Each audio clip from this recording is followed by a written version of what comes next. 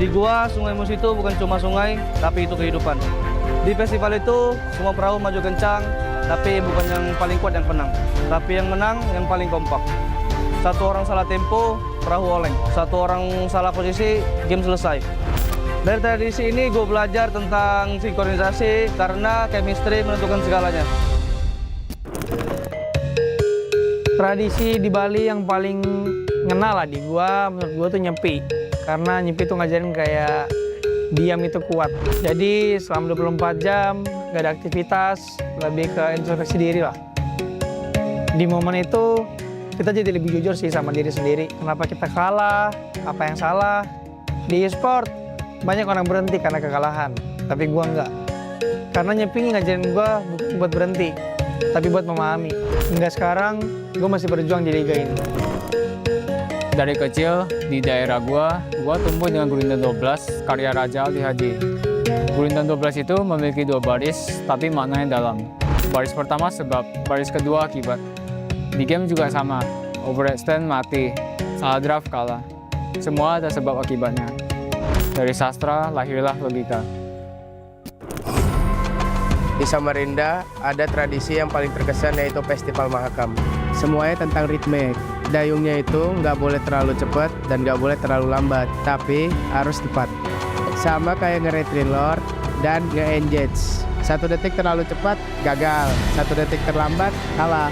Timing adalah segalanya. Ya karena momen itu menentukan kemenangan. Paling gua suka tuh di Pontianak Festival Tugu Katulistiwa sih.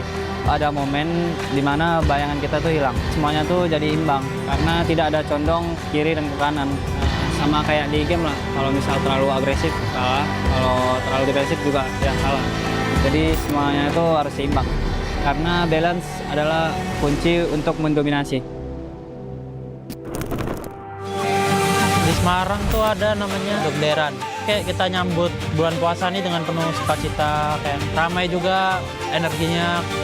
Dan gua di panggung MPL sih ngerasain yang sama sih, kayak energi penonton tuh kayak nyata, kayak mirip lah. Itu yang bikin gua nggak mau kalah sih. Semangat kebersamaannya jadi bahan bakar buat gua untuk berkompetisi di sport ini. Tradisi di Aceh, yang paling teringat sama gue sih tari saman. Tari saman tidak memberi ruang untuk kesalahan. Ya kalau satu salah ya semuanya kelihatan salah. Ya jadi gue belajar hal yang sama lah yang ada di tari saman. Kita harus satu pikiran dan satu gerakan, ya itu yang membuat tim jadi improve. Jadi disiplin kolektif menciptakan kesempurnaan. Di dalam e-sport, sinkronisasi adalah dominasi. Pas di Makassar dulu, pas gua kecil, gua paling suka kapal finisi. Kerennya finisi itu dibangunnya tanpa gambar. Ya bisa dibilang blueprint ya. Jadi cuman pengalaman, insting, dan kepercayaan. Jadi pro player itu nggak ada petanya. Jadi yang ngajarin gue itu, ini pasti berhasil tuh. Nggak ada. Jadi dibangun kayak finisi, sedikit demi sedikit. Jadi tradisi ini mengajari gue melangkah tanpa kepastian. Percaya proses adalah kunci.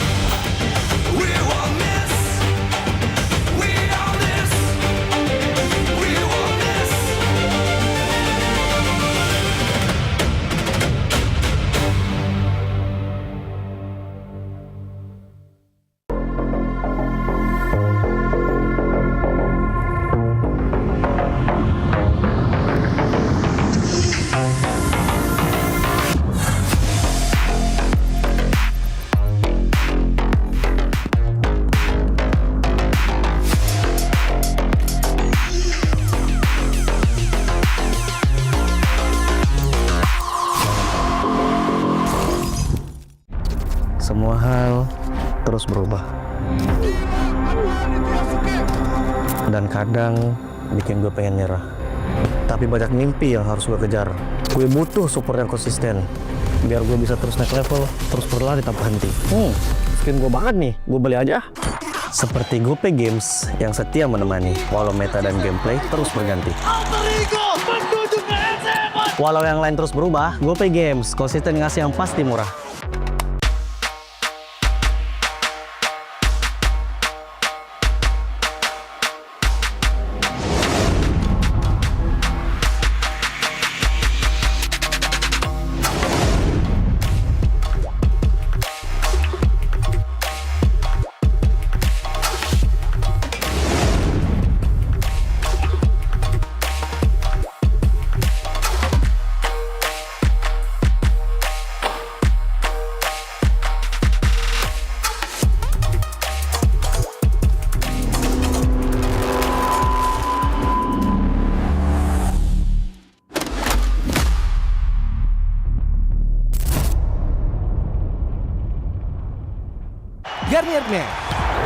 Keringat, minyak, dan kulit sensitif bikin jerawat susah dilawan. Lawan jerawat dengan nyaman bersama. Baru Garnier Men Acno 5 Gentle Gel Cleanser dengan salisilik dan sika.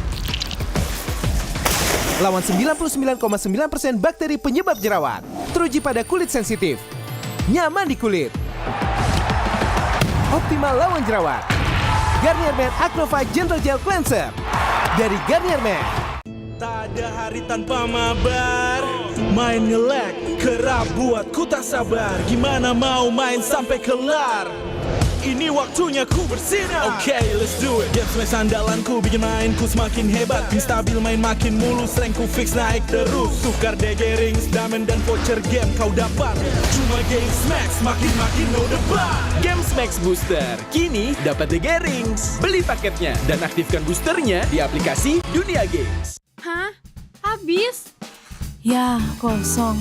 Jauh lagi. Tenang. Ada Klik Indomaret. Klik Indomaret gratis ongkir 1 jam sampai. Klik Indomaret, belanja online seperti di toko. Klik Indomaret.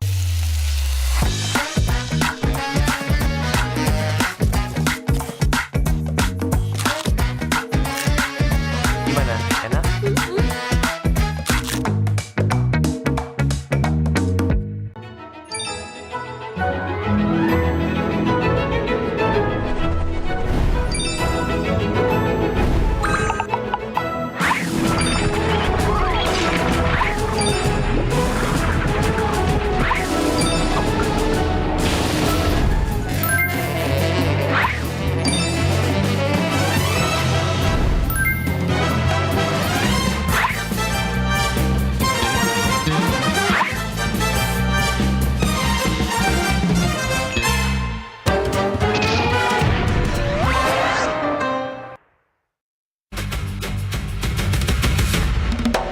Teman-teman Superfans, sekarang MPL Indonesia berkolaborasi dengan Telx dan juga Aircraft.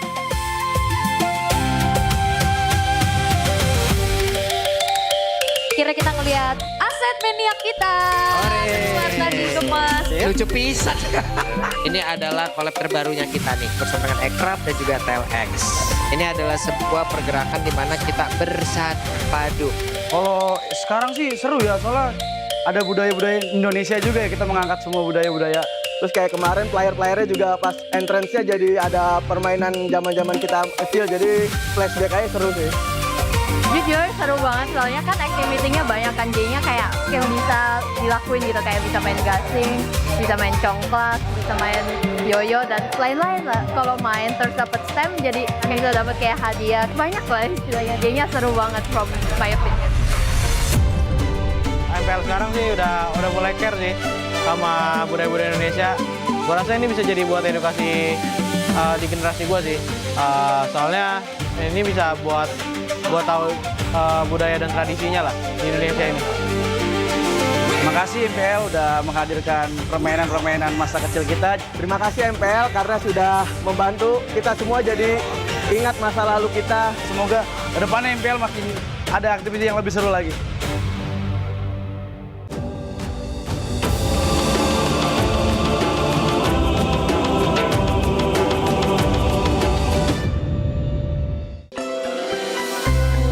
Gua di Sukabumi, di Tanah Sunda, ada tradisi yang gue suka, namanya Serentahun. Dan Serentahun itu bukan sekedar pesta panen. Ini tentang menyerahkan hasil kerja 1 tahun kepada Tuhan Yang Maha Kuasa. Tentang bersyukur dan memulai dari nol lagi. Padi nggak tumbuh dalam 1 hari. Padi butuh waktu, perawatan, kesabaran, dan kerjasama. Ini sama dengan e-sport, mekanik, rank tinggi, makro, itu juga ditanam. Jadi, kalau lu nggak sabar, lu nggak bisa punya hasil panen. Di Serentahun itu, di diri gua terbentuklah mental proses. Jadi, konsistensi lebih penting dibanding hasil instan. Di gua, Sungai Mus itu bukan cuma sungai, tapi itu kehidupan. Di festival itu, semua perahu maju kencang, tapi bukan yang paling kuat yang menang. Tapi yang menang, yang paling kompak. 1 orang salah tempo, perahu oleng. 1 orang salah posisi, game selesai. Dari tradisi ini gue belajar tentang sinkronisasi karena chemistry menentukan segalanya. Tradisi di Bali yang paling ngena lah di gua, menurut gua tuh nyepi. Karena nyepi tuh ngajarin kayak diam itu kuat. Jadi selama 24 jam nggak ada aktivitas, lebih ke introspeksi diri lah. Di momen itu kita jadi lebih jujur sih sama diri sendiri. Kenapa kita kalah, apa yang salah. Di e-sport banyak orang berhenti karena kekalahan, tapi gua enggak. Karena Nyepi ngajarin gua bukan buat berhenti, tapi buat memahami. Hingga sekarang gua masih berjuang di liga ini. Dari kecil di daerah gua tumbuh dengan Gulindan 12 karya Raja Ali Haji. Gulindan 12 itu memiliki 2 baris, tapi maknanya dalam. Baris pertama sebab, baris kedua akibat. Di game juga sama, overextend mati, salah draft kalah. Semua ada sebab akibatnya. Dari sastra lahirlah logika. Di Samarinda ada tradisi yang paling terkesan yaitu Festival Mahakam. Semuanya tentang ritme. Dayungnya itu nggak boleh terlalu cepat dan nggak boleh terlalu lambat, tapi harus tepat. Sama kayak nge-retry lord dan nge-engage. 1 detik terlalu cepat, gagal. 1 detik terlambat, kalah. Timing adalah segalanya. Ya karena momen itu menentukan kemenangan. Paling gua suka tuh di Pontianak Festival Tugu Katulistiwa sih. Ada momen dimana bayangan kita tuh hilang. Semuanya tuh jadi imbang karena tidak ada condong kiri dan ke kanan. Sama kayak di game lah, kalau misal terlalu agresif salah, kalau terlalu defensif juga ya salah. Jadi semuanya itu harus seimbang. Karena balance adalah kunci untuk mendominasi. Di Semarang tuh ada namanya dekderan. Kayak kita nyambut bulan puasa nih dengan penuh sukacita, kayak ramai juga energinya. Dan gua di panggung MPL sih ngerasain yang sama sih, kayak energi penonton tuh kayak nyata, kayak mirip lah. Itu yang bikin gua nggak mau kalah sih. Semangat kebersamaannya jadi bahan bakar buat gua untuk berkompetisi di sport ini. Tradisi di Aceh yang paling teringat sama gue sih tari saman. Tari saman tidak memberi ruang untuk kesalahan. Ya kalau satu salah ya semuanya kelihatan salah. Ya jadi gue belajar hal yang sama lah yang ada di tari saman. Kita harus satu pikiran dan satu gerakan, ya itu yang membuat tim jadi improve. Jadi disiplin kolektif menciptakan kesempurnaan. Di dalam e-sport, sinkronisasi adalah dominasi. Pas di Makassar dulu, pas gue kecil, gue paling suka kapal finisi. Kerennya finisi itu dibangunnya tanpa gambar. Ya bisa dibilang blueprint ya. Jadi cuman pengalaman, insting, dan kepercayaan. Jadi pro player itu nggak ada petanya. Jadi yang ngajarin gue itu, ini pasti berhasil tuh. Nggak ada. Jadi dibangun kayak finisi, sedikit demi sedikit. Jadi tradisi ini mengajari gue melangkah tanpa kepastian. Percaya proses adalah kunci.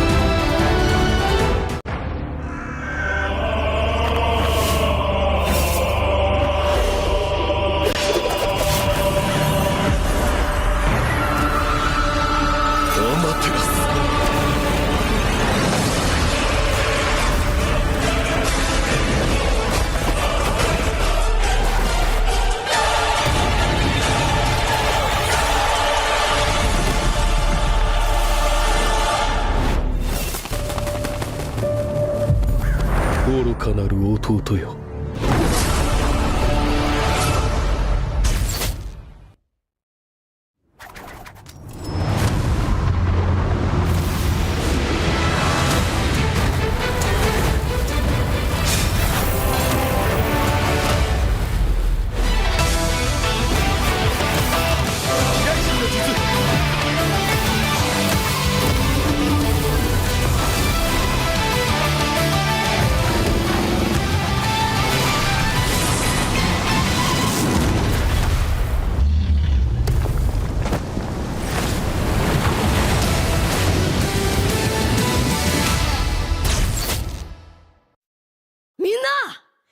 渦巻きナルトが帰ってきたぞ。飛来神の術。俺ってば父ちゃんを越すほかげになる。愚かな弟。子供騙しか。アマテラス。ふっ行くぜ。これが俺たちの力だってばよ。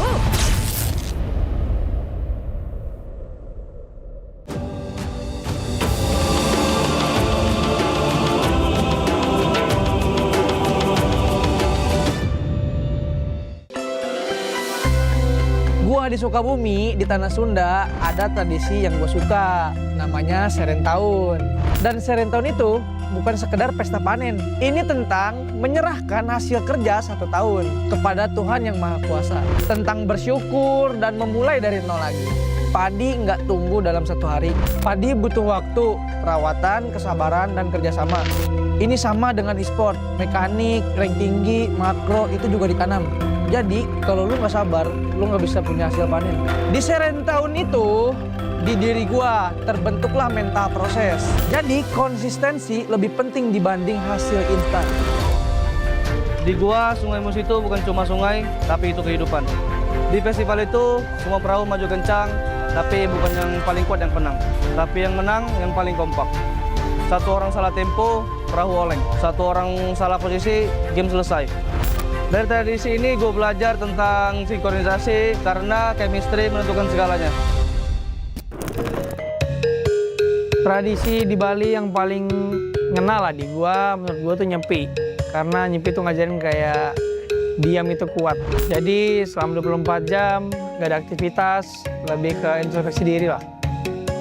Di momen itu kita jadi lebih jujur sih sama diri sendiri. Kenapa kita kalah, apa yang salah. Di e-sport banyak orang berhenti karena kekalahan, tapi gua enggak. Karena nyepi ngajarin gua bukan buat berhenti, tapi buat memahami. Hingga sekarang, gua masih berjuang di liga ini. Dari kecil, di daerah gua tumbuh dengan Gurindam 12, karya Raja Ali Haji. Gurindam 12 itu memiliki 2 baris, tapi maknanya dalam.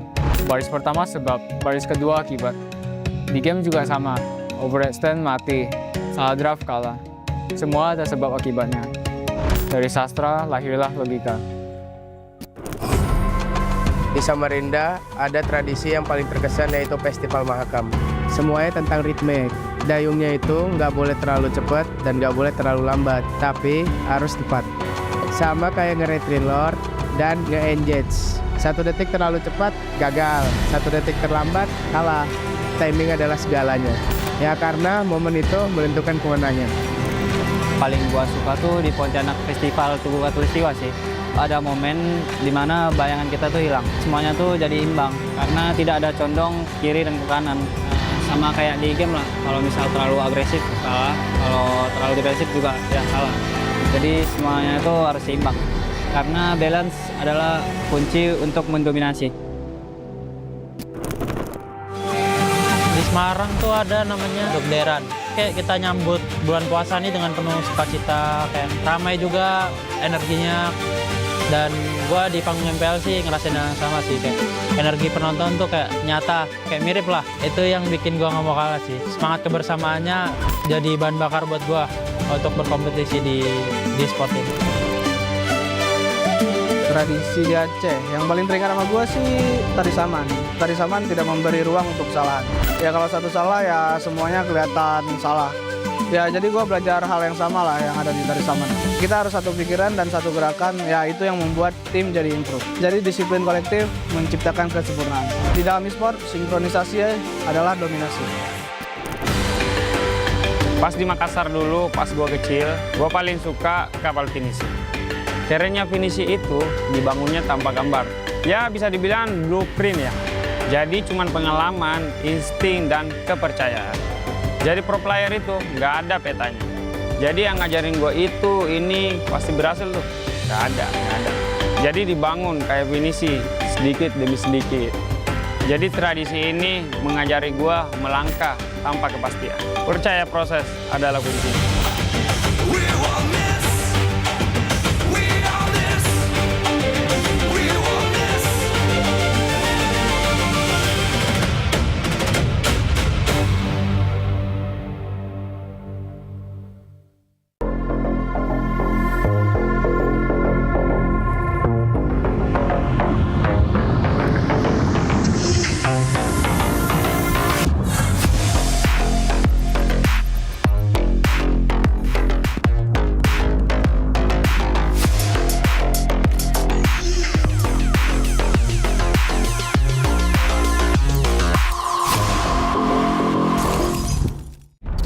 Semua hal terus berubah.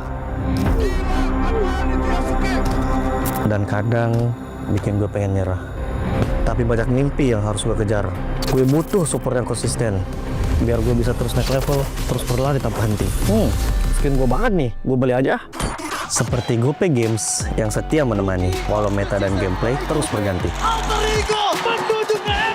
Walau yang lain terus berubah, GoPay Games konsisten ngasih yang pasti murah.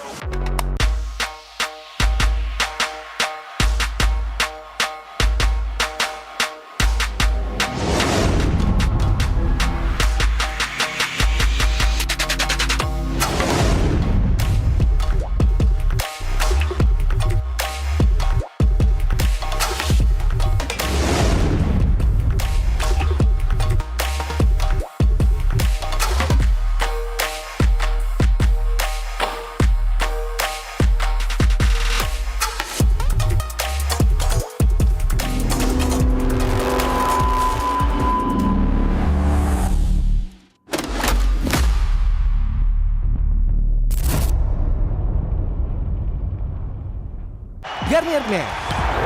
Keringat, minyak, dan kulit sensitif bikin jerawat susah dilawan. Lawan jerawat dengan nyaman bersama. Baru Garnier Men Acno Fight Gentle Gel Cleanser dengan salisilik dan sika. Lawan 99,9% bakteri penyebab jerawat. Teruji pada kulit sensitif. Nyaman di kulit. Optimal lawan jerawat. Garnier Men Acno Fight Gentle Gel Cleanser dari Garnier Men.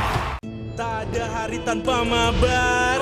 Main nge-lag, kerap buat ku tak sabar. Gimana mau main sampai kelar? Ini waktunya ku bersinar. Okay, let's do it. Game smash andalanku bikin mainku semakin hebat. Pin stabil main makin mulus, rankku fix naik terus. Tukar DG rings, diamond dan voucher game kau dapat. Cuma Game Max makin no debat. Games Max Booster, kini dapat DG Rings. Beli paketnya dan aktifkan boosternya di aplikasi Dunia Games. Hah? Habis? Ya, kosong. Jauh lagi. Tenang, ada Klik Indomaret. Klik Indomaret, gratis ongkir 1 jam sampai. Klik Indomaret, belanja online seperti di toko. Klik Indomaret.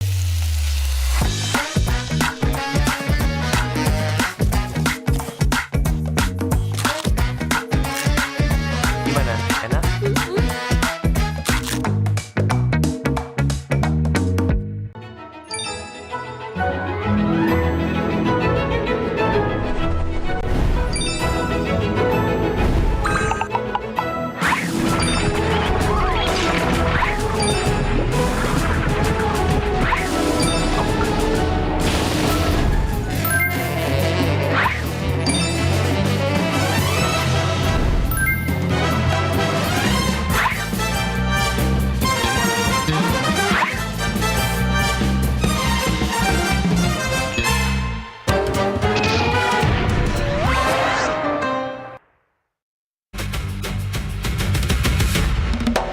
Teman-teman super fans, sekarang MPL Indonesia berkolaborasi dengan Telx dan juga Aircraft.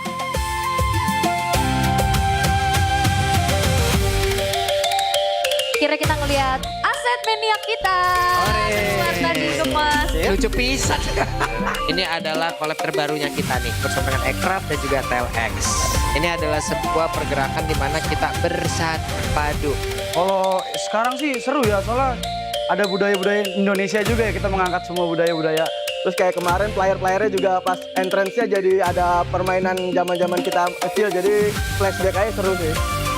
Jujur seru banget, soalnya kan activity-nya banyak kan, jadinya kayak skill bisa dilakuin gitu, kayak bisa main gasing, bisa main congklak, bisa main yoyo dan lain-lain lah. Kalau main terus dapet stem, jadi kayak kita dapet kayak hadiah, banyak lah istilahnya. Jadinya seru banget from my opinion. MPL sekarang sih udah mulai care sih sama budaya-budaya Indonesia. Gua rasa ini bisa jadi buat edukasi di generasi gua sih. Soalnya ini bisa buat tahu budaya dan tradisinya lah di Indonesia ini. Makasih MPL udah menghadirkan permainan-permainan masa kecil kita. Terima kasih MPL karena sudah membantu kita semua jadi ingat masa lalu kita. Semoga kedepannya MPL makin ada aktivitas yang lebih seru lagi.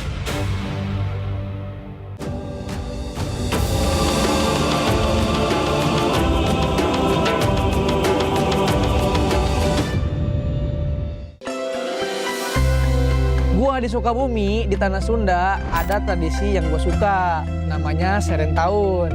Dan Seren Tahun itu bukan sekedar pesta panen. Ini tentang menyerahkan hasil kerja 1 tahun kepada Tuhan Yang Maha Kuasa. Tentang bersyukur dan memulai dari nol lagi.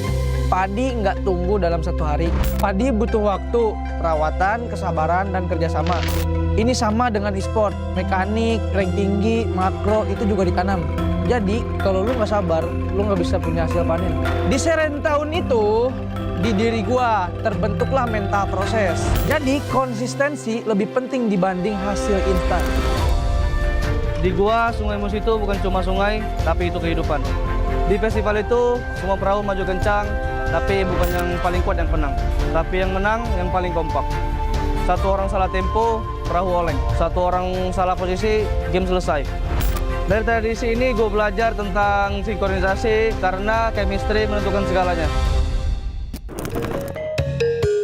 Tradisi di Bali yang paling ngena lah di gua, menurut gua tuh nyepi.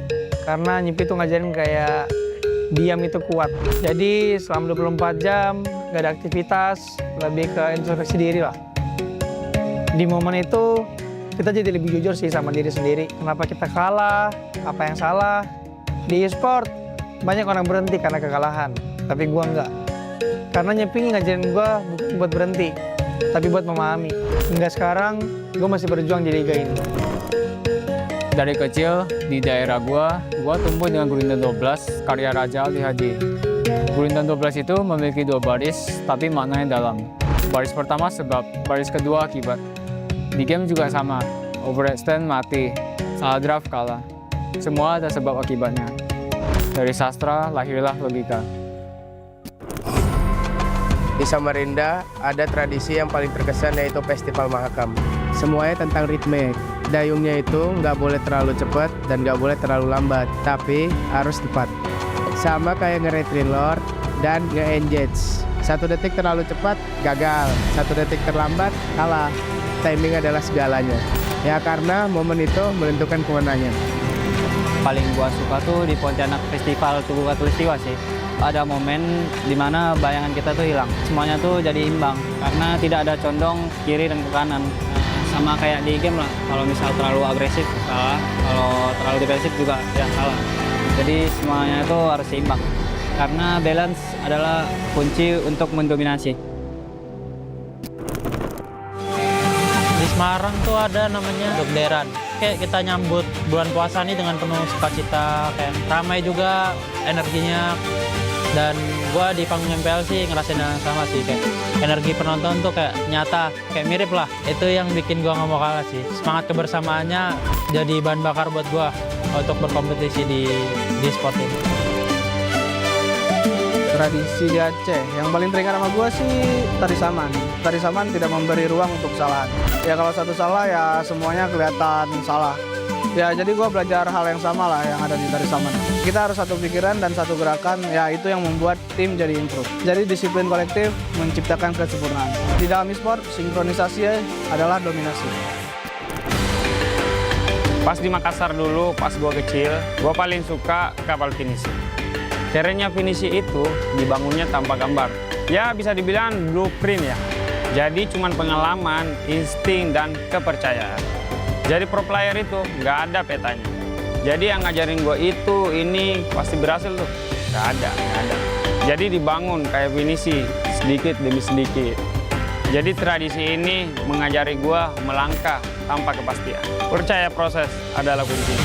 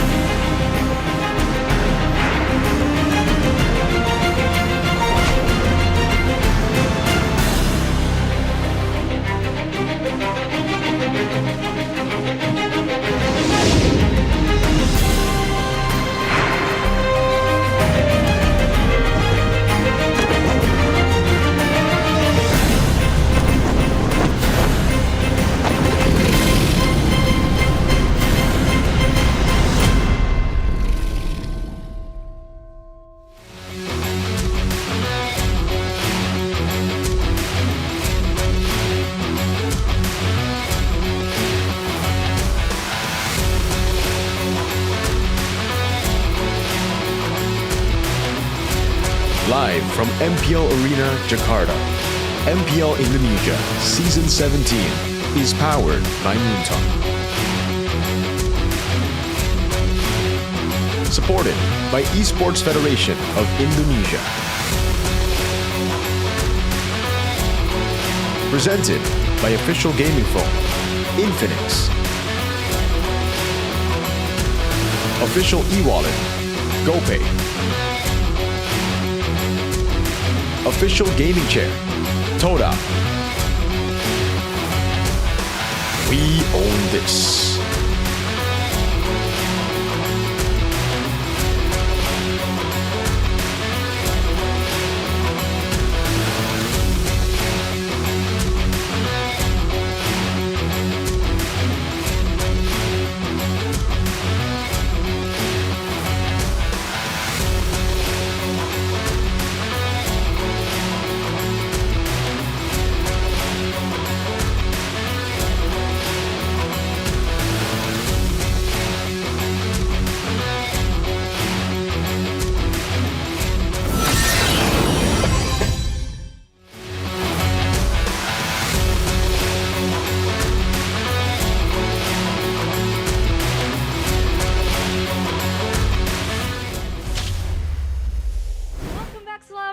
Semuanya ke MPL Indonesia. Welcome season to yang MPL ke-17. ID Season 17. Hari ini untuk opening match di sini. For the kali opening ini match ada today. Eterna, dan hari ini Eterna nggak sendiri It's karena Eterna bersama para super fans, with bersama the Navi super Nation fans, dan juga Navi the Nation, Cavalry. and the Welcome Cavalry. semuanya. Welcome, welcome. Halo guys, gimana semangat dong untuk match pertama? Soalnya You guys are high on spirits hari for terakhir today. untuk week ke-6 dan Gonna be kita the akan last day melihat of week kalau 6. misalkan results nanti itu akan And melihat the standingnya results akan later berubah atau on enggak ya. will change Jadi, the standings. Di sini udah ada beberapa omongan dari para casters, khususnya And, KB dan Mirko yang sudah casters, berpendapat mengenai I've been TL saying a few dan things, juga Navi. especially Jadi coba kita lihat KB untuk and Navi Mirko. dulu kali ya. Let's take a look at their Alright, opinion. Ini dia poster untuk Navi. This is the poster for Dan kita Navi. melihat, ini dia, bisa lihat dari situ. Take a look at this. Identitas yang hilang untuk Shive. Missing Afro identity yang for mungkin Steve. roamer momentum dan belum mendapatkan roamer yang dia inginkan. And dan Afro ada juga was able to yang take to ketiga, get the roamers he nanti needs. akan kita lihat Momentum-based juga, ini roamers. ada Andoryu, keraguan And Andoryu, yang menjadi hambatan. Dari Navi Nation his dulu nih, indecisiveness kira-kira setuju nggak dengan becomes an pendapat Navi dan obstacle. Mirko? You guys agree with this? Cukup setuju sih dari ketika statement itu. I do agree. Dan aku juga I agree with them. Selama aku nonton, I feel aku like merasa bahwa every time I Navi watch, itu selalu sulit ngelawan tim-tim yang feels like Navi posisinya tuh rapi gitu. Dari segi always team struggles fight, against cara proper rotasi, teams mereka tuh selalu that kalah fields makro. proper compositions. kalah The makro, rotations kurang just slowed konsisten down juga and their ya. macro Tapi is spesifiknya untuk Shive juga it's pretty setuju, bad. kayak identitasnya agak hilang gitu. Setuju banget. Jadi So your Shive identity is sama-sama missing. Semoga dia lebih improve sama Yes. disiplin aja sih. And we do hope that Sive Bantu will improve. apalah, semangatin. And hopefully his Untuk teammates also Shive, cheer him sekarang on. kita lebih spesifik ke Afro, pembahasan tentang Afro. And now, Setuju nggak Afro. dia membutuhkan roamer yang Do you lebih agree mencari momentum gitu? That Afro needs Setuju sih, momentum-based terutama roamer. Kalau bisa keluarin hero-hero yang I agree. belum keluar ya, karena hero-hero dia Maybe tuh we udah can pada try to tahu, use jadi heroes that lebih we've never respect used band. before, Ya semoga Coach so Why that Not it could kasih become a hero-hero yang surprise for baru. the enemies, and Semoga hopefully Coach Coach Why Why Not Not kasih hero yang gives baru. new Contohnya apa heroes tuh hero baru? for Afro. Examples? Hylos? Bukan Hylos. Hylos? Not really. Oh, Minotaur. Minotaur. Kita udah jarang banget ya ngeliat Minotaur. We've never di seen Minotaur patch ini, before. tapi Or menurut rather, super fans it's been a dari long Navi time Nation since ini we've seen bisa Minotaur in cocok. MPL ID. Bisa cocok. But do you think that'll be a good Oke, match? itu dari And he para answers, super yeah. fans Navi Nation ya, pendapat mereka It'll be a untuk good match. berikutnya melawan TL. Sekarang As kita in, akan swap ke something good. TLID. And now, Kita akan melihat let's shift over to pendapat dari KB TLID. dan juga Mirko tentang Opinions from KB and TLID Mirko sekarang ya. about Jadi TLID. ini khususnya untuk Leone, Leone. Hero Pool. Jadi mereka merasa kalau misalkan Hero They Pool feel like Leone has a limited hero pool. mungkin dari situ dulu kita bisa agak breakdown. Menurut kamu gimana? Leone Can you break this hero down? poolnya dikit nggak sih? Do you think Sebenarnya Leone's hero pool is banyak ya. small? Mungkin kurangnya kesempatan dia I buat think he has a power big dia sih, hero kayak pool, a wide hero contohnya pool, but it feels kayak like dia bisa pakai he doesn't main really have the attack, chance jadi to show them. Oh my Leone, gila. I mean, we Itu could flashback ke see season him berapa pulling tuh out ya the sama Estes. Omadines ya? Saya kan masih Then he kita might lihat be dia Oh My jadinya Leone. pakai glue, blue chip. Terus kemarin Because we've akhirnya seen chip Leone Newcomb mostly tetap using kalah the chip, sama Onyx. the glue. Tapi menurut kamu But itu yesterday tetap they menjadi still lost masalah untuk after Leone? picking that Harusnya chip sih up nggak jadi masalah, against cuma Onyx. karena kemarin Well, I overconfident hope aja sih, kayak di war-warnya it won't be a jadi problem. I think terpisah, yesterday jadi was sulit about buat overcommitments. finishingnya. Berarti And we couldn't decision really making-nya aja ya. properly Oke. finish the match. Kita move on So ke yeah, it's Kevin. just decision making. Menurut KB dan And now juga Kevin. Mirko berdua ya. Ini kelihatannya Mirko and kayak KB. kehilangan arah. Sangat bergantung kepada Gives neutral opinions objective that dan Kevin dalam kondisi feels tertekan like he has sulit no memberikan impact. objective, Gimana nih nowhere to pendapatnya go. dari the cavalry? What do you think about this? Mungkin emang sedikit kehilangan arah sih, apalagi kan I think dia so, I kalau main agree. hero tank suka lebih dirusuh orang-orang If ya. he plays Jadi dia tank lebih heroes, kurang a lot of powernya invades happen. karena The udah enemies are always on his di toes. laning-nya, jadi kurang untuk war-war jadi So, kurang impact lah. on the buat war, di on the game. team fights, he won't be as Jadi impactful. kira-kira Kevin tuh harus ngapain sih? So what do you think Ya, Kevin mungkin needs to do? kalau main hyper tank gitu dia lebih agresif. Well, I think Kayak if he Win 1, plays 2 kan dia agresif banget. the hyper tanks, the Jadi jungle tanks, mungkin he needs to lebih be more bagus kayak gitu aggressive. sih gameplaynya I kalau think main hero tank. Oke, That'll apakah be dia better harus for him. explore ke assassin? Or maybe explore assassins? Kan sekarang kita lihat Lancelot. Because we've seen tiba-tiba the Lancelot muncul juga di meta. surfacing Kita lihat finally Suyo in the juga meta. naik daun The banget. Suyo has been so popular. Bisa sih, soalnya kan dia dari MDL I juga think hero-nya so. core-nya banyak banget I ya. think so. I think in the Apalagi MDL, sempat juga dia main funny, walaupun he kemarin has a lot of debutnya heroes agak in his kurang, pocket. tapi saya percaya sih dia The bisa main assassins has assassin. been so good Oke, for him jadi as well. mungkin The kita Fanny. akan melihat assassin dari Kevin. Will this Oke, be a possibility untuk pendapat where dari we kami might terakhir see ya, untuk Drichel nih. Menang assassin? lane, tapi dia selalu kalah team fight. And now Drichel Setuju nggak winning sih? the lane, losing in the team fights. Setuju juga sih. What do you think karena about this? He says he Dia kan agrees. hero-hero tipe magic yang I think he buat uses power ya, heroes kayak that are contohnya dia kan magic sering heroes, mages, membuat Sky Pierce. that usually builds Damage-nya towards harus Sky bagus dan Piercer. positioning-nya sih dia. So I think that damage needs more lebih dijaga supaya nggak ramping gampang ke ganking up, duluan. and he needs to Berarti be in a untuk better recap position positioning. in the team fight. It's all about the Secara positioning. keseluruhan, ada nggak sih Well, to mungkin summarize, semangat, pendapat apalagi yang ingin disampaikan In untuk the bigger TLID picture, untuk match do you have berikutnya? anything to say to Ya, TLID? Semoga di game ini Hopefully in this game, warnya nggak sembarangan kayak the harus war won't be diatur lah scrambled. gameplaynya kayak war jangan asal war. And hopefully you guys play properly, play cleaner. Lagi supaya bisa Communications menang needs to dalam be laning fixed dan warnya bisa menang so that we can win dalam laning eksekusi nanti. and we can win the team fights. Amin. Dan untuk Navi Nation, Navi Nation. pesan terakhir untuk Navi sebelum Do you have any masuk ke messages match for ini. Navi? Ya, semoga Navi mainnya lebih rapi lagi. Hopefully Navi disiplin plays juga, cleaner, much terutama more di disciplined. Kalau team fight maupun makro. Especially in the team rotasinya. fights, the Dan macro, the semoga rotations. gameplay kita kayak match 1. Hopefully our gameplays would be Mungkin mau like we played semangatin in match 1. Cavalries dulu sebelum masuk. Boleh. Do you want to cheer the cavalry on? They have a chance? Let's go liquid. Let's go liquid. Let's go liquid. Let's go liquid. Let's go liquid. Oke, sekarang dari Navi Nation. Navi Nation. Navi. Oh sama. Bisa ulang, Ulang, oke. Imitating 3, 2, 1. Liquid's chance. Let's go Navi. Let's go Navi. Let's go Navi. The similar chant Itu dia semangat dari para stolen super from fans the dari cavalry. dan juga Navi Nation untuk match opening. But that's di it from weekend the cavalries pertama and the ketiga Navi ini. Nation. Kita akan lihat siapa yang akan memenangkan match Let's berikut ini. see Apakah who dari wins TL? the match today. Apakah dari Navi? Is it going to be TL? Casters, Or is it going to be silakan. Navi?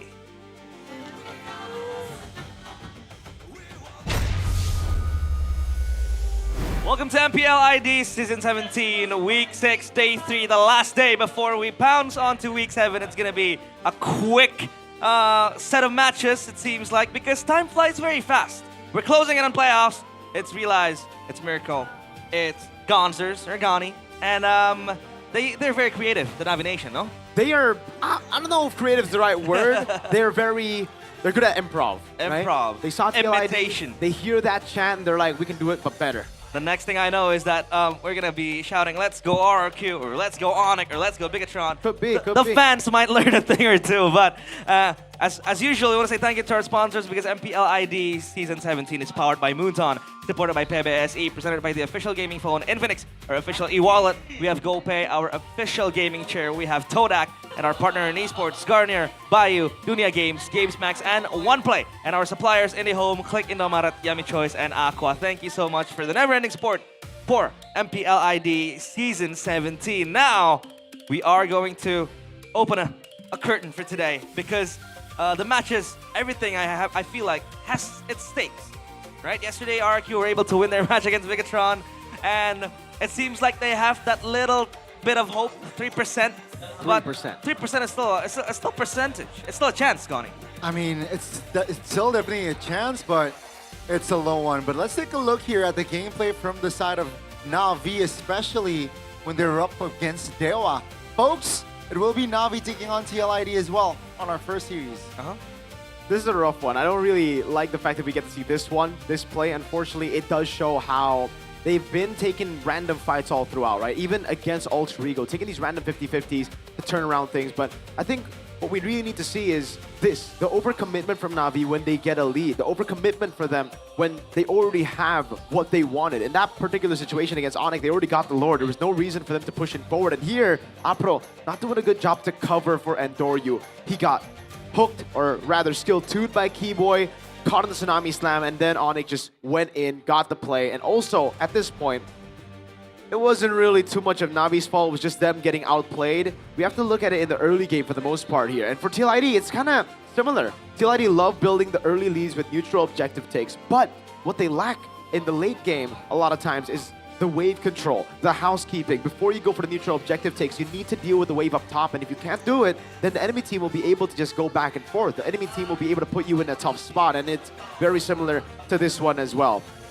The way that they just don't, or the way they disregard their advantage. They have a wave slow push in the bottom lane. There's no reason for them to take these kind of fights, but yet they do. And BTR, the team looking for the 50-50, the team that maybe is the better team fighting team, got the 50-50 and took them down. Same goes for GeekFam. But I think overall for TLID, we got to talk about the overarching problem. It's not really about these individual moments in the game, but rather it's about the draft being completely read out, right? Yeah. Kevin, he does well on neutral objective heroes. I'm talking Leonor, Fredrin, Lucas. Leone, he does well on the glues and chips. Outside of those heroes, it gets really tough for TLID to form their identity. Yeah. So let's see if the teams today can ink out that win, because they really need this win. TLID, let's welcome them to the stage. Again, the same 5, Cavalry, Iran, Kevin, Richel, Leone, and Kyo. They need to change their playstyle. They need to change the drafts. And is a day enough to do those modifications up against Na'Vi, who is a very, very tough team? Their form recently has been shaky. But ladies, still welcome the Cavalry, Team Liquid Indonesia. Liquid ID. They're still looking strong in those neutral objective contests. It's just now, what do you do when it's read out? What do you do when elite teams have even found a way to counter your strong picks? We saw a chip yesterday, and still, they weren't able to get the dub. Up against them are the boys in black and yellow. Na'Vi, again, the same 5 players. It'll be Kars, Endoryu, Okir, Afro, and Sive. Still battling their way through the hell of the mid standings. Will they be able to pounce with a win? They definitely need to get the win.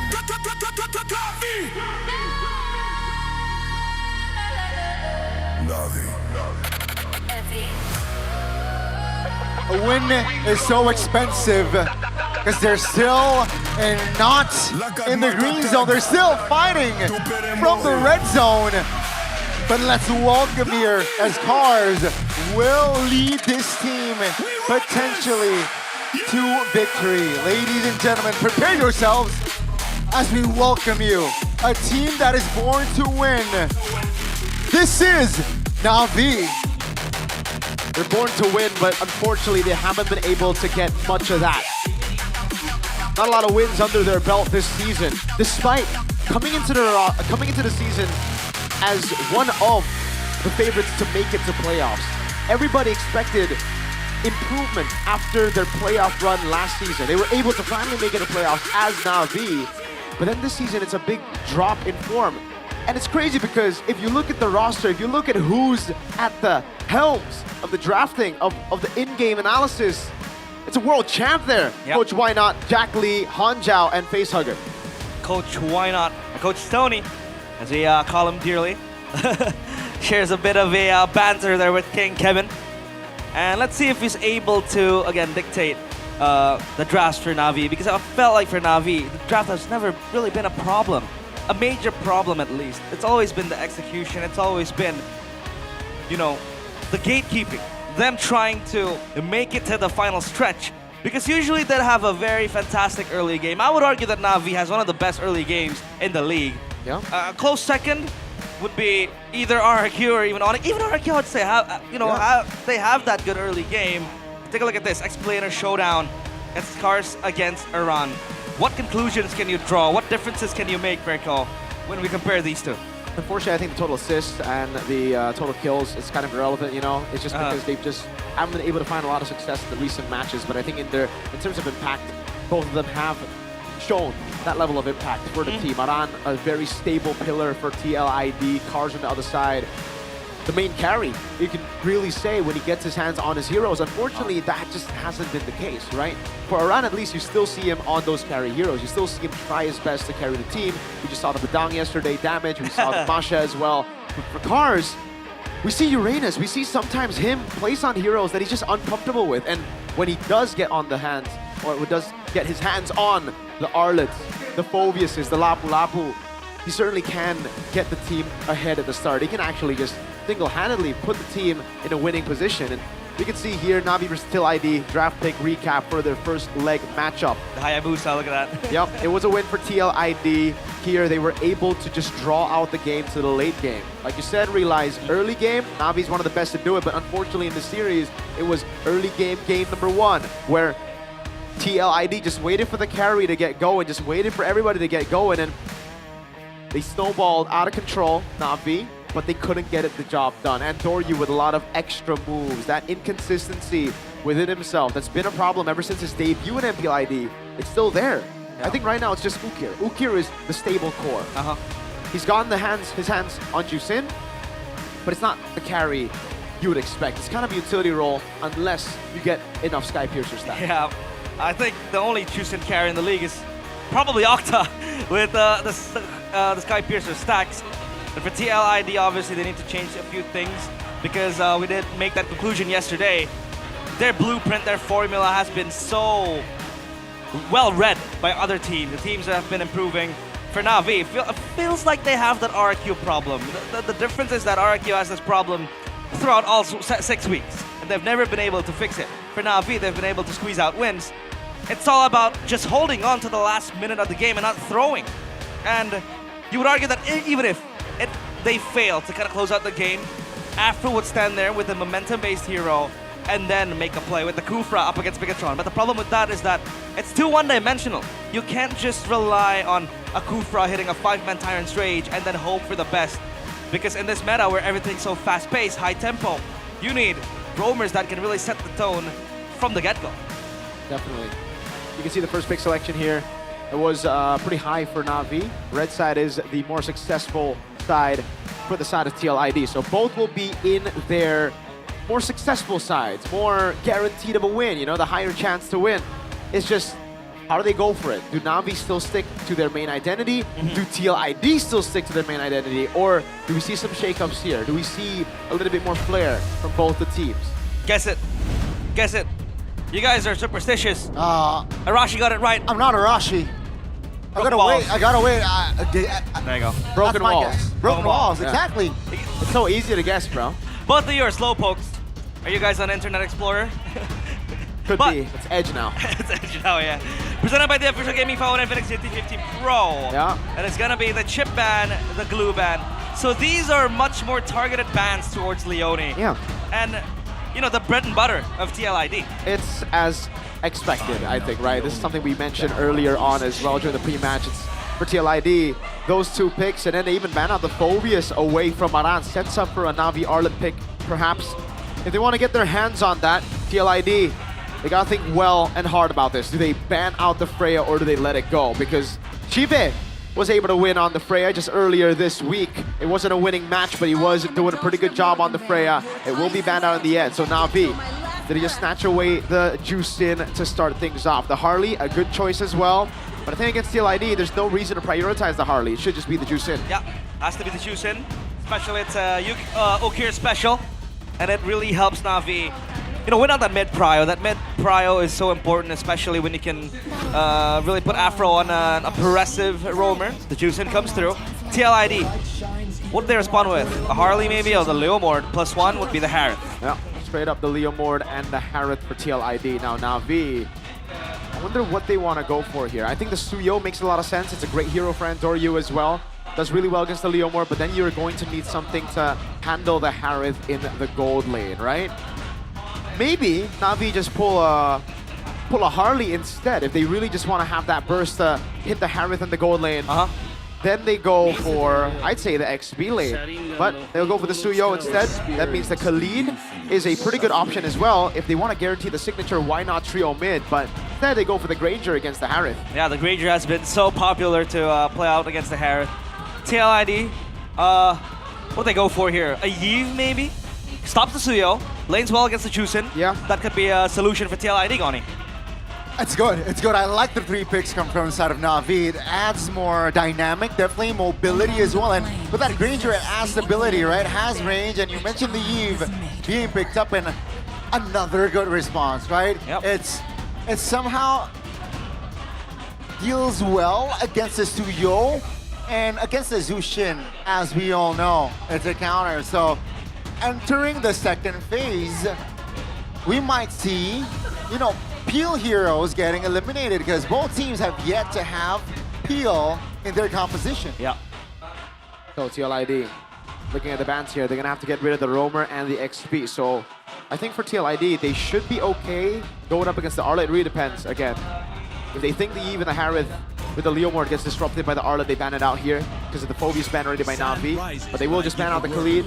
Something that I expected would be in blue 3 for Na'Vi. It's banned out now. So TLID not really going to set their sights on the XP. Instead, taking away those prio roamers from Apro. Something that we have seen from him. If it's not Khalid, it's Cho, Alea. It's those heroes that can clear mid really quick with the Juicin to enable those early rotations. And for Na'Vi, it's actually the Uranus ban. Perhaps a tease at a possible Lapu pick to come through for Cars. Yeah. TLID can ban out the Kalea here. Very, very good. Afro hero. It also works well with the Granger. You want to have that pick off, a burst down potential with the Granger X the Kalea. So yeah, they could try to dissuade Na'Vi from picking that, or they could go for the Cho ban, which also works in the same mechanism when you pick up the Granger to play that pick off. Marcel? Yeah.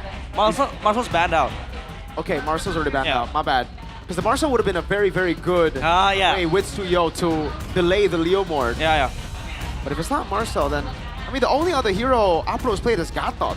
Yeah. I think more respect to Cars should be Hilo.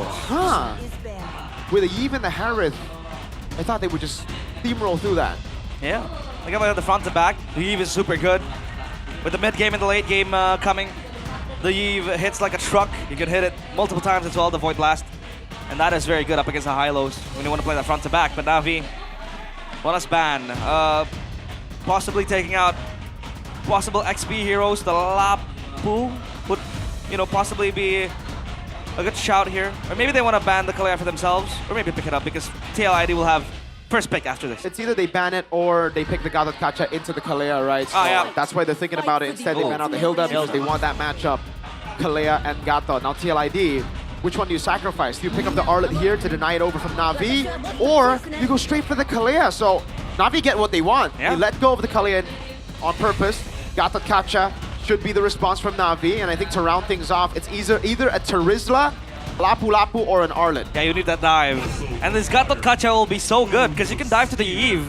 When you want to open up that RWM, this Eve will have a hard day playing freely. Yeah. And yeah, the Lapu sounds good. The Terizla as well, super strong with the body of Smith. Can lane very, very well.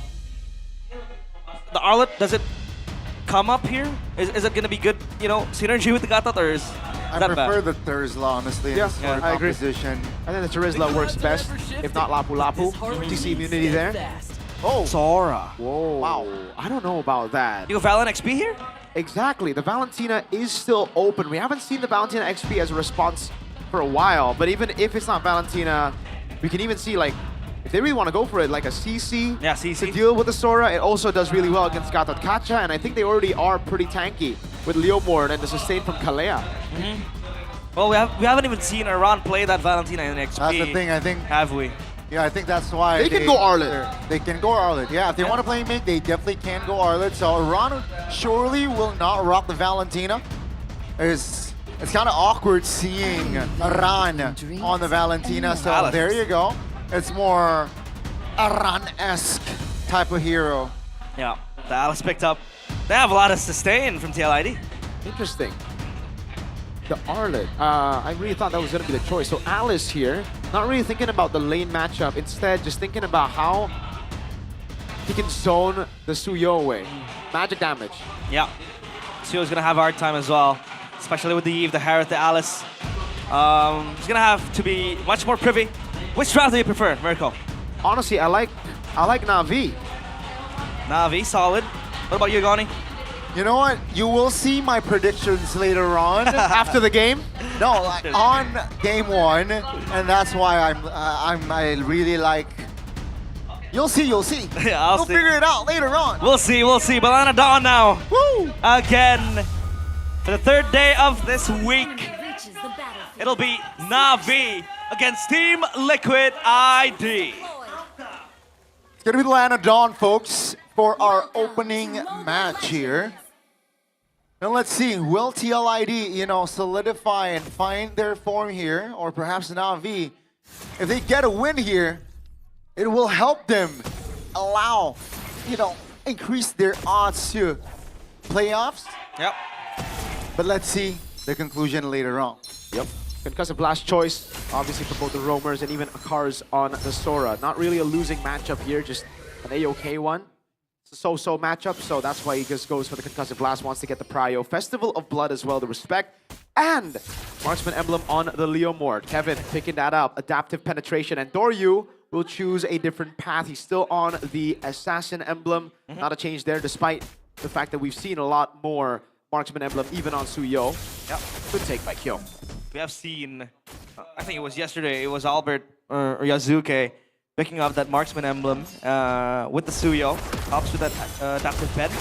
And when you want to really play the long fight, but for the chase, for the movement speed as well, you go for the Assassin Emblem, and that Suyo is going to be super good to threaten down TLID's backline, especially when you have a Yves that's so immobile. And then you have, Harris can dash around, but yeah, it'll be good. Now, time predictions by Gope. Wow, whoa. Na'Vi for Gani. So that's your prediction. We are of the same voices, but Ranger Amas and Omawa opting for TLID. 4-2. Interesting. 4-2. All right. Inspire and pull yourself together for Drizzle. Really looking to spam, and both teams are just liquid around. Wow, good poke. Okir's gonna have that Lantern Flare to zone out TLID. Turtle's gonna spawn. Especially with the Leomord now, you are going to be super strong in the first turtle. Now Iran has hit level 4. Cars as well. So both XP laners can give out massive impact in this first objective take. That's a taunt on towards 1. Oh, real world manipulation here pops. Oh, that's a big knockup. Allows Andoryu to take the turtle. And that's TLID disengaging. Na'Vi will not overcommit. Yeah, they strike first and they play it clean. This is the Na'Vi with their early game that is very, very strong. Yeah, as expected. The draft really suits that neutral objective take. Didn't really like the Alice because you aren't able to fully take control unless you get Prio in lane. That's how you usually do it. Same goes for the Uranus, right? You just get Prio through cuts, and then you zone the Suyo before the turtle while your jungler starts the turtle first and holds it. But TLID just unable to walk in. Very, very good zoning by Apro in that fight. Yep. Good maneuver from the Gatot Kacha. Hasn't even hit level 4 just yet. Now he has, so to help clear that wave, then they might look for rotations aside from that mid lane. This purple buff is going to get threatened down. Oh. Kevin is going to be close by. Do they want to contest this? That's a taunt onto his Roamer. Andoryu picks the purple clean, so Kevin is just behind here. EXP-wise, he's level 7 for Andoryu. Yeah. Kevin's still level 5. I love it. It's so good by Na'Vi. Again, the Suyo versus Leomord matchup. Not only do you have physical damage reduction, but you also have... I think Leone goes in here. Wait, he does? Oh, all right. Breakable defensively. Intelligent. Yeah. Continuing the point, you also have faster clear and that mobility that gets you the path around so quickly. So if you're caught lacking, your purple buff will be gone. That is true. Now we do see Mirko CV building towards the Sky Piercer. Once the Sky Piercer completes, do we see Na'Vi sending him into a 5v5 or a 5v4 to fight and possibly farm those Sky Piercer stacks? For sure. I thought he would just go straight for it, you know? I thought he would disregard the tough boots. A dagger there as well? I thought he would just go straight for the Sky Piercer, but he's thinking more about the lane first, then he'll rotate early, or rotate later. This is the turtle where he should rotate, so he's gotten it in time. Yeah, TV. It's a signature pick for him, the Granger, and he might want to join the fight soon enough. The Sky Piercer is ready. Look at that. They want to go in. There's a taunt. That's also this Phantom Steed. Take a look at the back line, though. That's a big Tsunami Slam! 3-man cloud shift, and that's just one by one of members of TLID taken down, and Na'Vi, 5 minutes in, it's already 3K. Yep, no Sky Piercer stacks, but look at them munching on the plating, getting the objective, and then getting multiple kills across the board. Absolutely well played by Apro. Apro toning again, getting the unbreakable on Kevin, and that's really all you need, right? You need something to retaliate against that, and the answer from TLID is, sure, a big ult from Aran that lands on the Suyo, but Kevin's not there to follow it up, right? You need an opener. That's why I was very confused by the Kalea choice when the Gatot was still open. It's exactly what Na'Vi were looking for. That's why they banned the Hilda. They were like, all right, you go Kalea, we'll go for this. Another 2v1 situation, man. Oh man, Kevin struggling to farm, struggling to rotate, and Na'Vi, he's reading Kevin's rotation like a book. Yeah, beautiful dive right there. And then in the mid lane, RWM to deny that knockup. But take a look at the range from Shive.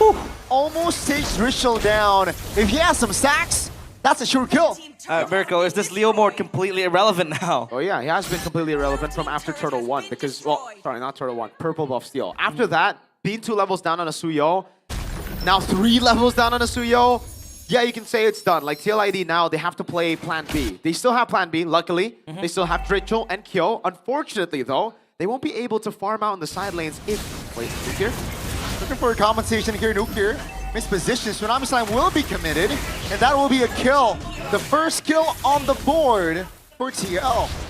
Oh yeah, unless Na'Vi make a mistake or TLID scale with the Eve and the Harith. And hold on, he only wants to go for more of a fight. Na'Vi, they have to realize that this is a 4v5. Yes, they are in the lead, but they gotta try to wait for Ukir. Yep. They'll try to contest this. Kevin is close by. Especially now, Doryu is zoned out. Aran doing God's work here, trying to give Na'Vi the chance. Again, Afro sustaining with the Revitalize as well. That's going to be a big AOG landing on top of Leone as Hugo finds that kill. Kevin burst it down in front of the face of Shive. And now Aran repositions, barely survives there. It's a 2-for-1, 2-for-2 rather. Oh, it's who won that trade? That's a winning trade for TLID. As the winning team, you should never get an even trade around the board, right? Na'Vi came into that 4v5, yet they still wanted to commit. Signature Na'Vi problem. Like, they gotta fix that problem, dude. There's no reason for them to fight like that. They could just wait, play the bait. They have so many ways to disengage as well. Wait for Ukir to come in. Ukir got in the end, but he didn't even have the Crimson Beacon up. Yep. So now for Na'Vi, trying to iron out these mistakes, these small mistakes. It becomes surmountable when the mid game comes, the late game comes, especially now that TLID got those kills. Both of them to Drichel. You really want to be the hyper carry. At least now they're able to get the turtle. So that's going to stem a bit of the bleeding for TLID now. Yep. How are you going to, use this Leo Mord? Especially now that he's so far behind. Now it's that. They gotta just look for 50-50s, gambles around the board because, yes, you're 1-4, but you're still a fighter. You're still very tanky. You can still deal damage over the course of a longer team fight with your Barbiel, with the Phantom Steed. You also have a Yve and a Harith, so just play around that. It's not completely lost for TLID, especially considering Na'Vi obliged in the fight earlier. The goal lead would have been around 5 to 6K by now if the fight didn't happen. TLID doing a pretty good job with damage control, and that's exactly what they did in the first leg. Unbreakable taunt and a knockup from Ukir.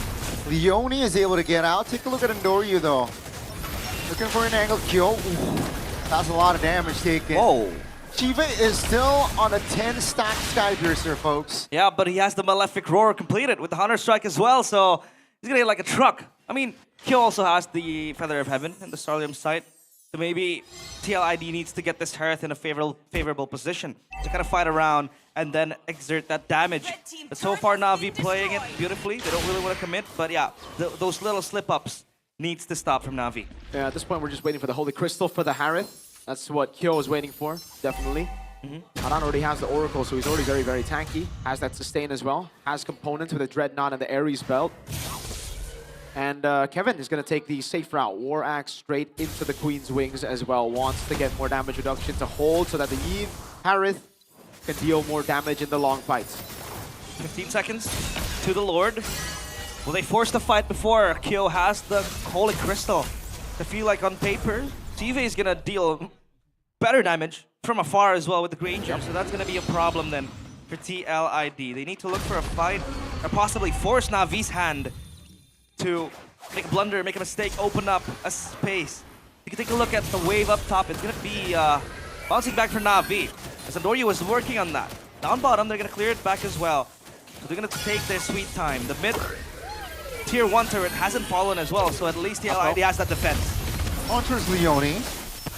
Waiting for that Revitalize to be popped. Leone flickers out of danger there. The Lord. The Lord is below 50% now. They jump in. Andoryu finds the Lord. And they collapse on the fight. 3-man stun. AOG finds his mark. Take a look at Chive though. That will be a kill for Kevin. And he wants more. But he is isolated by Ukir. And Andoryu takes the kill. It's a 3-4-2. But remember, Na'Vi, they got the Lord. They did. Andoryu. Ritual still holding on to the flicker. A-OK, but it's still Na'Vi getting the mid lane turret. Oh, Na'Vi all over the board. But that was Kevin showing that he still got it in him. Well played. Very well played for Na'Vi. Very well played for Kevin. They just did what they needed to. Again, what we've said before, pre-game, they don't handle the advantage well. They have a slow push up top. They got to play with the advantage, and there they did really, really well. April took Leone very, very low. He just held everybody back. TLID were using the resources on the Gatakacha, who's very ahead at this point, has Revitalized, has the Chastised Pauldron. We saw that proc as well. That's why he was so tanky compared to Leone, who was so low by the time the fight actually started. Then there was a mistake by Shive. Pretty bad positioning against the Leomord. He walked in melee range for some reason. Something that he definitely needs to fix. He buys the Rose Gold Meteor to deal with that problem, I guess. Luckily though, Andoryu is also very fed. Ukir is always there, stable as ever. So Na'Vi, they're just gonna play chill now, building upon the lead. They must learn from their leg 1 mistake of rushing the end. Yeah, Queen's Wings for Andoryu, and the Lord will come down bottom. Up top's gonna be a wave, but the Lord instantly gets deleted. So now it's gonna be reset after reset again. For both teams, for Na'Vi and for TLID, Na'Vi cannot concede another loss, another blunder. They're gonna try to siege this mid turret. Oh, wow. Evan? What? There's an opening with Tsunami Slam. The box will not deal enough damage as Na'Vi's damage power output is more than enough to take 2 members, potentially 3 here, as Atan on towards Aran, repositions, but Aran survives there. 2 members off the board. Na'Vi, what a recovery. Nice recovery. Oh! What? Andoryu. Glimpses of leg 1 occur still. Luckily for them, the Lord is still 35 seconds on the clock. Signature Ando throw, but that was one of the most unnecessary engages ever. He got a base turret. I was about to compliment him, dude. I was about to say, wow, while Na'Vi were fighting up top, the Suyo Andoryu man, he didn't go for a random fight. He goes bot, and then, luckily I didn't say it because it would have been a caster curse, but it happened anyways. He just, what? Oh my. He wasn't shut down though, right? Luckily? I think it was. Okay, if you, I just don't get it. I really don't get it. He got the base turret already. No reason to do that. The only explanation is signature Andoryu, I guess. Maybe he applies the an eye for an eye type of law, where he gets a turret, he needs to get taken down as well. But you know, it's in a different route. Andoryu will be able to get the Lord very, very freely. TLID, will they force the fight here? A little bit too late. That's a taunt isolating Leone. Oh, take a look at the knockup. Take a look at the positioning of Shive this time around. Andoryu's off the board, but here comes Kyo! will not be able to deal damage as Shive is just re-hitting right now. That's a quick double, looking for the triple. He has enough Sky Piercer stacks as Iran has nowhere to go. That's gonna be Drishel now, still has a flicker, so I think that should be enough. Na'Vi, they still have the lore to play around with. Vintage Sive with the Granger farming up those bodies and the Sky Piercer stacks. They're gonna march into the base with the Lord. Is this an Ana angle, Mirko? Definitely Drichel needs to hold on. Leone's back in the fray. Kyo is back soon as well. And Na'Vi's call, you know what? Let's take the mid turret if it's possible. TLID trying to keep it tight, and they will defend their mid turret and as well as take down the Lord. That was worth it for TLID, by the way. No, this Lord is a net negative. This is a Lord disadvantage. They got nothing with the Lord. The fight as well, yes, they won, but again, if it's an even trade and if TLID can continue to scale, they'll just build up. And Doryu got picked off again in that skirmish. Stayed a bit too long after being low instead of backing away. And now the game looks a lot more open. We've been waiting for Kyo to hit his item power spikes. We've been waiting for Drichel as well, and I think they've done those item power spikes. Not just that, but the front is fronting. The front is tanky. Radiant armor, anti-Curse built for Aran. He's now on the Molten Essence, so a bit more damage to play with. Kevin earlier was only just on the War Axe and the Queen's Wings. Now he's got the Endless Battle and the Brute Force Breastplate, so a lot harder to lock him down. If Apro gets a taunt on him, he gets away from it quick with the Tough Boots and the Brute Force.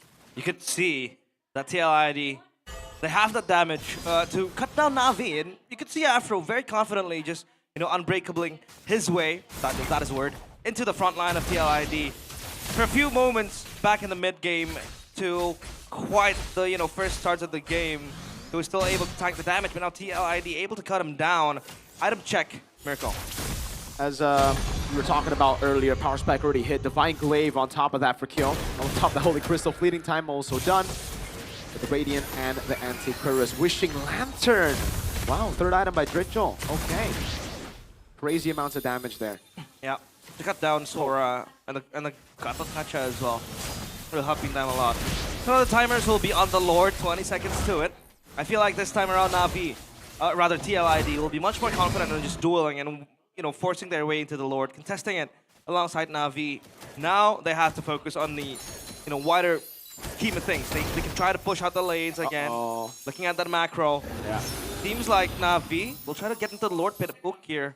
Won't get caught off. I don't know about that wave up top. I don't know if TLID actually managed it. They rotated all the way up top, but then they stopped. Yeah. Down bottom though. Look at that. Yeah, this is a Na'Vi win again. TLID, I thought with the rotation up top they would build a slow push, but instead they're too afraid to make that move.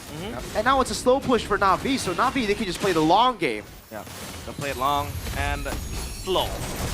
Leone? That's a lot of heat that Leone's taking. Shive has range. Huh? Force use the flicker. Kyo, not enough range yet, and now with that Shaman Force gone, Purify popped early. This is the time for Na'Vi to pull that trigger on that Lord. Leomor's bot side as well, he showed. So TLID, they're losing on tempo, real world, but Ablation Ultras and Doryu calm, compose on that Retribution take, and they will disengage. Is that another TLID indecisiveness, Mirko? I don't know what that was earlier up top, right? Like, okay, now looking at it, they did build a slow push. They held the wave. They only did enough damage to build a massive one. But it comes down to the timing now. If you build that kind of wave, you're gonna get it. You're gonna only see the benefits of that if the Lord Dance goes up to 2 minutes. You have to take into account that the bottom lane you're gonna have to clear as well. You have to just build the slow push the normal way up top by clearing it, because you're not the one who can wait. You're the one who needs to get the fight, to get the Lord in your hands. Yeah. And now Na'Vi get a free Lord.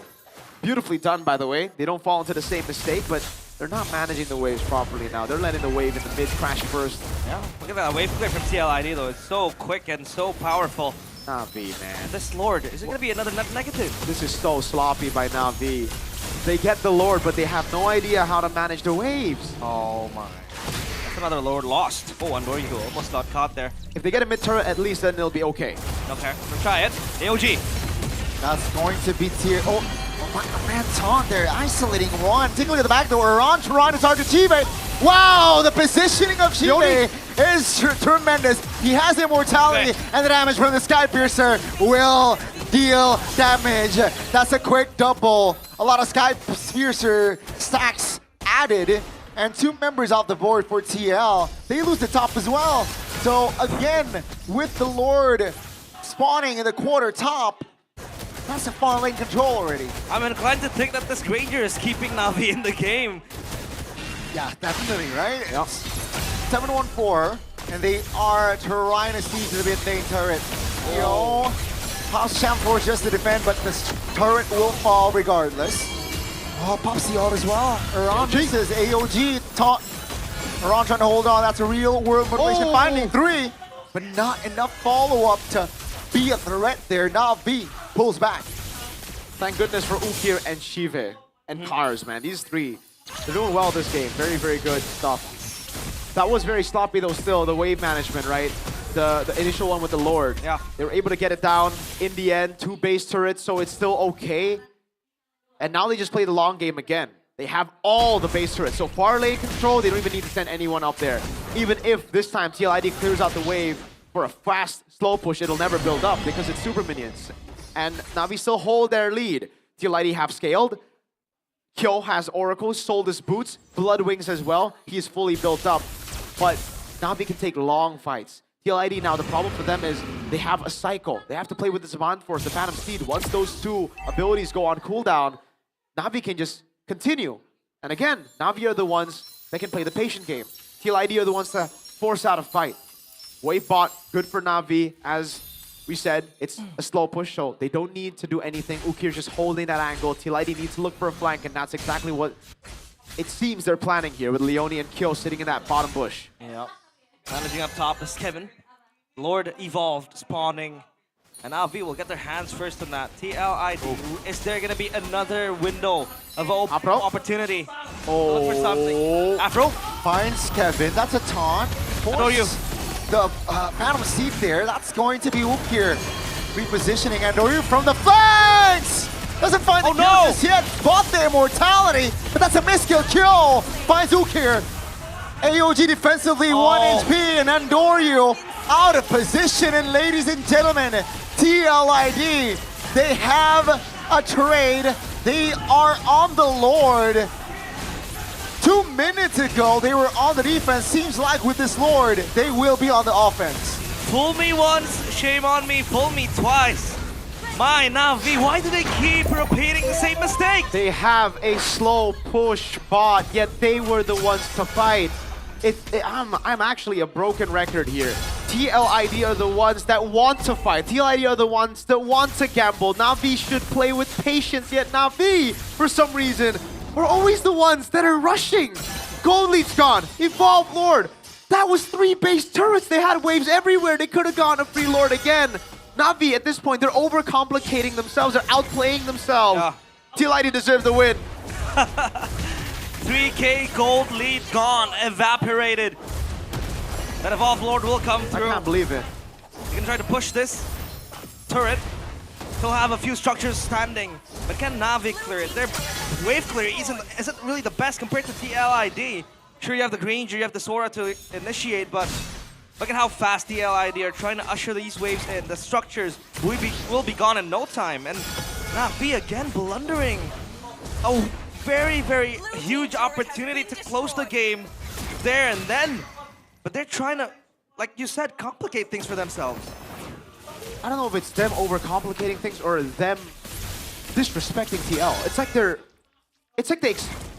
up against RG boys, like Na'Vi. That's why they don't respect TL. Dude, you're up against TLID. You're up against an actual professional team in MPL who's known to come back. Yeah. And you still make these it's crazy. And now TLID are knocking on Na'Vi's doors. Oh no, Gani, is this a straight push? They have enough firepower. Look at the spells. It's all active as well. It's an Evolved Lord. Afro now stunned. Has immortality, but can't he buy time? Kevin pops a seed. AOG to the spawn base. That's going to be Lord taken down. TLID here. Taking the base around. Taking it to Yo. Right? Clearing the mid lane. That's an engage. From the side of Na'Vi, Shiba is free hitting right now. As Ukir finds a seal deal. Andoryu looks for a flank, but Iran now looks for a commitment. But 1 by 1. TLID members are falling like flies. Kevin looking for a consolation kill, finds it, but still he falls. 4 members off the board with just Kalea all alone. Na'Vi, it looked bad for a minute for them, but it seems like they recovered. Leone will have to watch the cavalry fall. Afro sticks him in, and now the immortality will probably pop. That mid lane is pushed on by Na'Vi. Yeah, this is all just a ruse, because the main agenda is in the mid lane. After 24 minutes of game time, folks, we will have a winner, and that is Na'Vi here. It was a messy one. It wasn't clean, but a win is a win. Na'Vi, they had a highway to victory, but they took the detour the long way down. Still able to secure that win, but that is far from clean. The Na'Vi Nation, why not? Jack Lee, his entire team, TEO, Sir John, they gotta all thank Cars because wow, that engage saved them. That engage saved them from a humiliating defeat. That would have been an embarrassing, humiliating defeat. And it would have come in the same fashion as that leg 1 defeat, right? Very similar, 8,000 gold lead, getting base turrets. It was so good from Cars start to finish. Man, Ukir as well. We gotta give props to Ukir. I think Cars and Ukir are the 2 best players on the team. When they get their hands on good picks, the Juicin, the Sora, my lord, are they amazing, man. Cars, what a talent. Really, what a talent, man. Everybody else are just coasting, it seems, you know. Oh, yikes. I was a millisecond away from crashing out. I really was, man. Thank goodness, Cars. Even the Winter Crown, the Immortality bought so much time, man. Yeah. Beautifully done. Beautifully done by Na'Vi. Just gotta give it up to Cars. If Cars not MVP, find a new analyst. Oh my. Well, TLID, at least they were close to getting that victory. And then come back, but you can see how the look that, you know, Na'Vi had, it is far from comfortable. No. Saved by Cars and Ukir. Dude, if I was Cars, I'd be mauling. I'd be like, guys, why are we fighting? We have a slow push. If I was Why Not, I'd be like, guys, why do we have a hard game? It's one of those games like when you play RG, you're leading by 10K and then you start trolling, like me and Gani and some of the boys, we always do that sometimes. And it's like, why are we so dumb? Why? We have a slow push, why are we fighting? But this is happening so many times for Na'Vi in the professional stage. Not on Na'Vi. You're still fighting for playoffs here. Apro and Doryu, calm down. Yes, Kevin was out of position, but you have a slow push bot. I don't know. I don't get it. I mean, at least they got away with it. Thank goodness for Cars. You can't keep getting away with it. Cars. You'll get punished. All hail Cars if you're not now. So can we conclude that Na'Vi still has this lingering problem in their team? Yeah, very clearly they do. They're amazing at early game, which we expected. That's why I said the draft was also good. Yeah. But if you get into late game, it becomes 50-50. You lose that advantage, and when they won, they were only like 1,000 gold, 2,000 gold ahead. Yeah, 3K. It should have been a clean win for Na'Vi. Should have been. But these were the crucial moments. I think this is one of the closest fights we had in that match. Yep. And it was, again, slow push bot. Apro and Endoryu, or Apro and Ukir rather, went for Kevin, baited the Phantom Steed. Instead of backing away after the Phantom Steed, they decided to all in. Again, all hail Cars moment here. He gets the engage to stop TLID from backing away. Holds them all down all alone right there. And even here, you know, switches from Winter Crown to Imo.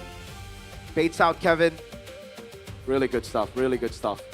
Hey. I swear if it's not Cars. It is. Okay. Has to be Cars. It has to be.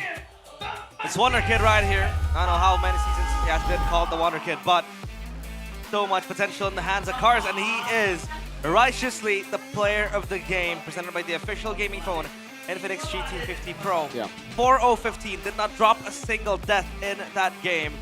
And yeah, the engages were very clean. He was able to lane properly. And the team fights were mostly won by him as well. Man. All throughout the game, Cars played phenomenal. Look at the lock on Kevin here. The RWM by Dritchel was great. TLID tried to contest. so many times as well. I mean, desperate plays coming in from TLID here. A desperate engage onto the Gatot Gacha.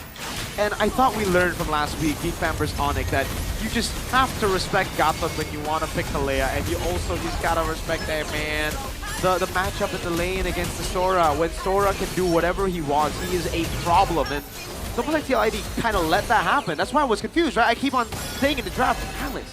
Why did they go Alice? They didn't try to shut down the Sora at all. They didn't have a way to deal with the Sora. Instead, they're ignoring the Sora. They're trying to have their own plan. And yes, Aran gets very good engages. But when you have no follow-up, what's the point? When Cars can hold 4 of your members back, there's no point. At the end of the day, it was Cars. I can't believe he stayed deathless towards, and this is the moment here. Far lane slow push. Phantom Steed already baited. RWM already baited. And then they go in, and Endoryu misses, whiffs the skill through by a mile, man. It's like, dang, dude. The thing is, it wasn't just this mistake. Why did he even dive the Harith in the bottom lane when he got the base throw at the start? It's so many little mistakes by Endoryu, and it's getting frustrating because we know he's good. He is a talent. He's a very, very good player. Why is he making these extra moves that makes him look bad, you know? Endoryu, chill. You're good. People know you're good. Just play your game, man. Don't rush. Yeah, that missed play, I would say, down bottom when he was trying to get the structure and then went on for the crystal. But hey, Endoryu doing Endoryu things. You know, that's why we have the term Endo throw. I don't want to call him Endo throw. I want to call him Endoryu, the Hayabusa god, man. Hayabusa god. He's a great Hayabusa. And with the Hayabusa as well, he nearly threw that game. Like one TLID. He did. He did through that game. Yeah, items, I think all are as expected. That Wishing Lantern pickup though, third item for Drichel. Yeah, he went Wishing Lantern quick. He wanted a little bit more of that poking presence. He got the Lightning Truncheon and the Holy Crystal even. So he knew at that point, right, yo, I gotta build some more magic damage, magic penetration as well, because this is the problem with this composition. That's why I also expected the Arlen, right? If you have a Leomord, if the Leomord falls behind, you're pure magic, right? You're just banking on Eve and Harith. Alice, magic as well. So at the end of the day, even after getting those base turrets, the team fights are still very, very difficult. Why? Because Na'Vi can just build, stack on on magical defense. That's why you see the Oracle plus the Radiant Armor on Apro. That's why you see the Radiant Armor there from Cars as well. I believe it would have been a bit more magic defense this game, but hey, you need more of that. And for Team Liquid, it almost seems like they kind of gave up on Turtle 1 after seeing the Sora, after seeing that comp, and that's why they went Alice. They were like, okay, we'll give away Turtle 1, we won't fight it, or if we lose Turtle 1, we'll just look for random fights later on. And it still just doesn't work, because when you have a Harith, Harith is not online until you get an actual item, not unlike the Granger. That's for Na'Vi. It was a comp that suits each other really, really well. For Na'Vi, for Liquid, it was a comp that was kind of everywhere, right? Like the Kalea, it was just for pure prio, I'm guessing, because you don't have an insta-kill button. That's the thing, yeah. The Harith pick, you're playing for later on. The Eve pick is good against Jusin. That one I commend. Leomord was great too. But just the supporting picks on the Leomord and the Eve didn't really make too much sense for me. The Alice, the Kalea, especially the Kalea, because it was so clear. It was black and white, dude. Why not did in second phase? What did he ban? He banned out the Hilda last. Yeah, Hilda. Like, okay, there's a reason they don't ban Kalea. It's because they will pick up a Gatot. It is Apro's second most picked hero. So it was somehow a form of a deny, but it made them messy. You know, their composition messy. And, you know, I was skeptical on that Sora pick, but for a second I forgot that was Cars. Yeah. So, yeah. I was skeptical too because I'm like, oh, there's a Valen, there's a Cecil, there's an Arlen. I was like, you know what? A Sora? Yeah. But then, my God, my fault, my bad, G. Yeah. That's Cars. 0 deaths on an XP. It's crazy. Yeah. And a 24-minute game, his impact is, again, tremendous. Look at Richel. Still the highest damage dealt. Well played, dude. Dritchel played a very good game. Yeah. I even go as far as to say Dritchel, Kevin, and Aran played an amazing game. Yeah. Kill was just coasting. Unfortunate. He didn't get to participate in the fights. Leone, though, I don't know if it's because of the counter pick, but it was a disaster class for him, you know? Yeah. A lot of times going for random initiations, a lot of times just going for desperate initiations. I really think it's just because of the counter matchup. But yeah, skeptical about the Sora pick until we saw the Alice. Then I'm like, okay, I'm more skeptical about the Alice over the Sora because it just doesn't really connect with the rest of the team. I agree with Donnie. We were talking about, we were talking about Terizla on the left, Arla on the right. Yeah. Sora became really good because Team Liquid disregarded that matchup. Lesser of two evils, I'd say. Sora wins that out. But considering how Kevin started the game, right? He was what? 0-4? 0-2? 0-2, 0-3, 0-4. He was 2 levels behind. Still able to end up as the richest guy in TLID. And he was able to, get those 7 kills. Yeah. He played a very good game, very good. Especially after what happened to him in the early game. That was also, by the way, something caught my eye, the Granger Marksman emblem pickup by Sive. They wanted that extra penetration, which is, usually now Rangers would go for the fighter emblems. But yeah, that is it for game number 1. Hopefully for game 2, TLID can reset, just like we do, because we need a reset. I'm gonna reset my phone. Check out a new one. Whoa, is that the GT50 Pro? Yeah, now? and this is a wallpaper of a zoomed-in Arashi. Is this Arashi? It's Arashi. That's Arashi. Look at it. Look at the pores. Look at his pores. I mean, bit weird, but yeah. Eterna took a picture of Arashi yesterday and made it the wallpaper. Okay. thank you, Eterna. And Thank you, Eterna. Now we get to see Arashi. Arashi and his pores and his skin. You got to see him earlier Today? Yeah. It wasn't on this. It wasn't disclosed though. Okay. Let's be Not clear. as this close. So you were a lost caster then. You lost your way. According to him, apparently. You were lost. You were lost. According to him. According I feel to him. fine. I feel safe. Okay, you're safe. But you're also safer with the Infinix GT50 Pro. Yes, sir. The official gaming phone Whoa, whoa, whoa. of MPL Season 17. Got some tips. It is mine now. It's mine. It's available at the Infinix official store across all e-commerce platforms. And also, you can check it out on the nearest offline stores. And don't forget as well, you can get MVPs like your favorite teams, like cars. Like cars. Yo, scan the QR code right there for the first sale deals. You can get a lot of good deals, and it's because it's officially unleashed. This is a new release. You can see that 25th of April. So it's only been like a week. Yep. This is as well. Wow. This Mirko and Goni is Luke's favorite phone. Luke? Yeah, Luke. Yes, he just... The EVOS player? Yeah. EVOS player. My GOAT, XBTR, by the way. Did you watch the interview? I did watch. Yeah, this is his favorite phone. He said, yo, Mr. Willie, give me an Infinix phone. An Infinix phone. Infinix. Infinix. The best phone ever. The best. The best. And Building. I have my phone. I'm gonna use the fantastic camera to scan the QR codes and download the GoPay app, because with the GoPay app you can win prizes. Check it out. Like your friends over here. Whoa, we whoa, have whoa. our winner names. We have Hilya, Nico, Trianjar, Yoga, Herdi. Is that hair from Bigatron? No. Oh, Herdy. Or is it Herdy from is that Herdy your friend? Our friend?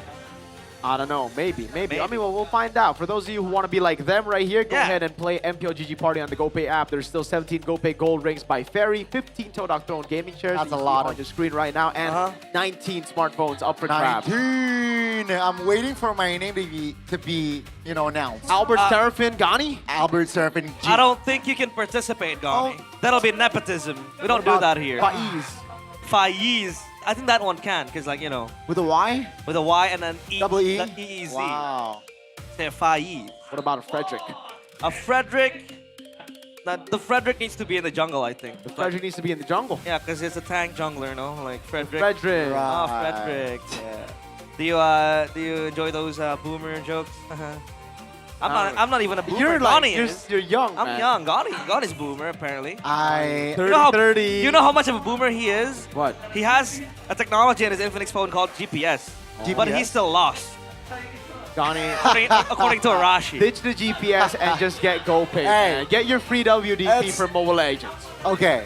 One, check out GoPay. You can secure diamonds easy and secure using the GoPay app. Two, sometimes it's so hard to find the Maps app. Maps app? Yeah. So... What is that? Yeah, just the... Oh, the app. Yeah. The app. It's hard to find. Well, with the Infinix phone, you can just swipe down and type search. Exactly. You go maps right here, and the map's open. Silly me. Silly you, Gani. Silly me, man. Gani, the age is catching up to you, man. Just like Arashi, Eterna, Ranger, Amas, and KB. They're all Omawa. relics. Omawa. Omawa in a relic, I think. He's a fossil. Damn. Well, Hey, Omawa, I love you. You okay? We do. We all love him. We love Omawa. Yeah. We love Omawa. Omawa's like our uncle. Yeah. He's our Our He's actually my father. Oh. Yeah. The father figure to me too. There you go. W Omawa. W Omawa. Don't forget as well. Do you like to collect things? I do like to collect things. What do you like to collect? Stones. Stones.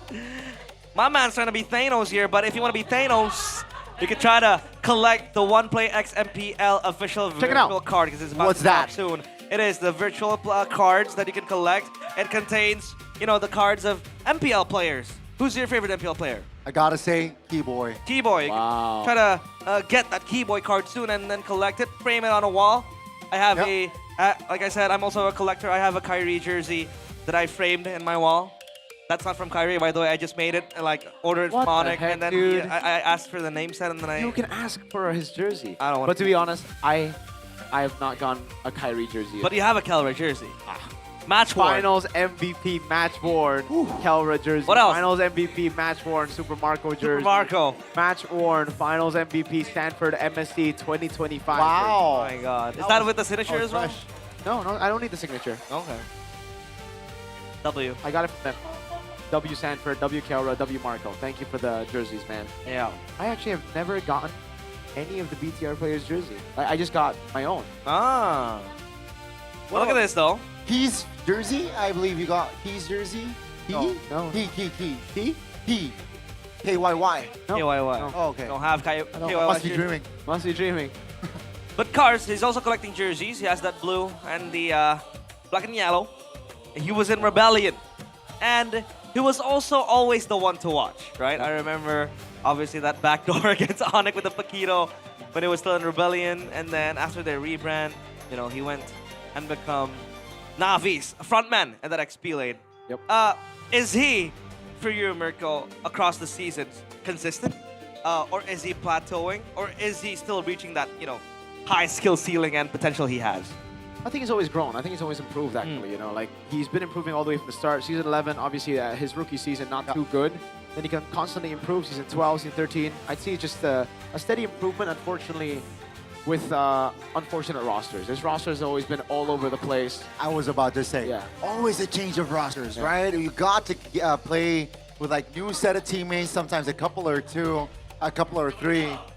And with that change, right, there's always that transition. So he managed to stay consistent at least throughout the seasons. I've always thought of, good players in, mid teams. What if they had better teammates? What if they had a better team? Like, for example, maybe Darren to Onyx, or what else? Eman to Onyx before Kelra got heated maybe could be a good option. These hypotheses that we have. Shogun, the best XP of all time. Shogun to Onyx? No. Shogun to Shogun to Onyx, Stanford to no. So you're saying that Shogun currently has bad teammates? No. Because good players with mid teams. So No. Are you implying that? Shogun has amazing teammates. Okay. Well, what about Kelra? Kelra, everyone's a superstar there. I agree. King Kevin though, hopefully he pulls out his sword and his crown, because that was at least a very, very good response to how he was treated in the early game. But now, drafting phase, let's guess the map. I'm gonna guess the map for Flying Clouds. Dangerous Grass. I'm gonna guess the maps right now. It's Dangerous Grass. Damn, that's my first miss of all time. I called it early. I called it early as well. Oh, okay. Where you called it? I think Arashi has called all the maps till week 9. No, unfortunately not. He does. No. He can call it out quickly. Every single map. Oh, Phobius. First pick. Wow. When there is the what? The I like other it though. options. Piladi. Phobius. That's a Phobius. The Suyo still gets picked up by Navi here. What is it going to be comboed with is the question, right? Do they go straight up for the Kalea to deal with the Phobius, or do they go for the red 3 Kalea instead to deal with the Phobius? Here, I think they go for the safe choice. The Jusin's banned out. Take away the Yi from TLID, right? Yeah. Get that poke in for yourself. What if they go for the Harith here, like a TLID route? The Harith Oh, is but up fine. against the Phobius. Yeah, you're just going to give the Phobius a lot more. Alice again. Oh, but this time it's for Na'Vi. I don't know about that. In the Why first phase so as well. Early? Yeah. I don't really think TL would have banned it either, though. I wonder why they went for that pick. Prepping for something, or maybe expecting TLID to pick up something else. So does Kevin want Fanny? Is that Oh why? yeah, exactly. That Is that one. why they picked up the Phobias? That angle. Going a Leo mode here. Fanny Eve makes sense. Oh. Fanny Harith makes sense. Eve and they want to go Leomord makes sense too. They already have a Phobias this time, right? So they have almost guaranteed turtle 1. I think I like that. Leomord and Harith. Yeah. Okay. Still the same. 3 solid picks, right? Still the same, different size for the cavalry. Na'Vi, what will they go for here? Red 3, right? A lot of approach. If they want to secure a mid lane, they can. It's probably another Granger though. Going up against this sort of composition. I like the Kalea though. If I were You like the them, I would Kalea? go Kalea. Yeah. So what? Combined with what? We'll see later. Potentially. Yeah, Carry comes around. Oh, they go with the Granger. They just go. I would like to see Kalea, but they will go Granger.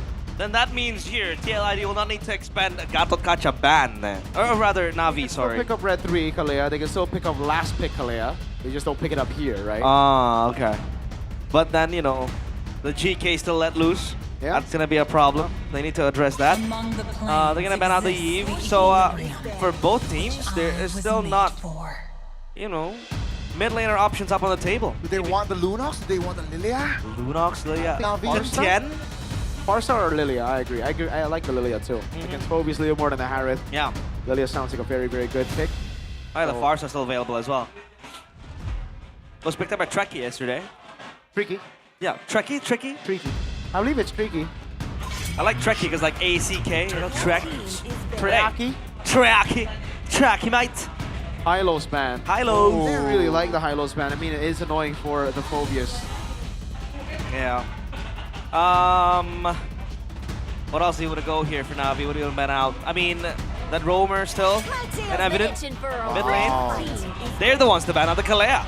So they don't want to play that, you know, insta-kill button type of deal with the Granger available. What are they planning for then? That GK maybe? I don't know. I mean, against Leomord Phobias is pretty good too. You know, last time they were up against a Leomord Phobias. Oh, Valir. Huh? Valir ban. Yeah, the Valir is a very good choice as well, but back then, if they really want to dig deep, remember the Balaric? Yeah, Balaric. Against the Leomord, against the Phobias. It stops them in their tracks. Honestly, last pick Atlas isn't bad either. Whoa. Very easy to catch the Leomord and the Phobias. We saw that pick up a yesterday. mid lane first, yeah. Either Lilia. Oh, man. It's the boring pick, but it is the... Alright, man. The safe pick. You wanted something bombastic. I know, man. I really wanted that, man. LTLID. What mid lane do they go for here? Is just Tien a good option? Yeah, I like that Zetian. I think they need someone that can and has that can, you know, outrange some of the members, and with Khalid. Oh, with the Khalid as well, pair them together. Oh, that's a strong early game. It'll be deadly at Trio Min, and you also have that global presence. Yeah. To play with, so that really helps, especially up against the Suyo and the Granger. If they good, they steal away the Farsa. Yeah, oh, With the the Khalid. Farsa, yeah. That's a problem for the Harith as well. So they go for the Boxia. Oh, wow. Boxia roll. The Kimmy. Wow. The classic Boxia Kimmy. You're nodding your head, Mirko. What's this? No, I don't like it. They have the Leomord. Yeah.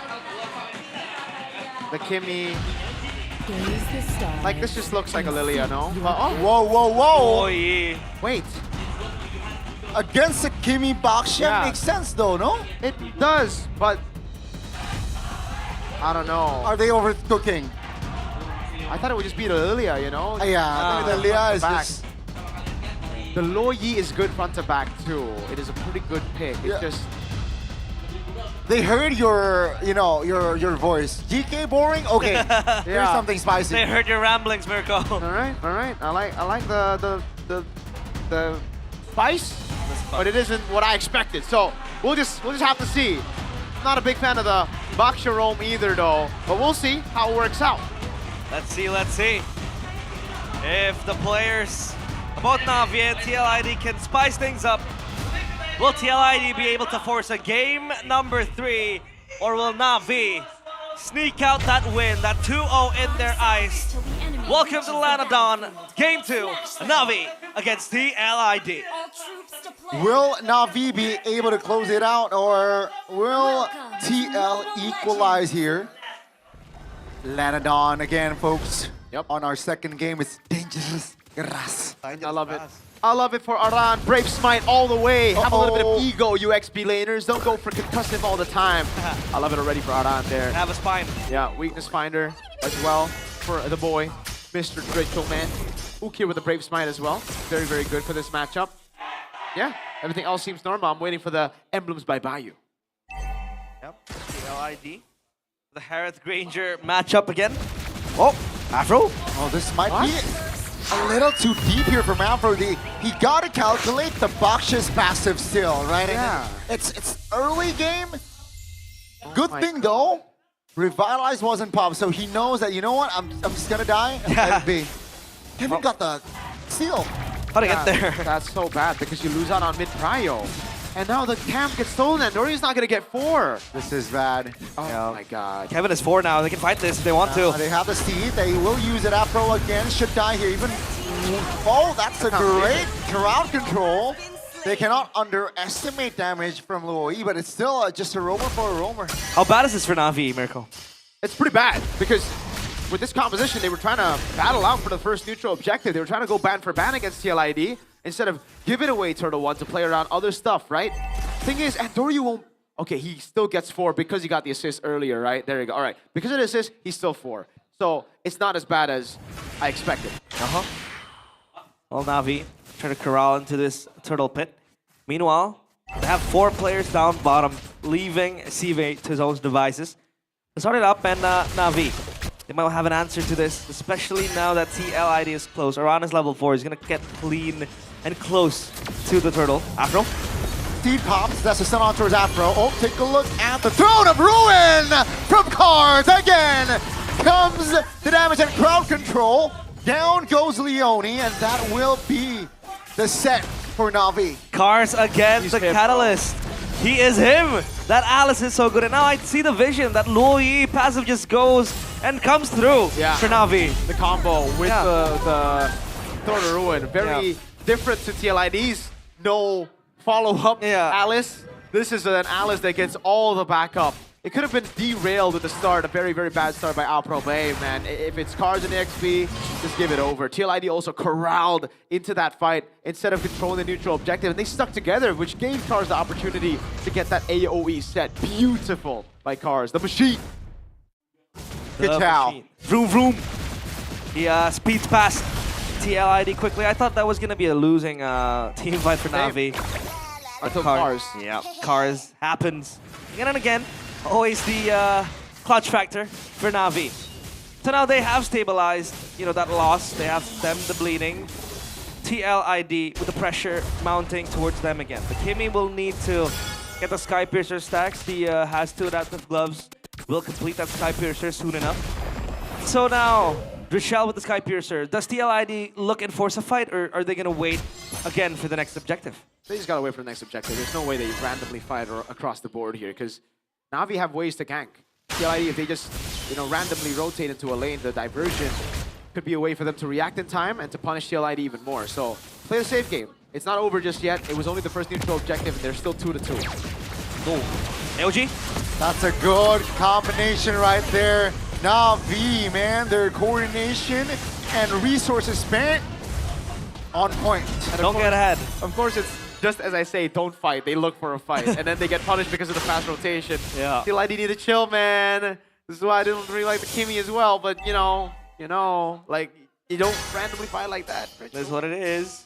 But this is still Navi, right? We saw what happened last game. It was clean and very, very sleek from them early on. But late game, they do whatever they want. And sometimes it's a problem, sometimes it's good. But let's see now the objective take from both teams. Navi pushed back. Chill Unity used by Leone. Onto his Afro. Kiro finds an angle. Force the door you back. The Steed pop. Tars jumps in alone. That's going to be immunity coming through. Thrown through and finds 2. Aran now isolated. The front flickers out. Afro will be the first one to fall as Aran is still sustaining. But Cars now still able to frontline It's a 2 for all, because TLID, they got the turtle. That's a winning fight for them. Yeah, and I like, diversion. Okay, just to get to the mid lane. Yeah, that's what TLID want to do around Turtle 1. They don't want to group up together completely. They want to split up a bit, but hold on the Turtle. That's something that they failed to do in Turtle 1, and they were able to do in Turtle 2. So very good, quick adaptations. Aran as well staying as far as possible from the rest of the team so he doesn't get cooked by the Throne of Ruin with the rest of the team. If he gets hit alone. That was a very, very good adaptation by TL. And great execution after what looked to be a bad move by Dritchel in mid. Especially now that Phoveus has the Brave Smite. Really helps him sustain for longer in that team fight. He didn't really die and fall. That was a winning team fight for TLID. They were also able to get the turtle, so that's going to help them a lot. Sky Piercer for both the Kimmy and the Granger. The Granger's going to have that Hunter Strike soon enough. But the Suyo, because of the Fury Hammer, he's going to have to slow down that War Axe. Kevin has it. Diversion all throughout, just making sure there are no ganks up top against Shive. Sky Piercer already done as well. The Radiant Armor Rush and the Oracle for Cars. Look at Aran though, all components. I love to see it, man. Dreadnought straight into the robe. And yeah, that's it. I like those kind of builds, man. And it's also for Leone, the case for him. Dreadnought and the robe. Let's see that from Shogun yesterday, with the high-lows. Yeah. But that was more of a case where he went 0-4. That was a desperate one. That was a desperate move, yeah. Opponent build. Yeah, he needed physical reduction, he needed magic reduction. So yeah, this time around for Aran, it's much more of a insightful build. That's much more strategic. Now though, the Turtle spawns and TLID will again try to contest this. They have the power. Kevin is level 11, so he is pretty strong. The marksmen are coming in close. Yeah, that's a big, two-man knockup. Ooh, almost finding two there with the traction calls. Now Cars jumping in, reposition. Kevin finds the neutral objective. There goes the damage. Here comes Aran and also Kyo finding an angle, and Kevin will deal with Cars. Two members of Na'Vi off the board, and TLID, they stomp Na'Vi back here mid-game. Aran just doesn't die. What is happening with Na'Vi? They're losing all the fights, Mirko. It's because in Turtle 1, Cars was able to get a big set, and Ukir was in prime position to follow up. In all the other fights, it hasn't been the case. Ukir hasn't been free enough to just randomly hit, and it's because of Aran. Aran's so annoying on the Phoveus. That's why we see it first pick here for TLID, and then they pick up the Leomord signature. Oh man, it's really all about messing this front to back. LJ! LJ? What? He disappeared. Hello? He's gone. LJ! He's gone. Where'd you go, LJ? Run away. Oh, The ninja. Oh, there he goes. Fun fact, one of the reasons why I play Cooper a lot is because of... He gets the moniker the Father of Tanks, right? Yeah. And we also have the Mother of Tanks, Vivian. So yeah, we have Josh. Next, we need to find the Father of Assassins and the Mother of Assassins. Maybe that could be a good title, but... Maybe that can be you, realize. It is me already, yeah. You're the dog of Assassin. What is this guy yapping about? Oh, Phantom Steed already. It's level 13. Looks for a potential play. He's confident. He is level 13. If you compare to Endor, he's level 11. So that's why he's so confident. 25 seconds on the clock here for that next objective, and that's going to be an inner turret bottom lane taken easily. Yep. Another problem is also Kyo. This guy is able to exert a lot of damage. Kevin is all in prime position. After being heavily bullied in game 1, game 2, is back for revenge. So now, Na'Vi, all they can do is just play the waves up top. Same, man. I think the two last picks for Na'Vi, if they just went for like Lilia and then they went Atlas, I think that would have been a crazy one. Look at the composition. Look at how much they would have gotten value, right? Leomord, Phoveus, and Baksha all lifted by the Fatal Links. That could have been really crazy. And then they would have had Cryo with Lilia anyways. Because now it's just so front to back. It's so reliant on Ukir to get those dispersion and rotations. And on a set TLID after the... Oh? Afro, wow. Takes a lot of hit AOG defensively, not a good time. Cars will commit the Throne of Ruin, but the follow-up damage is not evident as Cars will be isolated in front, and that will be a free kill and a free lord for the cavalry. I think we're seeing a game 3, folks. Na'Vi's clear isn't that good with a Lo Yi and a Granger. Well, the Granger's not bad, but the Lo Yi really just needs to hit on TLID's members. You know, it's not a pick that can clear out waves that well. So, dang, TLID is just playing it so well, right? Again, you see the adaptation by TL. That's what I was going to say. The front to back for Na'Vi doesn't work. Why? Because when Cars goes in, he doesn't always get a 4-man set. And it's not because Cars is bad. It's mainly because TLID are splitting up. They have found a way to deal with it. It feels like it's getting one-dimensional as well to Na'Vi, right? You can't always try to hope for a set from Cars. Jumping and getting 4, I think that worked once, and then TLID was pretty privy about that. They reset, and they're able to, you know, play it safe and quick. And once Cars jumps in, the backline just gets exposed very, very briefly, and TLID pounds on that fact. Now the Lord down bottom will be marching in. The Holy Shield broken, they have a second wave coming in close as well. Look at what Andorio is doing, is keeping that wave pushing up for Na'Vi, keeping them alive. At least the top side turret won't be bothered, but they have to defend the bottom too. Yeah, that's an unfortunate for Cars, who just burst it down there with the crowd control. Kevin jumps in with a steed, forcing Ukir to pop the flicker. Now the mid lane is looking juicy. Shive with a reposition, but that structure in the bottom side is going down. Luckily for Na'Vi, that lane is not the far lane. And that's just still a win for TL. Wow. It's just really good by TLID. Playing around the fundamentals, right? Zoning Na'Vi very well, catching Cars off guard. Insta-burst, right as I believe Leone gets a shield unity, and a traction pulse by Dritchel. It is over. It was just bang, bang, bang. And I think it was a Sky Piercer for Dritchel too. So now, yeah, 30 stacks. There you go. Now they just play the far lane, get a slow push down there, and then rotate over to Lord. Eskimi is also a guarantee. If TLID does, you know, fall behind, but a 7.2k gold lead won't be fumbled, right? It has to be TLID win here. And you know, with all the things they've done, how clean they have been going on up against Na'Vi, feels like this game is gonna end very, very soon. But Na'Vi, they might want to hope for a miracle set from Cars, getting another 4-man stun, a 5-man stun, and then Ukir coming close by, get those yin yang reactions, the combos, and all that. I think maybe Steve just try. TLID have already outscaled Na'Vi, like the tankiness, I mean. Yeah. 8,000 gold lead means they have a heck of a lot more resources to build those physical, magical defense items, right? And so even if he gets a set, I really don't think Na'Vi at this point have enough damage to deal with it. They're 2 behind. No. Fair point. Well, now then, Na'Vi, all they can do is just try to, you know, stabilize the waves. This Lord is just going to get contested by TLID. Na'Vi's going to let it go.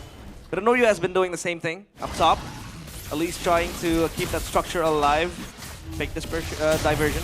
Will not be committed by Na'Vi. This Lord falls to the hands of TLID. For free. Na'Vi can't walk up, obviously, because their backliners are just going to be very vulnerable to everybody on TLID, right? Both Loyi and Granger. So this is all they can do. They can just wait in the base. They're caged in. And TLID will come knocking with the Lord. And I really don't think TLID will botch the wave. They will deal with the waves properly. They have enough time. They got plenty of time. I love the Winter Crown by Aran there. The rush 3rd item. He's going to be zoning in the back. And a lot of times in the Phobius, you jump way too far. So you need the Winter Crown to help things out. When you're snowballing like this, deny any sort of trade. Great choice of item there. I love it from Leone as well, man. Immortality 3rd item. Oh, hello? Andorio? Oh, still able to keep his distance at least, right? With the Lord now already marching the bottom side of the map. This might be an N angle. An equalizer for TL. Let's see though the execution. Na'Vi holding on. Kyo focus out on the turret.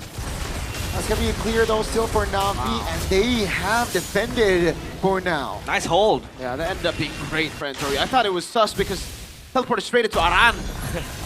He was trying to clear the wave. But hey, Na'Vi, they're gonna go in again. Let's see if they find the angle. Mid turret will fall. That's a 2-man crowd control. Afro trying to hold on AOG towards the back, but here comes another wave. Cars frontlining, and Na'Vi still stand with 5. Yeah, still diversion. Andorio takes it. No, it's not gonna take it.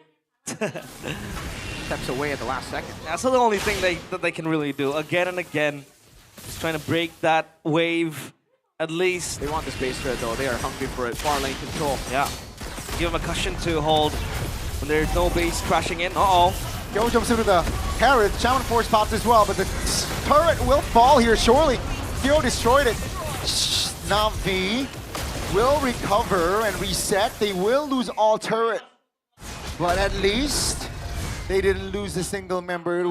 They tried defending it, but you know, the damage profile from side of TLID was enough, too overwhelming. Yeah, TLID, they're very calculated and very meticulous because I feel like this comp from TLID isn't really the best at sieging. Maybe you have the Harrod, so it really helps. So they really want to take it slow, right? They do. The thing is, right, Na'Vi don't scale well in the late game. They're a snowball comp. The low you will hurt, sure, but not as much like a Himi and a Harrod, right? And it's very conditional the way you deal damage. You gotta land dispersion rotations, you gotta get the AoE sets. And it just doesn't look like it's gonna happen. Shive as well, he scales well if he gets the Sky Piercer stack. That's the thing. He's 0-0-0. He's like Florian Wirtz the first 15 games. You know, he hasn't done anything. He's a quiet game. It was a very quiet game for a Granger. That's still been quiet until now, right? Just like the Granger, so... Wirtz? Yeah. Oh no, he's the best player in the world. I want to have what he's having. When Jokeris is around, okay, let's Oh, see here. wow. 8,000 gold lead here. You should get banned for that, man. He should. That's a war crime. Hey, Cars is close by. What is he gonna do here? I don't think he can reach the pit. Cars? He's gathering some information, you know. Maybe looking at potential angles, but yeah, gathering info denied. Yeah, can't really do much, especially how, you know, Mirko said that TLID skilled very well. They're gonna hit Cars easily. The machine's gonna get broken in like 2 seconds. This is Shiva is like, this is Vinland Saga Season 2 Torfit, dude. He's just farming, right? 0-0-0. To keep farming. He has no enemies. He has no enemies. Realize subbed in for Shiva right now. He would have more impact on the game because Realize would be 0-9. 0-0-9, you mean? No, 0-9-0. 9-0-0. At least you wouldn't be 112. Yeah, at least I won't be 112 like a certain coach. Dang! Coach turned analyst. Oh, coach of Na'Vi, Coach of Na'Vi, by the way. Well, Suyo is still clearing bot side, so it's a 5v4 plus. They have the Lord. Kevin looks for a kill. They want the front lines first. The Lord is actually very healthy. They can't reach the base just yet now. Kevin under the base, and ladies and gentlemen, I believe you are going to the 3. Not just yet. No waves to play around with. Yo! No waves! What? Oh, there's one more. There's one more. I think they get it done. Can they hold this? I think so too. They have enough firepower, and boys, the cavalry will send the opening match of day 3 to a game 3. 3 games will be on our menu today. TLID valiantly recover from a very shaky early game. And Na'Vi, they spent almost the entirety of that late game staying in their base. 1-1. 1-1. It's as close as ever in MPL ID. Every team is equal in skill. Even RRQ, they just beat BTR, the best team in the world. 1-1. Aran. Really good Phobius game there, man. That first turtle looked really bad, but then after that, the improv, the adaptation done by TL was just fantastic. Fantastic lah. They played around, they split up, they don't let the combo hit, and they weren't behind after Turtle 1 because they got this, right? They were able to get the first 2 kills on Apro. There was a mistake here and there by Tricho, unfortunately, but it is a-okay still. At TLI's worst, they were only like 600 gold behind against Na'Vi. Yeah, I still don't like the safe Gatot. I don't like the bombastic Loyi. I said it earlier in the draft. It ended up being pretty surprising in the first fight, but that's it, right? You know, it's funny. The last pick from Red side has been interesting picks. Game 1 was Alice. Game 2 now the Luo Yi. But my oh my, it's 1-1. Oh my. Where's the Lilia? Where's the Atlas? Come on, man. Lilia Atlas, man. Come on, man. Latlas. Hey, to be fair, it's hard to pull an Atlas game higher tier if you're not Keyboy. If you're not Kibo, yeah. I don't know, man. I think against a Baksha, Phobius, and Leomord, it should be pretty okay. Because Apro is a... Wait, yeah, Apro is... Okay, with the he Lilia, played the Kufra. With the Lily, he lost on that. He won. He won on that Kufra. Oh wait, The you're Bigatron right. comeback. You're right. The Tyrant's Rage. The Tyrant's Rage at the bottom. Yeah, okay. But that was against Bigatron, though, right? That was against Bigatron. Does that right? really count now? The best team in the world. Against the team that Bigatron. just lost against Sonic RQ. lost Okay. but you guys lost against RQ. Again, right? We're Robin Hood. Yeah, Robin Hood. Stealing from the rich, giving it to the poor. Hey. The ones in need, the points. As in Indonesian, it is Team Bite. Good team. Team Bite. Good team. And gotta say, Na'Vi, they were not Robin Hood. They were just Robin. They were just Robin. I mean, sorry, TLID. They were just Robin, Na'Vi's got jungle. robbed. Yeah. They were not honorable cavalries. They were mercenaries in this game, man. They were just Robin from Na'Vi. They came to plunder Uh-huh. the wealth of Na'Vi. They made Shiva have no enemies up until that final fight. Yeah. 0-0-0. And He was I have no 1-0-1 at the end. I have no enemies. But yeah, TLID with a very, very solid 1-1. Like I said again, we didn't really see Na'Vi do much outside of that early game, because in the mid game to the late game, when they knew that TLID were snowballing, they were scaling very hard, all they did was stay in their base. The only ones that were able to go out and clear was Andoryu, and that even was also with the assistance of that diversion, right? Mostly in the mid lane, trying to cut that wave. Up top, he got sent as well. Yeah. So now, what do Na'Vi do? Because I think we expected a few picks. That Alice, right? We did see the vision with the combo with the Luoyi, but you can't keep on relying on that only. Nope, you can't. You just... I hate one-dimensional composition, right?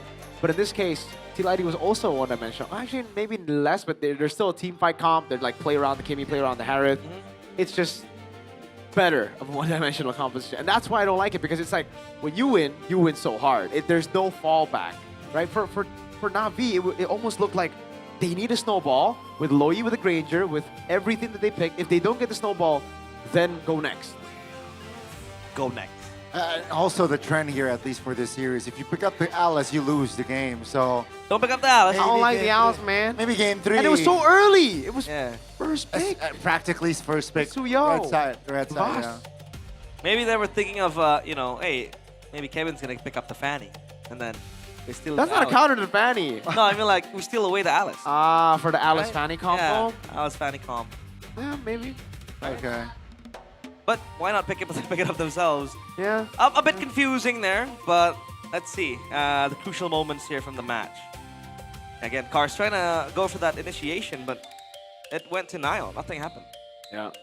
There were some rotations there from the diversion of Ukia, but that was just kind of like damage control. It wasn't really a win condition. This was the critical moment. I mean, when you have a critical moment that is in the base, you know that the whole game was a stomp. And it was a stomp. It was just them trying to defend this final moment. The crucial moment is when they miraculously defended, got 2 kills. Our MVP for this game, though, presented by our official gaming phone, Infinix GT50 Pro. Game 1 was Cars. Game 2, it's the XP for TLID Aran. Phobius. The Phobiuses we've seen, I think so far, even from yesterday. Yeah, Super Dan. Super Dan with the Winter Crown purchase as well, item 3. When they were so far ahead, they've been doing wonders here. This was the set, very good. And then look at the combo coming in for that Loyi. Yeah. Here as well, Traction Pulse landed, but then he just got ganked. And then after this is where we see Stomp, bang, only getting... Oh, actually got a big set, but again, Ukir wasn't there to help out, get the dispersions and the rotations. Apro with an AOG right there. And TLID just ran them down. And that's the same story every single fight. TLID just ran them down. Apro just taking damage, AOG behind, now Cars taking damage, pops into a ruin flickers, but only gets the 2 frontliners, kills free hitting. Kevin jumps in, they isolate Cars, they get it, Lord down, and then here they isolate Cars, they get it, Lord down below as well. Same cycle. It's literally just the same cycle every single time. And why is it the same cycle? Because Na'Vi had no way to deal with it aside from facing them in the front to back. And the sides as well. Pushing out the side lanes, and this was the push that got them the turret. Like, they couldn't flank either, right? Like, if Cars flanked, maybe he would have gone the 5-man set, but then everybody else would be too far. That was a very good obvious set. from Iran, forcing them to go back. And this was closely the defense from Na'Vi. So they would be able to hold, but you know, another set of waves coming in from the mid lane with that crystal so low. It was bound to be doomed for them, right? Well, it was over. Practically was, right? Not enough firepower to defend. 10-5. What surprises me the most, we almost get to see an evolved Lord in this game. Yeah. So, is it, I don't want to say impressive, but, you know, commendable for Na'Vi to hold for so long? Or was it just the LID not having a good siege comp? No, I think it was just, they just didn't want to fight. That's why it took so long, right? Like, the games that take, that are quick to end are the games where both teams just keep on fighting. This game, Na'Vi just played safe after Turtle 3, and they never contested any Lords, so they just stayed in the base. They have a front and back comp, they have turrets, so when they have that, they just play around the turrets, and it just takes a bit longer for TLID to break them down. Yeah. No, I don't think it was because TLID played bad or Na'Vi played good. It was just Na'Vi played safe. Cautious. Yeah. Full caution they played with. TV still going for that marksman emblem. What else? I think nothing out of the ordinary. The Brave Smite for Iran. Sustainability is key. And yeah, that's about it for both teams. Na'Vi, they need to reset again after what happened because that was not really expected. I mean, the early game, sure, right? They were robbed early on, but they were able to stabilize things, and then they got it back. Even a few kills, like a kill towards Richel in the mid lane. But after that, it just went downhill. Nothing else happened for Na'Vi. It really did. And just based on their execution here at least, they gotta keep tabs on Leone's heroes now. Yeah. With that box epic, right? It definitely can come up again in the near future. And at least for now, it worked. You know, the Leon, the Boxer roam, if you combine it with if you paired it with a Kimmy, it can still work, you know? I mean, that was also discussed early on with the Eterna and a few fans, and you know, Mirko and KB's opinion. You know, Leone with the limited hero pool, and then he's finally able to show up the Boxia.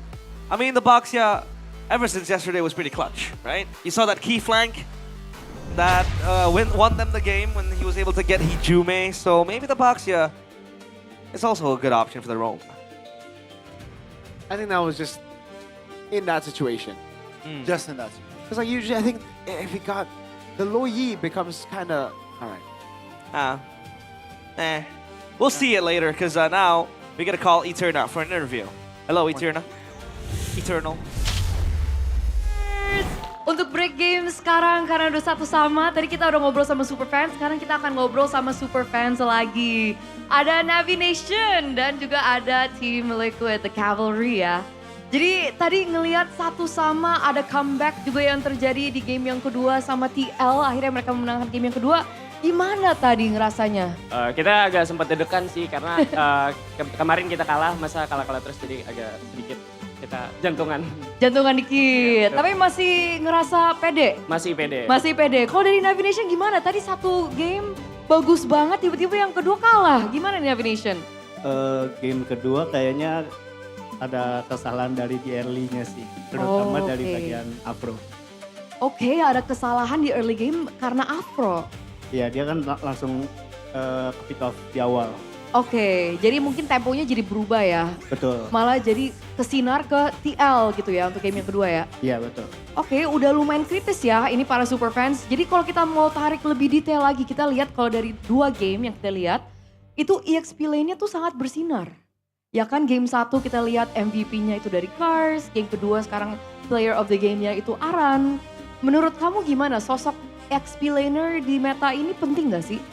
Menurut saya untuk XP lane emang tugasnya agak berat ya. Apalagi kalau misalkan ya emang tugasnya kan buat badanin, terus juga memang buat bantu teman-temannya buat open map, terus kalian ngezoning backline-nya.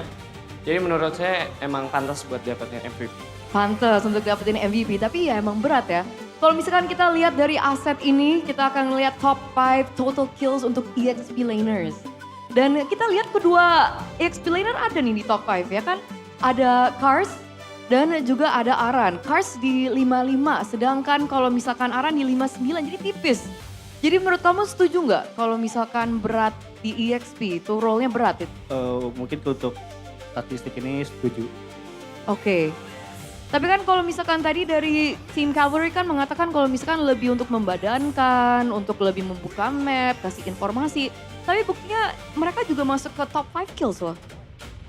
Ya karena XP itu kayak jadi kayak roamer kedua ya. Dia harus menginisiasi lawan juga, harus ngezoning lawan juga. Jadi perannya itu emang sangat-sangat penting sih. Perannya sangat penting. Kalau dari kamu sendiri, Cars jago gak sih? Dibilang jago itu udah pasti jago banget. Karena dari awal dia join tim kita juga emang dia tuh stabil sih sampai saat ini. Setuju. Aku juga setuju. Menurut aku Cars paling stabil. Untuk season ini ngerasa Cars paling kuat pakai hero apa? Untuk kuat mungkin Sora terlihat dari game 1 mungkin Soranya dia bagus ya. Keren ya? Iya keren banget. Dia gak mati ya? Di game pertama tuh tadi? Enggak mati sama sekali. Gila, tepuk tangan dulu dong untuk Cars. Keren. Kalau Aran gimana? Kalau Aran dia jago banget. Jago banget. Iya, betul. Dan kita lihat kalau total kills dia tuh lebih tinggi dibanding si Cars nih kayaknya si betul. Aran ya. Lebih apa nih? Lebih jago yang pastinya. Oh lebih jago. Soalnya kalau dibanding Cars, Aran punya 1, Cars masih 0. Oh bener juga sih. Iya. Bener juga ya. Iya betul. Insya Allah Nambah lagi kita. Harus ya kita dukung Liquid, semoga season ini kita bisa nambah 1 itu menjadi 2. Ya walaupun emang jalannya nggak semulus waktu kita season 14. Oke, amin. Tapi menurut kamu yang membedakan Aran dari EXP lainnya tuh apa sih?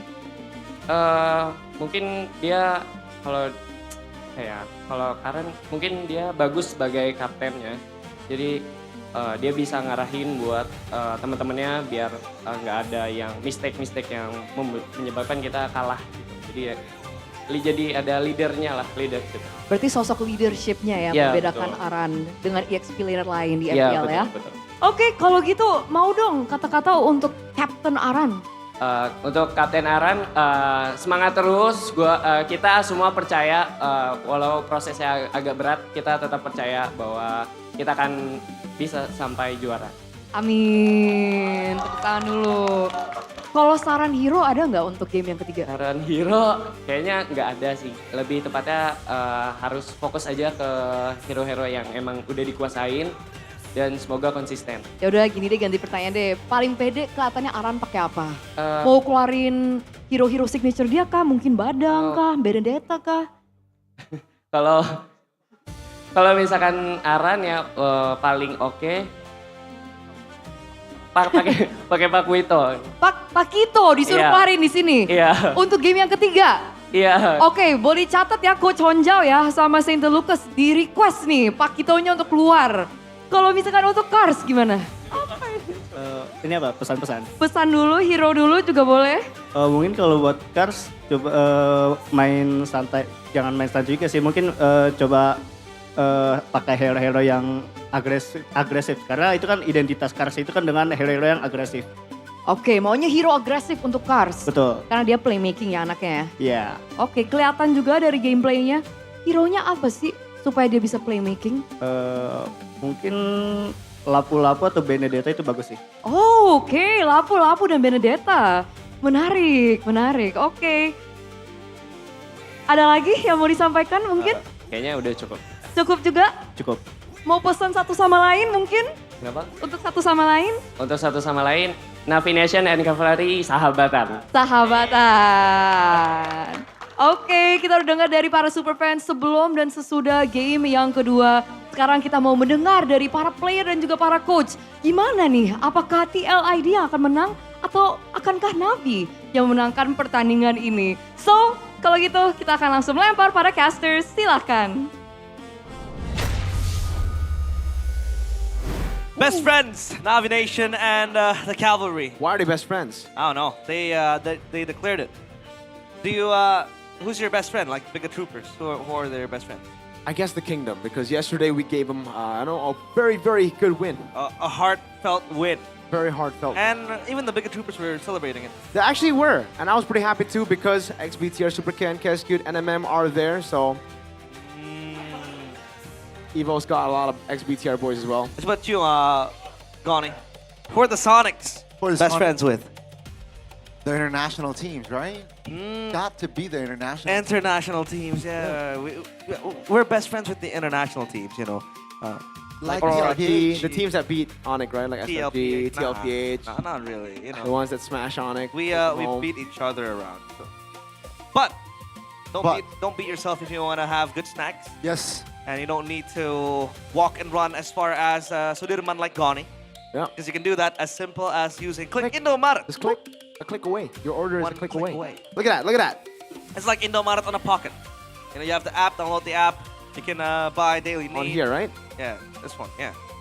Daily need. Oh, turns Then on. you can get your game vouchers as well. If you want a snack, if you want a drink, it's all available. So yeah, it's all on Click Indomaret. This is so uncomfortable to look at. What? It is very uncomfortable. Look at that. This. Nice. Just don't look at it, man. Arashi Spores. Oh my god. I mean, if you don't, okay, we should have had. You shouldn't have said that. Asked me to guess what that is. Oh, I was trying to guess what that is. I thought it was just we're trying to test out Infinix's camera. I'm downloading Click Indomaret right now, bro. I'm ordering us some snacks. You guys should too. You know, we have.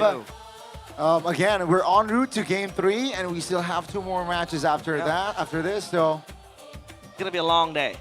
You guys want onigiris, man? I'm more of a sausage guy. Oh, you're a sausage guy. I get myself some onigiri. What do you want? I'ma do nasi rendang. Ah, all right. Nasi rendang. I got it. Do you know that Yummy Choice also has that nasi rendang? It's No. so good. It's a set of ready-to-eat meals. It's delicious, quick, and practical. You have rice it up cups. ready. It has bento, So easy. sausages, onigiri, fried chicken, and more. You can find them through the Click Indomaret app. Look at that. There's choices right there. Yeah, I mean, guys, check it out. You know, check it out. Check it out. Oh, look at all these products that you can order here. We can even order fresh products like Let's vegetable. order a set of broccolis. A set of broccoli. All right, sure, man. And then we'll just, get them warmed up. And here's the thing. Are you sure with the nasi rendang option, Realize? Because I got also an idea for you. It's Yummy Choice. Yummy choice. I'm trying to eat clean. You can eat clean. With It's Yummy ready-to-eat meals that are delicious, quick, clean, and practical. It's clean. Yeah. Okay. And you can all do that through the Click Indomaret app. So go and check out the Click Indomaret app. It's so Check it out. easy. Bang, boom, bada bing, pow. Click Indomaret. Pow. It's very quick. Pow. Pow. What pow? Coach Pow. Coach Pow. Pow. Arky Pow. What about Panda? What about who? Panda. Panda? Coach Panda? My goat. What PTR, by other the way. coaches start from P? Penver Miranda? Penver Miranda. Coach Peb. Coach Peb. Coach Peanut. Coach P. O'Neill. P. O'Neill. Wait. Wait. But genuinely though, what are the coaches start with P? Coach. Panda. Coach Pablo. Who the heck is Coach Pablo? I don't know. Trying to make things up. What? Okay. Well, they're still on their winning side, the blue side. At So, least.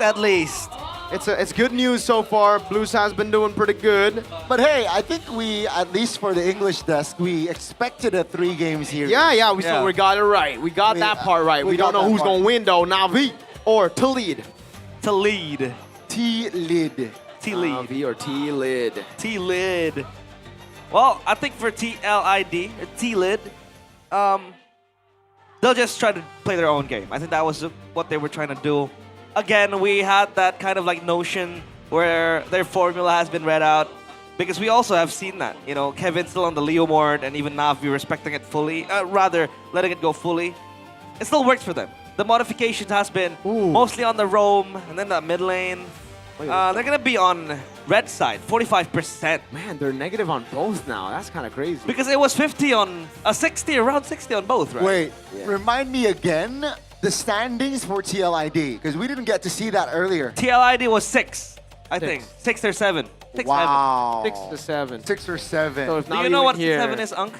Oh, wow. That's a number. It is a number, yeah. Not my age, though. Yeah, because you're 76. I know, okay. I saw that one coming. Okay, I saw that one Saw it coming. coming, all right. Yeah. Draft pick recap. Yeah. Okay. Is the Leomord a problem though, Miracle? No. Leomord, The they won with Phobius. Leomord. It's just when you pick Leomord, you need to pick up an XP that can impact Turtle 1, that can handle the early fights. And Phobius is one of the best combos with Leomord. That's why we saw Phobius with the Leomord. Amazing, sublime. I don't like the Suyo with the Alice. I like the Suyo, but not with the Alice, man. The Alice, I don't get it. I don't get it. And then they go Luo Yi and Gato. They go a bit too safe with the Roam pick. They go a bit too bombastic with the Mage pick, where they could have gone safe with the Mage pick, crazy with the Roam pick, you know? Yi consistent damage, man. The Lilia would have been great. And then it sets up for the last pick, Art Loss, perhaps. I love that last pick, Atlas, man. I called it too. That's why I love it so much, because I'm like, this is such a good game for Atlas. And then CW's like, I got you, fam. He was hearing calm. That was Even the Valier, yeah, even the Valier from Fast. that Me and Valier. CW, man. Me and CW, we cool, we tight, Yeah. you know? CW. Calvin Wirko, you know? Because W flipped as an M. you know? Wirko. Works. Expanding Rivers. Baby, ER, that's the Expand Rivers.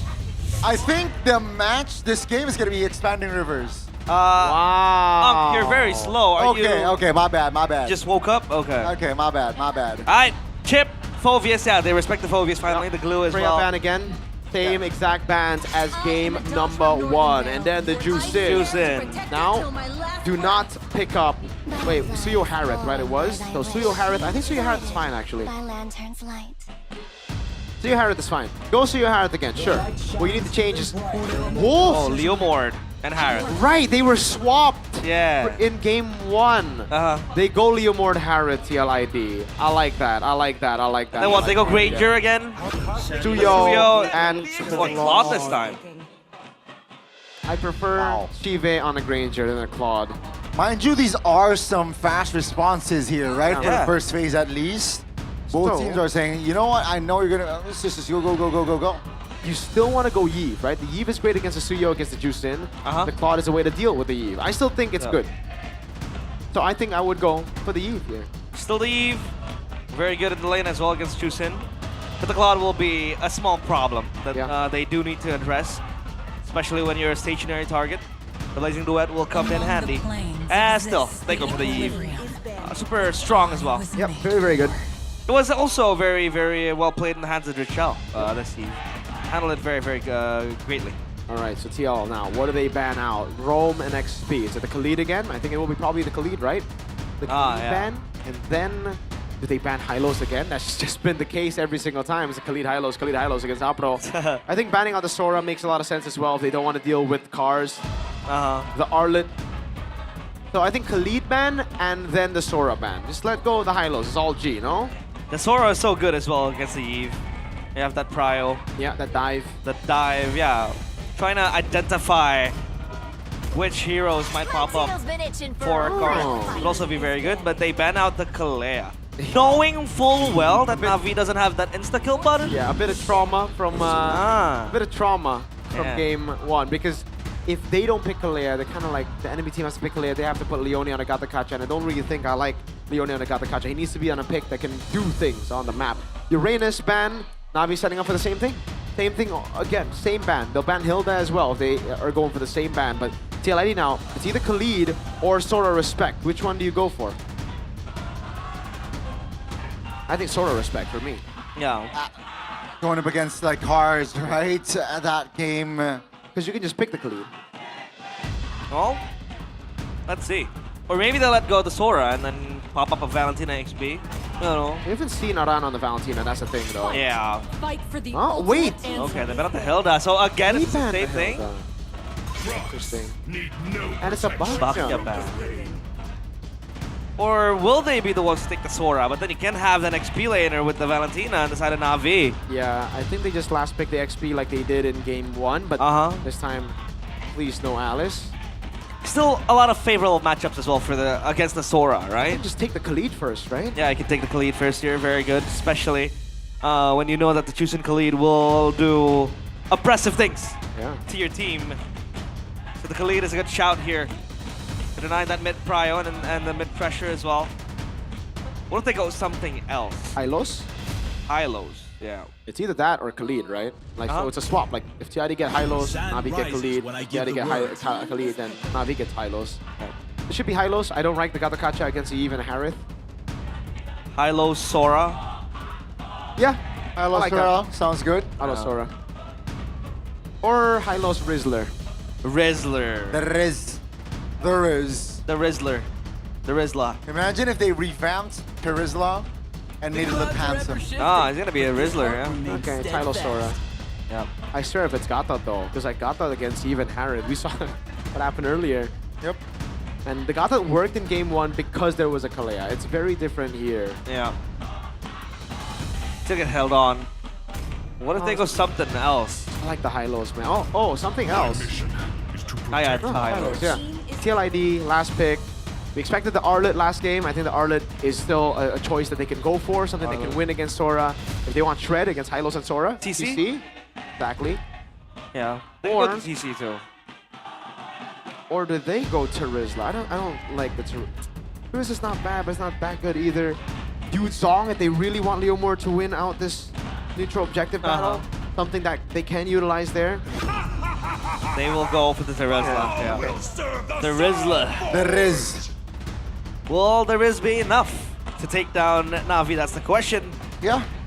The drafts though, who do you think will take this? It's still 50-50. Like this time it's 50-50. Game 1, Game 2 we saw who won the draft here.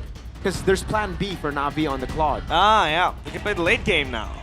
I will give it over to TLID a bit though, just because they have that mid prio and they can get rolling with the Leomord.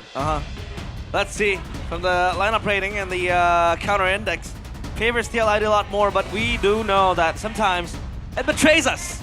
So, won't be much of a surprise if the opposing team wins, but let's just see. It's on the line of Dawn.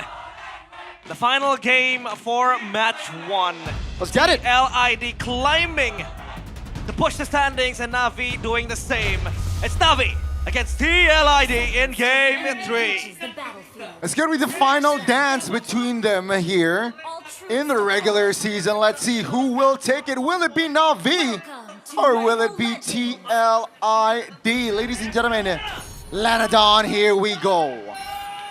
Let's see it. Only one Purify? Is that a Purify or is that even a... Yeah, only one Purify, only Kyo on the Harith, on Purify. Everybody else going Flicker, man. So when Cars gets a set, it's going to be crazy. When Aran gets a set, it's going to be crazy. It really is going to be a battle here, a pure battle. All right. Emblems, honestly, everything very, very normal here. The Sora on Concussive winning out against Aran on Brave Smite. You're gonna have that rotation now then, your cars. Especially of how fast you can clear. Oh. Good take by Andoryu. Yeah. You're gonna have that Blade Surge ready.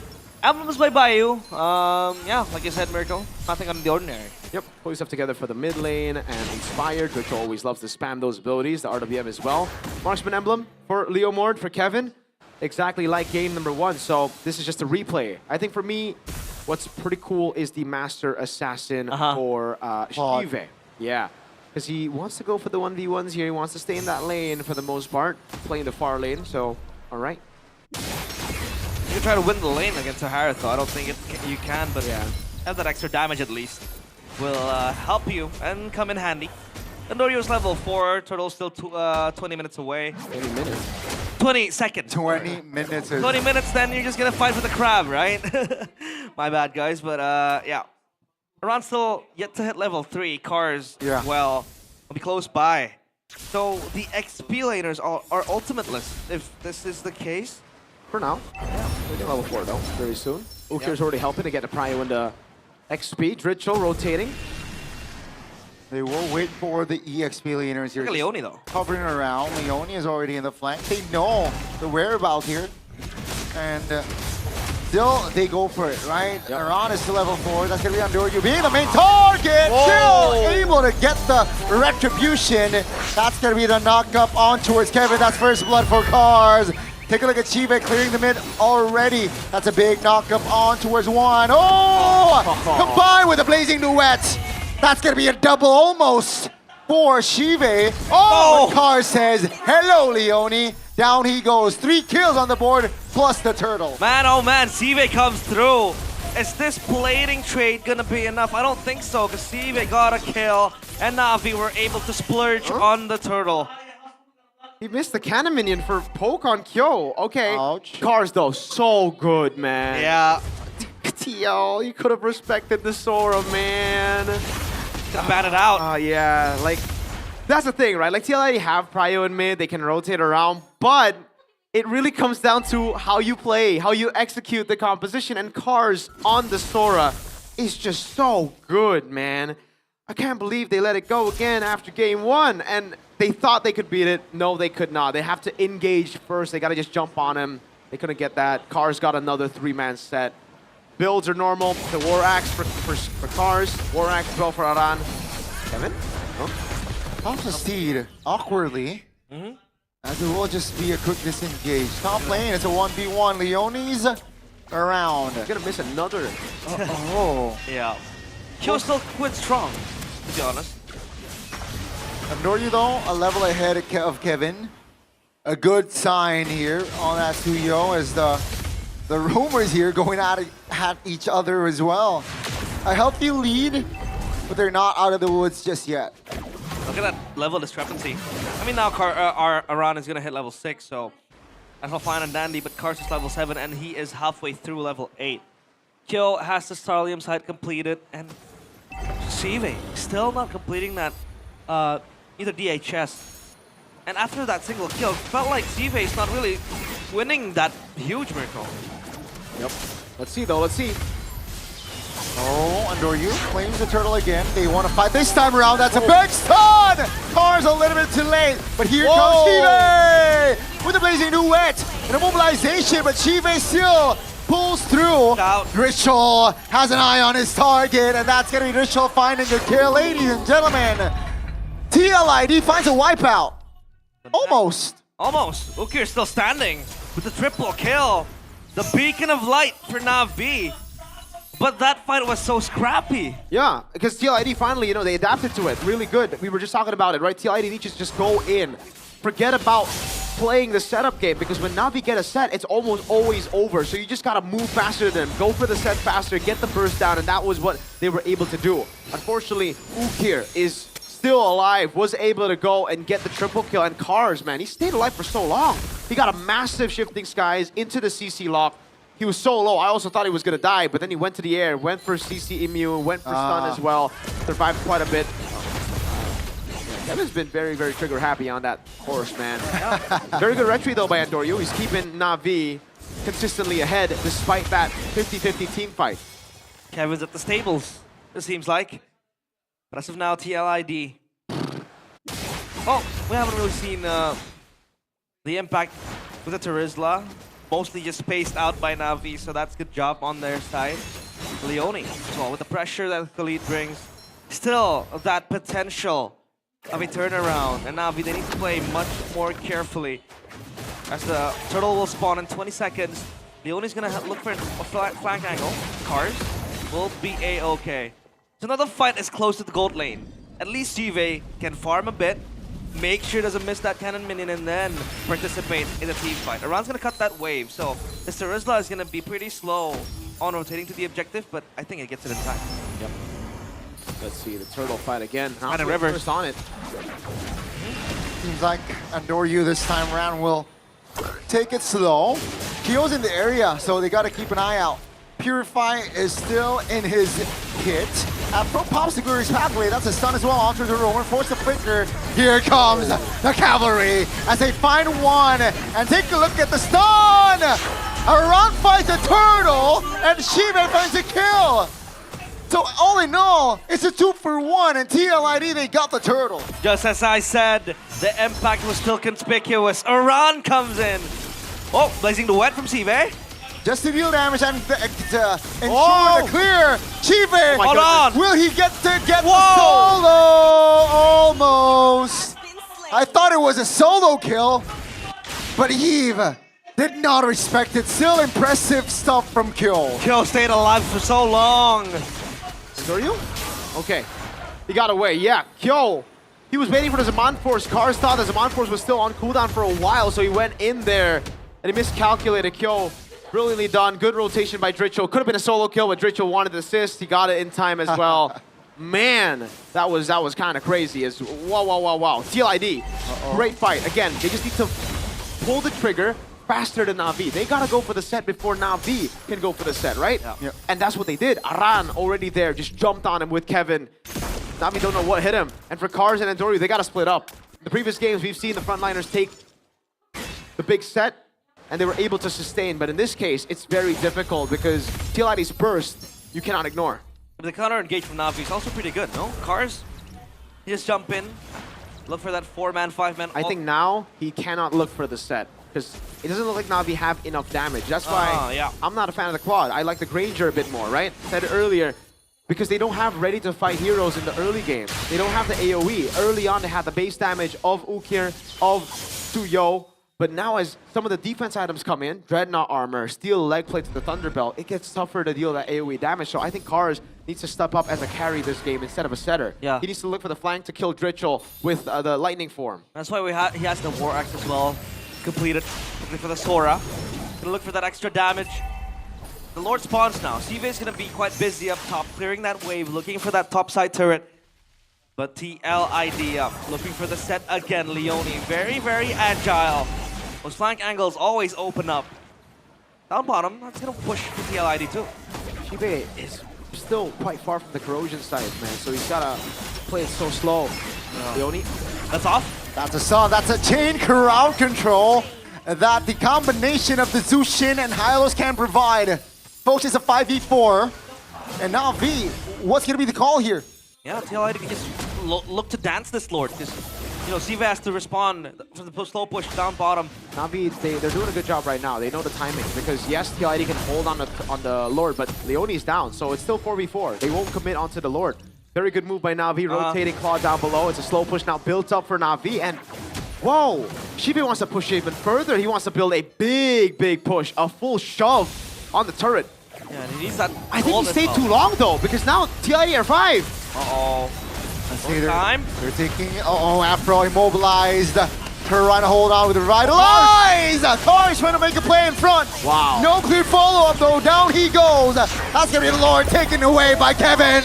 And here comes Andorio taking a consolation kill, but Shive goes down still. TLID still able to restabilize. I thought Siva was gonna push that, get some gold, get the corrosion side ready, and then join the team fight, but man, that wasn't enough.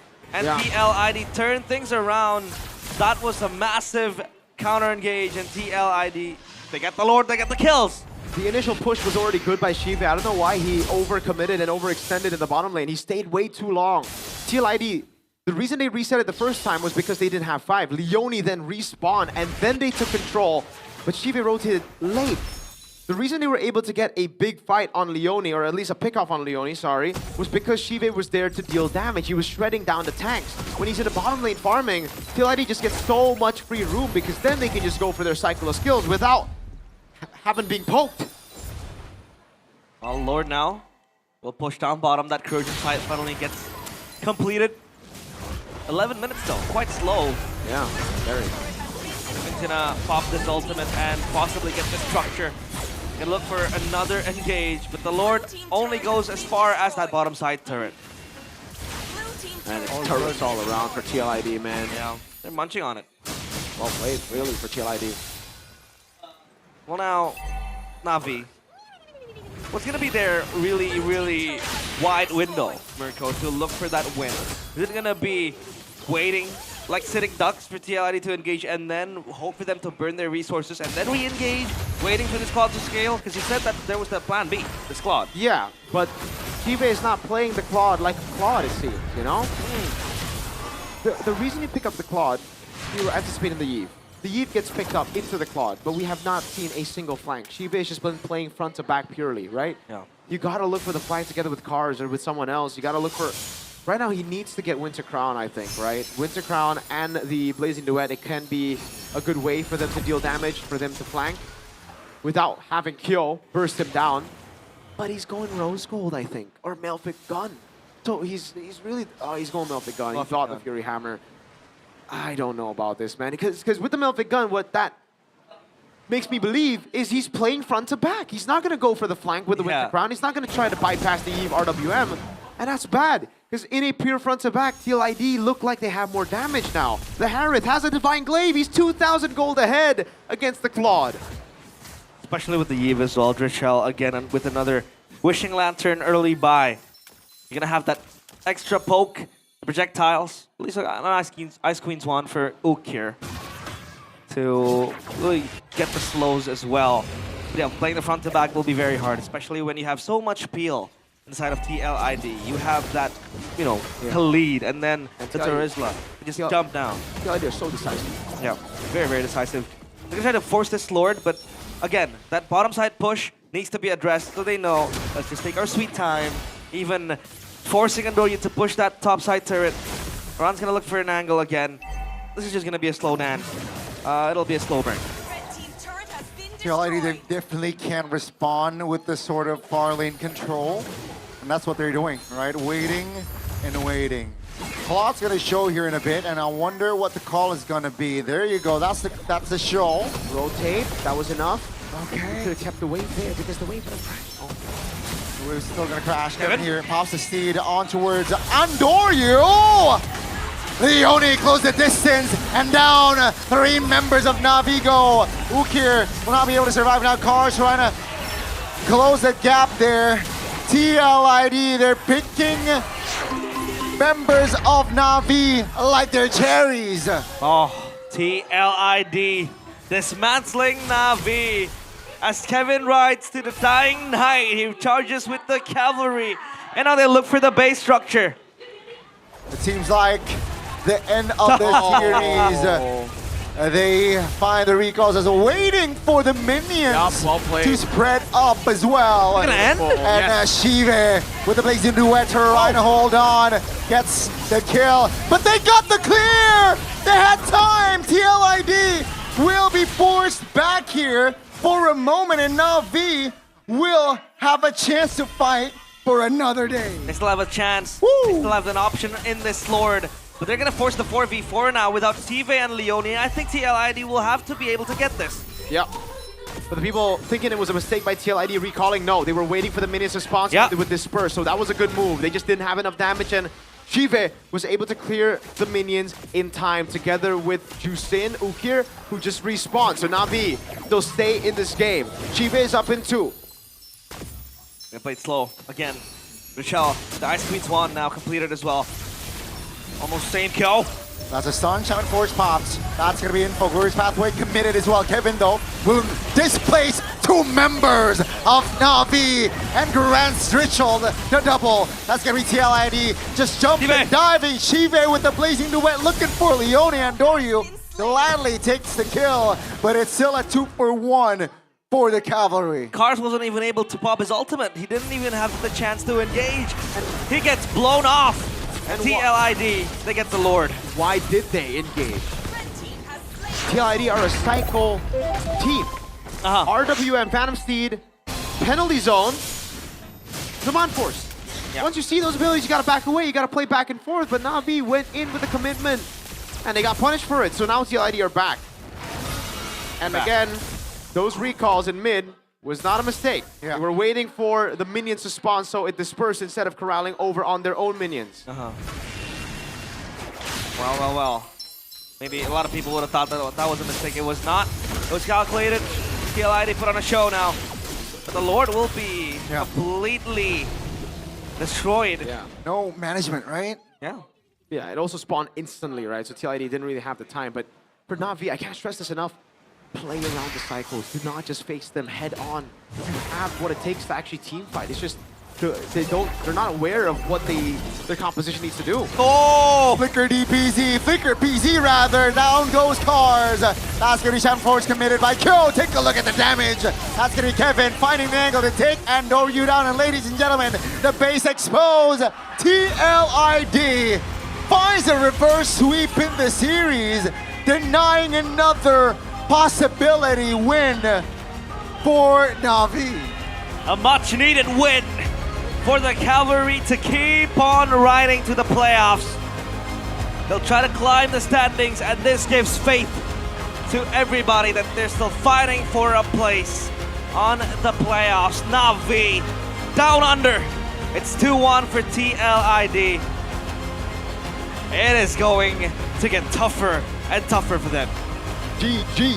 Navi now back in the depths, even lower than before to fight the playoff spot. TLID rise back, man, after a loss. They come back in very, very exciting fashion. Game 3, they just stayed true. They just used the same style, and Navi could not adapt. I love the way that we saw this game, right? For Navi, they always enter as the winning team. Turtle 1, they would win. Early game, they would win. But they just don't adapt. They just play the same way from that first turtle all the way to the end. Meanwhile, for TLID, it was the complete opposite. They made some mistakes early, but they learned from those mistakes. Again, look at the timers, folks. When they were recalling in the mid lane there, it was 39. If they had pushed a wave, there'll be 3 waves who would hold their wave. But they waited for 40 so that it disperses over to mid, the top, the bot, then they cleared out the wave, then they looked for the end, but it was just held down. Man, Kill was on 10 kills. He was completely dismantling Navi alongside everybody else in TLID. Navi, that was an okay early game. The mid game was even harder, but the late game completely controlled by TLID. Navi, they need to reroute, they need to reevaluate because things are getting harder. But now let's go to the stage for an interview with TLID and Sabil.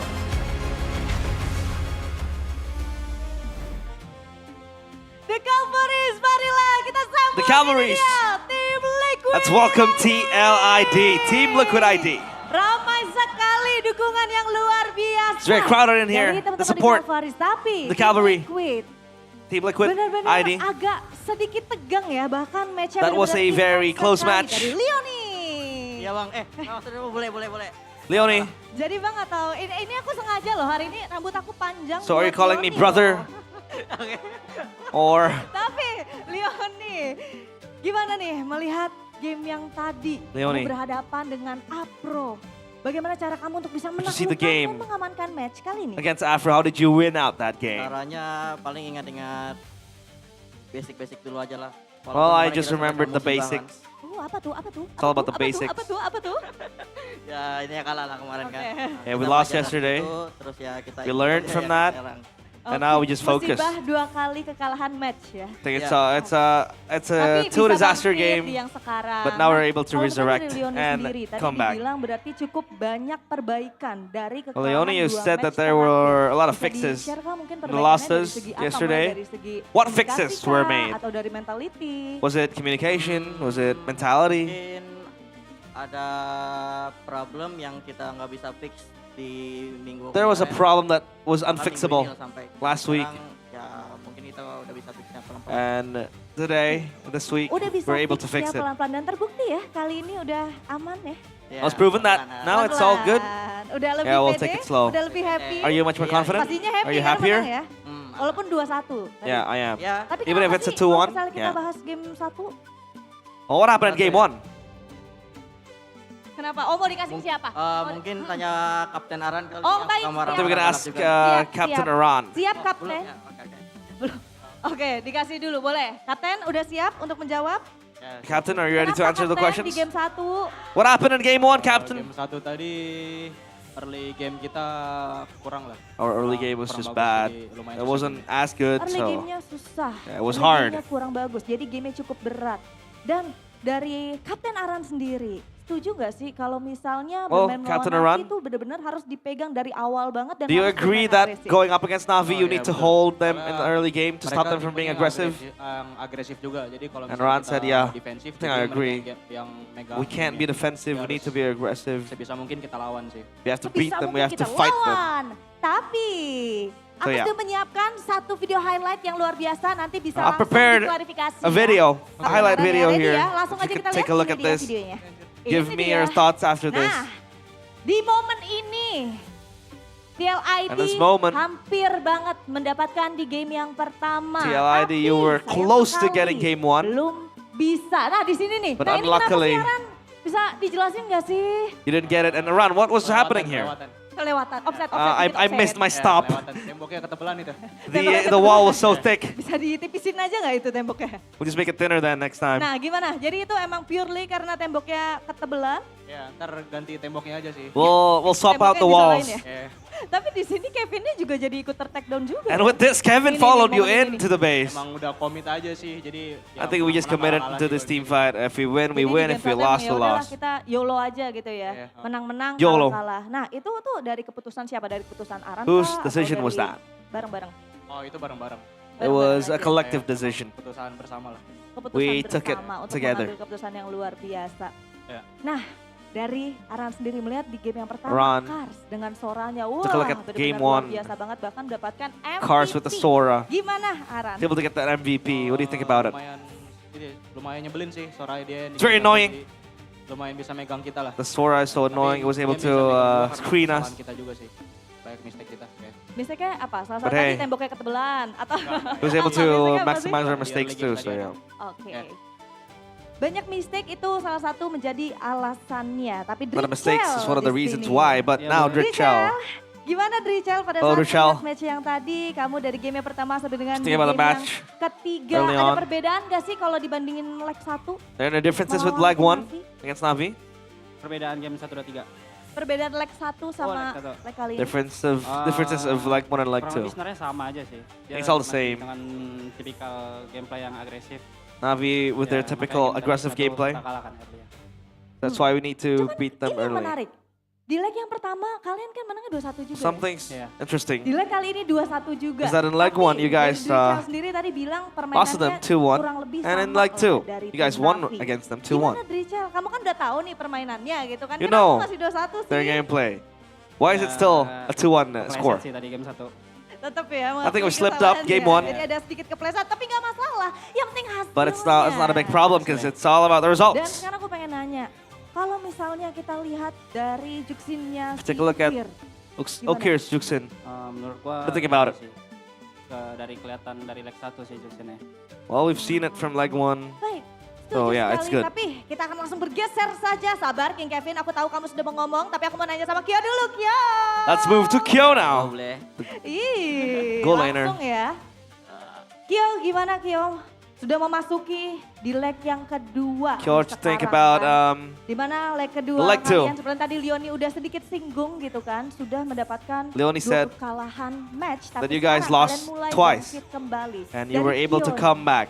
Ada metode-metode baru Kyo. nggak sih bersama teman-teman lainnya? Were there new methods Metode baru paling kita used lebih to the comeback? disiplin aja untuk early game kita. And Terus Kyo kalau said untuk leg 2 it's kan all kita about the pengen discipline, the early game. menang terus sih. And for leg Tetap 2, ingin we're gonna menang look terus. for wins Nah, because we need kalau those misalnya dari wins. Kyo sendiri, melihat dari match yang tadi nih. Take a look at Udah the cukup match. puas kah dengan hasilnya? Are you satisfied with the result? Udah cukup puas dengan game kita yang 2-3. And gitu Kyo lah. Kalau said satu that kan yeah, we're satisfied with our games kita early-nya. in game 2 and game Tapi 3. enggak kok Kyo tadi benar-benar luar biasa banget. Apa mungkin karena I ada think that support game was systemnya? very good. Yang hadir They have a hari support ini ya? system Pasti. that Oh, is langsung nambah present ini dia in the building. support systemnya. Boleh dong disapa dong. This is your support system. Hello. Wanna say hi? Apipi. And Apipinya that's Kyo's girlfriend. Wow, luar biasa pantas ya. Kayak dari tadi Very cute. mukanya berbinar-binar sekali. That's the reason why her face was very bright. Yang datang mendukung. Because you have your Baik, sekarang girlfriend kita here bergeser in karena the dari building. Tadi tuh King Kevin Maharaja, aku mau bertanya izin, King ini Kevin. kudanya udah dikasih makan kali ini ya? What do you think? Kali ini belum makan sih, soalnya makanannya tadi masih ada di belakang. This time I haven't eaten because my food was in the backstage. Ya, cuman minum doang tadi. Referring to Navi. Kudanya cuma dikasih minum doang. Minum aja udah segalak itu ya? All I did was just Jadi drink. emang galak sekali ya kuda dari King Kevin. I was given only a drink. Nextnya kalau But with a misalnya drink you were also wild and played very good. Kuda dari King Kevin berarti? Yang pasti ya, soalnya logo kita juga kuda kan. Jadi suka signature saya jadi kuda juga. Next time, Oke. I'll keep Siap. using the horse. Sepakat deh aku pokoknya sama King Kevin. Because Tapi, Team Liquid has a horse as the logo. So we'll kita keep melihat using it. adanya kemenangan pertama untuk tim RRQ. Well, Dari King Kevin sendiri. You have, gimana you have sih seen that melihatnya RRQ. King RRQ nih, dari RRQ sendiri sudah mulai Has that bangkit. win. Gimana? What do you think about King RRQ finally getting the win? Sendiri sih lihatnya RRQ udah improve banget lah. Gimana dia udah bisa. I've seen and concluded that RRQ has a lot of tahu cara end game improvements. dengan benar, terus They lihat know game how to discipline end the juga, game jadinya properly. dia bisa mendapatkan kemenangan kemarin So lah. that's why they were able to get the win Dan hari ini yesterday. kan nantinya tuh akan melawan tim Onyx kan? And today they'll Dari, face off against Onyx, RRQ akan RRQ. melawat Onyx. Gimana nih kalau misalnya menurut King Kevin sendiri? What do you think, King Kevin? Yang aku lihat sih kayaknya From what I've seen, pertarungannya ntar seru sih. Soalnya the match saya will be lihat very RRQ fun. juga kuat sih. Because Semangat RRQ sih look very pas strong kemarin. Nah ini dia nih from harapan yesterday. kemenangan untuk But this is the poster. Royal Derby ini gimana nih? Tanggapan tentang Mission Impossible RRQ. RRQ is a possible mission. Nggak ada yang impossible sih. Nothing is Semuanya sama impossible. sih, saya rasa. Nothing Everything is is possible. impossible berarti untuk tim RRQ ya? Benar.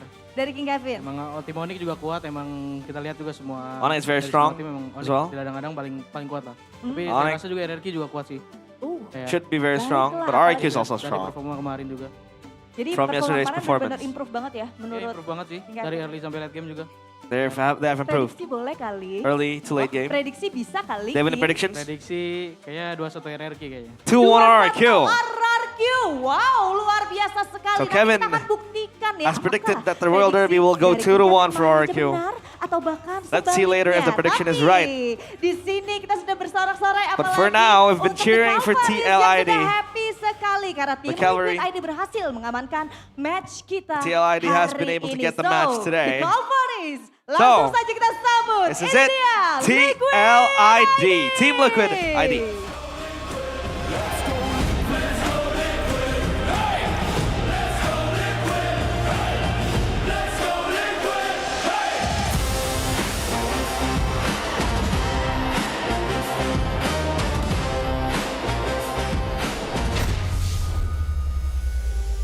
TLID with a convincing win up against Na'Vi. That first game was to forget, but Game 2 and Game 3, Kill said, was one of the best games he's played this season.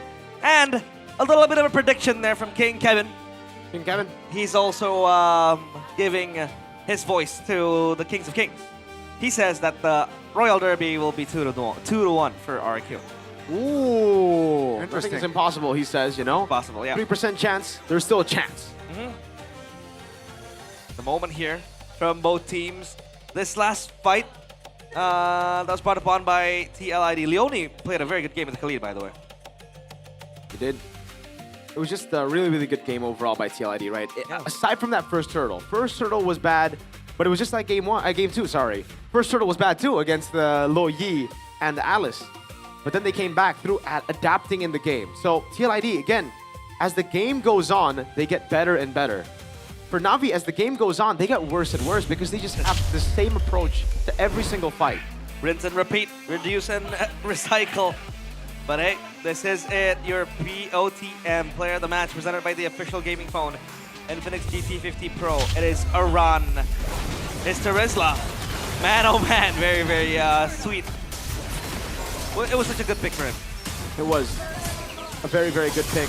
They adjusted after Turtle 1. They were like, okay, we just need to act faster. And here as well, they got the burst down, and then we saw the set from Cars. But as long as they get the burst down first, they're A-okay. And for Navi's case, they're also a team that just goes all in these fights.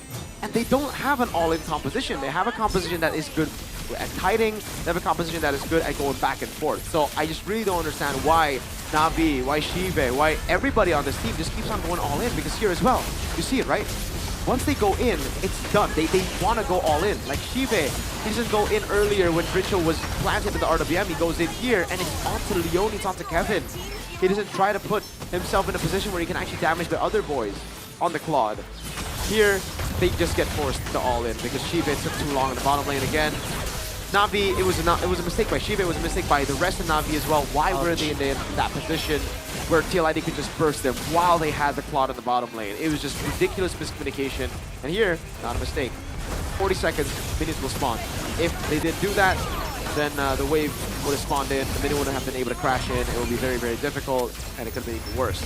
So at the end of the day, they just played it slow, tried to go for the end, they couldn't go for the end, they go in here again, and right, the two frontliners, they're just stuck there. Cars didn't want to ult to get away, he just got picked off, and they just play front to back all the time, front to back all the time. Here as well, right? It's just quick by TLID, even on the turret. They forced the all in this case, so this is the only case where Na'Vi, it wasn't their mistake, it was more on TLID outplaying them. But outside of the base, you gotta respect the cycle. Yeah. You're playing into the RWM, the penalty zone, the Raging Sandstorm, the Demand Force. You're not playing on the cool Phantom Steed. Everyone, this is a full cycle. It's a pure all-in comp for TL. We've been able to ration the abilities very, very well from TLID. Na'Vi did not respect that. But yeah, I think that justifies why we saw Leo Mord or Kevin was very, very trigger happy because they needed to go for that engage quickly. And Aran was one of the forefronts of that. Emblems, nothing out of the ordinary. We saw CV with the Master Assassin. We thought, okay, maybe he wanted to win the lane. Maybe he wanted to be more on the sides, look for the 1v1s, and then play it to perfection. But he went for that Blazing Duet without knowing that Kyo had the Zaman Force, and I think from there on, the Cloud just became irrelevant. And the way he played it as well. You said it. You know, he was supposed to look for flank angles when the Eve is so stationary. Going for the Winter Crown would be much of a greater option compared to the Malefic Gun, where you really want to hit from afar and then kite. And that didn't really work because you needed to really go in and then go for the backline, which CV didn't really do much. Interesting stuff indeed. 17 minutes of game time for that game, the final game of that series. And it happened again, right? Leg 1, Na'Vi didn't get the win, so no revenge here for Na'Vi, at least for leg 2, up against Team Liquid. Very, very good. But hey, are you excited for the next match? I'm excited. Very excited. Royal Derby. Whippy-Kaye. RQ gets Onyx is calling, but we'll have to take a break first. We'll see you after the break in MPL ID Season 17.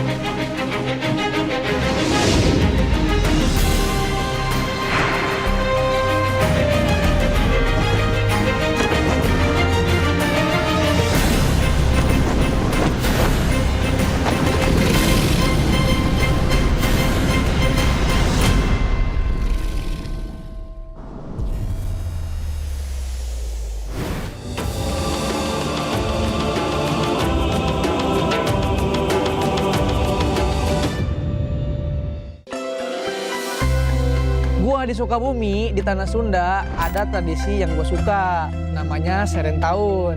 Dan Seren Tahun itu bukan sekedar pesta panen. Ini tentang menyerahkan hasil kerja 1 tahun kepada Tuhan Yang Maha Kuasa. Tentang bersyukur dan memulai dari nol lagi. Padi nggak tumbuh dalam 1 hari. Padi butuh waktu, perawatan, kesabaran, dan kerjasama. Ini sama dengan e-sport, mekanik, rank tinggi, makro, itu juga ditanam. Jadi, kalau lu nggak sabar, lu nggak bisa punya hasil panen. Di Seren Tahun itu, di diri gua terbentuklah mental proses. Jadi, konsistensi lebih penting dibanding hasil instan. Di gua, Sungai Musi itu bukan cuma sungai, tapi itu kehidupan. Di festival itu, semua perahu maju kencang, tapi bukan yang paling kuat yang menang.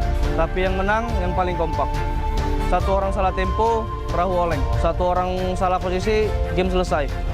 Dari tradisi ini gue belajar tentang sinkronisasi karena chemistry menentukan segalanya. Tradisi di Bali yang paling ngena lah di gua, menurut gua tuh nyepi. Karena nyepi tuh ngajarin kayak diam itu kuat. Jadi selama 24 jam gak ada aktivitas, lebih ke introspeksi diri lah. Di momen itu kita jadi lebih jujur sih sama diri sendiri. Kenapa kita kalah, apa yang salah. Di e-sport banyak orang berhenti karena kekalahan, tapi gua enggak. Karena nyepi ngajarin gua bukan buat berhenti, tapi buat memahami. Hingga sekarang, gua masih berjuang di liga ini. Dari kecil di daerah gua tumbuh dengan gurindam 12 karya Raja Ali Haji. Gurindam 12 itu memiliki 2 baris tapi maknanya dalam. Baris pertama sebab, baris kedua akibat.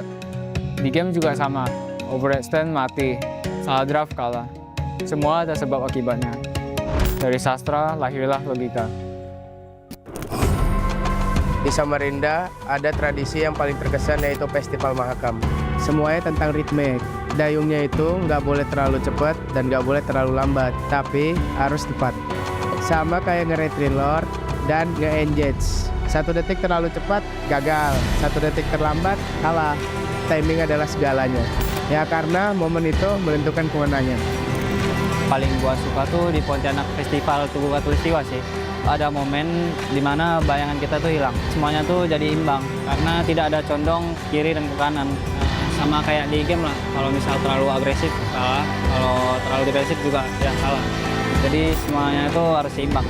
Karena balance adalah kunci untuk mendominasi.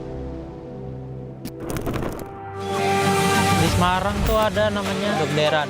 Kayak kita nyambut bulan puasa ini dengan penuh sukacita, kayak ramai juga energinya. Dan gua di panggung MPL sih ngerasain yang sama sih, kayak energi penonton tuh kayak nyata, kayak mirip lah. Itu yang bikin gua nggak mau kalah sih. Semangat kebersamaannya jadi bahan bakar buat gua untuk berkompetisi di sport ini. Tradisi di Aceh yang paling teringat sama gue sih tari saman. Tari saman tidak memberi ruang untuk kesalahan. Ya kalau satu salah ya semuanya kelihatan salah. Ya jadi gue belajar hal yang sama lah yang ada di tari saman. Kita harus satu pikiran dan satu gerakan, ya itu yang membuat tim jadi improve. Jadi disiplin kolektif menciptakan kesempurnaan. Di dalam e-sport, sinkronisasi adalah dominasi. Pas di Makassar dulu, pas gue kecil, gue paling suka kapal finisi. Kerennya finisi itu dibangunnya tanpa gambar. Ya bisa dibilang blueprint ya. Jadi cuman pengalaman, insting, dan kepercayaan. Jadi pro player itu nggak ada petanya. Jadi yang ngajarin gue itu, ini pasti berhasil tuh. Nggak ada. Jadi dibangun kayak finisi, sedikit demi sedikit. Jadi tradisi ini mengajari gue melangkah tanpa kepastian. Percaya proses adalah kunci.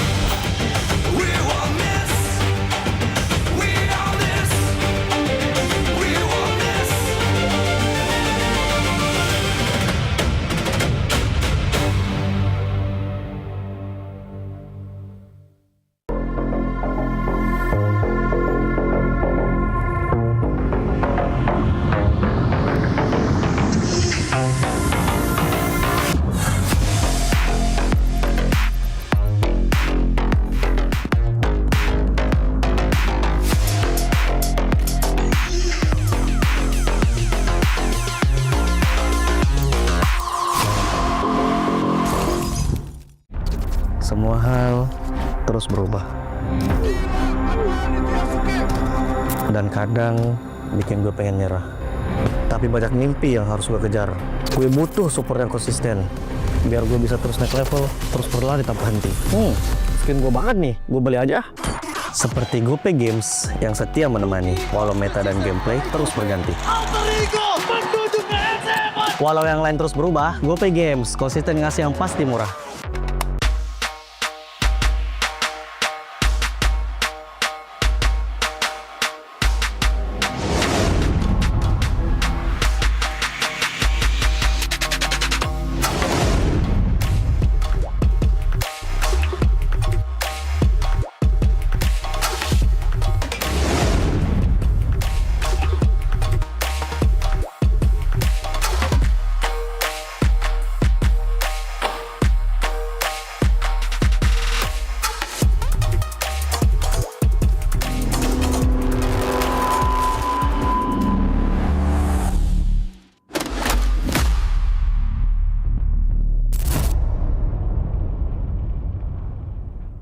Garnier Men. Keringat, minyak, dan kulit sensitif bikin jerawat susah dilawan. Lawan jerawat dengan nyaman bersama. Baru Garnier Men Acno Fight Gentle Gel Cleanser dengan salisilik dan sika. Lawan 99,9% bakteri penyebab jerawat. Teruji pada kulit sensitif. Nyaman di kulit. Optimal lawan jerawat. Garnier Men Acno Fight Gentle Gel Cleanser dari Garnier Man. Tak ada hari tanpa mabar, main nge-lag, kerap buatku tak sabar. Gimana mau main sampai kelar? Ini waktunya ku bersinar. Okay, let's do it. Game smash andalanku bikin mainku semakin hebat. Pin stabil main makin mulus, rankku fix naik terus. Tukar DG rings, diamond dan voucher game kau dapat. Cuma Game Smash makin no debat. Game Smash Booster, kini dapat DG rings. Beli paketnya dan aktifkan boosternya di aplikasi Dunia Games. Hah? Habis? Ya, kosong. Jauh lagi. Tenang. Ada Klik Indomaret. Klik Indomaret gratis ongkir 1 jam sampai. Klik Indomaret, belanja online seperti di toko. Klik Indomaret.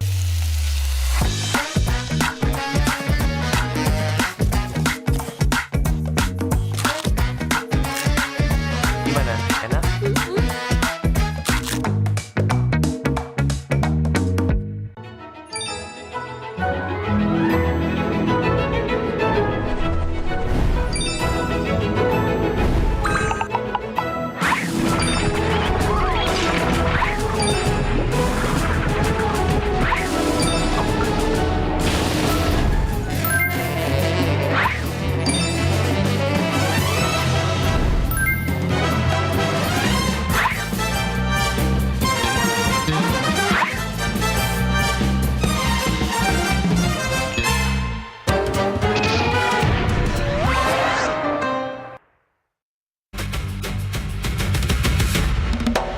Teman-teman Superfans, sekarang MPL Indonesia berkolaborasi dengan Telx dan juga Aircraft.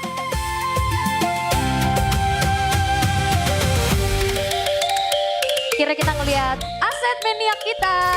Keluar tadi gemas. Lucu pisan. Ini adalah collab terbarunya kita nih bersama dengan Aircraft dan juga Telx. Ini adalah sebuah pergerakan di mana kita bersatu padu. Kalau sekarang sih seru ya, soalnya ada budaya-budaya Indonesia juga ya, kita mengangkat semua budaya-budaya. Terus kayak kemarin player-playernya juga pas entrance-nya jadi ada permainan zaman-zaman kita kecil, jadi flashback aja seru sih.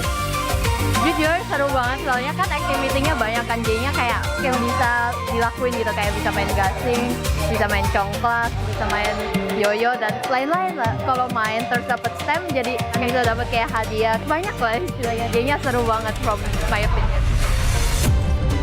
MPL sekarang sih udah mulai care sih sama budaya-budaya Indonesia. Gua rasa ini bisa jadi buat edukasi di generasi gua sih. Soalnya ini bisa buat tahu budaya dan tradisinya lah di Indonesia ini. Makasih MPL udah menghadirkan permainan-permainan masa kecil kita. Terima kasih MPL karena sudah membantu kita semua jadi ingat masa lalu kita. Semoga Kedepannya MPL makin ada aktivitas yang lebih seru lagi.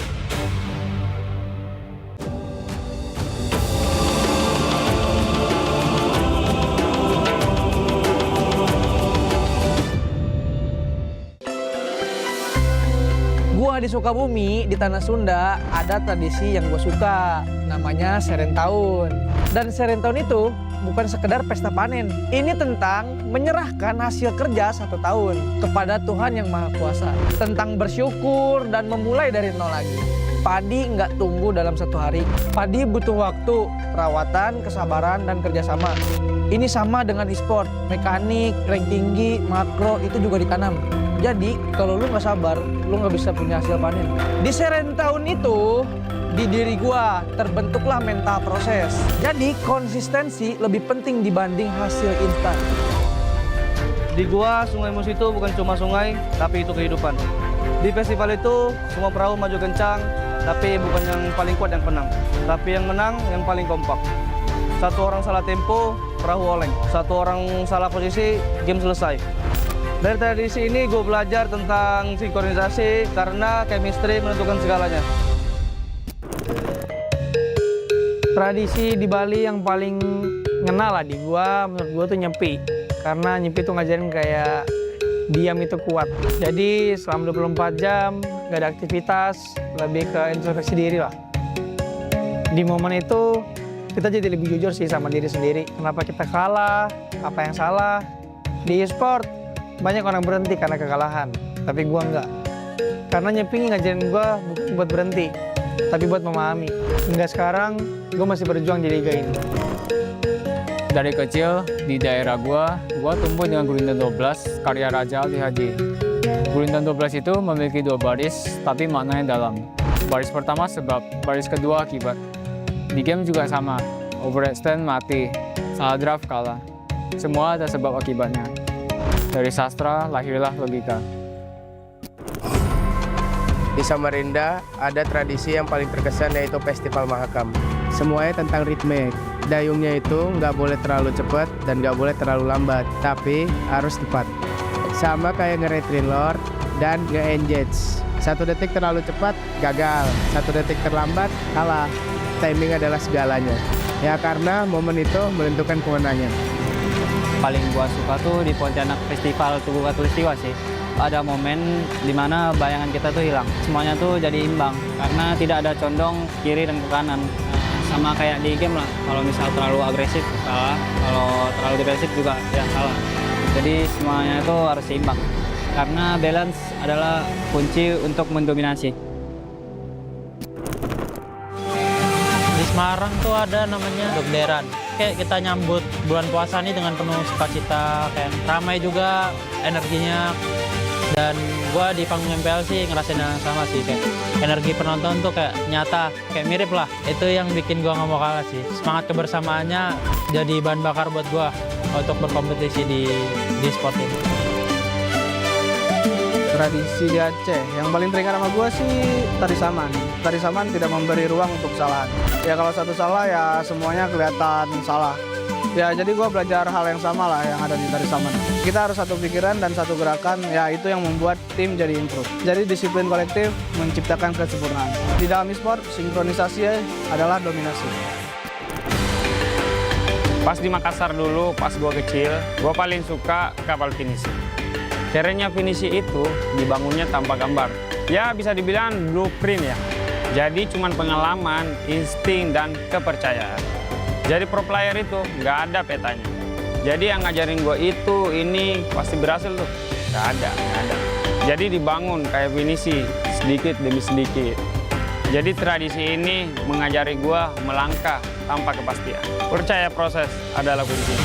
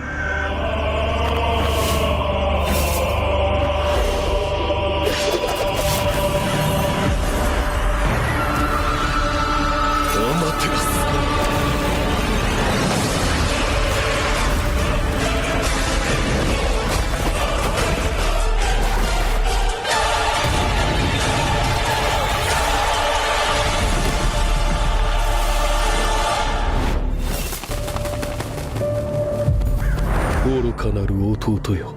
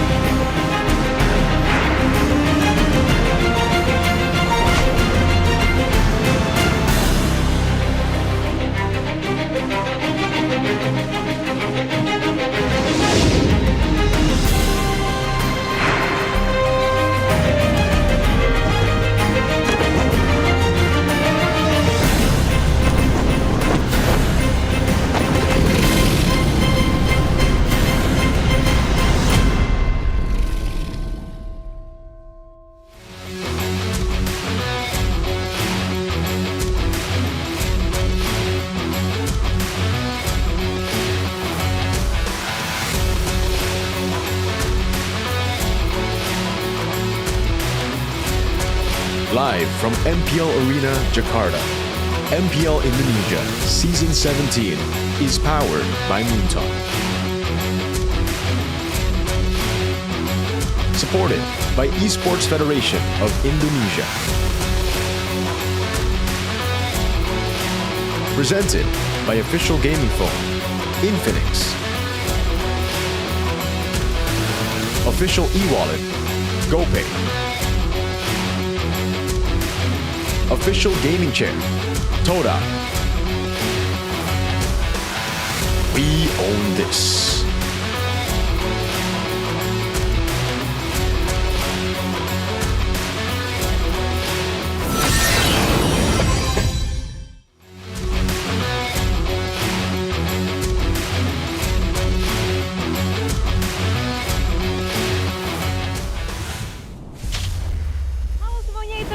Menantikan Royal Derby yang kedua. Hello guys, Eterna here, waiting for the Royal Derby. Kita mau ngobrol-ngobrol dulu sama Super Dan. But before that, let's talk. Let's have a chit chat with Super Dan. Baik. How are you today? I'm very good. Are you comfortable speaking in English or in Indo? English. English, oke. Kita akan bikin interviewnya pakai bahasa Indonesia dulu ya. Jadi mohon bersabar untuk translation ya. Tapi gimana Super Dan kemarin atas kemenangannya? How was your sleep last night? Baik karena kami udah dapat win pertama. Oke, baik karena udah dapat win pertama. Sekarang opportunity RRQ masuk playoff naik jadi 3% loh. Lumayan dari 0, berapa jadi 3%. Did you know that? Yeah, udah lihat. Udah. Yeah. How do you feel about that? I think still okay. Karena tim kita mindset nothing to lose mindset. Mereka mindsetnya tuh nothing to lose. Jadi satu tim itu baik-baik aja hari ini. Tapi masuk ke game yang ke berapa nih? Udah game ke berapa nih ya RRQ ya? Pokoknya masuk game berikut ini kan kita ngelihat kalau kemarin Super Dan tuh ke highlight banget ya. Back to back player of the game dan akhirnya menjadi player of the match juga. Gimana? Apa perbedaannya? What was the difference? In your performance from last time and yesterday when you were able to get that 2-0? I think I achieved that because we play as a team, then we commit as a team also. Because dari pertandingan kemarin kami gak commit as a team. Oh, oke. Jadi dia bilang dia berhasil mendapatkan back-to-back MVP atau back-to-back player of the game karena mereka bermain sebagai satu tim. And now you guys are playing as a team. How did that change come about? Because of some meeting dan open forum of our team. Meeting dan open forum. Akhirnya mereka bisa bermain menjadi satu tim. Was that within the RRQ players and the coaching staff or was someone else involved? With RRQ coaching staff and players. Oh, oke. Jadi mereka meeting sebelumnya. Tapi kita cukup penasaran juga, kalau dari Super Dan itu suka baca komen gak sih? Mungkin baca komen, do you guys read comments? Do you personally read comments? No. No? Yeah. Okay, so we have comments for you today. Alright, so let's bring out the first comment. Kita ada satu komen dulu, yang pertama dari Coach Theo Nile. Pendapat Theo Nile tentang Super Dan. Jadi dia bilang kayaknya dia butuh hero kuat yang bisa sustain untuk long fight. Dia buktiin hari ini, Super Dan mainnya bagus banget. Theo now mentioned that you played really good. And you're really good when you get heroes that can sustain in long fights. Do you agree with that? I think so because kami menang dari kemarin ya. Oke, dia setuju guys, dia setuju karena mereka menang kemarin. What's your favorite hero by the way, Super Dan? For now or in general? In general, for now too, you can? For now is Phobius Glue. Phobius Glue. Yeah, Phobius Glue. Oke, jadi hero favorit dia sekarang itu Phobius Glue ya. What about the Yuzong? I think a lot of people are talking about your Yuzong. Yuzong still my favorite, tapi gak prayo this meta, yeah. Oke, dia suka main Yuzong tapi unfortunately kurang prayo di meta ini menurut Super Dan ya. Oke, we have another comment from you other than from Theo Nile. We have a comment from your number one fan. Oke, let's bring it out. Ayo kita lihat komen dari number one fansnya Super Dan nih. Mas Ade unggulkan RRQ karena mereka punya Super Dan. He thinks you're gonna win the Royal Derby because RRQ has you. I think that just me. We need to play as a team together. We cannot win kalau gua aja ya. Oke. Dia Need bilang as a team ya. Dia bilang kalau misalkan nggak ada timnya nggak mungkin menang, jadi bukan karena aku. Do you have a message maybe for Mas Ade? Buat Mas Adi, gua bersyukur buat dukung buat gua ya. Dan semoga lu dukung gua selalu ya. Dukung selalu ya Mas Ade ya, dia bersyukur loh atas doa dan semangatnya juga ya dari Mas Ade ya. Tapi coming into this next match kan akan melawan Onyx nih. Kita ngeliat kalau misalkan Onyx tuh baru kalah 2 kali. Menurut kamu sendiri, pandangan kamu sendiri atas Royal Derby ini, kamu masih pede nggak bisa menang lawan Onyx? Gua masih pede. Masih pede? Ya, masih pede. Ini kan soalnya orang bilang-bilang sebagai final boss season ini. Tapi tetap pede? Ya, tetap pede. Pede, kenapa pede? Because seperti kemarin, we still nothing to lose mindset. Dan kami ada trust buat bersama ya. Oke, thank you so much Super Dan. Good luck for the Royal Derby. Terima kasih. Pokoknya nothing to lose mentality. Dan apakah mentalitas itu akan kuat untuk melawan Onyx, final bossnya hari ini? Kita langsung saksikan bersama. Kita langsung lempar kepada para casters, silakan.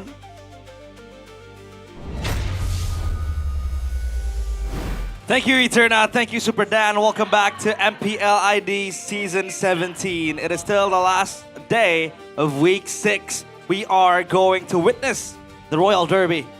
Onyx up against Haraki Hoshi. And let's talk a bit about that interview. Super Dan, super humble guy. He seems very shy, and he's practicing his Indonesian language.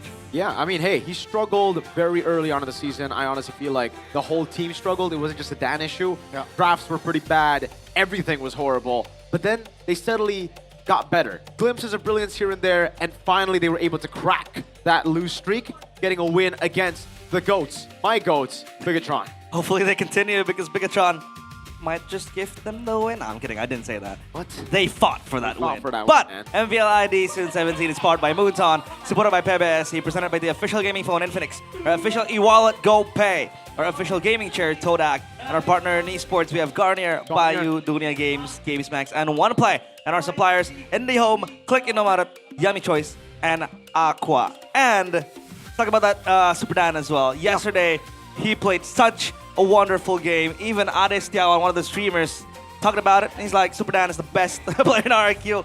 But funny enough, yesterday in an interview, Super Dan does not know who Ade Setiawan is. I mean, he's an import, right? Yeah. If I were to move to a country, I wouldn't know the influencers right away. I think, especially if my team's form is not looking too hot. Yeah. So, yeah. It's not just that, Gani, but it's the fact that I think RRQ players have not had access to social media for a while. I think that's what's up, because I sent a few of them some messages and haven't gotten a reply. Like, it was early weeks. So, yeah, only their coach has replied. So I think they are just limited out of that. Let's see the playoff scenario for RRQ. RRQ secures a playoff spot if they win all remaining matches or only lose once. And they can still qualify conditionally if they finish with 6 wins and 10 losses. And they still also have a conditional chance to qualify even with 11 losses if the 6th place team does not have more than 5 wins. This is very methodical, very, I'd say, very abundant in terms of the prerequisites. But look at the chances here. It was first 0.9, 1.17, and now, you know, it'll be 6.29. It'll boast 3% higher if they are able to win 2-0 against Onyx. So it's not just a match win, Mirko. It's also the game wins. But if they lose to RRQ 2-0, it'll be a 0.90% chance, right? So, again, yeah, we see the scenarios. We see how bleak it's looking. And I think what's most important is the players don't look at this. Yeah. Why were they able to perform so well yesterday? At least from Toy in an interview, we heard that they came into that match with a nothing to lose mentality, right? So I think that should be the same mentality coming into this match. They shouldn't really be thinking about if we can make it a playoffs, whether or not, losing a game here would decrease our chances. All they need to think about right now is play their game. If they play their game, I can guarantee you at least they'll win the early game because they are one of the best teams at securing early game. It's just they lack the composure, they lack the creativity, they lack a lot of things when it comes to late game execution. Yeah, they do. And for the Giants ahead of them is Onyx. And I feel like yesterday they were able to topple down Bigatron. Today it's going to be Onyx. If they win, I think they have been able to get past their biggest test, right? Going into, the remaining matches in week 7 later on, 8 and 9. They still have a few matches to play. But I just don't like it as a player or as like a coach if I need to be dependent on other teams' results. We've seen this case before where I think they needed to depend on Geek beating Rebellion. And we know what happened. They sent martabak manis to the Geek Fam Gaming House I remember as that. a gift from Paape or Mr. AP. Will they be dependent on other teams though? Because Onyx, this is the team to beat. Everyone wants to beat this team. They have proven that they are not immortal. They are still, Who beat them?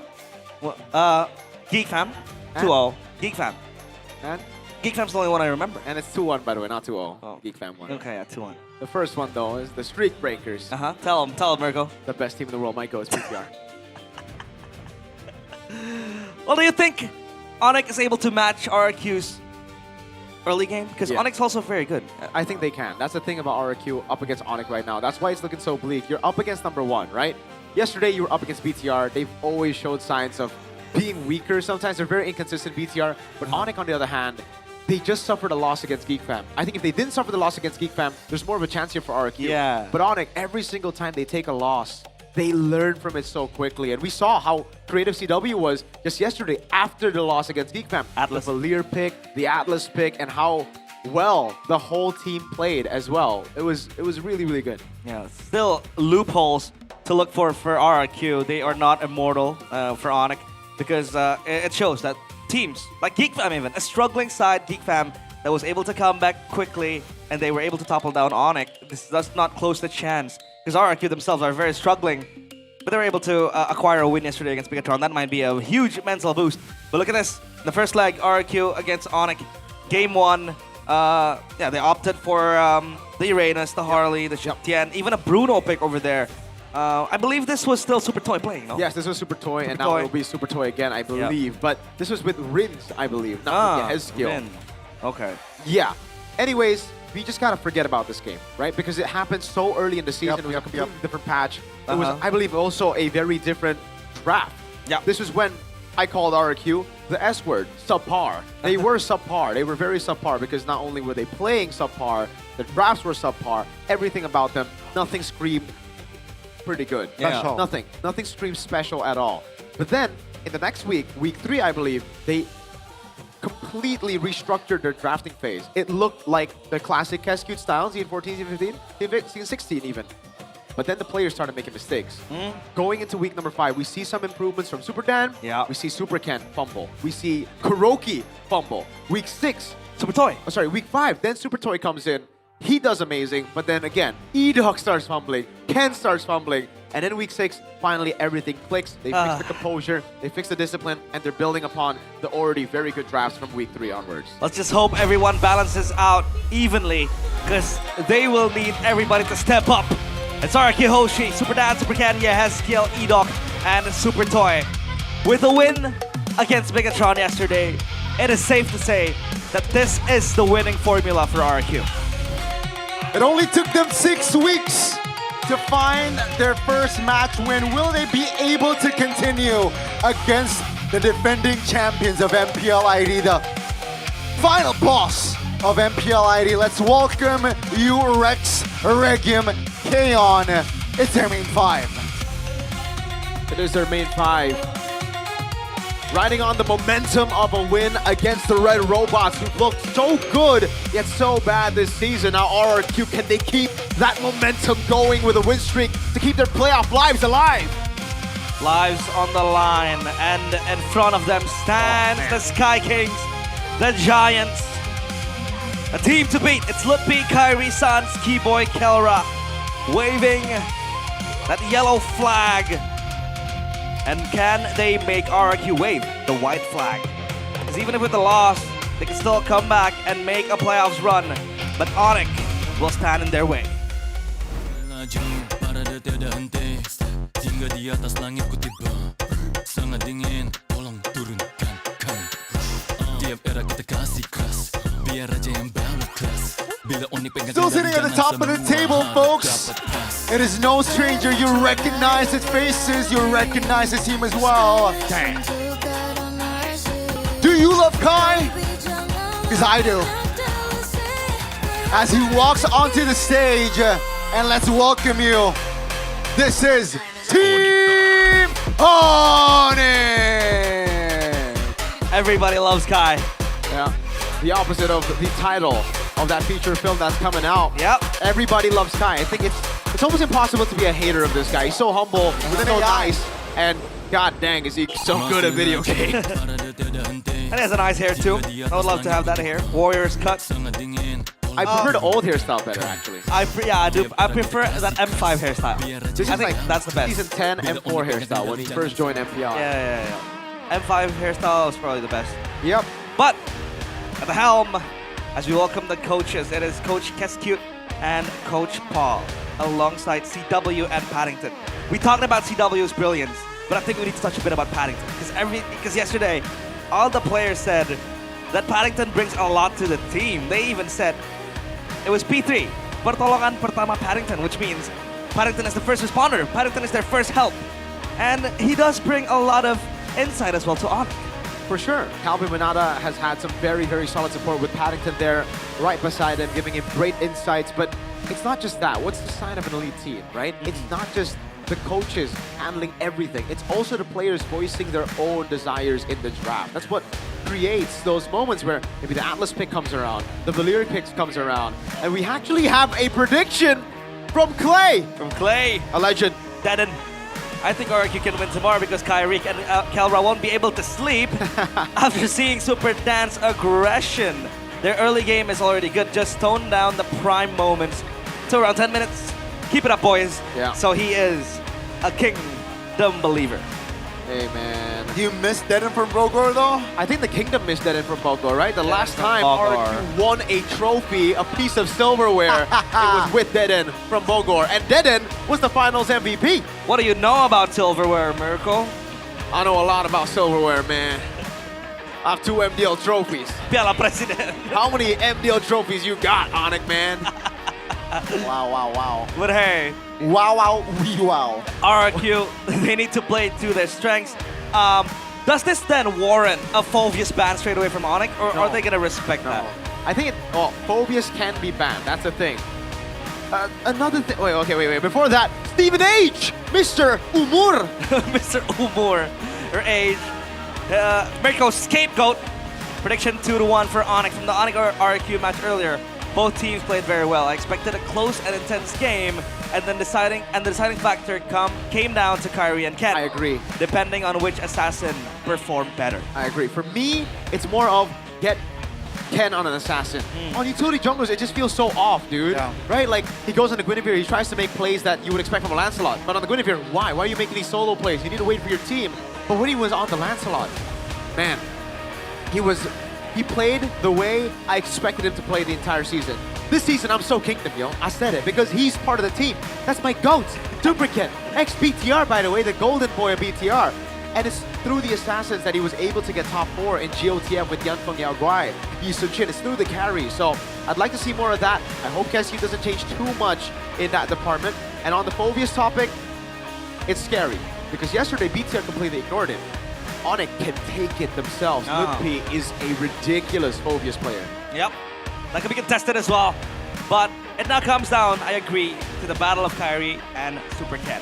Yes, you're gonna have good, amazing side laners. Kelra against Super Toy, that's gonna be a lane to be talked about. Sans against Yehezkiel, that's gonna also be a very spicy matchup. But Super Ken's against Kyrie. Kairi is known to be able to play the tank junglers, the utility junglers, the assassins, even. He is super good at that. But for Super Ken, yesterday he brought out the Lancelot. He did very well. That escape against a trap set by Bigatron, and he was able to impact the game in a different way. And I think that could be where RRQ panders into. And these are the assassin hero Super Ken uses. 19 times picked up is the Lancelot, followed by the Ling, the Fanny, the Nolan, and the Joy. Not the best of win rates of both the Lancelot and the Fanny. No, not really. But the Ling and the Joy. That Joy, 88%. I mean, here's the thing, right? This is an all-time record of an assassin. So, like, the Joy is not really meta. See, the Ling is not really meta as well. Now, with the Lancelot shown yesterday, is that it from the side of Super Ken in this current meta? The Fanny can come through. Hey, Kai can... I mean, Kai can rock the Fanny as well, Mirko. Are you sure? I'm joking. With the cables? Yeah. Kyrie's definitely the better Fanny. The debate, there's never a debate. Kyrie is the better assassin player. A nice win rate too. Way better of a win rate. Not on Ling though. Not on Ling. Might go still gets that, but anyways, Kyrie is the much better assassin player. It's not about the matchup Kai versus Ken. It's about Ken doing his best for his team. And he needs assassins to do his best for his team because clearly on utility, he feels lost. But I think in that case, it's pretty similar to Kyrie. When he's on the utility, well, the losses that Onyx have taken mostly have been on utility picks. Yeah. 81% on the Hayabusa though. Oh my god, Kyrie Hayabusa. Oh my god. Kelra though, his debut was so good. An MPL ID deathless for like 2 matches. But now he faces competition again. The pressure is there. The problem with Onyx is that everybody can be a star. So even if Kelra gets shut down, you still have Kyrie. Kyrie gets shut down, you still have Sans. Sans gets shut down, you still have Lutpi. And then, if everybody shuts down, CW will play. Keyboy gets a 5-man set. Keyboy, yeah. That. And then when everyone gets shut down, just call in Yep, baby. Yep, go along, Yep. That's always Yep. the trump card. That's when they start losing, when they can't find a solution, just call Mr. VP, the GOAT. So when you're number 9 on the standings and you want to make it to playoffs, playing Nile in the XP lane isn't the answer. No. You should call Yep. You should call Yep. I'd hate to see Nile in the XP lane in VTR. I hope I never see it. Nile Badang. I hope I don't see it. But, but I hope... I mean, I have been hoping this for a long time. Oh, wait. Hello Kingdom Lampung. I believe there's a watch party going on there in Lampung. So shout out to the people in Lampung. Hello Lampung. It's the RQ program, the RKK, which is the Keliling Kota, which basically means going all over the cities in Indonesia, which is nice. But now Onyx will have first pick selection. They'll be on blue side, 68%. Still unbeatable on red side though. That is nasty. I mean, that's just the Yeb style. He's passed it down to Mr. C-Dubs. C-Dubs is doing pretty good. A lot of people say draft issue. I agree in some parts, but it's also kind of like an Onyx thing, you know, where they, oh my god. 16%. It's still shocking to see. It's still shocking to see. Yeah. Kescute, is it crazy to say that I still trust him? It's not. Am I crazy? Are you delusional? I mean, if it's just based on this season, I'm gonna say you're crazy. But if you see like the overview of like his, I'm seeing when he was in BTR. Exactly, BTR and then RIQ. It just goes to show sometimes you're, you know, the circle of life and it. I like that. Very philosophical. Anyways, Guinevere gets banned out with a chip. Edoc's main hero in the Rome in this season so far, and the Phobius gold. Phobius respect comes through for Onyx, so they don't want to contest this, which means that heroes like the Chusin gets away. The Sora as well, which by the way hasn't seen much of daylight in the first phase. Usually comes in the second phase. So yeah, Onyx, do they go for the Chusin? I think so. I think it's a standard route. Oh, Harley, yeah. The Harley first. So RQ. Oh. Ghani's happy. We have yet to see it in a Harley game, right? Because oh no, yeah, at least for today. Yeah, Uranus early. Uranus is early. This is exactly the route they went for in week 2 when they went up against Onyx. So, oh man, Onyx, what did they go for now? That is a very early Uranus, and you know what? Onyx are the type of team to lean into newer picks. Atlas was buffed. They go into Atlas. We've seen Dairoth in MPL Philippines. It is a counter to the Uranus. Yes, yes, yes. I don't think we're gonna see it here, but I think maybe in the second phase. Yeah. Hey, Lud P is the predecessor of Boots. So? And Boots can play a mean Dairoth. Hey, not just that. Well, the Harley's already picked up, but Kyrie used to play Dairoth jungle himself. They go for the Sora and the Claude instead, so that takes away the Dairoth possibility. They go for normal picks here in RQ. Where are they gonna go? Uranus and the Juicin. I think picking up a jungler would be wise here. Or, the thing is, Leomord ain't bad. It's just, if you go Leomord, you're back to the RQ that lost in the first leg. You're back to that style. Nice! Yeah. I like it! Lancelot is Stick so to the good. assassins! Yep.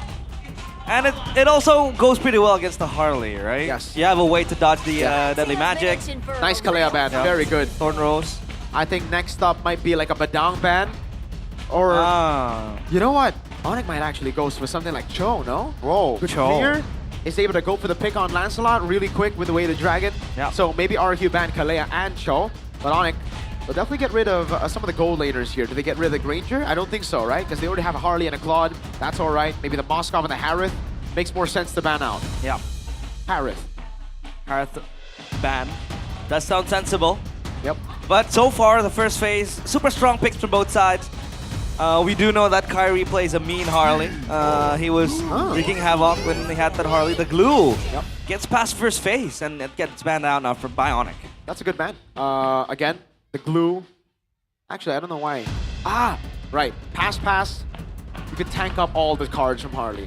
So, what's Sandy doing there? That's your friend, right? Gonzers? Yeah, I know Sandy. Yeah, we know each other. 2-0, 2-0. Oh, he says 2-0, 2-0, please. 2-0. He wants the a Kingdom 2-0. will certainly be hoping for the opposite. Yeah. They're hoping for 0-2. They banned the Yi. Oh yeah, the Yi was available. I mean, Sans has a lot of heroes in his arsenal, man. Yeah. It's a lot of options to go for. Yeah, the far side if they pick up the Harith. So, you know, if you want to let go of the Harith, that could be a possibility. But yeah, it's better to ban it out because Super Toy is pretty good at that as well. Sonic, one last ban. I think it should just be the Harith, no? Yeah. Are they that confident? Are they just going to leave the two gold laners open, go for another roll? Yeah. Okay. I was about to say, hey! Hey, Red! X-Onyx, by the way. X-Onyx, X-RQ, by the way. Yeah. Red in the building here today.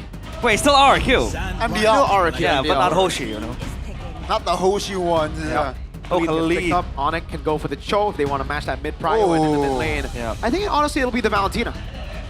I like the Valentina idea. Valentina. Cho Valentina. Yeah, classic Sans, classic Keyboy. Yeah. Good against the Lancelot. You can keep the mid prio against the Juice and the Khalid. It makes it competitive. But if it's not the Cho, I think the Hylos is an okay option to go for as well. It's more. They do need more peel, right? If we're talking about Onyx composition. And yeah, I mean, Hylos Cho depends on their approach, and it seems like it will be neither. But the Hilda does provide a lot of pressure in the jungles, and we called, I mean, you called it, the Valentina. It will happen. Great telegraph there. Yeah, but such a low win rate for a hero so prio in MPLPH, no? Yeah, because it's different. We have different styles, different plays, different players. RQ, gold. Safe choice would be the Moskov. The normal choice would be the Granger. The Granger struggles though against this much mobility, so I'd say just go for the Moskov. Moskov, yeah. I've been waiting for the carry. Looking for Shred? It's not bad. I think there's too many back and forths for the carry. I don't know. The good lane against the Claude. Not a lot of crowd control though. That can catch the carry. Well, let's see here, right? For our opening game of the Royal Derby, leg number 2, folks. Leg 1, it was a sweep for the side of Onyx. Will that repeat for leg 2? Yeah, history repeats itself, but RQ, they look to break history and possibly mount that miracle comeback. Miracle run to the playoffs. Yesterday was a walk in the park against Bigatron by Vitality, but Onyx are no strangers to domination. So let us see the Lanadon. If RQ Hoshi can pull the impossible, it is going to be game number 1. 5 seconds till the Oraki Hoshi against Onyx. Landed on, here we go as we get to see the first look of the best of 3. Take a look at the spell, right? Only 2 spells that we are going to see in this game. It's a Flicker and a Retribution. Yeah. Both playing with ego for sure, no Purify. To be fair, there's not much CC from RRQ, right? There's only that Raging Sandstorm with the Flicker and you can just dodge away from it. Onyx though, it's just Lutpi as well, right? So not too crazy. Again, in the lane, this is a winning lane for the carry. Super Toy already doing a good job against Kalra. The Hilda pick though, very strong as well for Keyboy. Helps alleviate the pressure from the Lancelot as well. Supercan had a very good game yesterday with the Lancelot, so we'll see if he's able to replicate that success. But the Chusin Khalid mid lane, super hard to play against. Very prio as well, a lot of pressure put. Kalra is gonna have to play the weak side here. Yep. Warrior boots first for Super. Wow! Super 10! Master Assassin on the Uranus.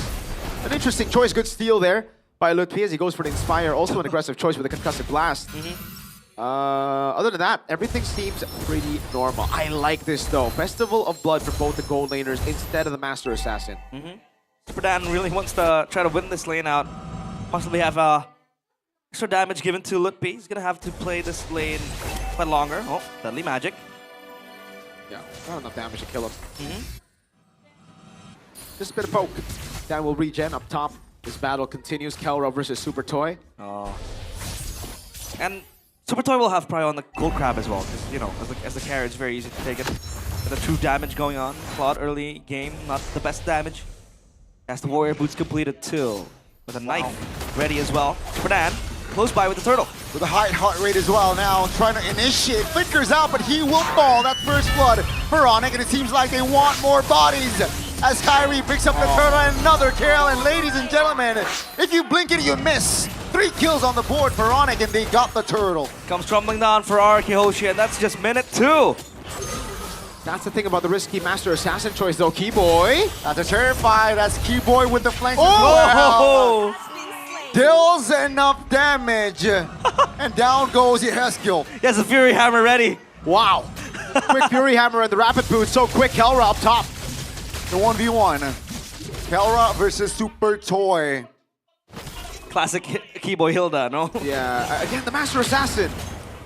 That's the risk you take. You do well in lane, but outside of it, when you go up, you just get shredded. You don't have the usual sustain. Yeah. I'm trying to remember though, right? Is this the first encounter, Mirko? Oh. Toy versus Kalra? No. They met in the first leg. First leg, it was Toy who played.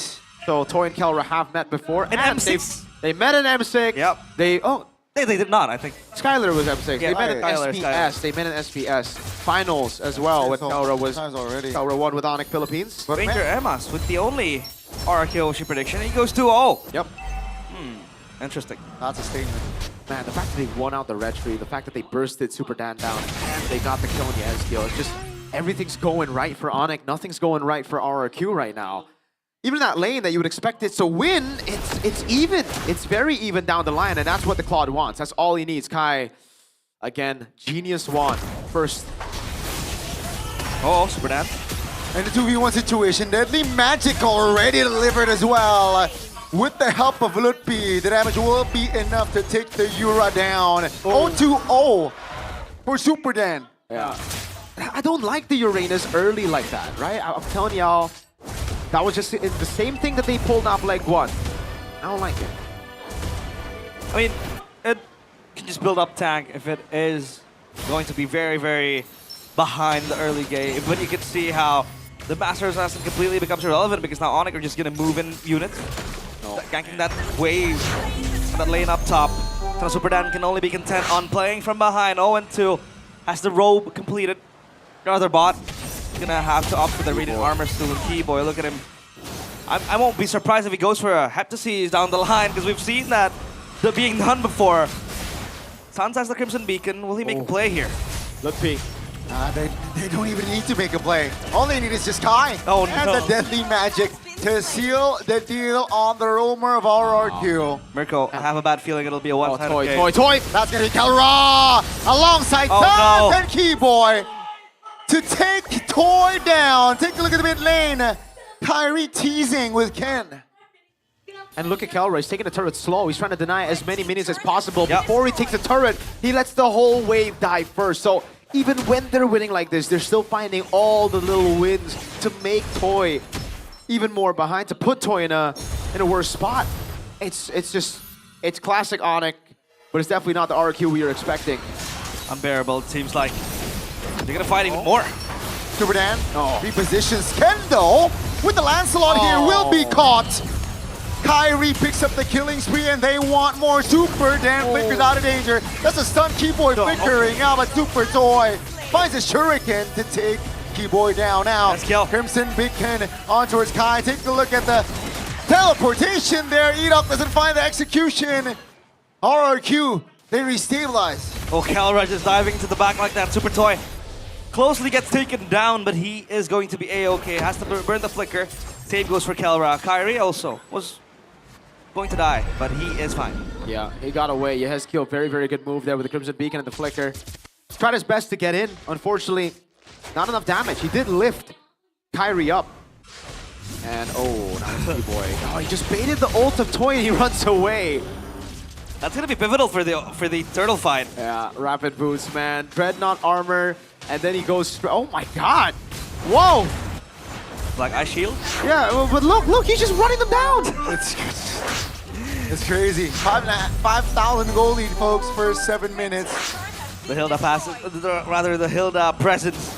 Nance of Keyboy, so good. Wow. He just needs to stand there menacingly. Look at him. Yeah. They knocked the Holy Shield minute 7. That is very quick from Onyx. But yeah, back to the point. Black Eye Shield, Dreadnought armor. It's all components. Good piece. Gets away with the Raging Sandstorm there. And they can only just react. I like what Super Ken's doing. At least he's getting something on the board, but there's always something back that Onyx taking. And in this case, it's the purple buff. I mean, yeah, I think we're talking about the turret top. Personally speaking, Onyx can't afford to lose that turret. Especially the compensation is just that much. Yeah. Look at that. Second item already done for Kelra, farming like a beast this game. Only second to Kyrie in the gold standings right now. Number 1 gold is obviously on Kyrie, who's been active all around the map. 3 kills and 2 assists. Yeah. And with the Genius one as well, it'll help Sans burst down the players of RRQ even more. So, Onyx. It's just all about them going in. Edok, oh no! This is just damage testing, right? And almost take Keyboy Edok down. That's gonna be Super Dan below 50% HP. Wow. The turret is gonna be the focus for Onyx. RRQ cannot defend. Man, Onyx just dismantling RRQ 8 minutes in. Oh, fight. That's gonna be the stun Edok position. That's a terrified connection. Kyrie with the deadly magic landing on towards Super Dan, but he is able to survive this time. Yeah, they just can't get anything here. Sans standing there. Aura farming. He is aura farming, but I feel like it's going to be one of those slow burn games. This set in stone for Onyx. But RRQ, they still have that backup plan. It's to play for the carry. You need to peel the carry off. Super Dan's going to do that job heavily as the Uranus. He has the Radiant armor completed, and then you have Edok with the Khalid. But the burst damage from the Harley is just unbearable. And Kelra is scaling too. He's going to have the Golden Staff next. Look at where Santa's playing. He's playing alone, and he can do that because he has all the mobility in the world. If RQ decides to go on him, they don't have enough CC. Yeah. They don't have any CC. They don't have any lockdown CC. What they have is conditional CC. Yes, he can lift people up if he gets the full stack. Edok can land the Raging Sandstorm, but look at the amount of mobility that Sans has, right? That's why none of them went Purify. They don't need to go Purify. They have enough mobility as it stands right now. And even with the stolen Crimson Beacon, that is a free get out of jail card for Sans. Okay. RQ, I don't know, it's looking very bleak for them. Things are definitely not looking very good here for the side of RRQ. 7,500 gold lead on the way to 8. And the Holy Shields, yeah, it will pop. Kingdom has been very, very quiet here because there has been no action being shown. But the Kings of Kings, will the miracles be denied by the Sky Kings? Onyx, they're facing the base. They have broken down the Holy Shield. This Lord can march in easily. Up top, it's gonna munch on that top side turret with the wave being pressed. So they're gonna push one lane at a time. They want the bottom lane first. Oh, that's a lot of damage already, forcing Super Dan flicker out. That's a stun onto his Loopy. Oh, take a look, Super Toy. You cannot underestimate the damage, but that's down goes Ken. RRQ now needs to regather as the mid lane turret is looking juicy and on it. They're taking it. Keyboy still holding on. And Super Dan, oh boy, no flicker this time. Kelra is looking for an angle. Has the BMI in play. What? There you go. And that's just two base turret taken down. He's playing very, very far front. Playing with fire. And even if he got caught, he wouldn't have been shut down. He only has 1 kill, so he's happy playing with fire. He'll just do it again. Yeah. And he's building towards Melted Gun because he knows there's no reason for him to dive even in this skirmish. I think we've only seen 2 blazing duets. One was in lane, the other one was earlier in the jungle. And yeah, it makes sense. Right now, there's no reason for him to go blazing duet. What he needs to do is just play front to back with the team, right? Like, plenty of damage already. RQ don't really have too much back, like too many targets to go. Oh, up top. Kelra. What? That's the blazing duet. Hold on. Shredding. They can lead down and come the Ludpi inside. Take the Ludpi under the turret, a little bit too ambitious there. That's gonna be a trade as RRQ still will lose the turret top.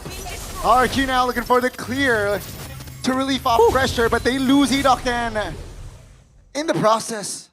Man, this Uranus feels irrelevant. Look at how Kelra's hitting. I mean, the Uranus like a truck.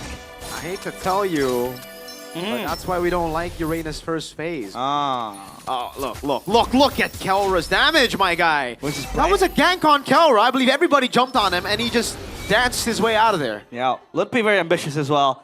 A sacrificial move being made. At least they got the top side turret, and now they have leeway to secure the Lord easily. I don't think Super Cat can contest it. I don't think RRQ can contest this. With the waves being pushed down as well for Kyrie, this is going to be another free Lord. Yeah, that's why Valentina is also a good choice against the Lancelot, by the way, right? Like, you just dodge away from the Thorn Rolls, the Phantom Execution. A lot of mobility. Free Lord again to Onyx. 10,000 gold lead, 3 kills to RRQ. Whew. But those 3 kills are all on the front. Look, it's Keyboy and Ludwig.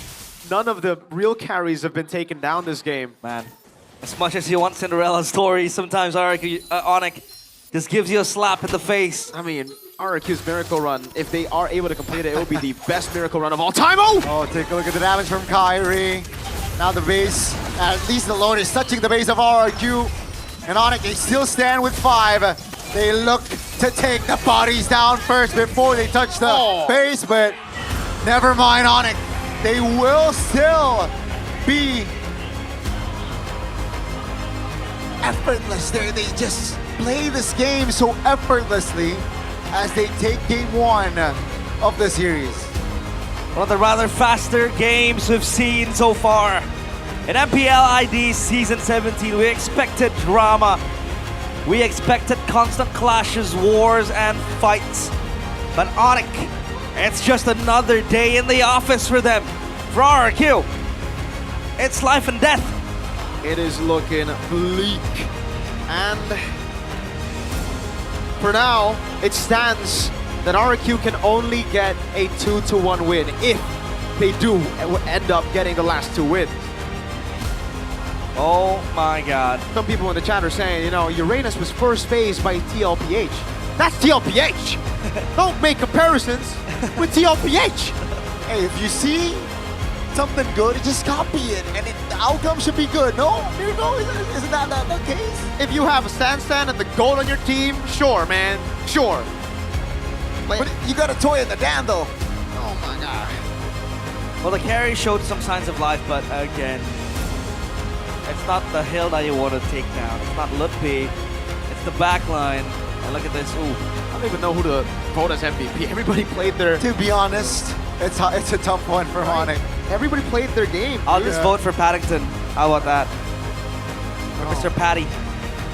Patty Pimblett? Oh my lord. I mean, I don't get it. I don't know. It's so tough to beat Onyx already. There's only 2 teams that have done it like BPL. Oh, okay. So, hey, in your perspective, it's tough to beat RRQ too, no? No. I mean, leg 1, you guys were, you know. Rizza played. Okay. Oh. Rizza played. Rizza played. So, is it time for us to play Samuel then? No. Remember, it's time for you to get on a win streak and to let the streak breakers break your streak. When will we meet the second leg? Oh, like what? week 9. You'll be on a win streak. You'll be on a win streak. And you know it's Onyx time by then. No. It'll be Bigatron's time. by then. Bigatron. Like it's always been. But so the far, regular season. so far, all the matches, I don't, you know, I come here to work, but sometimes I come here to watch. All the matches I've watched in the arena are Onyx against Bigatron matches. And every time I come and watch, Onyx loses. Oh, you should come and watch again for week 9. What? Come and watch again. What is this fact? What is this fact? You know, there's this curse going on. He also always watches the Indonesian national team football. And oh my! Indonesian I national team come to the stadium, they always lose. And there's something about you, realize. People has been trying to, you know, draw some dots. I took a picture. I took a picture with Kyrie. Oh my God! In the grand final of N5. Oh, you're a curse. And they lost. You're actually kind of crazy, man. I might be, but this execution from Onyx, seamless, effortless, and very, very clean. Yeah. This gank, this one. Yeah, Kelra just plays into it. He's way too ahead. He flickers out, pops the BMI defensively, and then the whole team comes around. Man, I want to glaze Lutpi here. Lutpi, amazing. If someone could tag Paddington, our official MVP. Nope, of course. It's the man, the myth, the legend. Everybody loves Kai. Everybody loves Kai. I mean, who doesn't? Like, I love Kai. You know, as a player, as an Onyx legend, 305. Mr. 305, he's not Pitbull, but he's Mr. P05. 305. Yeah. Very, very clean game from Kyrie. We all know every time he is on the Harley. Very, very deadly. Especially, he farms very fast, knows who to assassinate. And the Harley threat itself, this is why we rarely see the Harley, because it's never let go. Yep. And then you let it go against one of the best Harley players in the league, Kyrie. Yep. Well, I don't know. I mean, like, we don't usually see Harley first pick. It's like only Geek Fam who are comfortable doing that, and then who just beat Geek Fam? Yeah, I think Dewa? Is it Dewa? No. No, Dewa no. There was a team that Evos. I don't know. There was the team that beat Geek Fam this week picked up Harley first pick as well from Nazara. And yeah, so other than that, the Harley doesn't really get prioritized this much. So it's just kind of like an Onyx thing, right? And for RQ, they didn't expect it themselves. They thought the Juicin was going to be the first pick. They picked up Juicin themselves. And then they just flexed Stans all the way to the end. That's how big of a hero pool he has. And throughout these fights, it's just them playing perfectly. It's the execution that works so well, right, for Onyx. Beautiful execution. They play really well. Oh, this was the... Kelra almost had a Kumar moment, but Kelra then realized, wait, I'm the god of the gold lane, bro. What the heck? But Kelra then realized that he's realized? Wow. No, if he's realized, he would have died 9 times. Wow. He popped the Blazing Duet to get that lifesteal as well, so... Is that a defensive Blazing Duet, or is that a Blazing Duet whiff? What? What? Kelra, what? That's a defensive Blazing Duet, by the way. Yeah, that's a defensive Blazing Duet. DVD. What? Dude, I mean, it's defensive Blazing Duet. DVD. This is crazy, man. The Harley is at 100% win rate. Suyo is at 100% win rate. Fanny's at 100% win rate for Kyrie. And the Guinevere is at 100% win rate Only for the Kyrie. Boxstar, right? And the Fredrin's 100% win rate. The Boxstar is not 100%. Yisun Shin, Baksha, and Leo Morn. Those are the only picks he's lost on. Everything else he's won 100%, man. It's crazy. Yisun Shin, Baxia, and a Leo Mord. Yeah. And all 3 picks are, you know, they have transportation. You know what I mean? As a Baxia, you roll. As a Yisun Shin, you ride a ship. But hey. As a Leo Mord, you ride a horse. Do you love Kaido? I'm trying to do you love Kaido? I do. Okay. All right. Fair enough. Realize. You know, that's a fun fact right there. You know what I don't like? What? Uranus. First phase or first phase for me. Mm. Oh, again. Or was it the Master Assassin? Was it more than that? Yeah, for me it just doesn't like. I don't know. I don't like the Master Assassin. That's one. I don't like the Uranus first phase. I just don't like both. the Master Assassin, because like you're trying to utilize tempo, you're trying to go on the wave, and then you participate in the team fight. You saw how squishy he was earlier. He walked up to Onyx and he just got clapped. I agree with you. I like the Uranus First phase? on the second phase. Yeah, okay. Yeah, as a pick to complete your draft, I like it, you know? But in this meta, gotta clarify for the people who don't know time, because maybe in 5 seasons from now, they'll be like, oh my god, there's this one time you didn't like Uranus. Why is it Prio now? It was 5 seasons ago. Anyways, this is just a bad game for RQ. Unfortunately, they weren't able to get their win cons down. They also lacked a lot of CC. Another reason as to why I don't like the Uranus is because the whole composition is not CC. There's no CC at all, right? All very conditional. And you're up against the Harley. You're up against the Valentina. You're up against the Claude. You're up against so many people with crazy mobility. So if you don't have the lock, who you gonna hit? Who you gonna hit? There's nobody. The Lancelot can't even land the skills on Valentina. Sounds just like juking him. On Claude, juking him. On Harley, juking him. Only time he gets a hit is on Keyboy. And Keyboy's like, I like pain, yo. He likes pain. Masochist. Yeah. Masochist. Hilda in general. Look, 93,000 damage taken. He erases the S in Spain. Yeah, he is. He's Lamine Yamal. Y que fue? The owner of Real Madrid. Ooh, Oh, yeah. The Hilda as well, the owner of Megatron. What? He didn't use Megatron. You're saying real. He's trying to spout things there. But yeah, as usual, the GPM, highest GPM is Kelra. There you go. Kyrie, sorry. Got distracted there by OG. Oh, you bias caster. Nobody loves Kai. Kelra. Anyways. I love Kai. You love Kai? I love Kai. See, games like this, I want to go to next game. I don't want to sit here and like look at the items. Look, it was a 10,000 gold league. What are we supposed to say, right? Like, I would love to see more of maybe back rooms where we get to see discussions of RQ. Maybe no need mics, just back room scenes, everything like that. Do you have halftime interviews? No, I don't like halftime interviews. No. Oh. They should spend their time during the break to talk about strategy. It shouldn't be an interview, but I think for us, it's like that was a 10,000 gold lead. What do you want me to say, man? I said everything, man. Well, they can start by fixing that problem with the Raiders pick, maybe. Dude, just go back to like, well, you obviously can't replicate exactly what they did against BTR yesterday because the Phobius is banned out. But you gotta have something that resembles it. You wanna say hi to someone? Let's go. Hi, Dudu. Who's Dudu? Who's Dudu? Hi, Dudu. Hi, There Dudu. you go. Hi, Dudu. Hi, Dudu. This is the originally a character that comes from the Fia dimension. Whoa! By one of the Indonesian artists, Yoga Anggoro. Besides Dudu, there are also Bimo and Cici as companion characters, each with their own distinct personalities. We have a Bimo as well. We do have a Bimo. Yeah, I do have a Bimo. We also have a CC. Cici, who? Game. Ah, yeah. I do know of a certain Bimo. And we also have a Dudu. Who? You play like Dudu in game. Ah, 1v1 me. Let's go. After this. Our story. You want to read the story? Yeah, sure thing. Dudu, Bimo, and Cici are 3 best friends from Fia. A dimension far from Earth, who came here and decided to stay. Whoa. Still better than PHM. What makes them special is not where they came from, but how human they feel. Dudu finds joy in small things. Bimo moves through life with lovable cluelessness, and Cici balances them both with sharp wit and genuine care. Now living among us, they turn everyday moments into something lighter, warmer, and a little more fun. Now realize, Miracle, back at home, I find this very cute. I find this very cute. They should just make a movie out of this. They should. What movie?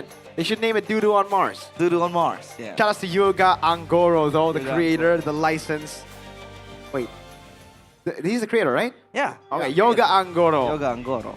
Well, the tagline is, life feels lighter together. This is why when we cast, we come in pairs or in threes. Because it feels better together. I mean, it's definitely better if you cast solo. Yeah, solo cast not fun. Solo cast is not. Have you ever cast a solo? I have, yes. There's been times where, my partner would have to go to the toilet, so I would have to cast alone. But there was a time where I solo casted an entire match as well. You do know we have a solo caster too, right? Yeah, Chefin. He is a solo caster, caster solo, Caster solo rank player as well. Tahil Bimo, is this Bimo? Whoa, you're right. Is this Bimo? So it's Dudu Bimo. Yeah. So you are Dudu. I'm Dudu. Bimo is Shevin. Shevin. And CC. CC. We gotta find a CC. We have a CC. Do you have a CC player? I mean, Arashi is What do you mean? technically... Arasi, you know? Oh, you're right. Holy moly. No, wait. That's true. Shishi, Arashi. Oh Arasi. my. This is the if you ever cast together, you call yourself the High Dudu trio, please. Realize Shevin and Arashi. If you cast together, this is the High Dudu. Yeah, hi Dudu. We also have the official merch. Whoa, I want to get this. The tee looks good. Look at the Huggy doll. Oh, so Huggy cute. doll. That is cute.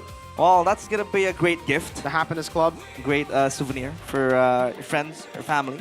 Yep. And then you have a thematic Whoa, cafe. brew by Hi Dudu. Dudu. Tanjakan 13. Hey. See, that's very close to me. Yeah, I live very close. Don't dox your address though. I live in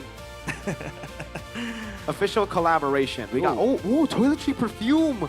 Oh, diecast. Diecast For sunglasses. the diecast fan. There's a You Hi like Dudu watch. sunglasses? I love sunglasses. Look at the watch. Hi Dudu X Crystal Store. Crystal Store. That is what I'm looking at. The watch right there. Activation. Look at how JSD. chubby. And Dudu Party is. with Sada. Party with Sada. Who's Party with Sada? I don't know, but I know Party with Nada. I do know Party with Nada. That too. But I don't get people that like get people? sunglasses. Why not? What? Like you're gonna use a glass, like you're gonna use a pair of glasses just to darken out your vision. Like outside. Because you don't. What? You know? The sun, bro. Yeah, but like you can bear it. You can bear it, can you? Right? It's bearable. The sun gives you vitamin D. You can also walk home. You don't need a car. Realize you Well- can do it. You know, it's bearable. It is, but like, you know, it's efficiency to get to a place faster. The sunglasses. Not in this traffic. Not in the Jakarta traffic. You might as well walk there, man. That's true. Now I'll do that after this. I'm gonna go home with my own 2 feet, walking home. I'm yeah. taking your word for it. I'll do it. It's close. 7 minutes from here, but this is Hi Dudu, the project. I like it. Like I said, it's a collaboration with MPL ID, with the Creative Economics Ministry and Tail X. Yeah, a lot of options you can look for. Maybe if you guys come outside of Indonesia, you guys want to come here, you might be able to visit this. What happens if you're in Indonesia, though? If you're in Indonesia, you can just move and visit. Just move and visit, bro. Move and visit. Make sure you grass. don't forget your sunglasses. Yeah, don't forget your Use sunglasses 'em. because it gets really hot in Indo, bro. But Mirko, you have prescriptions on your glasses. Yeah. So when you wear sunglasses, don't you look at things blurred? Oh no, these glasses are just for style. Ah. I'm joking. No, I actually have it's prescribed, but they're very low. My prescription is still bearable. So I'm -6, so you can also get prescribed sunglasses. -6. I'm -6. You're -6. Oh, you're blind without those glasses. Yeah, so I that's am. why you can't relate. Because That's why. you darken your vision and you just can't see. If you wear sunglasses. It's like having, Hellcurt Ultimate all around. Crazy. Yeah, this is what it is. By the way, you can get prescribed sunglasses. To help me look better in a dark setting. Yeah, but also, no, not in a dark setting. Bright setting, you know. It's called the sunglasses, not the night glasses. So what happens? Your negatives, does it get better throughout the years after multiple years of wearing? Usually it gets worse. Wait. But hey, Someone said that's it. MPL ID's comment section is on fire. I wonder what the comment section's about. What are they talking about? Oh, everybody's hating RQ. Okay. Whoa! Yeah. That was just, quick. I just checked it and I'm like, okay, I see. Well, hopefully, game 2 will be much more, Competitive. competitive. As Kylian Mbappe once said, sometimes in the life I'm too competitive. I'm too competitive. I'm too competitive. You do know why we're yapping a lot about this. 'Cause it was an 11-minute game. It was an 11-minute game. We're so sorry, chat. All right, Yeah. all right. We want to go into game 2 ASAP as well. The players they're already on stage, so we are ready. Whoa, they're ready. Let's Crafting get it. phase. No, I'm kidding. Not yet. No. Well, now let's touch base and I talk love you about too, Onyx. viewer. The formula they had Touch was base. very, very good. Yeah, touch base. Touch base. Touch base. Do RQ need to ban out the Harley? No. I think RQ just needs to put Dan on a pick that can actually enable the rest of the team instead of a pick that just. Yeah, just. This is Uranus, right? Just coast. Like there are some Uranuses like that Wait, why weird do- guy at NXP in Philippines yeah. who's really good. I think his name is Alabu, I love you. right? Yeah, he likes to rage as well. Who? He likes to rage. He likes to rage? Raging Yeah, Alabu, yeah. Raging Alabu. Raging Alabu. Yeah, he likes to rage a lot. Shout out to Raging Alabu, man. Infinix Cam Zone, if you guys have an Infinix phone, just like me, you can come and visit the cam zone. It's the first-class seats for viewers of MPL ID. Look at how good that picture is.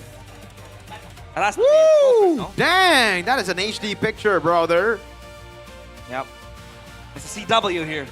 Very smart, very talented as well. Man, CW, he's also been working out. Look at those guns, Oh man. my, yeah. Dang, CW.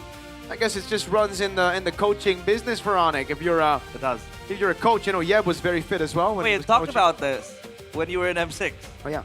And it was, I think, the night before their grand finals or something. Dude, every And they were in the gym. every day I would go to the gym at night, and every day I would meet King Kong, Kaura, Rusco. That's cool.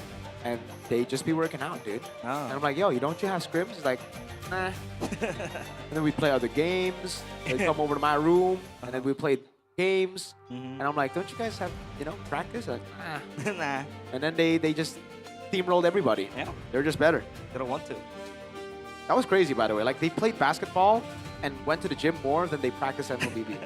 And they won. It runs in the veins. Here's the thing. Confidence is key, realize.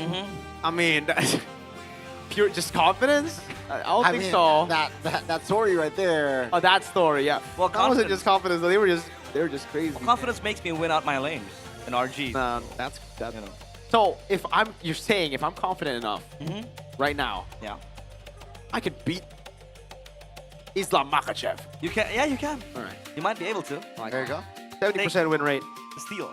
But yeah, 70% win rate. It has increased after that win. I think previously it was around 60 something. 70% sitting down at that. RRQ. Let's see what they have crafted for the second game. Because what they brought up on, yes, it was comfortable for, Super Ken sticking on that Lancelot pick. It's like him. We told, we spoke about it. Put him on an assassin, but the Lancelot was completely stopped. But the problem, I think, for Super Dan now is that he said it himself. He needs to be put on a playmaking role. The Phobius was one of them, banned out by Onyx.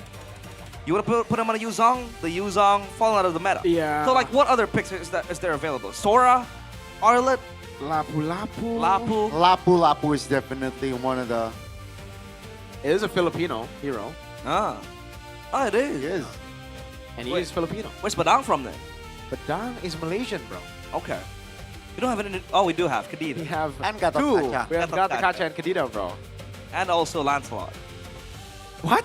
It's the national identity of Indonesia. Lancelot? Oh, You no. know what? No. Where Lancelot is from? Harith is Indonesian. What? How's Harith Indonesian, Because bro? that's the symbol of Indonesia when they won M1. I don't think that's how it works, dude. Because then Lancelot is Filipino technically because M2. Ah. And then Cho is Filipino because And of Beatrix is and Beatrix Filipino. Joy is Filipino as well. I don't think that works, man. Sans doing absolute doing absolute work. The Valentina, he was so good. Let's see if that is going to be another pick, or we'll be able to see funky picks from Onyx, which might just come up. Map draw, call it. I'm gonna call it in a bit. Flying Clouds. I'm still a dangerous thinking grass. it's a dangerous grass. It's very easy, realize. I don't get why it's That's so just- difficult for you, man. I think it's just a skill issue. Yeah. Oh, it's a skill issue? It's a skill issue, realize. Okay. Let's look at it. RQ on the blue side.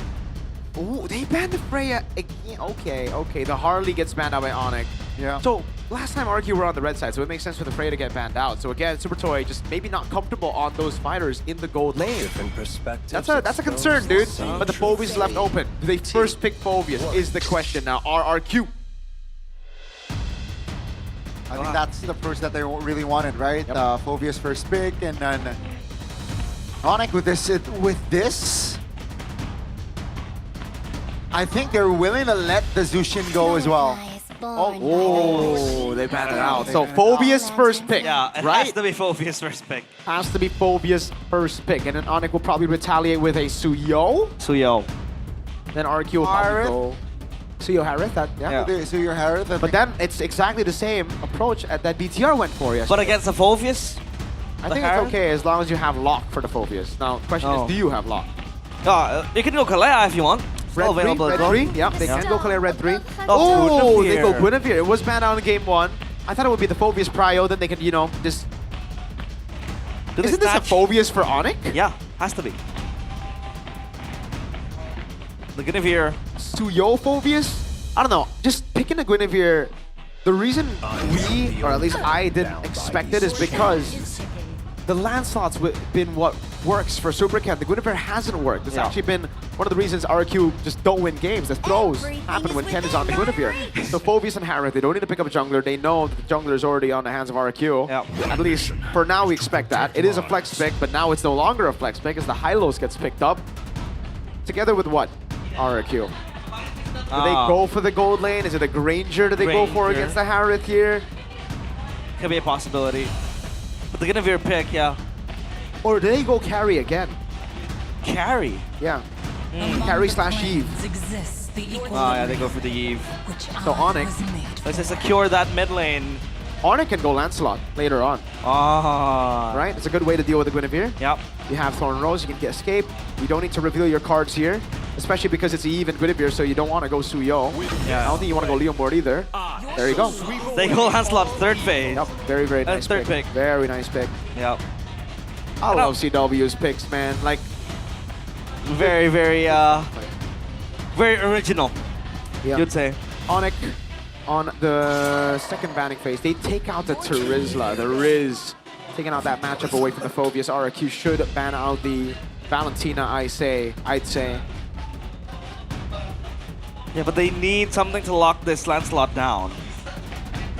RQ. Bans available. Will it take out? Mid lane still, not yet picked up. So yeah, the Valentina could be banned for RQ. I really think it should just be the Valentina here. Yeah. Valentina ban was also very good for Sans. But Onyx might want to ban out the carry next. If it's not the carry, then what? Sora? Did they ban out the Sora? Oh, Sora is Sora, a pretty good answer too, but the Phobius is already a winning lane against the Sora, right? So it's a Cho.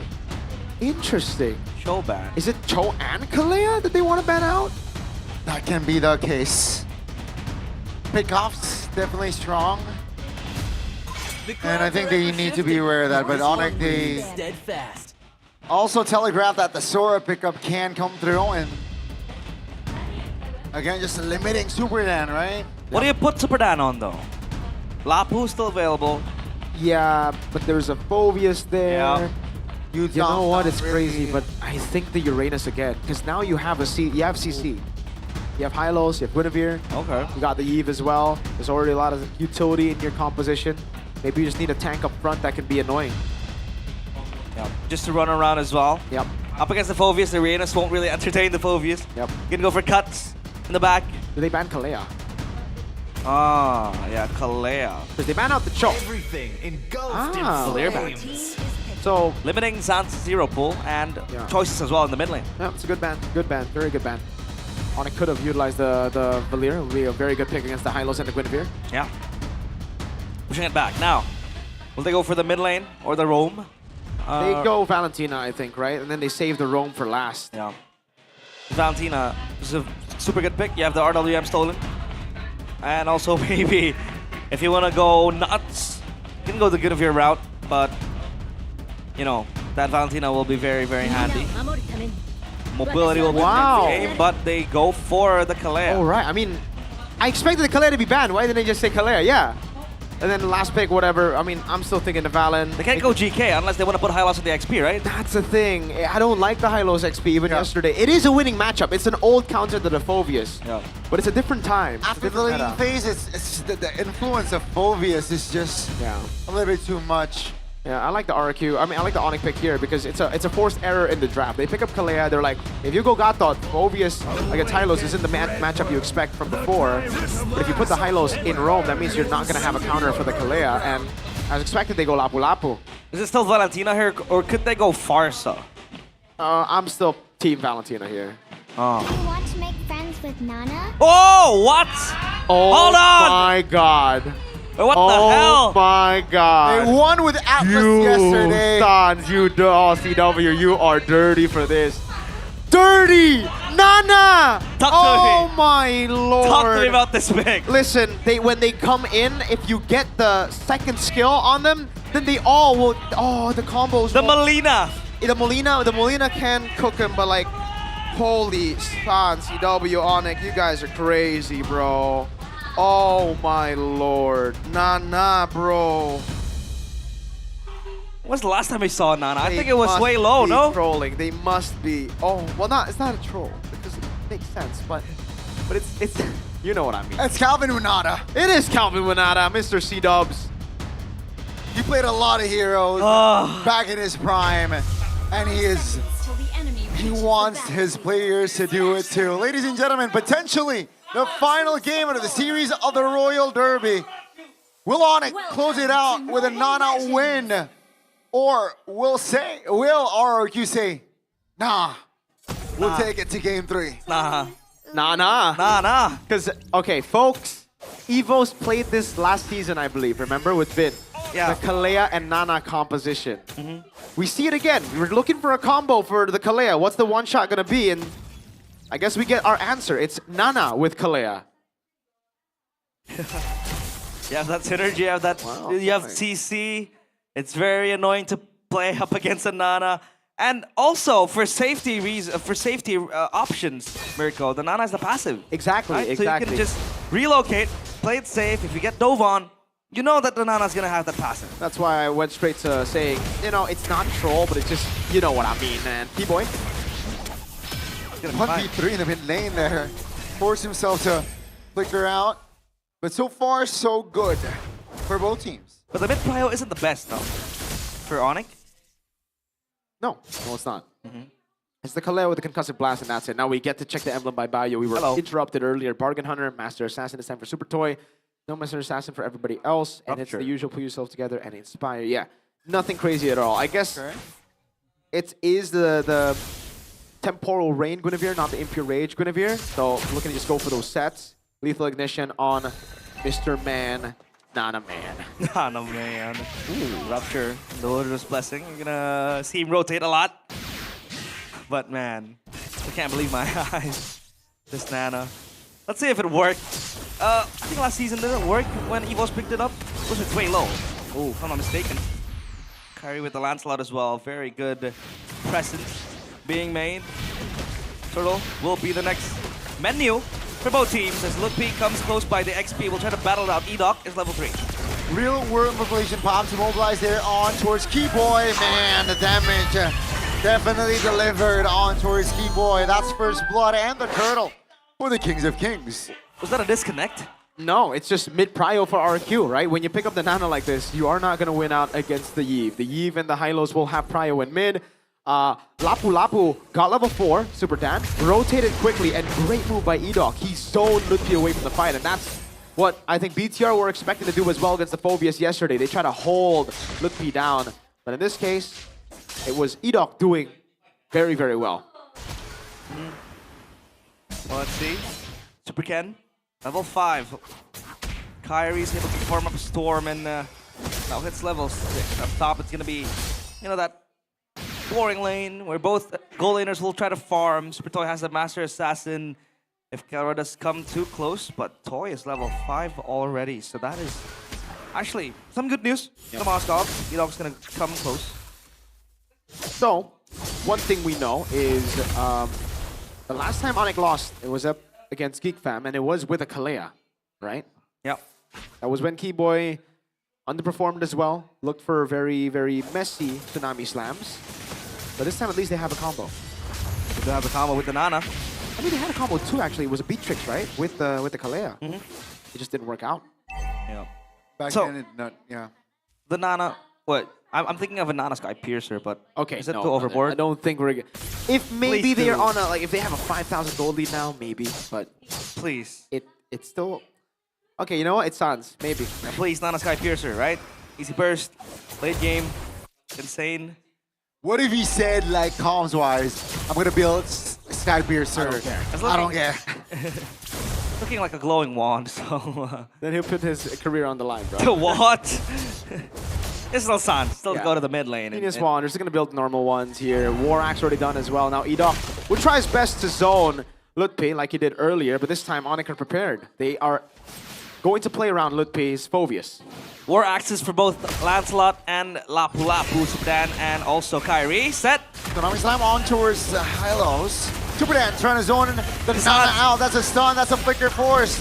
Real world relation, and again, Violet Requiem finds a mark. Lutpi trying to put as much as pressure. That's gonna be SKL still claiming the kill. Keyboy flickering out. Kai what actually finds a kill with the punctures again. Kyrie showing up. What was that from Kyrie? He gets in, gets out, punctures his way into 2 kills. And even on the way, Kelra picks one up. Kyrie with the Lancelot, man. It is a tale as old as time. Props to Lutpi for already buying so much time, wasting all of the resources of RRQ, and it was all to let Kyrie get the assassination. Kai going crazy there, and you can see Lutpi straight Radiant armor. That's why he was able to tank up so much earlier. I gotta give props to Superdan as well, man. Superdan in that skirmish, a very, very good bravest fighter onto Sans. I thought they did everything they needed to do to win that skirmish, right? It was already zoned onto Sans. He was forced to flicker out, but then Kai just outplayed them, and Lutpi stayed alive for too long. He was able to open up the bush, got TS kill, and then jumped in back to the team fight. Bought a lot of time for Onyx. Wow. And for Kyrie in particular to go in and go out like that, just moving around, puncturing his way. And Onyx, yeah, it looked lost for them. It looked like it was gonna be an RRQ win, but man, oh man, they recovered that. Supercan with the concentrated, the first item he would go for. And now, feels like Onyx, they have that set, the building blocks to work with. Yeah. But it isn't really that big of a win for Onyx. You know, RRQ is still there with enough damage. Dude, I think it is a big win, right? Because with this composition, you should be snowballing. You should be the ones to control neutral objectives, you know? So the fact that Onyx are making it even, there's an attempt here. Ooh. Bravest fighter by Dan.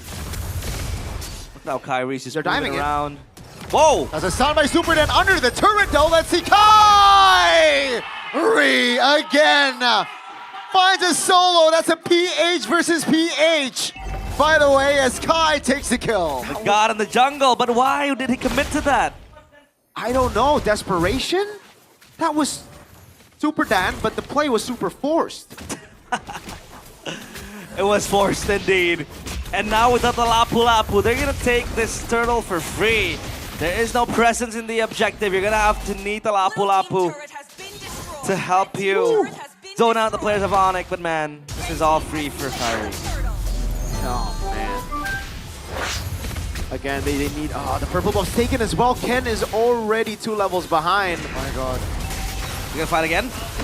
Iraq, you're out of position. That's gonna be Tsunami Slam again. Uh-oh. Revitalize though will help him survive for a bit. The repositioning, the pullback, and Onyx looking for angles at counterplay. RRQ still hovering around. Yeah, seems like that's a stun. That's them pulling the trigger. Keyboard repositioning. Kelra stunned up, pinched. That's a flicker. Iraq out of position, isolated. Kelra gladly will take that kill. Whoa, Kyrie. He's out of puncture charges, so he won't really commit to that. But again, something else caught my attention. I still can't believe a Leonin with a boomerang is running around with a hoodie on in the land of Dawn, where it is all monsters and men. But this marks Nana's debut in MPL ID Season 17 after last being used 210 days ago by Roundel. It was Roundel during the MPL ID Season 16 regular season when Evos lost the game to TLID. I thought it was Suelo. Yeah, it was Roundel still. Suelo only played for the playoffs. Yeah. And yeah, Kalea was comboed in with a Nana by Evo, so got that right. Onyx, they're not that far ahead, like you mentioned. But the thing is, they don't need to be far ahead in the early game. That's the thing with this kind of composition, right? They're just looking for pickoffs later on. And yes, they have Lutpi, who should be able to even things out in the early game, which has been the case. But RRQ needed a bit more of a lead here. Now they're gonna already have to play Plan B, which is Super Tor and the Moskov. No. Hey, a legend! R7. That's Artuju. Artuju. Bahasa Indonesia. And that's gonna be the real world population powered by Yeskiel. Mobilizing Tsunami Slam onto his run. SOD lands. Super Dando will fall. 2 members knocked up via the Violet Requiem, and down goes Enoch as well. So it's a 2-for-2 after that fight. Yeah, mega kill for Kyrie. He's going in for more, it seems like, but he will distance himself from that fight. Very well played for Onyx, and now they have their sights on the Lord. Yeah, it was actually a good trade for RQ. They're getting the waves pushed in. They have both even trades on the board. But the thing is, their carries, or their trio, cannot face Onyx in this trio. So Onyx just take the free Lord out of nowhere, and RQ can only just shove in the waves. The Goldie's still not horrible yet, and they have great clear. So for RQ, it's still just a waiting game. Yves and Moskov. Whoa! Oh! Sans! Gila! Sans! And take a look at Kelra. Oh! In the mid lane, Keyboy with the flicker tsunami slam. That's disgusting. Down goes Yeskiel. Down goes Super Dan. And the horse is the only left surviving. It's practically a wipeout, folks. Azonic with this Nana pick. My oh my, Sans. You're a mid laner, not an initiator. So much damage. And Onyx are marching into the base, popping that holy shield. They have one cannon minion. Look at Kyrie, man. Showcase of good Lancelot mechanics. Man, Sans, dude. You're not an initiator, you are a mage, but... oh my god, Supercat. Oh. Alright, he just gets away. Orange Belt take by Kai, though, and... I was just saying, the gold lead isn't that far, and then all of a sudden they get a wipeout. 4,000 gold lead, and it'll build. Tier 2 in the bottom lane, Tier 2 up top as well. 4,000 gold lead for Onyx. Gee, dude. Not looking good for RIQ. The Lord charging into the base, it'll get taken care of. But on the other side, their jungle completely plundered by Onyx. RIQ have no access to that. Gonna pop the sentry, look for information. Truncheon for Sans. So he has the Genius one, the Truncheon, and the Glowing one as well. Yeah. It'll be a problem now for RQ. Dude, it's crazy. I mean, Onyx are so good, right? Onyx are so good. Yeah, dude. I can't believe they made this composition, like, work. Dominate this way. Because, yes, maybe we still expected Onyx to win. But to do it like this, after Turtle 1 went so well for RQ, after they zoned Sans in the mid lane for Turtle 2 as well. Dang, dude. Oh, Sans. I mean, the wound from game 1 is still fresh as well, right? Well, I don't know about the wound in game 1, dude. Game 1 was just a stomp, right? So I think it should be an easy reset for RQ in game 1. But when you lose to a Nana like that... that is a wound. That is a wound. That's just... It's adding more salt to the wound. Yeah, adding insult to injury, aggravating everything, whatever you want to say, but Calra? The purifying, composed one. Keyboy looking for an initiator. That's Super Dan with immunity. Revitalized popped by Enoch, looking to apply pressure. Keyboy airborne, stunned, taken down by Toy. It's a 5v4 as, take a look at the clock, folks. 10 seconds is the timer for the next neutral objective. Kai teasing. We'll be able to get back though. Yep. They only lose Keyboy. It was a mistake by Kelro walking up like that. Getting caught by the spatial migration. Luckily for him, he had to purify, but now it's going to be down for another 60 seconds. And RQ have CC. They can still combo with the Violet Requiem, so Kelro's going to have to play extra careful now. They want to fight now. It seems like they're forcing the Lord. Yep. Sans still looking for an angle. Kelra not showing yet as of yet. That's, again, just transformed against Kelra! Finds an ankle to take Enoch down! Wow! And that's a super toy for raiding. Super Dan now isolated, looking to reposition. But Kai is here. Super toy! Toy all alone as Keyboy is there just in time to find the Tsunami Slam. 2 for 1. It's not gonna be the end. Dang, bro. But it seems like Yeskiel has to hold his ground. Is this gonna be the end? I think it is. It's just Yeskiel actually, he docks up in 8. Wow. No, I think it's over, no? Ladies, it has to be over. Real room manipulation popped. They want the Yeskiel body, but it seems like the base will be taken down. And ladies and gentlemen, just like leg 1, it happens again for RRQ leg 2. They will have to suffer another 2-0 loss. And Onyx, they qualify to playoffs. They will be dancing once more in the halls of the Velodrome, the place where they were able to win 3 MPL ID trophies, and giving a slap in the face for RRQ for their Cinderella story. 2 MPL ID trophies in the Velodrome for Onyx. RRQ down to 2, or no, 1 point, right? Or is it 0.9? Oh, 1.90? Was it 1.90? Oh, with the 2-0 loss? Yeah, with the 2-0 loss. 0.9. 0.90% chance to make it a playoffs. They're gonna have to win all their matches in a 2-0 fashion. It looks so good with momentum just yesterday up against BTR, a 2-0 win. It looked like hope was in the air, but today, Onyx remind them of that grim reality. One word for Onyx in this series: effortless. They made it so seem effortless. But man, RRQ, they got an interview yesterday. We're closing week 6. They will not be getting one. Small embrace for Kelra. And man, the Nana. The boss will pick it up. Well, it's just insane. They made it work. They made it dominant. And man, RRQ, they were hoping for a miracle. They were trying to write their own Cinderella story. But sometimes you gotta face the reality.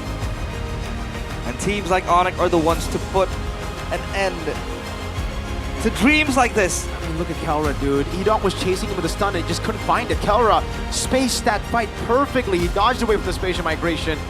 And people still say we glazed this guy. This guy deserves to be glazed, brother. Yep. Oh man, Flicker and Tsunami Slam by Keyboy. Onyx, man. Sans as well. This game, oh my goodness. Nana time, man.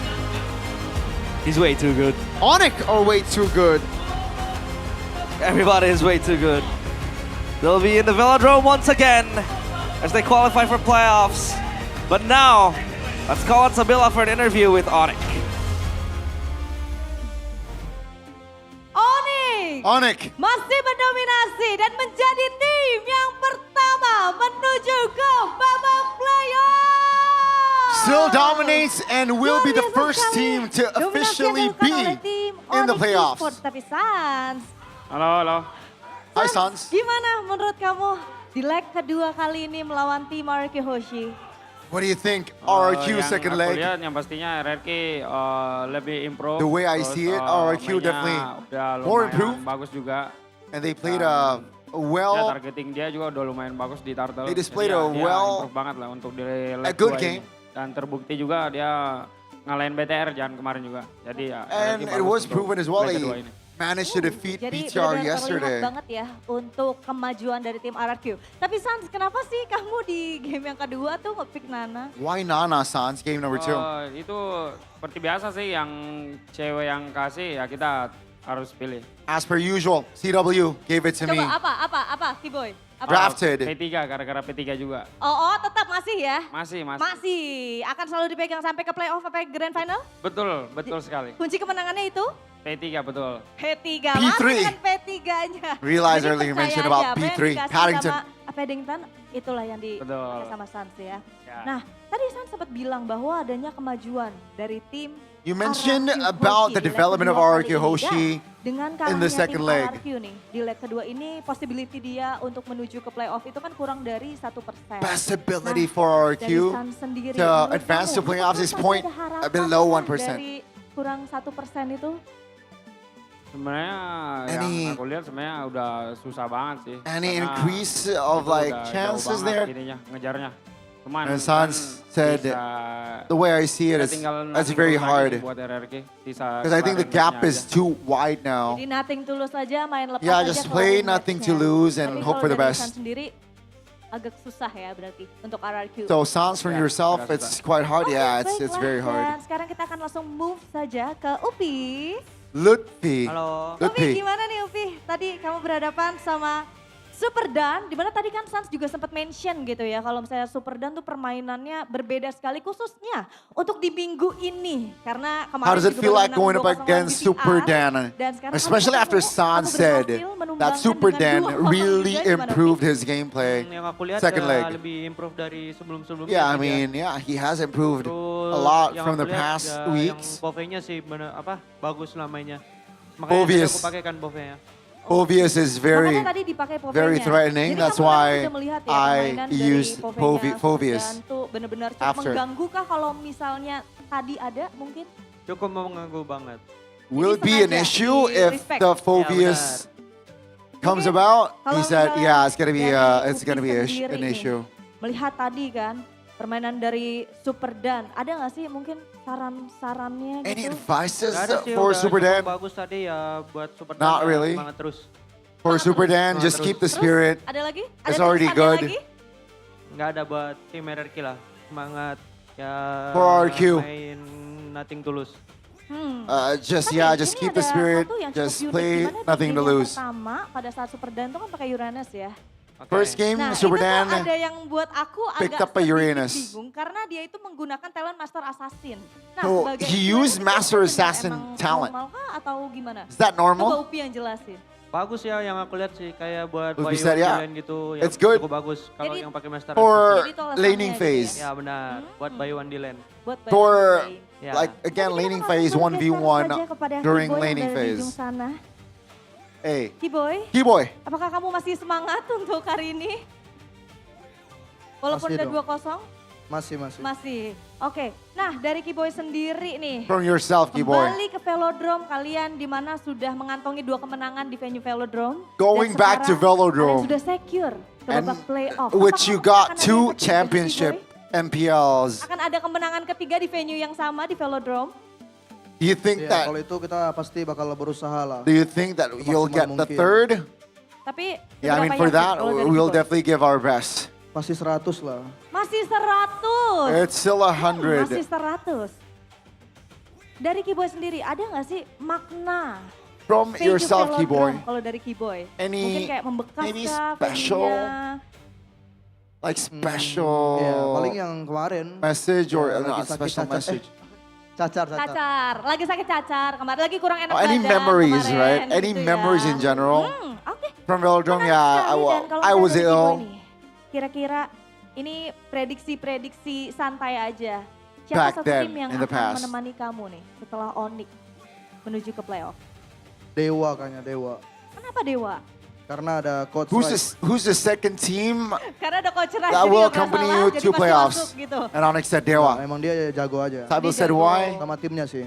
Because they have Coach Right. I Ada mean, lagi they're mungkin they're dari good Muezanya because gitu? of the team. Ya, Moeza? kalau Moeza salah satu romer yang improve banget lah season ini. Moeza Jago is banget one of the dia. roamers that really Oke, jago improved banget lah this dia. Dan season. sekarang kita akan langsung tanya saja kepada Kairi.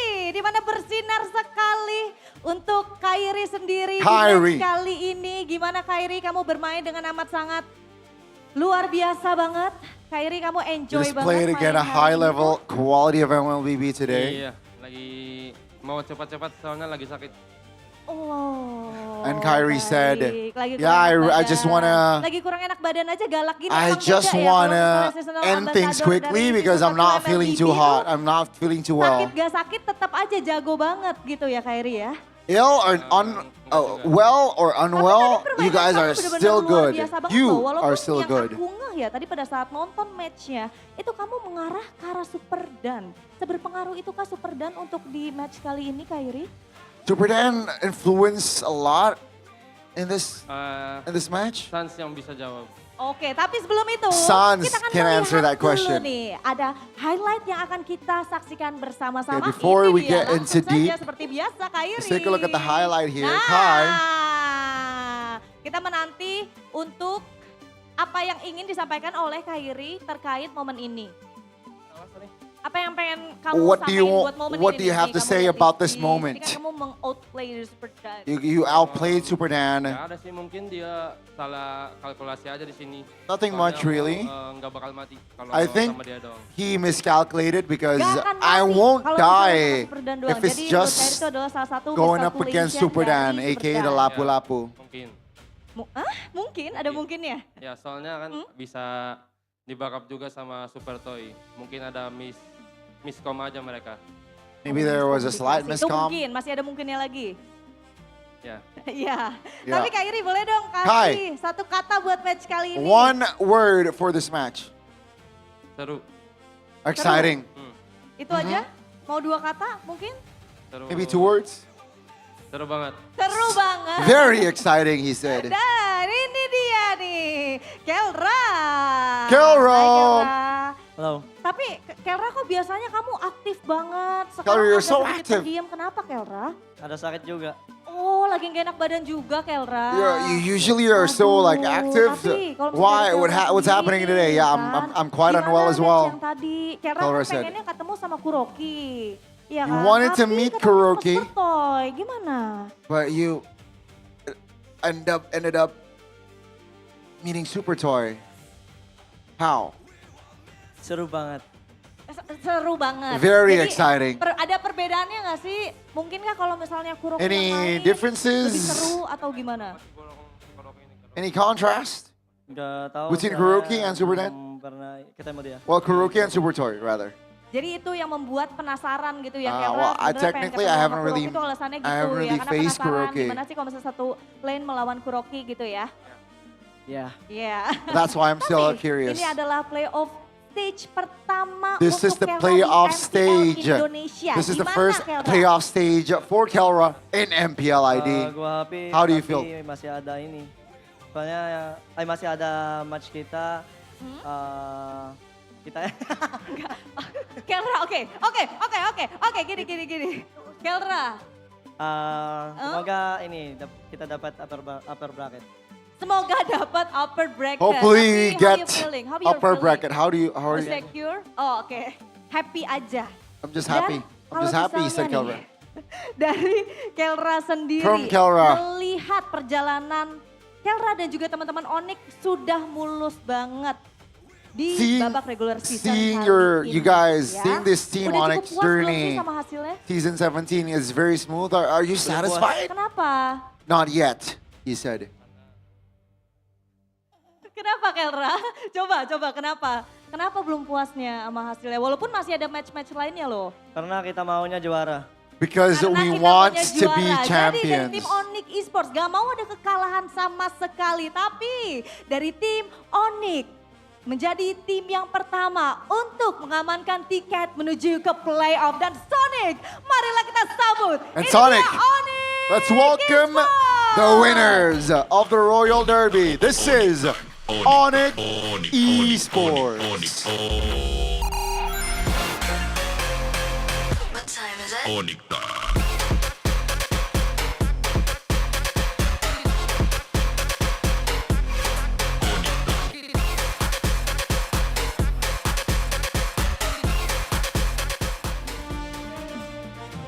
Dua match sudah kita lalui untuk di hari ini. Dan karena tadi kita sudah melihat match yang amat sangat intens. Sekarang Sabila akan bagi-bagi hadiah karena kita akan langsung saja masuk ke GoPay hadiah GG. Nah, buat para super fans yang udah hadir di MPL Arena, langsung saja ya. Kalian caranya nih gampang banget. Sebentar lagi akan Sabila kasih tahu caranya. Kalian langsung standby smartphone kalian dan juga kalian bisa buka untuk aplikasi GoPay-nya, atau kalau misalnya belum download tapi Sabila yakin semua udah pasti download ya. Bisa di-download dulu. Kalau misalnya nanti kalian udah buka nih ya aplikasinya, nantinya akan ada QR code yang ada di samping sini. Kalian scan langsung masuk deh saldonya ke account kalian. Baiklah, standby dulu semuanya. Udah siap semuanya? Kurang semangat. Udah siap semuanya? Oke, kalau gitu langsung aja kita spill dalam 3, 2, 1. Ingat ya, yang udah dapat langsung ditunjukin semuanya ke kamera. Ya, langsung dikasih tunjuk. Oh, udah ada yang dapat di belakang 1. Mana lagi? Ayo langsung aja dikasih tunjuk. Banyak banget karena yang dapat hadiahnya. Nah, ini udah semakin banyak yang mendapatkan hadiah dari GoPay hadiah GG. Tapi nggak cuman itu aja, karena GoPay itu baik banget. GoPay akan memberikan kalian tambahan. Gimana caranya? Caranya kalau misalnya kalian nonton match tiba-tiba ada tulisan perfect turtle ataupun 10K gold difference. Kalian langsung aja ke sosial media dari MPL Indonesia karena bakal ada hadiah dari GoPay. Jadi tunggu apa lagi? Kalau misalnya lagi seru-seru nih nonton matchnya tiba-tiba ada perfect turtle ataupun ada 10K gold difference, langsung aja ke sosial media dari MPL Indonesia untuk mendapatkan hadiah tambahan spesial dari GoPay. Dan melihat match yang tadi itu benar-benar luar biasa banget, benar-benar intens, apalagi dari Onyx, benar-benar galak banget. Tapi sepertinya dari teman-teman casters itu masih banyak yang ingin disampaikan. So langsung aja Sabila akan berikan kepada teman-teman casters, silakan.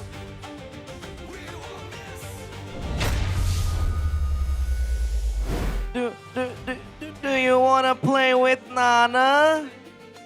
Do you hate Nana? You know, like that voice line. Dude, I didn't know you realized for a second. I thought Nana just spawned out of the land of dawn to cast right next to me. Are you the voice actor? Are you? I am. Chill out. You wanna hear another impression? Sure, bro. Sure. It's very fun when you play with Nana. I thought that was a jiggle. Dude, jingle. If I didn't open my eyes, I would have legit thought Nana just spawned right next to me, dude. And hey, thank you, Sans, for screwing my ranked games up because everybody's gonna pick Nana now. Oh, God. But at least not a Sky Piercer Nana.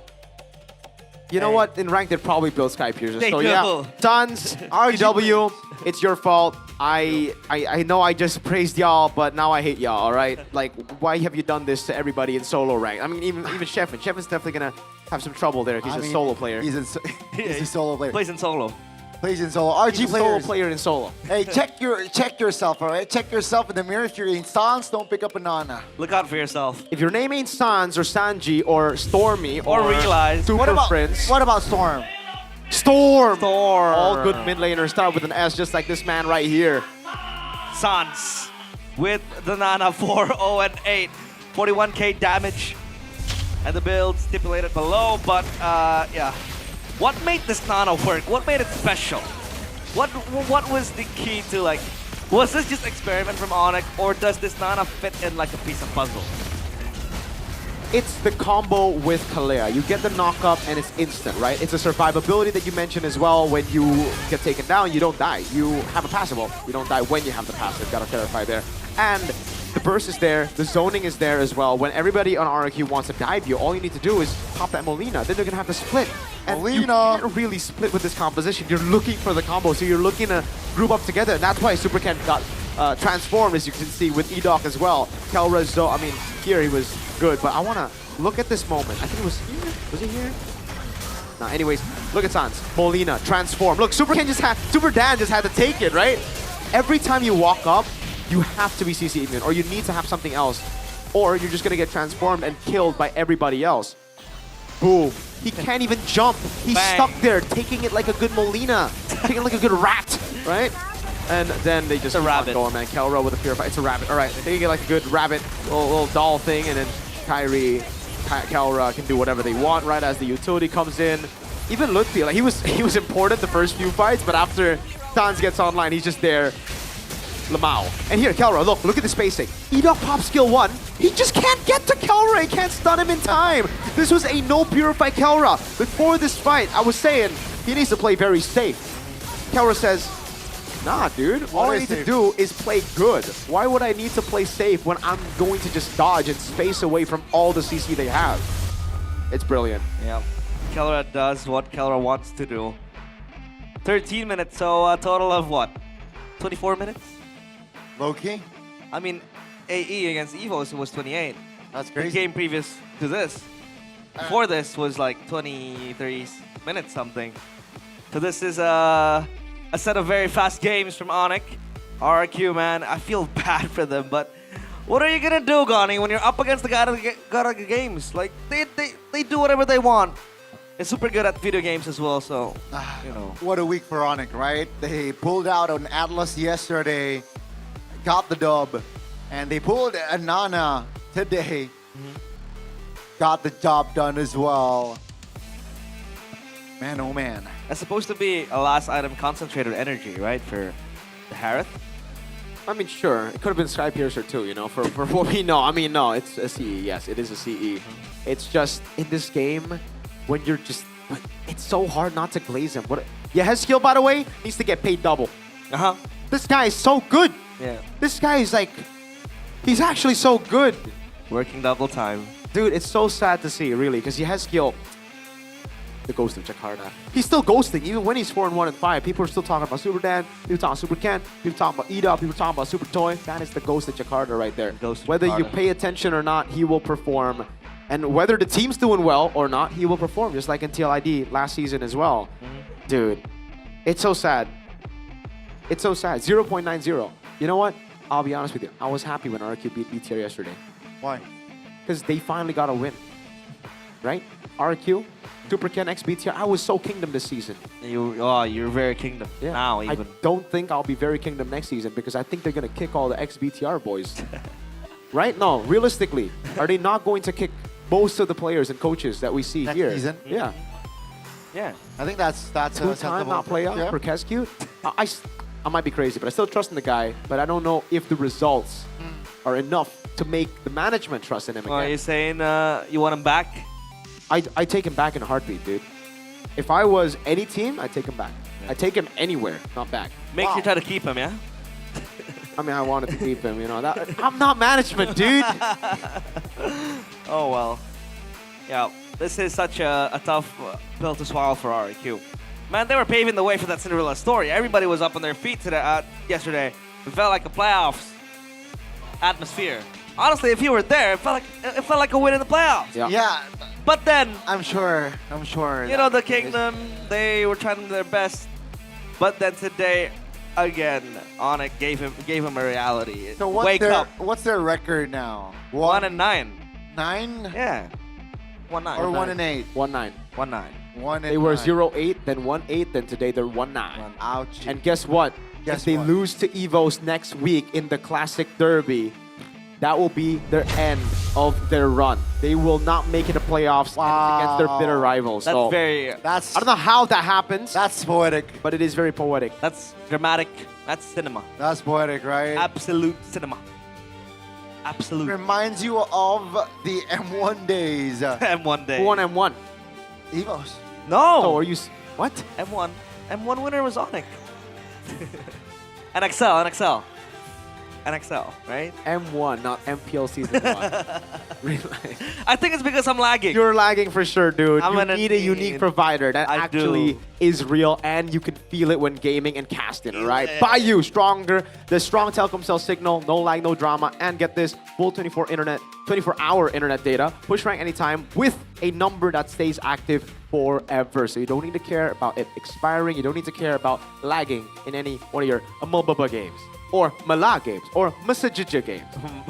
Gaming together gets smoother as well, so be like Arfi, you can get multiple Savages almost every match if you switch to Bayou. Switch to Bayou, bro. Now. Got a Savage yesterday because of Bayou. Thank Are you a Bayou? Yeah, I got a Savage yesterday because of Bayou. That's cap. It was a 1v5. Open your Infinix phone and show me. Okay, I'll That's show cap. you. That's cap. Hold up. That's cap. There's While I way. open that, we also have a different game. Yeah, this is the game you'll do well. No. Because it's an idle game. All you This need is to the game do... you'll do well.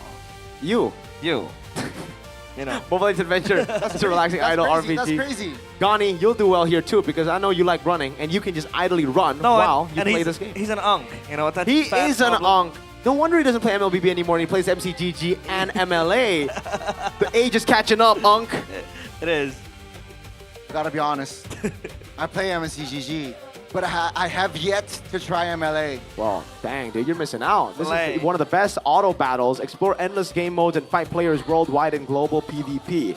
Download Mobile Legends Adventure and start your idle adventure today. Start it now. Start it right this instant, bro. Woo! Right now, like right now. This was Someone the said, match. yeah, well, we'll continue with Acecraft then. Acecraft. Are you scared of plane? Are you scared of planes? Yeah. No, I'm not. Are you able to fly at a high altitude? Not me, but technically, yes. Pilot, no. Okay. Well, check out Acecraft. It's the STG game for you. You don't want to miss this. Random skills, bullet, deflection, and a retro cartoon art style again. I can't stress this enough. I love the art style. It brings back childhood memories of when before I go to school. 50 years ago? No. A year ago. Ah. I aged very fast. That's kind of crazy. Do you have a childhood unk? Do I have childhood? No, apparently. When I The question just is, spawned. do you remember your childhood? Do you remember your childhood? Back in my days. Back in your days. But don't forget, if you want to join in the fun and feel the atmosphere, you can come over to the MPL Arena and watch our games live. Buy your ticket at id-mpl.com/ticket and you'll be able to enjoy the fun. Don't forget that the regular season is ending in 3 weeks from now. So, yeah, 2 weeks, effectively. Oh, Megatron against TL. Are you going to give away another point to the poor? They are not poor. They are currently same, I think, in the standings. Okay. So, I think BTR will finally lock back in. That's the case for BTR, you know? They're always kind of... The simple term is they're chokers. Choker. The very, like, PR trained term is they're inconsistent. They are not stable. Okay. You are PR trained, aren't you? Not really, no. That's why I said they're chokers first before I gave you the PR. I mean, BTR versus TLID, also another match. You mentioned it. They're on the par. And They're not on par. TLID are much better than them. Oh. Trying to glaze them. Trying to jinx them. Does it work, the jinxing? Maybe. Maybe it does. I think you need to start the mirror curse strat again, bro. Yeah. You know what? You're going to start it again. I think I have to. I'm starting to miss that mirror curse energy. Yeah. It'll be back. Don't have any of it. It'll be back. It'll be back soon. All in due time, says Miracle. But the question is, will Bigatron make it to playoffs? That's the big question. I think if they don't make it to playoffs, I'll be a very sad boy. Really? Yeah, of course. Will you still be in the playoffs, though? Of course, brother. With tickets? Oh, with a lot of tickets. With a lot of tickets that you can get because the playoff tickets officially begins. The sale of it begins on the 2nd of May, 2026, which is yesterday. It also coincides with this week's MPL ID regular season, and it is available at different affordable price ranges, starting from 90K, 110K, that's 90K for Legends, 110K for Mythic, and then you can go and upgrade even into Mythic VIP, where you can get yourself you know, a moment to listen to Albert Ghani tell his old-time stories. Right? He'll read you a lullaby. You got a lullaby, Ghani? Yeah. Is a bedtime story? Good bedtime story? Good bedtime story, man. Is it when Onyx beat RQ both legs? Oh, okay. Well, after this, we have Evos up on stage against Geek Fam, but before that, we'll take a break. Stay tuned in MPL ID Season 17.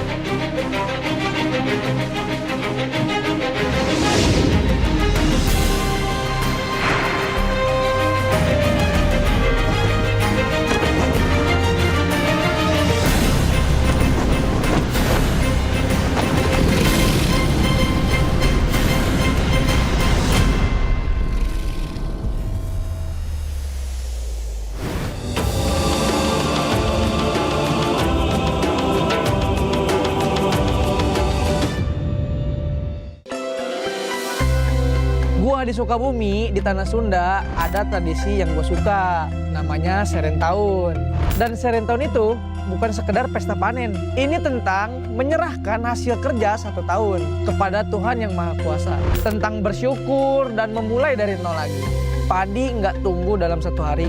Padi butuh waktu, perawatan, kesabaran, dan kerjasama. Ini sama dengan e-sport, mekanik, rank tinggi, makro, itu juga ditanam. Jadi, kalau lu nggak sabar, lu nggak bisa punya hasil panen. Di Seren Tahun itu, di diri gua terbentuklah mental proses. Jadi, konsistensi lebih penting dibanding hasil instan. Di gua, Sungai Musi itu bukan cuma sungai, tapi itu kehidupan. Di festival itu, semua perahu maju kencang, tapi bukan yang paling kuat yang menang. Tapi yang menang, yang paling kompak. 1 orang salah tempo, perahu oleng. 1 orang salah posisi, game selesai. Dari tradisi ini gue belajar tentang sinkronisasi karena chemistry menentukan segalanya. Tradisi di Bali yang paling ngena lah di gua, menurut gua tuh nyepi. Karena nyepi tuh ngajarin kayak diam itu kuat. Jadi selama 24 jam gak ada aktivitas, lebih ke introspeksi diri lah. Di momen itu kita jadi lebih jujur sih sama diri sendiri. Kenapa kita kalah, apa yang salah. Di e-sport banyak orang berhenti karena kekalahan, tapi gua enggak. Karena nyepi ngajarin gua bukan buat berhenti, tapi buat memahami. Hingga sekarang gue masih berjuang di liga ini. Dari kecil di daerah gua tumbuh dengan Gurindam 12 karya Raja Ali Haji. Gurindam 12 itu memiliki 2 baris tapi maknanya dalam. Baris pertama sebab, baris kedua akibat. Di game juga sama, overextend mati, salah draft kalah. Semua ada sebab akibatnya. Dari sastra lahirlah logika. Di Samarinda ada tradisi yang paling terkesan yaitu Festival Mahakam. Semuanya tentang ritme. Dayungnya itu nggak boleh terlalu cepat dan nggak boleh terlalu lambat, tapi harus tepat. Sama kayak nge-retry lord dan nge-engage. 1 detik terlalu cepat, gagal. 1 detik terlambat, kalah. Timing adalah segalanya. Ya karena momen itu menentukan kemenangan. Paling gua suka tuh di Pontianak Festival Tugu Katulistiwa sih. Ada momen di mana bayangan kita tuh hilang. Semuanya tuh jadi imbang karena tidak ada condong kiri dan ke kanan. Sama kayak di game lah. Kalau misal terlalu agresif salah, kalau terlalu defensif juga ya salah. Jadi semuanya itu harus seimbang. Karena balance adalah kunci untuk mendominasi. Di Semarang tuh ada namanya Dekderan. Kayak kita nyambut bulan puasa nih dengan penuh sukacita, kayak ramai juga energinya. Dan gua di panggung MPL sih ngerasain yang sama sih, kayak energi penonton tuh kayak nyata, kayak mirip lah. Itu yang bikin gua nggak mau kalah sih. Semangat kebersamaannya jadi bahan bakar buat gua untuk berkompetisi di sport ini. Tradisi di Aceh yang paling teringat sama gue sih tari saman. Tari saman tidak memberi ruang untuk kesalahan. Ya kalau satu salah ya semuanya kelihatan salah. Ya jadi gue belajar hal yang sama lah yang ada di tari saman. Kita harus satu pikiran dan satu gerakan, ya itu yang membuat tim jadi improve. Jadi disiplin kolektif menciptakan kesempurnaan. Di dalam e-sport, sinkronisasi adalah dominasi. Pas di Makassar dulu, pas gue kecil, gue paling suka kapal finisi. Kerennya finisi itu dibangunnya tanpa gambar. Ya bisa dibilang blueprint ya. Jadi cuman pengalaman, insting, dan kepercayaan. Jadi pro player itu nggak ada petanya. Jadi yang ngajarin gue itu, ini pasti berhasil tuh. Nggak ada. Jadi dibangun kayak finisi, sedikit demi sedikit. Jadi tradisi ini mengajari gue melangkah tanpa kepastian. Percaya proses adalah kunci.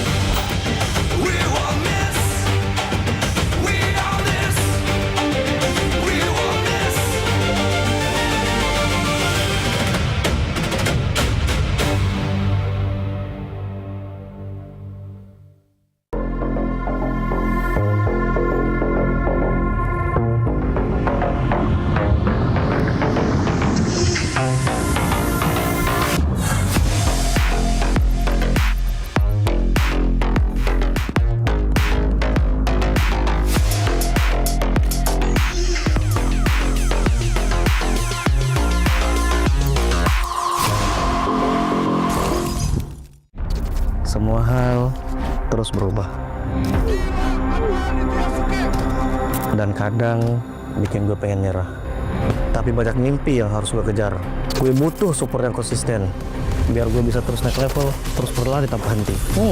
Skin gue banget nih, gue beli aja. Seperti GoPay Games yang setia menemani, walau meta dan gameplay terus berganti. Walau yang lain terus berubah, GoPay Games konsisten ngasih yang pasti murah.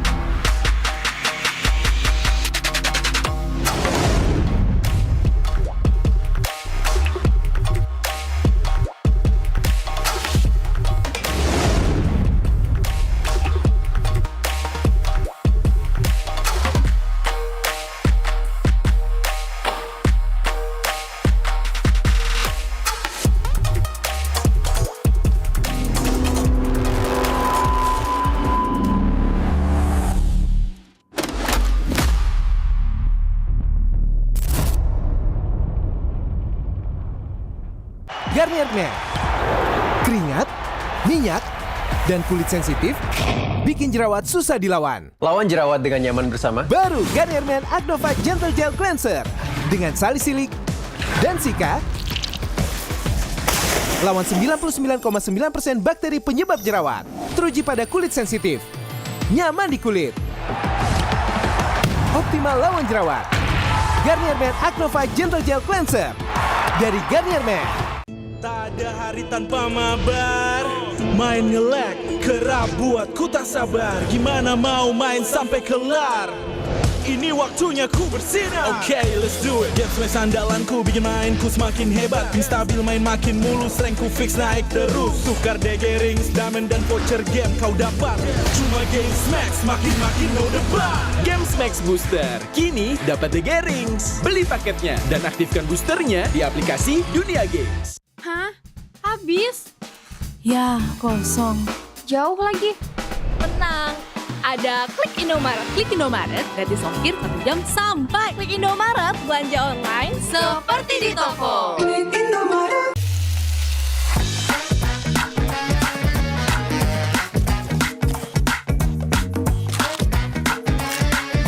Gimana?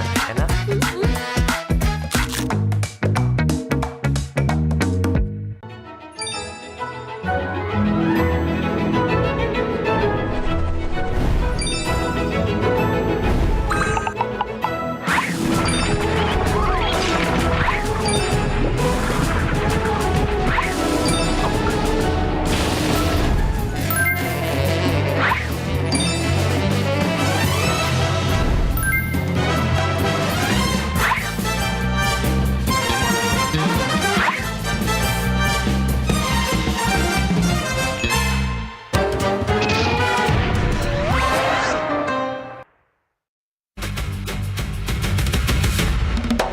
Teman-teman super fans, sekarang MPL Indonesia berkolaborasi dengan Telx dan juga Aircraft.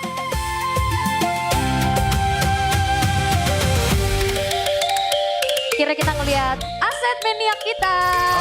Warna dikemas. Lucu pisan. Ini adalah collab terbarunya kita nih bersama dengan Aircraft dan juga Telx. Ini adalah sebuah pergerakan di mana kita bersatu padu. Kalau sekarang sih seru ya, soalnya ada budaya-budaya Indonesia juga ya, kita mengangkat semua budaya-budaya. Terus kayak kemarin player-playernya juga pas entrance-nya jadi ada permainan zaman-zaman kita kecil, jadi flashback aja seru sih. Jujur seru banget, soalnya kan activity-nya banyak kan, jadinya kayak yang bisa dilakuin gitu, kayak bisa main gasing, bisa main congklak, bisa main yoyo dan lain-lain lah. Kalau main terus dapat stem jadi bisa dapat kayak hadiah, banyak lah istilahnya, jadinya seru banget from my opinion. MPL sekarang sih udah mulai care sih sama budaya-budaya Indonesia. Gua rasa ini bisa jadi buat edukasi di generasi gua sih. Soalnya ini bisa buat tahu budaya dan tradisinya lah di Indonesia ini. Terima kasih MPL udah menghadirkan permainan-permainan masa kecil kita. Terima kasih MPL karena sudah membantu kita semua jadi ingat masa lalu kita. Semoga kedepannya MPL makin ada aktivitas yang lebih seru lagi.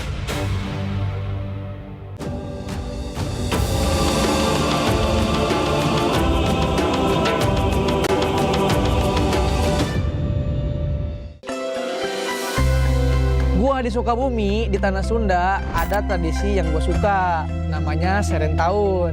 Dan Serentahun itu bukan sekedar pesta panen. Ini tentang menyerahkan hasil kerja 1 tahun kepada Tuhan Yang Maha Kuasa. Tentang bersyukur dan memulai dari nol lagi. Padi nggak tumbuh dalam 1 hari. Padi butuh waktu, perawatan, kesabaran, dan kerjasama. Ini sama dengan e-sport, mekanik, rank tinggi, makro, itu juga ditanam. Jadi kalau lu nggak sabar, lu nggak bisa punya hasil panen. Di Serentahun itu, di diri gua terbentuklah mental proses. Jadi konsistensi lebih penting dibanding hasil instan. Di gua, Sungai Musi itu bukan cuma sungai, tapi itu kehidupan. Di festival itu, semua perahu maju kencang, tapi bukan yang paling kuat yang menang. Tapi yang menang, yang paling kompak. 1 orang salah tempo, perahu oleng. 1 orang salah posisi, game selesai. Dari tradisi ini gue belajar tentang sinkronisasi karena chemistry menentukan segalanya. Tradisi di Bali yang paling ngena lah di gua, menurut gua tuh nyepi. Karena nyepi tuh ngajarin kayak diam itu kuat. Jadi selama 24 jam nggak ada aktivitas, lebih ke introspeksi diri lah. Di momen itu kita jadi lebih jujur sih sama diri sendiri. Kenapa kita kalah, apa yang salah. Di e-sport banyak orang berhenti karena kekalahan, tapi gua enggak. Karena Nyepi ngajarin gua bukan buat berhenti, tapi buat memahami. Hingga sekarang gua masih berjuang di liga ini. Dari kecil di daerah gua tumbuh dengan Gurindam 12 karya Raja Ali Haji. Gurindam 12 itu memiliki 2 baris, tapi maknanya dalam. Baris pertama sebab, baris kedua akibat. Di game juga sama, overextend mati, salah draft kalah. Semua ada sebab akibatnya. Dari sastra lahirlah logika. Di Samarinda ada tradisi yang paling terkesan yaitu Festival Mahakam. Semuanya tentang ritme. Dayungnya itu nggak boleh terlalu cepat dan nggak boleh terlalu lambat, tapi harus tepat. Sama kayak nge-retry lord dan nge-engage. 1 detik terlalu cepat, gagal. 1 detik terlambat, kalah. Timing adalah segalanya. Ya karena momen itu menentukan kemenangan. Paling gua suka tuh di Pontianak Festival Tugu Katulistiwa sih. Ada momen dimana bayangan kita tuh hilang. Semuanya tuh jadi imbang karena tidak ada condong kiri dan ke kanan. Sama kayak di game lah, kalau misal terlalu agresif salah, kalau terlalu defensif juga ya salah. Jadi semuanya itu harus seimbang. Karena balance adalah kunci untuk mendominasi. Di Semarang tuh ada namanya Dokderan. Kayak kita nyambut bulan puasa ini dengan penuh sukacita, kayak ramai juga energinya. Dan gua di panggung MPL sih ngerasain yang sama sih, kayak energi penonton tuh kayak nyata, kayak mirip lah. Itu yang bikin gua nggak mau kalah sih. Semangat kebersamaannya jadi bahan bakar buat gua untuk berkompetisi di sport ini. Tradisi di Aceh yang paling teringat sama gue sih tari saman. Tari saman tidak memberi ruang untuk kesalahan. Ya kalau satu salah ya semuanya kelihatan salah. Ya jadi gue belajar hal yang sama lah yang ada di tari saman. Kita harus satu pikiran dan satu gerakan, ya itu yang membuat tim jadi improve. Jadi disiplin kolektif menciptakan kesempurnaan. Di dalam e-sport, sinkronisasi adalah dominasi. Pas di Makassar dulu, pas gue kecil, gue paling suka kapal finisi. Caranya finisi itu dibangunnya tanpa gambar. Ya bisa dibilang blueprint ya. Jadi cuman pengalaman, insting, dan kepercayaan. Jadi pro player itu nggak ada petanya. Jadi yang ngajarin gue itu, ini pasti berhasil tuh. Nggak ada. Jadi dibangun kayak finisi, sedikit demi sedikit. Jadi tradisi ini mengajari gue melangkah tanpa kepastian. Percaya proses adalah kunci.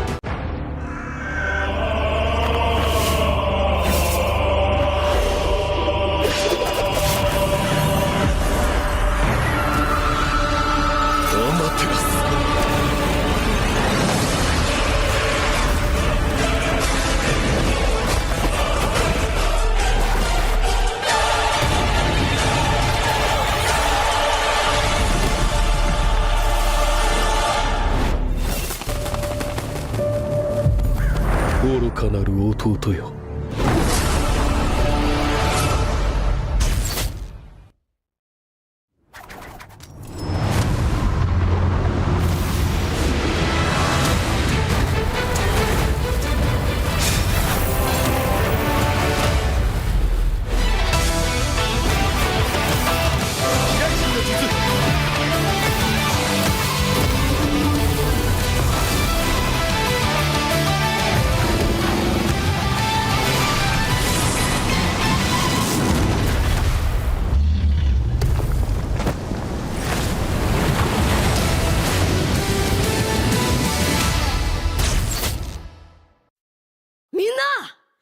渦巻きナルトが帰ってきたぞ。飛来神の術。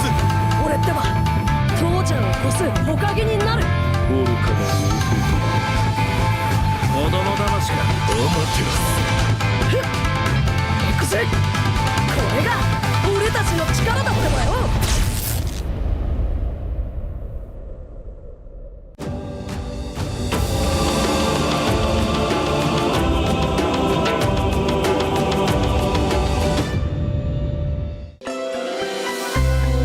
Gua di Sukabumi, di Tanah Sunda, ada tradisi yang gue suka, namanya Serentahun.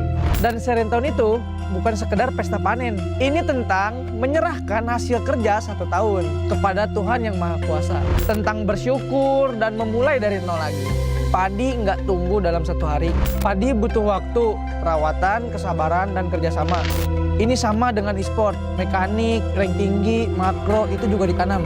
Jadi kalau lu nggak sabar, lu nggak bisa punya hasil panen. Di Serentahun itu, di diri gua terbentuklah mental proses. Jadi konsistensi lebih penting dibanding hasil instan. Di gua, Sungai Musi itu bukan cuma sungai, tapi itu kehidupan. Di festival itu, semua perahu maju kencang, tapi bukan yang paling kuat yang menang. Tapi yang menang, yang paling kompak. 1 orang salah tempo, perahu oleng. 1 orang salah posisi, game selesai. Dari tradisi ini gue belajar tentang sinkronisasi karena chemistry menentukan segalanya. Tradisi di Bali yang paling ngena lah di gua, menurut gua tuh nyepi. Karena nyepi tuh ngajarin kayak diam itu kuat. Jadi selama 24 jam gak ada aktivitas, lebih ke introspeksi diri lah. Di momen itu kita jadi lebih jujur sih sama diri sendiri. Kenapa kita kalah, apa yang salah. Di e-sport banyak orang berhenti karena kekalahan, tapi gua enggak. Karena nyepi ngajarin gua bukan buat berhenti, tapi buat memahami. Hingga sekarang gua masih berjuang di liga ini. Dari kecil di daerah gua tumbuh dengan Gurindam 12 karya Raja Ali Haji. Gurindam 12 itu memiliki 2 baris, tapi maknanya dalam. Baris pertama sebab, baris kedua akibat. Di game juga sama, overextend mati, salah draft kalah. Semua ada sebab akibatnya. Dari sastra lahirlah logika. Di Samarinda ada tradisi yang paling terkesan yaitu Festival Mahakam. Semuanya tentang ritme. Dayungnya itu nggak boleh terlalu cepat dan nggak boleh terlalu lambat, tapi harus tepat. Sama kayak nge-retrin lord dan nge-engage. 1 detik terlalu cepat, gagal. 1 detik terlambat, kalah. Timing adalah segalanya. Ya karena momen itu menentukan kemenangan. Paling gua suka tuh di Pontianak Festival Tugu Katulistiwa sih. Ada momen dimana bayangan kita tuh hilang. Semuanya tuh jadi imbang karena tidak ada condong kiri dan ke kanan. Sama kayak di game lah. Kalau misal terlalu agresif salah, kalau terlalu defensif juga ya salah. Jadi semuanya itu harus seimbang. Karena balance adalah kunci untuk mendominasi. Di Semarang tuh ada namanya Dokderan. Kayak kita nyambut bulan puasa nih dengan penuh sukacita, kayak ramai juga energinya. Dan gua di panggung MPL sih ngerasain yang sama sih, kayak energi penonton tuh kayak nyata, kayak mirip lah. Itu yang bikin gua nggak mau kalah sih. Semangat kebersamaannya jadi bahan bakar buat gua untuk berkompetisi di sport ini. Tradisi di Aceh yang paling teringat sama gue sih Tarisaman. Tarisaman tidak memberi ruang untuk kesalahan. Ya kalau satu salah ya semuanya kelihatan salah. Ya jadi gue belajar hal yang sama lah yang ada di Tarisaman. Kita harus satu pikiran dan satu gerakan, ya itu yang membuat tim jadi improve. Jadi disiplin kolektif menciptakan kesempurnaan. Di dalam e-sport, sinkronisasi adalah dominasi. Pas di Makassar dulu, pas gue kecil, gue paling suka kapal finisi. Caranya finisi itu dibangunnya tanpa gambar. Ya bisa dibilang blueprint ya.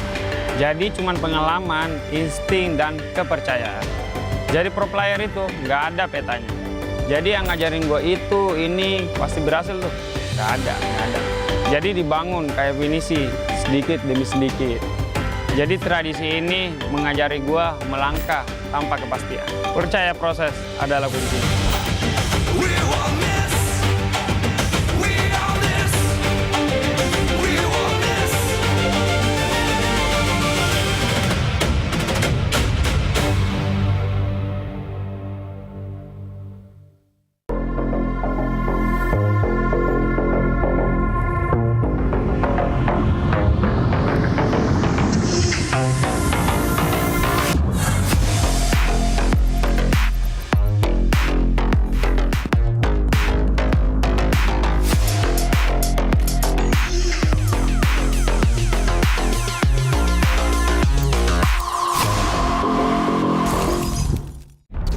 Semua hal terus berubah. Dan kadang bikin gue pengen nyerah. Tapi banyak mimpi yang harus gue kejar. Gue butuh support yang konsisten. Biar gue bisa terus naik level, terus berlari tanpa henti. Skin gue banget nih, gue beli aja. Seperti GoPay Games yang setia menemani, walau meta dan gameplay terus berganti. Walau yang lain terus berubah, GoPay Games konsisten ngasih yang pasti murah.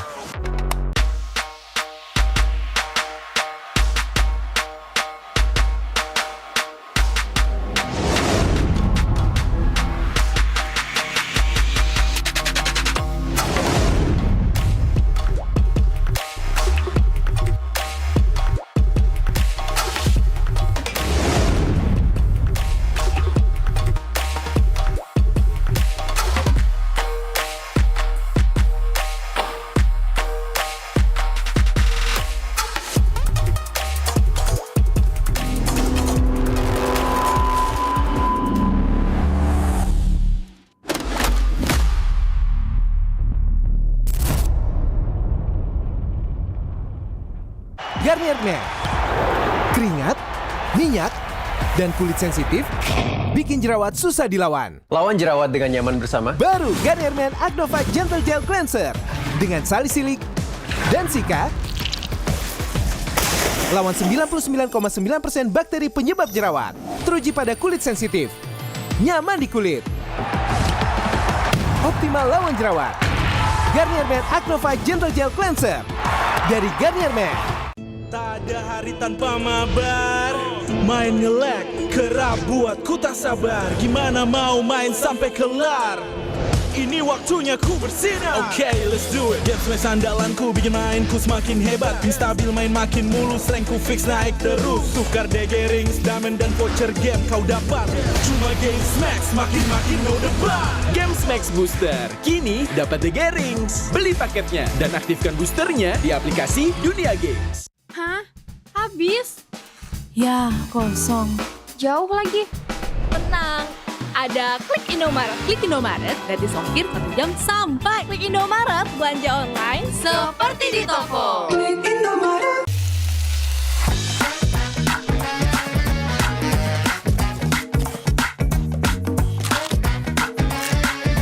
Gimana? Enak?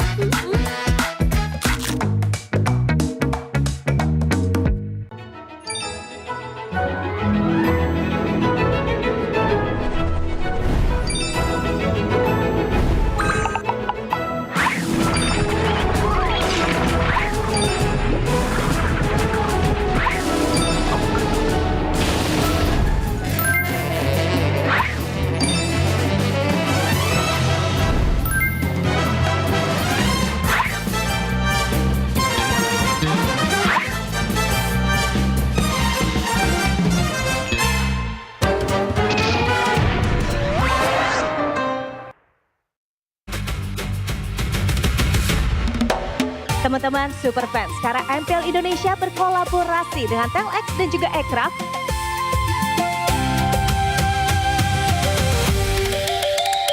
Kira kita ngelihat aset maniak kita. Tadi gemas. Lucu pisan. Ini adalah collab terbarunya kita nih bersama dengan Aircraft dan juga Telex. Ini adalah sebuah pergerakan di mana kita bersatu padu. Kalau sekarang sih seru ya, soalnya ada budaya-budaya Indonesia juga ya, kita mengangkat semua budaya-budaya. Terus kayak kemarin player-playernya juga pas entrance-nya jadi ada permainan zaman-zaman kita kecil, jadi flashback aja seru sih. Jujur seru banget, soalnya kan activity-nya banyak kan, jadinya kayak yang bisa dilakuin gitu, kayak bisa main gasing, bisa main congklak, bisa main yoyo dan lain-lain lah. Kalau main terus dapat stem, jadi kita dapat kayak hadiah, banyak lah istilahnya, jadinya seru banget from my opinion. MPL sekarang sih udah mulai care sih sama budaya-budaya Indonesia. Gue rasa ini bisa jadi buat edukasi di generasi gue sih. Soalnya ini bisa buat tahu budaya dan tradisinya lah di Indonesia ini. Makasih MPL udah menghadirkan permainan-permainan masa kecil kita. Terima kasih MPL karena sudah membantu kita semua jadi ingat masa lalu kita. Semoga kedepannya MPL makin ada aktivitas yang lebih seru lagi.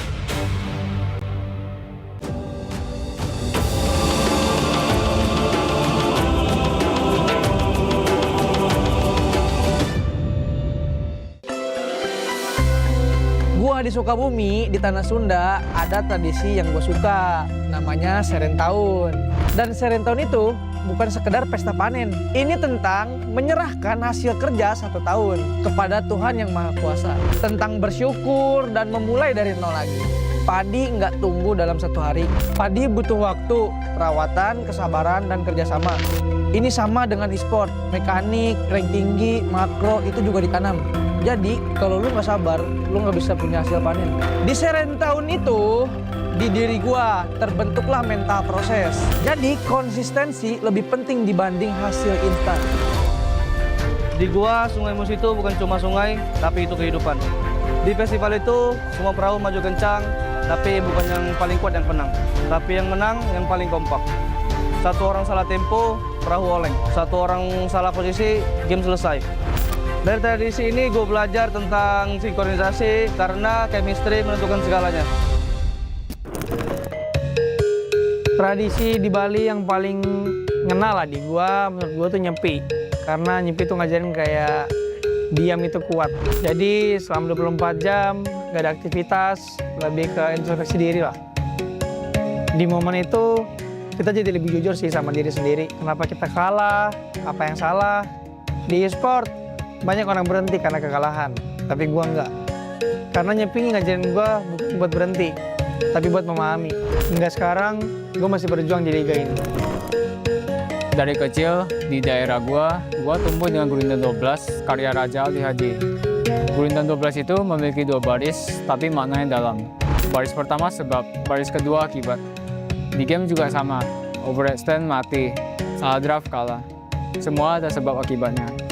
Dari sastra lahirlah logika. Di Samarinda ada tradisi yang paling terkesan yaitu Festival Mahakam. Semuanya tentang ritme. Dayungnya itu nggak boleh terlalu cepat dan nggak boleh terlalu lambat, tapi harus tepat. Sama kayak nge-retrin lord dan nge-engage. 1 detik terlalu cepat, gagal. 1 detik terlambat, kalah. Timing adalah segalanya. Ya karena momen itu menentukan kemenangan. Paling gua suka tuh di Pontianak Festival Tugu Katulistiwa sih. Ada momen dimana bayangan kita tuh hilang. Semuanya tuh jadi imbang karena tidak ada condong kiri dan ke kanan. Sama kayak di game lah, kalau misal terlalu agresif kalah, kalau terlalu defensif juga ya kalah. Jadi semuanya itu harus seimbang. Karena balance adalah kunci untuk mendominasi. Di Semarang tuh ada namanya Dekderan. Kayak kita nyambut bulan puasa nih dengan penuh sukacita, kayak ramai juga energinya.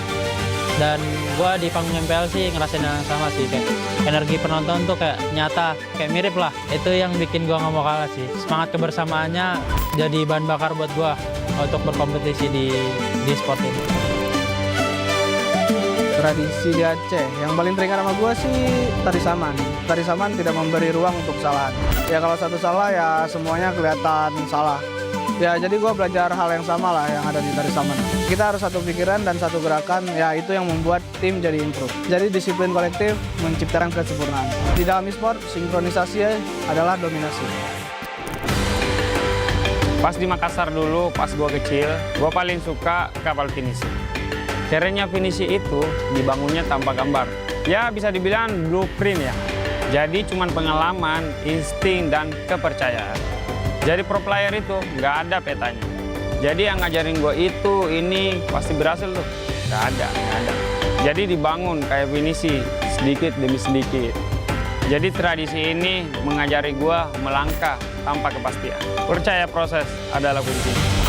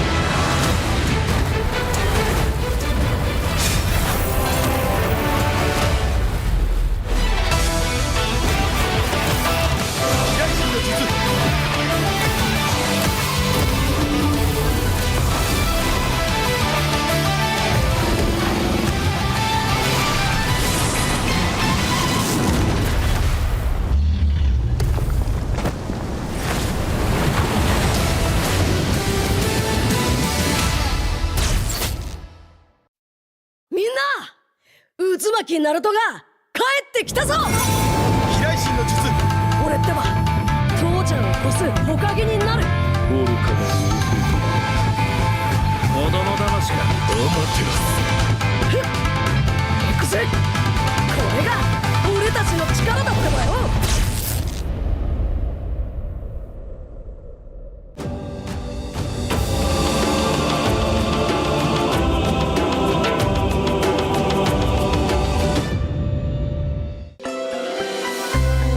Gua di Sukabumi, di Tanah Sunda, ada tradisi yang gue suka, namanya Seren Tahun.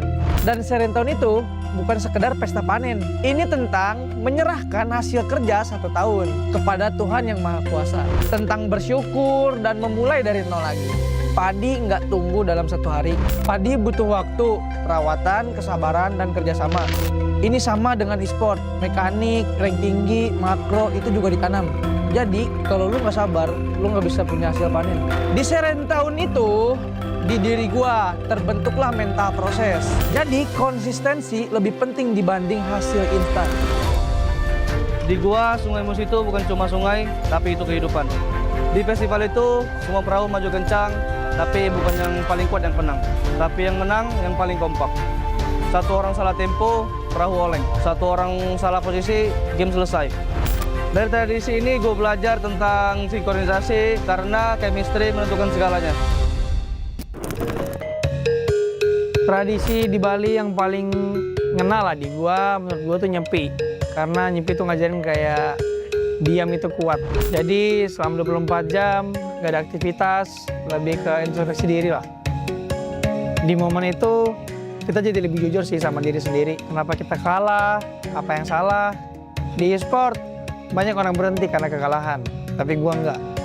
Karena nyepi ngajarin gua bukan buat berhenti, tapi buat memahami. Hingga sekarang, gua masih berjuang di liga ini. Dari kecil, di daerah gua tumbuh dengan Gurindam 12, karya Raja Ali Haji. Gurindam 12 itu memiliki 2 baris, tapi maknanya dalam. Baris pertama sebab, baris kedua akibat. Di game juga sama, overextend mati, salah draft kalah. Semua ada sebab akibatnya. Dari sastra lahirlah logika.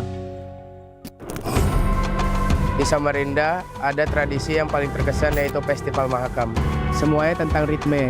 Dayungnya itu nggak boleh terlalu cepat dan nggak boleh terlalu lambat, tapi harus tepat. Sama kayak nge-retrelord dan nge-engage. 1 detik terlalu cepat, gagal. 1 detik terlambat, kalah. Timing adalah segalanya. Ya karena momen itu menentukan kemenangan. Paling gua suka tuh di Pontianak Festival Tugu Katulistiwa sih. Ada momen dimana bayangan kita tuh hilang. Semuanya tuh jadi imbang karena tidak ada condong kiri dan ke kanan. Sama kayak di game lah. Kalau misal terlalu agresif kalah, kalau terlalu defensif juga ya kalah. Jadi semuanya itu harus seimbang. Karena balance adalah kunci untuk mendominasi. Di Semarang tuh ada namanya Dekderan. Kayak kita nyambut bulan puasa nih dengan penuh sukacita, kayak ramai juga energinya. Dan gua di panggung MPL sih ngerasain yang sama sih, kayak energi penonton tuh kayak nyata, kayak mirip lah. Itu yang bikin gua nggak mau kalah sih. Semangat kebersamaannya jadi bahan bakar buat gua untuk berkompetisi di sport ini. Tradisi di Aceh yang paling teringat sama gue sih tari saman. Tari saman tidak memberi ruang untuk kesalahan. Ya kalau satu salah ya semuanya kelihatan salah. Ya jadi gue belajar hal yang sama lah yang ada di tari saman. Kita harus satu pikiran dan satu gerakan, ya itu yang membuat tim jadi improve. Jadi disiplin kolektif menciptakan kesempurnaan. Di dalam e-sport, sinkronisasi adalah dominasi. Pas di Makassar dulu, pas gue kecil, gue paling suka kapal finisi. Kerennya finisi itu dibangunnya tanpa gambar. Ya bisa dibilang blueprint ya. Jadi cuman pengalaman, insting, dan kepercayaan.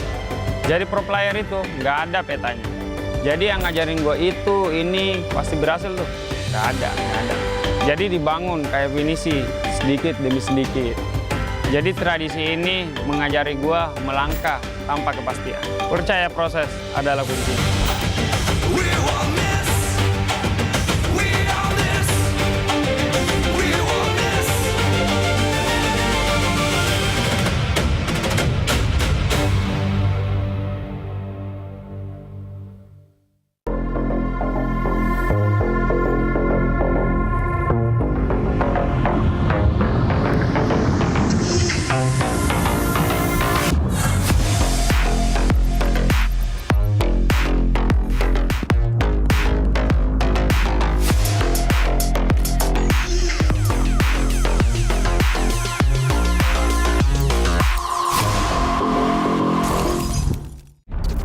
Semua hal terus berubah.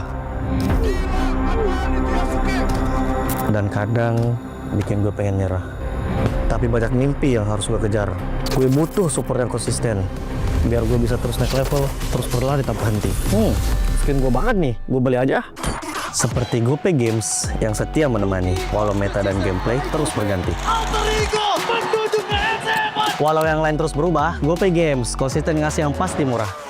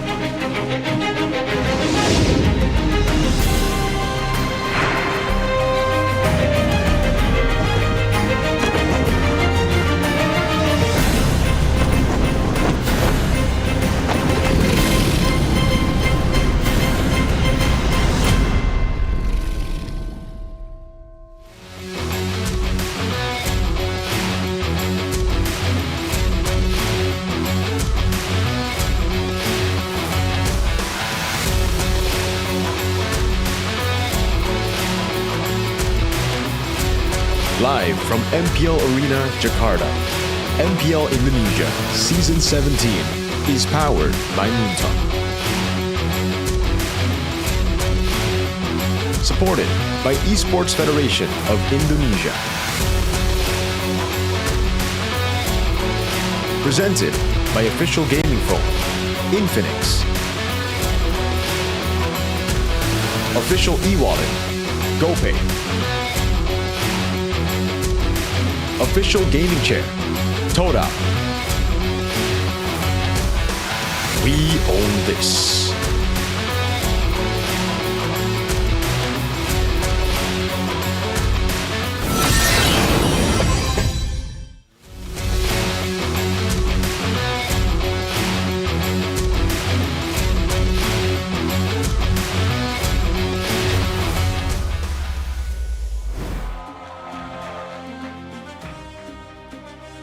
Dua match sudah kita saksikan di hari yang terakhir minggu yang ke-6. Tapi masih ada satu match lagi di mana match ini pastinya akan berjalan amat sangat panas. Karena seperti yang kita tahu Geek Fam yang nantinya akan bertemu dengan EVOS Esports. Mereka memiliki sejarah yang cukup berbeda based on match terakhir mereka di mana EVOS mendapatkan kemenangan tetapi Geek Fam yang harus menelan kekalahannya. Dan membuat kita semakin penasaran pastinya bagaimana berjalannya match terakhir kita hari ini di hari yang terakhir minggu yang ke-6. Tapi di sini di MPL Arena sudah ramai. MPL Arena, mana suaranya? Sorak-sorai semangat yang diberikan kepada Superfans untuk kedua tim yang akan bertanding pada match terakhir kita hari ini. Dan pastinya Sabila Jo ingin memberitahu kalian semua bahwa MPL Indonesia Season 17 tidak dapat berjalan lancar tanpa adanya dukungan dari para sponsor dan juga partner. Karena MPL Indonesia powered by Moonton, supported by PBSI, presented by official gaming phone Infinix, official e-wallet GoPay, official gaming chair ada Todak. Tidak lupa untuk partner ini sports kita ada Garnier, Bayu, Dunia Games, Games Max dan juga OnePlay. Dan untuk supplier kita ada IndiHome, Klik Indomaret, Yummy Choice dan juga Aqua. Baiklah, di sini kita sudah melihat semua tidak sabar bagaimana match penutup kita hari ini berjalan. Akankah Geek Fam yang dapat kemenangan atau bahkan sebaliknya dari tim EVOS yang masih mempertahankan kemenangannya? Kalau begitu langsung saja kita saksikan karena caster sudah ready di sana. So caster silakan. Welcome back to MPL ID Season 17, Week 6, Day 3, the last day. For some, Judgment Day, but we still have a few weeks to go. We are on the last match of today. It'll be EVOS up against Geek Fam. After us watching that super quick series where Onyx was able to trample RQ and make it to the playoffs. Hey, unfortunate for RQ suffering a 2-0 loss, now down to a 0.90% chance to make it to the playoffs. But for all the other teams, there's still a lot of chances to make it to the playoffs. And it starts here. Geek Fam, they gotta get a win here, especially after losing just earlier this week on Friday. EVOS are on the same boat though, so it's always gonna be ride or die. It's ride or die, especially in the first leg, their first encounter this season. EVOS were able to win 2-0. Yep. But the thing about EVOS is that they are also sometimes the embodiment of inconsistency. They can get a string of good results and then they just dip down. Yesterday, they were able to get tricky. Well, Tricky did play and and place a few, and they were able to reverse sweep Alter Ego in what was one of the longest games they've had so far in this season. That was a very, very high adrenaline game, Goni. Yeah, we will get to see maybe that sort of intensity again today, right? You mentioned already what's at stake. Geek Fam desperately needing a win to at least increase their odds to the playoff spot. And as well, EVOS, there are no pushovers. Even though they're already in, but they still want more points. Yeah, obviously, more points means more safety. More safety, like Onyx. That's what you want. Yeah, like Onyx making it to playoffs. When it's big enough hitchhiker ride to Velodrome. Hey man, I hope they don't need a hitchhike. I hope they can just ride there in with a sport car, right? With a sports car. Vroom vroom. Vroom vroom indeed, yo. Let's take a look at this though. Few's first debut, mid laner average kill 1.3, mid laner average assist 8.0. He's always kind of been the stable, the consistent guy. Even part of the AP brand roster that won M5, it was him being the constant, right? It was never him being the flashy guy. But now we look at Tricky and it's, I think the opposite, very different style to Few. Few's always safe, he plays it smart, plays it macro. Tricky is much more impulsive. He goes in for the random plays. He goes in for a flicker forward. Those instinctual plays that reminds me a lot about Hijime. And we get to see this, all right, from Few. Just look at how he positions around the team fights. He's just very safe, ready to back people up. And only if it is very, as guaranteed, will he flicker in forward. Other than that, he just plays it the normal way. You know, that's why he's had such a long career, has had such a successful career. But on the other side, Tricky, in his first debut, he got an average kill of 4.0, average assist of 8.5. And again, it's much more bombastic, that playstyle of his, much more aggressive as well. And maybe that's what EVOs are trying to utilize now. Now, I don't know if it's going to be Few, I don't know if it's going to be Tricky. If you look at Few, he looks hooded up, you know, with that hoodie. He doesn't look like he's ready to play. So, I think it's going to be Tricky, but if you ask me who to choose, I got to choose the legend, man. I got to choose Few. I think Few has had that long career as well. He's a seasoned veteran. This could be the case where, you know, Few is very experienced. He knows how to calculate things. He's much more, you know, much more of a pacifist, much more reserved in terms of, you know, playing the game.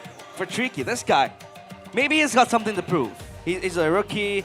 His blood is boiling. He wants to play in a very aggressive way to make a name for himself. But sometimes that kind of helps EVOS as well. So I think, you know, doing his own thing has been able to find EVOS a success, especially the match yesterday up against EVOS, up against Ultra Ego. We take a look at the string of results. So far, it's been a win streak for EVOS all season long in Season 16 and for Season 17 as well. GeekFam has a chance to put a stop to that with their own rookie as well, Nazara. This guy has been playing a very good game, and this is personal. Because Nazara, in one of the interviews, said that he was, quote-unquote, thrown away by EVOS. Albert responded in saying that, well, if he says that he's thrown away, let it be.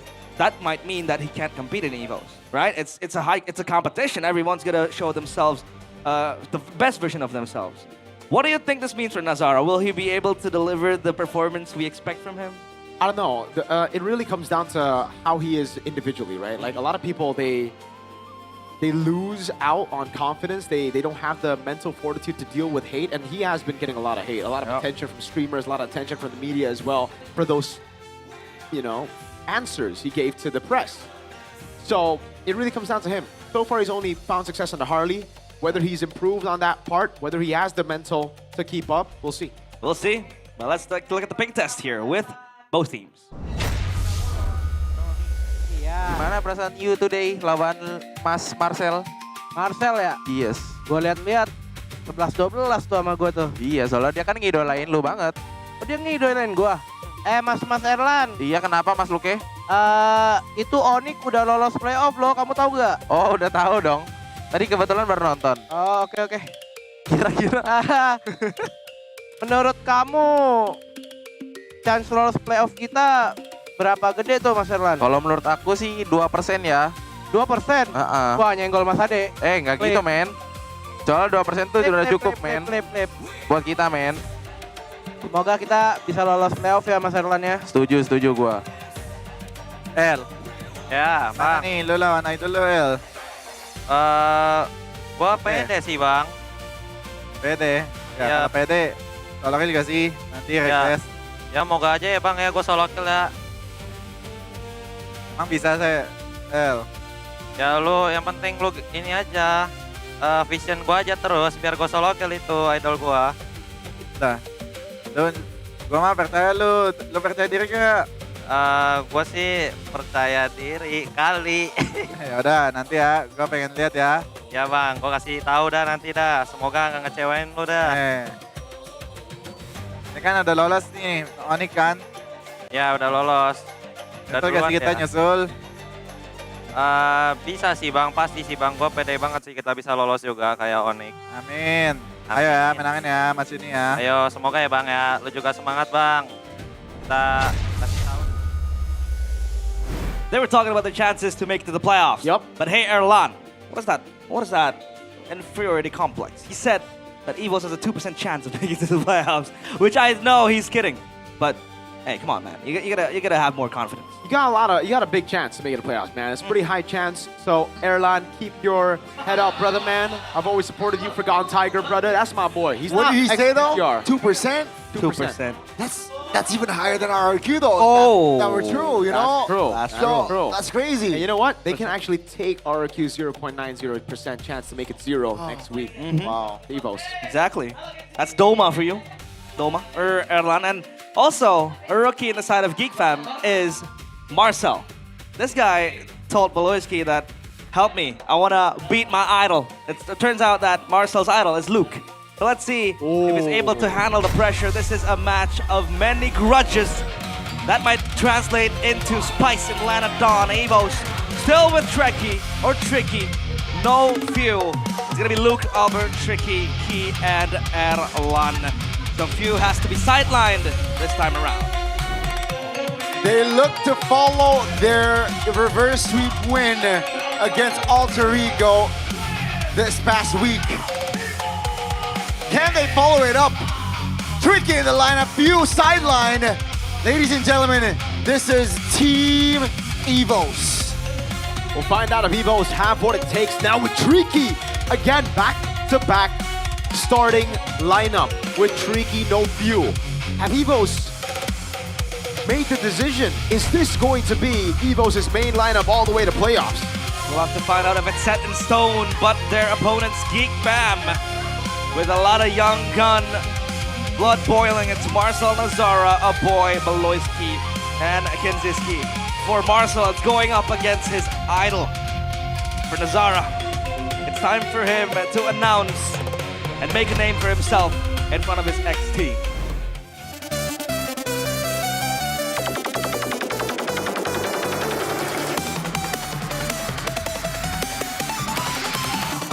You mentioned it, Realize. And also on top of that, they are still seeking some stability in the standings. They desperately need the win. Marcel leads the pack. And let's welcome, this is Team Geek Bam! Yeah, Geek Bam coming in as that coveted family, looking to play closely behind Big Brain Beloy. He is known to be the monster maker. He was there making Nile. He was there. Luke as well, nurturing Make-It too. So Make-It has to fall down. It's Nazara next on Process.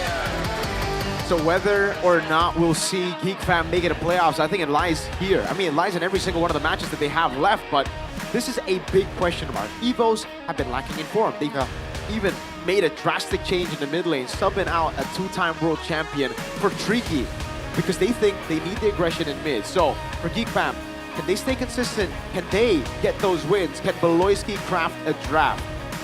They can change things for the Kingslayers.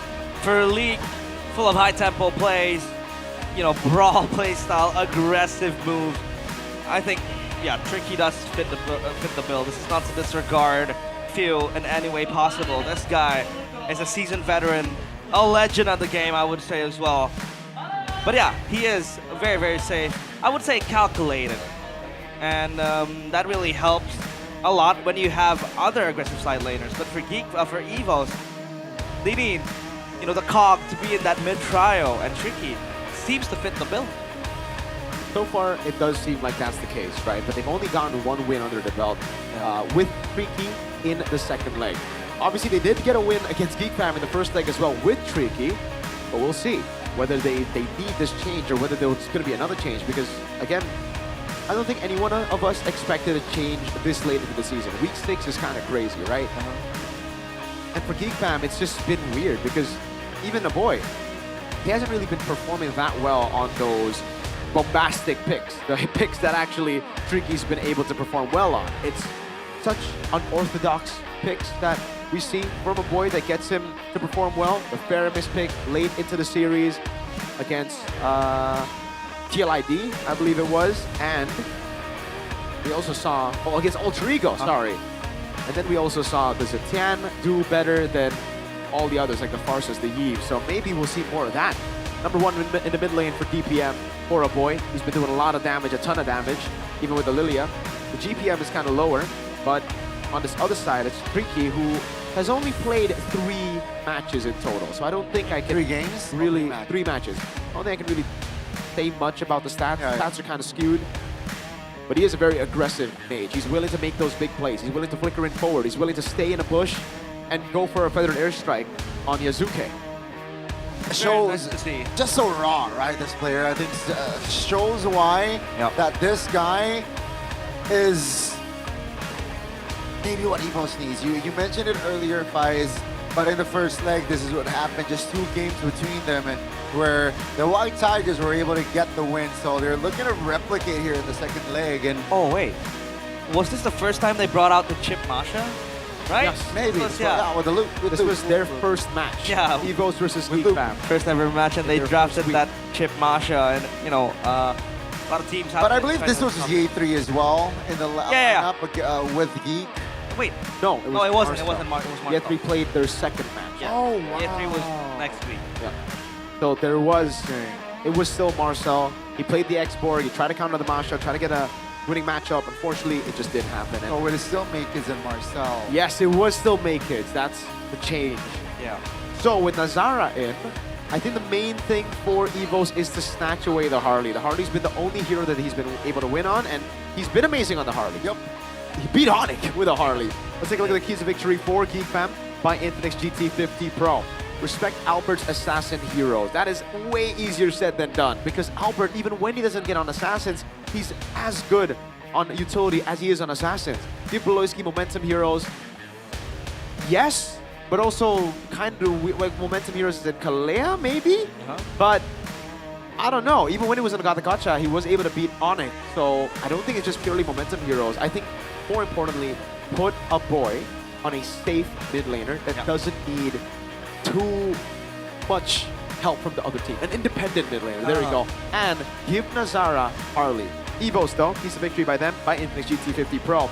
Be cautious of Beloyski's macro play. I think be cautious of everybody's macro play, right? Because the Geek Fam, that's what they have been able to do. They put Kenzie on a weak side laner, Moskov, Claude always, and then they go and clear. Win the gold lane matchup, I disagree. You want to win the early game. You want to shut down Nazara. You want to shut down that trio mid. You want to shut down Beloyski's movements through the early snowball. Let Kenzie play weak side. Let Kerlan play weak side. Because Erlan is also an amazing weak side player.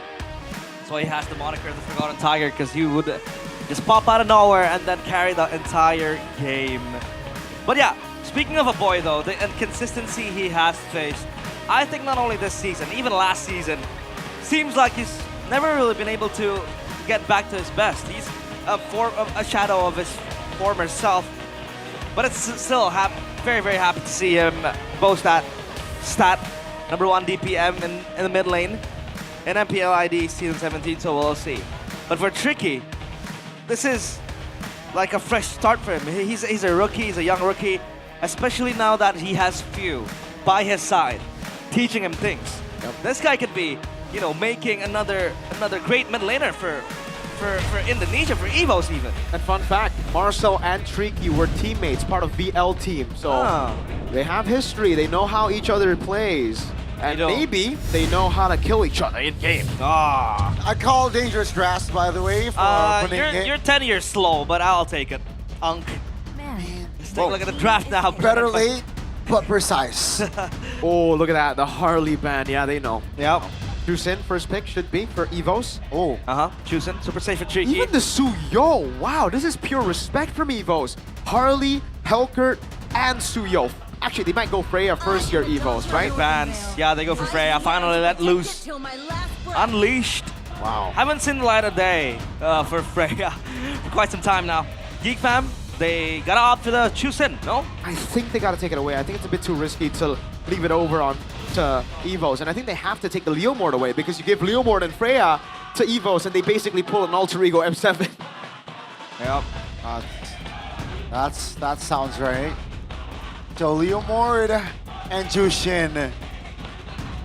And then EVOS takes maybe like a lead. Right, the Kalista on the board is going to be the Zushin and Harith though. So no Leomord. Yeah, I was thinking about the Harith. About the Harith, yeah. I don't know, dude. Evos have ways to deal with it. Granger. Again, well, they can go Granger, yes, but they can also go Moskov and Claude, and Erlan can just play the side lane like he's been doing. Actually, no, it's Freya already. It's not a bad matchup. Yeah, that's true. But remember, Evos can flex this all the way to the end. That's the thing about the Freya right now. It's not confirmed to be gold. It can go to the XP lane. We've seen it a couple of times. I think the safe choice would be Leomord, and maybe you pick up the Eve or the Farsa. Might as well. Just get the counter into the Harith or the Juicin matchup, depending on what you want for Tricky. We've seen Luke with a Freya once. Exactly. 100% win rate. It's still a flex. Yeah. But 75%. Wait! Okay. Decent Shin? Okay, that is I thought we had the consensus yesterday. It has slowly fallen out of the meta. It has.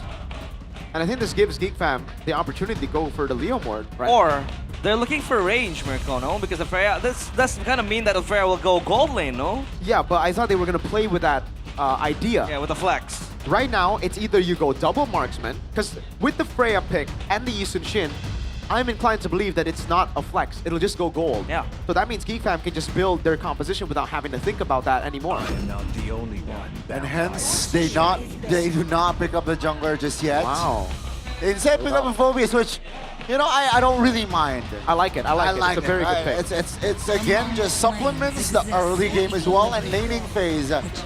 So now, you know, they have a very strong EXP, very mobile mid laner, and a very reliable goal laner.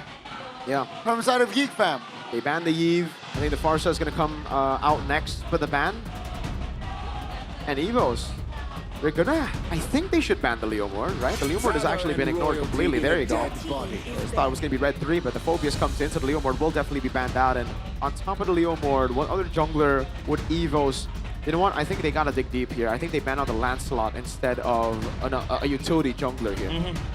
Because Geek Fam have utility and Juicin and Phobius. They don't have an assassin threat just yet. They don't have a physical damage threat just yet. Okay, the question is, have we seen Nazara on the utility? I believe we have. Yeah, they do well. Oh, wait. It's only the Harley, Suyo, and Leomord. Okay, wait. That's the only junglers he has played, so maybe he's gonna have to be... But it doesn't fit this composition. They have no damage. It'll just be played for Harith. Well, let's see. His hand forced to swing and possibly show something. Still the Granger ban? Yeah. Okay. They respect it. They still respect the flex though, right? Yeah, and it's a Khalid ban here. Alright, so Geek Fam, they're gonna pick up the Kalea. The Kacha is available, but Evos have already picked up the Hylo, so good pick by Geek Fam there in the end. This really looks like a composition to go for Snowball, so I wouldn't be too surprised in a snowballing assassin jungler here for the final pick of the game for Geek Fam. Evos though. Such as... Lance? Oh. You think they have enough combination though that maybe not instant but a burst type hero that can combine well with a Tsunami Slam? I think they'll just play with it. It's just utility. They're just gonna act as the Kalea utility. Use the Kalea utility. It can catch Albert as well, and I was about around. What? Valier? Tityan's locked in, so... But what is that, Valier? Whoa! Hold on. It is a Rome Valier. Rome Valier for Hylos XP against the Phobius, and the Freya goes gold. Have we... Wait, this is uncharacteristic of Key, you know. It is uncharacteristic. Yeah. Hayabusa! And it is Hayabusa. It's not the Lancelot. They go for the Hayabusa instead. They want to bypass the Valier shove, right? So instead of a dash, they go for a blink. They go for those shadows. Yeah. They need damage, right? They need damage. I was expecting an assassin jungle, but after the Valier, I understand why you wouldn't go Lance. Even then, though, Lance feels like less of a risk. Hayabusa, much more of a risk. Well, let's see. This is going to be the case, and if Geek Fam are able to topple down Evos, lineup rating favors Evos a lot. Yep. A lot of unconventional picks with the... Wait, it's what? XP Valier! XP? Hold on. Okay. I am mind-boggled, but let's see if it works in the land of Dawn. And this is game 1 of Evos against Geek Fam. Folks, it's already plot twists for game 1. There has been some plot twists. So Albert in the jungle on that Yi Sun-shin. Luke on that Valir. And we will have a high-loss on Rome here for side of Evo. So let's see here with this shake-up. We will see Kyo Kusanagi in the Lanadon for that Valir, and Luke already given a tough time for Marcel. Yeah, it's a winning matchup for sure against this very low-range target. Man, Luke with the XP Valir. This is a hero that has been played in 3 roles now. Mid, roam, and XP. Yeah. What a weird 3 roles there. Diverse. Like a weird mix of 3 roles. It's about diversity. It's about versatility. And on XP. I don't know though, because if you want to go, oh my god, he even doubled down on the Master Assassin. He just wants to win out the lane. Thing is, Marcel just doesn't shove, and then that's it, right? Like later on in the fight. Oh my. I see the Valir roll, I mean the Valir XP, but to go Master Assassin feels a bit too crazy, because Marcel can just soak in XP now. He doesn't need to fight Luke. Yeah. Let us see if this Valir will cause a lot of problems for Geek Fam. At least for now, Marcel has been pressured highly. Rapid boots. Wow. For the Phoveus. So is this about rotation? Is it about more leaving the lane and then playing together? I guess it's about dodging the skill shots, right? Well, he's trying to dodge the skill shots with rapid boots.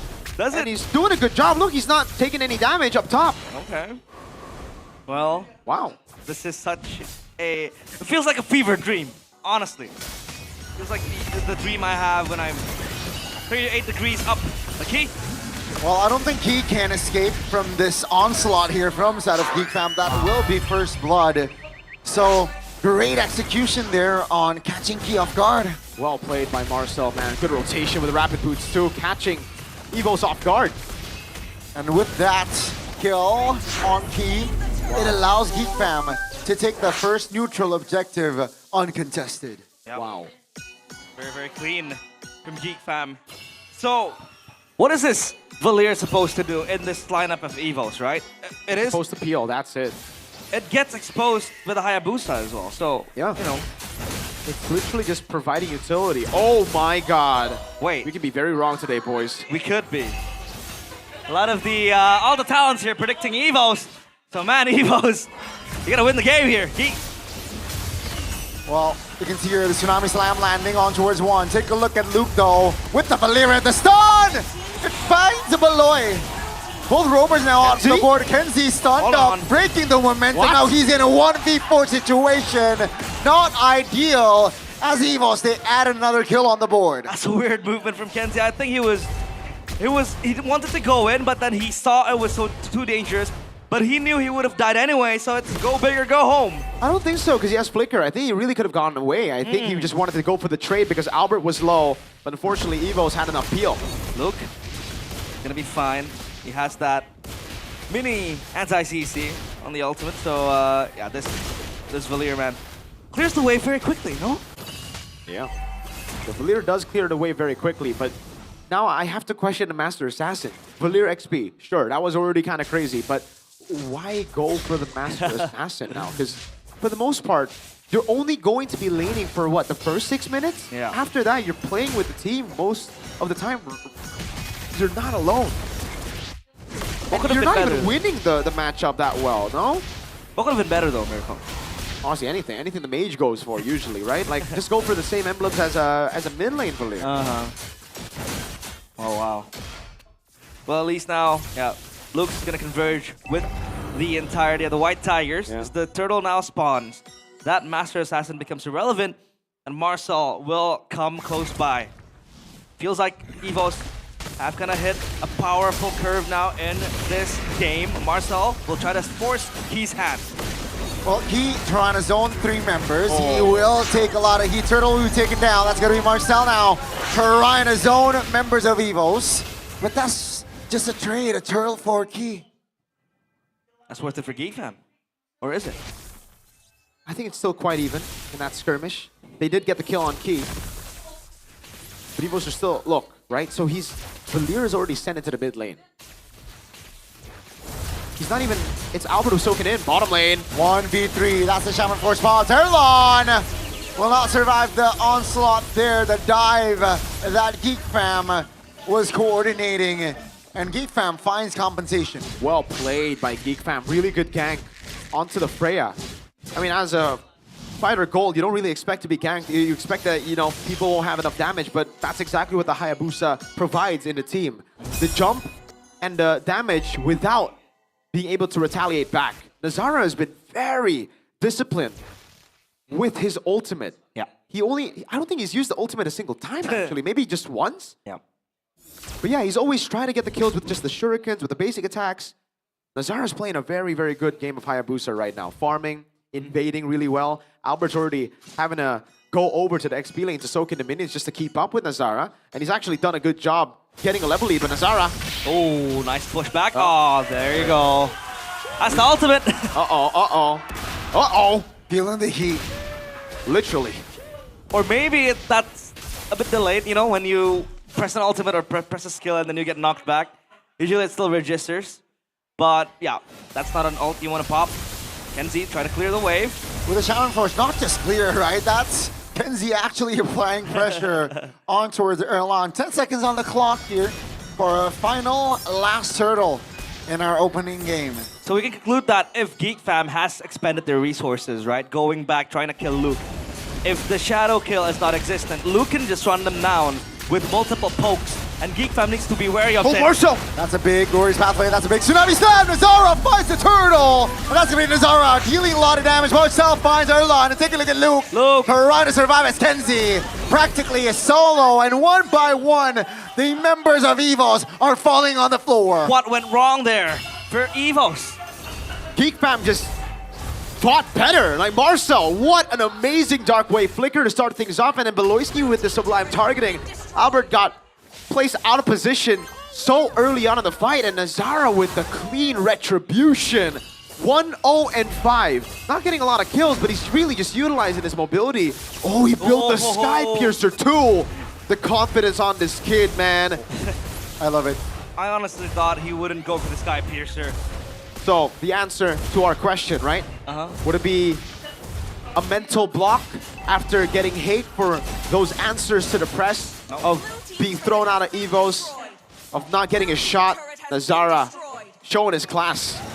Yep. Tsunami Slam. That's on towards a key. Glorious Pathway just to get away, and Geek Fam, they will not overcommit, right? That's a failed attempt. We disengage. Yeah. The Freya's having a hard time here. Level down towards the Harith. He's gonna need to wait for possibly the War Axe. No. See, because for Evo's side, that's why I expected the Leo Mord instead of the Yisun Shin. Because when you have a Leo Mord, you have someone to go in with you. Currently, if you look at Evo's composition, it's one guy who wants to go in, and all the others kind of want to peel for the Yisun Shin. So that's why Erlan hasn't been able to really do anything on this Freya, right? Outside of laning. He jumps in, and he's all alone. Which means he gets shredded down by Kenzie, he gets CC locked by Beloyski as he used the Purify early, and then there's a boy, there's Nazara who you can't hit on the Freya when he's on the Quad Shadow, when he's on the Shurikens, and the final Shadow kill. Yeah. With the Leo Mord, I think it would have been better for the Freya. It helps a lot. The only one who can go in with Erlan is probably the Hylos, right?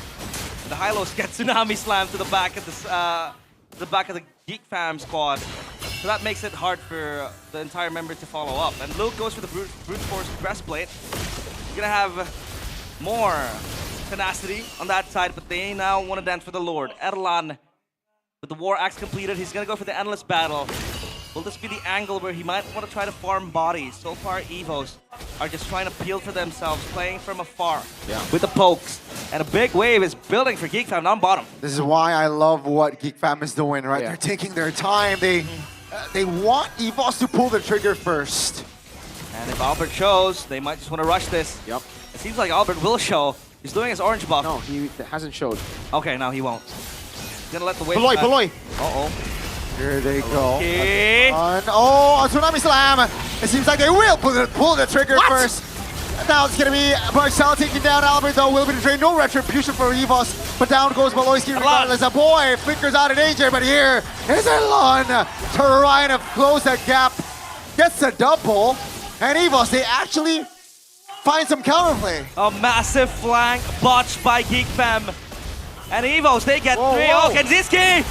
With the Shaman Force here already. Oh! A lot of damage given, but that's Nazara against on Kenzie. Finds an angle to take Tricky down. What? Kenziski still able to hold it in. Insane. But how did they fail to really capitalize on that Albert ult? It started with Beloyski finding that Tsunami Slam brilliantly done, but then Albert's skill once out of there. Geek Fam were scrambling. Now there's a fight on the Lord. Are they gonna let it go? They can't really reach the pit. It's gonna be for Geek Fam with the Lord slain. So after a botched execute, at least they can still restabilize things. Gold lead still firmly in their grasp. Yeah, so they were scrambling, Geek Fam, and that's what created enough chaos for Erlan to deal damage. I'm glad we get the replay here because that was such a chaotic fight. Why are we getting this replay? He missed it. Unlucky, but this was the play where Kenzie was able to go for the outplay. This was beautiful. Luke had to flicker out. Tricky tried to get the passive in, but then Kenzie just jumped around the minions to get Tricky down. Well played by Kenzie. 5, 1, and 3. But it was that initial chaos that really got Erlan to deal some damage to the rest of the team. It looked pretty good, but still, it's a big disconnect in the draft for Evos, right? Lantern player. Oh, he now isolating himself. Helped the Tsunami Slam as well. So the Halos is pretty tanky though, folks. Not taken down just yet. And you will see a lot of structures fall, especially from the Evo side. Yeah, that bottom side turret will 100% break down, especially with the Lord now coming in. The waves aren't really managed that well. At least up top, it's gonna push as well. Geek Fam still shadowing on towards Evos. A lot of squishy targets for Nazara to contemplate. Uh-oh, Shaman Force already committed there. As with that. Aloy? Uh-oh. Aloy. Why are you in front now? It's gonna be Marcel targeted. I don't think he has space to get out. They will not be able to save Marcel. Yeah. So both frontliners off the board. Even burned the flicker there, Marcel. I think the flicker could have been saved in that moment. Unfortunate for Geek Fam. And Beloyski, way too overextended there. Went up way too aggressive and got punished for it. Evo still have a very, very good composition if they're able to play that front to back. If they're able to create enough chaos for Erlan to deal damage. Yeah. And it gets really tough for Geek Fam as they enter the siege against Evos inside of their base because they can't dive. They can't look for those angles to break the front to back with Evos playing under those turrets. So it's a game of chess right now. It's a game of how Geek Fam can outsmart them, and they have been able to do that through the slow pushes on the far lane.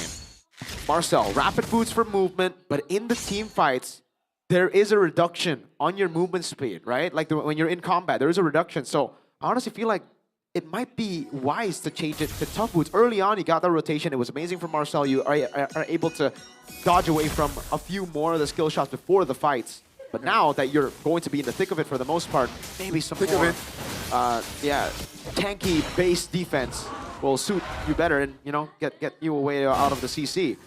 Chastise Pauldron is already built though. The CE, ooh, by Kenzie. He knows that there's not a lot of tanky boys on Evo, so he'd rather go for sustain instead of the normal Divine Glaive. Yep. Blood Wings for both Aboy and Luke. Movement speed, shield, really helps a lot. One concern though is Nazara picked up the Sky Piercer pretty early, but hasn't gotten a single stack on it. Yeah. Has the War Axe though, so that's gonna give him extra sustainability, extra damage as well. Yep, good slow push. Yeah, need that. Slow push down bottom. Geek Fam, very, very well. And this was also in the KTV, or the Keys to Victory, where, you know, that macro is so good. Yep. Erlan shows this might be the window. Aloy! Uh-oh! With the flicker as well, on towards the mid lane, and Tricky, the rookie, will be taken down. And Geek Fam with a 5-man still standing. They will capitalize on this lower take. A boy pops the flicker though. Evos, I don't think they have an angle to contest. Yep. But Geek Fam, they can play this slow. Especially now with the Beloyski threat looming and Albert is close by. Erlan's gonna go for Beloyski. Don't think he can. Good dark wave, but good, a better take as well. Aska Rumida disengage from the side of Geek Fam. Another Lord on the board for Geek. Phenomenal pick off by Beloyski, dude. That was fantastic. He has that eye for pickoffs, man. And in that skirmish, Are they gonna contest this? Oh, Albert. Good take on the arrow. Back on that point. The calculation as well to make that play, right? They had to know that the passive for Tricky was down, because if not, that would have been a wasted play. And hey, great calculation on that part. Now, Geek Fam, can they build a proper wave? Because for EVOS, they have what it takes to defend. They have a marksman. They have 2 mages that can clear the waves really well. You call that Bush, the Beloyski Bush, because he's been twice in that position. And he got both executes or initiations. The Lord will march down bottom. Evo can defend this. Beloyski again, looming threat for EVOS. Doesn't find the angle just yet, though, and it seems like their call is, let's not force it, right? Taking the far lane turret is already more beneficial for us, and that's why Geek Fam, you can see, you know, not getting overzealous. Yeah, signature Geek Fam, signature Beloyski. When they're ahead, the discipline is ridiculous. And we can already see it here. Divine Glaive now built up. Kenzie, again, prioritize the concentrated energy, knows that there's not a lot of tanky dudes on the side of EVOS. He can burst them down, so he went for sustain instead. But now, he has the best of both worlds. He's got the CE, he's got the Divine Glaive. Azara, as well with the BOD fully built up, and the robe for Marcel. Means that he can take more damage from Luke and Tricky. And EVOS don't really have the best late game either, right? So if that really goes to the late game, then you know, EVOS, it's going to be very hard for them. Yushin Shin doesn't really scale well to the late game. Yes, it does very fantastic in the mid game. The Freya, it hasn't really found success in terms of the dives at the back line. And even if you do, who do you go for? Harith is super safe. The Yushin has that ultimate. And do you want to go for the Hayabusa? Quad Shadow out. But we know this, by Valir XP lane was last used 2,700 days ago by Arsene from Team Capcorn and MPL ID Season 2. Wait, this is... He's now an Arsenal coach. No, I'm kidding. No, but maybe Capcorn was one of the teams that Zin, XRRQ, was in. MPL, you weren't there Season 2, were you, Miracle? No.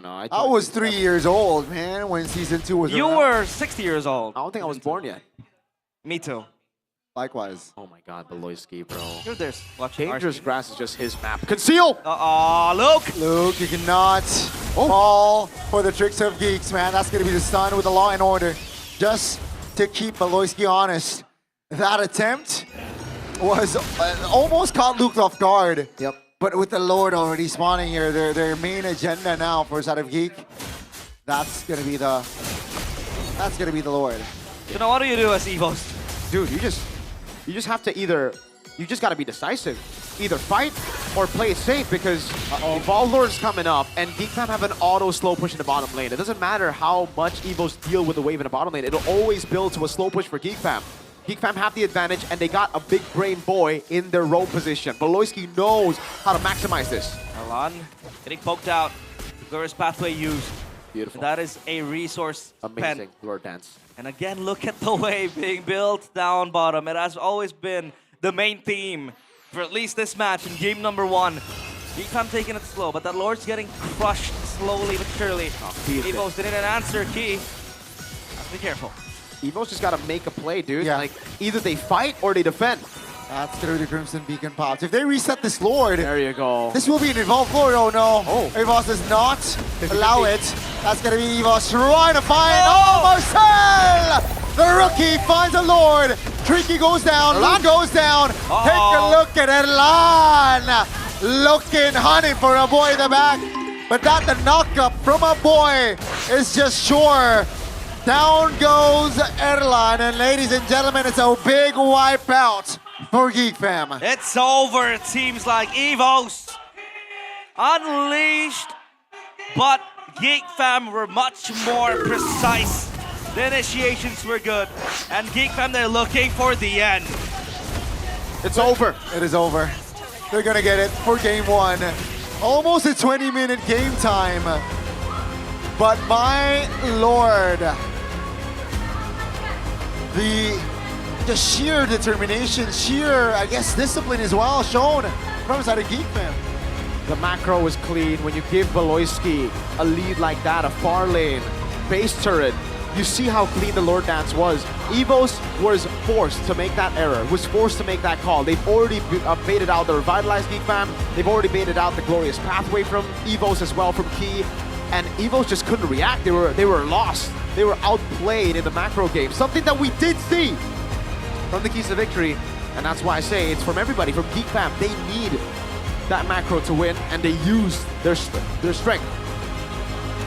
Oh wow.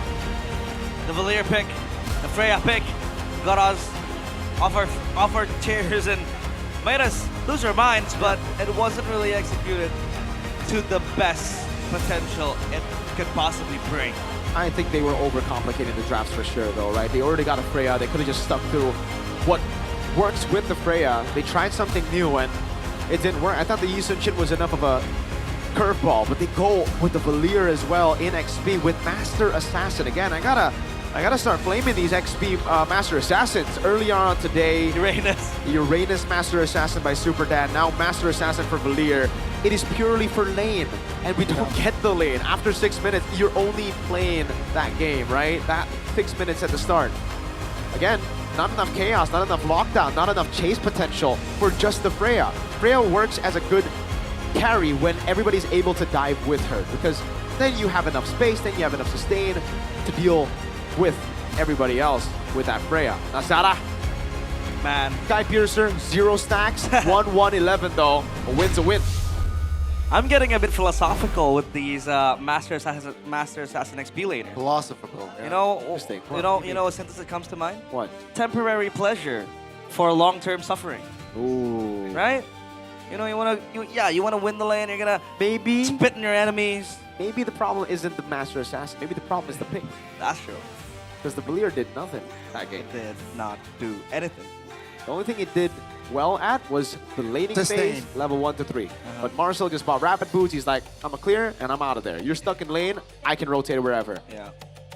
Oh well. At least they were bold and brave enough to bring out those picks. Do you want to be bold and brave? Week 6, and lose though. In week 6? Yeah. And your 6th position. And I'm always You're not in the same spot. Do you want to be bold and brave, right? You know, Onyx can afford to be bold and brave. Onyx can, because they have made it to the playoffs. With a not pick. But even then, they're still fighting for the top seed, right? Yep. It's not set in stone. But let's take a look at this. Yeah, it all went wrong after a few fights, right? Yeah, I personally saw the vision. Yes, you could push these guys back, but I think the Hayabusa last pick really messed them up. But what I didn't expect was the fact that Beloyski was just able to freely get on Tricky. That's ridiculous, man. The conceals from Beloyski were sublime. The targeting from Beloyski as well. In that last fight, it was Marcel with the Lord take, by the way. It was brilliant. A boy with the kiting as well. See, give him an independent hero. Yusin, Lilia, those kind of picks. Kenzie? Beloyski. It is indeed him. The MVP, the player of the game, presented by the official gaming phone, Infinix GT50 Pro. It is Beloyski, 0-3-14 with the Kalea.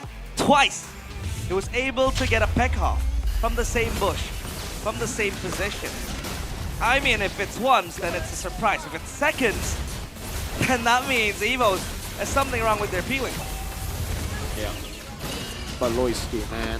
The picks that he was able to get, look at the Tsunami Slam on Albert there, right? The Turtles went towards Nazara. Free red trees, no longer 50-50 because of those picks. And there was that one play that didn't really work out for Geek Fam, but it was still initiated by Beloyski. And in this skirmish as well, this is what I'm talking about. He was able to get Albert, but then the CC came in. Albert was able to kite away for a bit. It became chaotic, and it created just enough chaos for Erlan to deal damage. Even then, not enough for them to fully capitalize on this win. Evos, they basically just got a little bit of a win, but then instead of going for the Lord, trying to go for the fight, they go for the mid lane turret. Kenzie was able to outplay every single one of them here. Tricky, Luke, oh man, Kenzie utilizing him anyway so well. And then it was the pick later on the Zetian. Here, I don't know what Beloyski was doing, honestly. He tried to go for a pick, he just jumped in. It's just classic Beloyski moments here. He gets caught, and Marcel flickered in as well. But the rest of the team played a discipline, was backed away. Beloyski though, last skirmish. Not last, one of the last skirmishes here. What a read on the move, man. Tsunami Slam with the conceal. 4v5 that ended up being a fight for Evos because they kind of had to force it. And again here, went for the stun initially, jumped on Albert. Albert was able to get away, but he was able to get the Tsunami Slam on the other target, and it created enough chaos for Marcel to walk up to get it. Kenzie with the triple in that final fight. And Erlan unlucky. He knew. Timing, the calculations were so on point. Shreki had no passive for that take. And no knockbacks were done. But yeah. Evos. Wow. Is this too much of a stretch? Yeah, way too much for me. The Yisun Shin was already enough of a stretch. That's something we don't see in this current meta. I can still welcome that though, right? Like you said, you need range. But would you really want to pick up the Yisun Shin early if we think about it again? Let's think about it 2 times now. When you pick up the Freya early, what do you get? You get flex pick. But when you pick up the Yisun Shin with it, you're kind of forced to play Freya Gold. There was a hover on Moskov earlier, but then it would mean you have 2 marksmen. And then the last pick, Assassin, could get even more value, right? So if you already get the pleasure of a first pick Freya, not a lot of teams get that. Most teams on the red side will ban the Freya away. Just play for the Freya. Just play for that brawl kind of gameplay. Evos overthought this draft by a long shot. They saw the Phobias. They thought they could counter it in the XP lane. They even went Master Assassin. That in itself, they're just going always the extra step. Sometimes 1 step is all right, man. Sometimes you don't need to jump over, because when you jump over, you fall off the cliff, right? Yeah. So Sometimes. I think that's exactly what happened for Evos. Which begs the question, is banning the Harley and the Suyo in that first phase was too much as well? I think Harley would be okay, but the Suyo... Yeah, I mean, they banned both. Exactly. I don't know why. Maybe, see, it makes sense if you were to ban Harley and Suyo, you pick up the Freya, and then there's a Leomord. Yeah. Right? Then, because, okay, no Harley, no Suyo, but they leave the Leomord. That's why I was like, oh, huh? They deny their own flex pick with the Yisun Shin pick as the Freya goes gold, and they deny themselves of that combo, Freya Leomord, Alter Ego M7. Well. Oh yeah, that was the Alter Ego. Yeah. That was the recipe for success. Yeah. Broke the meta game for quite some time. But yeah, the Valir Master Assassin, again, it was able to deal damage, yes. I would have even the highest. accepted, I would have accepted a Freya into Leomord Phobias even. And then the Hylos pick later to get them the movement speed, right? Yeah. Oh wow, Evos. That was quite shady when the draft started. But Geek Fam, again, still the same guys here. Nazara with the highest QPM. Kenzie on the Harriet is very clean. A few mistakes here and there, yes. But when he gets going, can't be stopped. Kept on going. The Hylos then. Does this Kalea really hinders the Hylos to kind of peel for the teammate? Like, you know, multiple times he was knocked back, not able to do anything. And even Trekkie was left to his own devices. Getting Tsunami Slam multiple times. Wow. I love it for Geek Fam. It's like the complete opposite. Evos are trying difficult things. They're trying to think outside of the box. Geek Fam are just using the box. Using the box. They got a box. They know exactly what to do with the box. The box. Wait, sounds like an old... No, it's not. No, it's not. It's a real world manipulation. Oh yeah, I call it the chessboard. Chessboard. So like when I call my rank games, I would say udah catur. Which means like the chessboard is out. I usually just say I'm sitting on Todak. I got the Todak. The Todak? The Todak is very comfortable. This is the Todak throne. But aside from the Todak throne, they also have a wide range of collections in their catalog that you can browse at www.todak.id. You can also take a look at the promotions.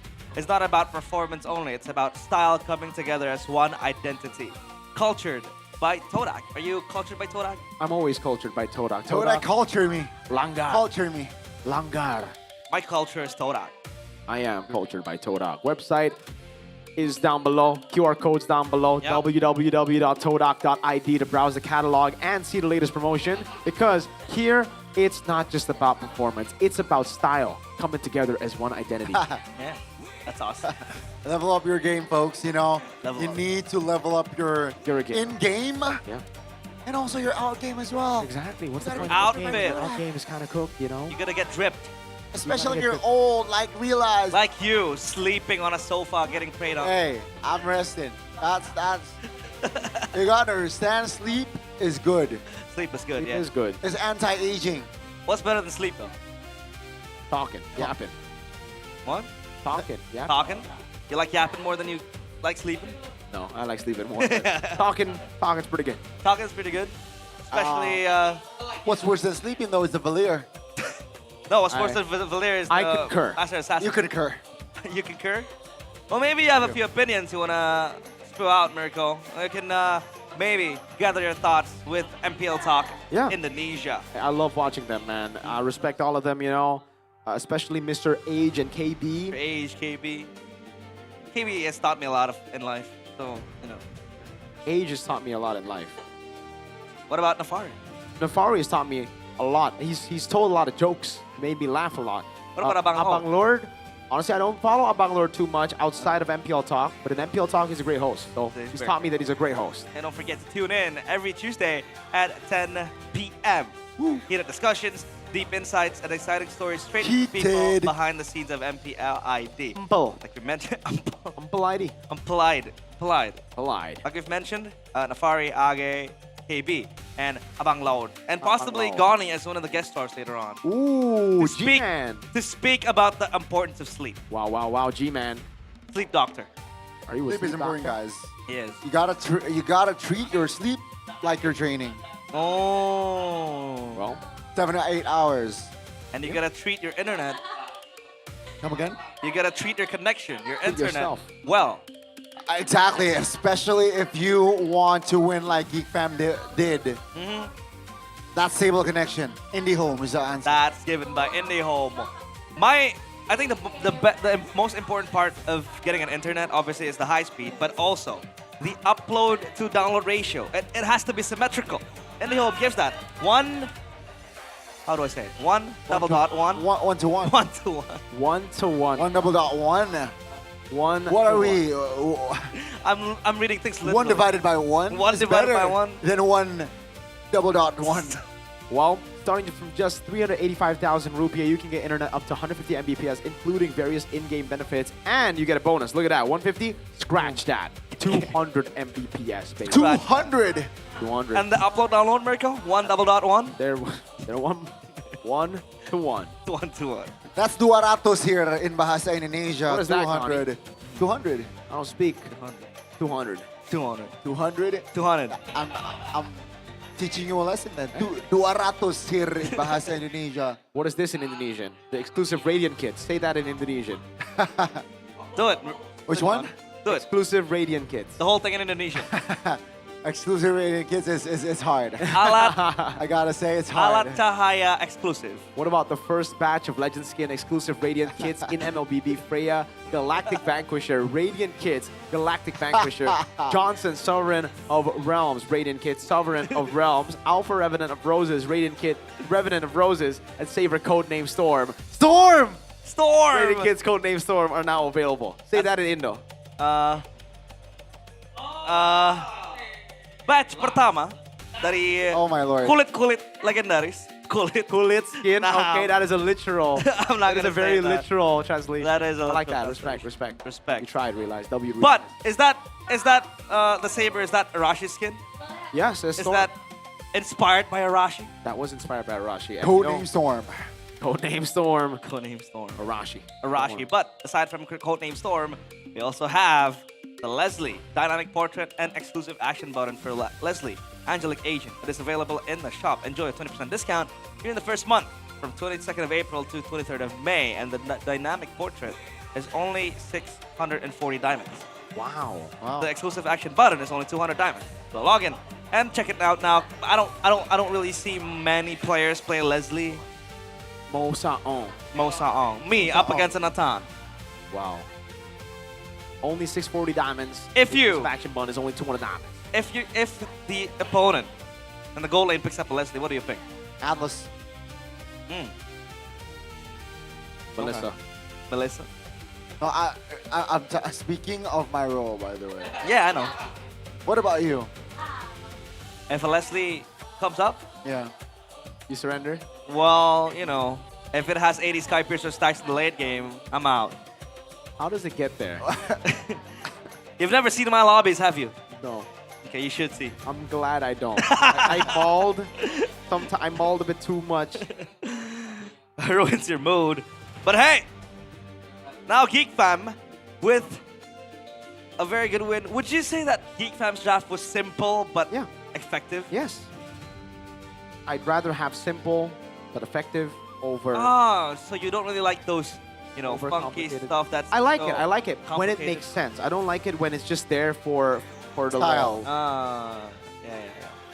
I think drafting simply is something that not many coaches can do, right? I mean, yeah, it is a very tough thing to do because you obviously have a set of data from your own scrims, and it is very different to MPL. But if you really think about it, drafting the simple approach is much more simpler than overcomplicating it. Yeah. But the great coaches win with those overcomplicated drafts, you know? They do. I think greater coaches win with simpler drafts. Really? You not think?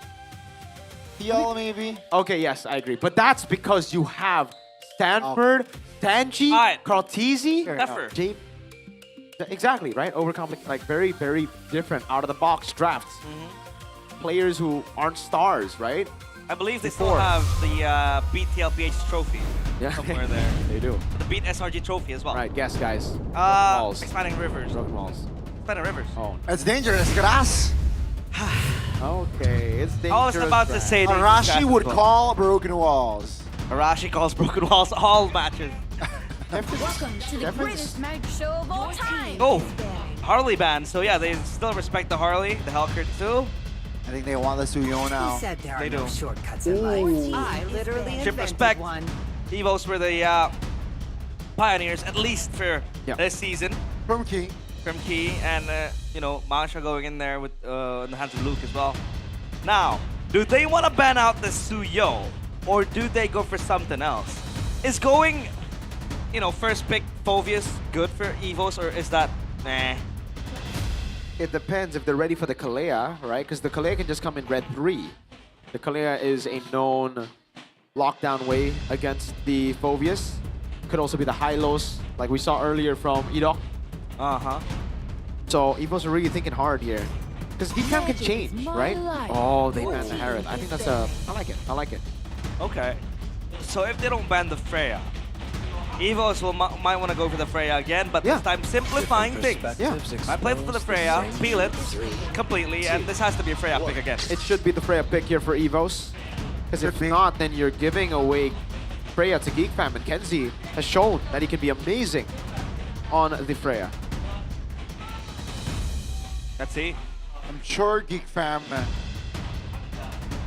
can counter this, right? They counter the Freya pick technically on the first game. And please no use Shin anymore, please. Yeah, I think Evos, that's where it needs to change. That Yisun pick, ain't it?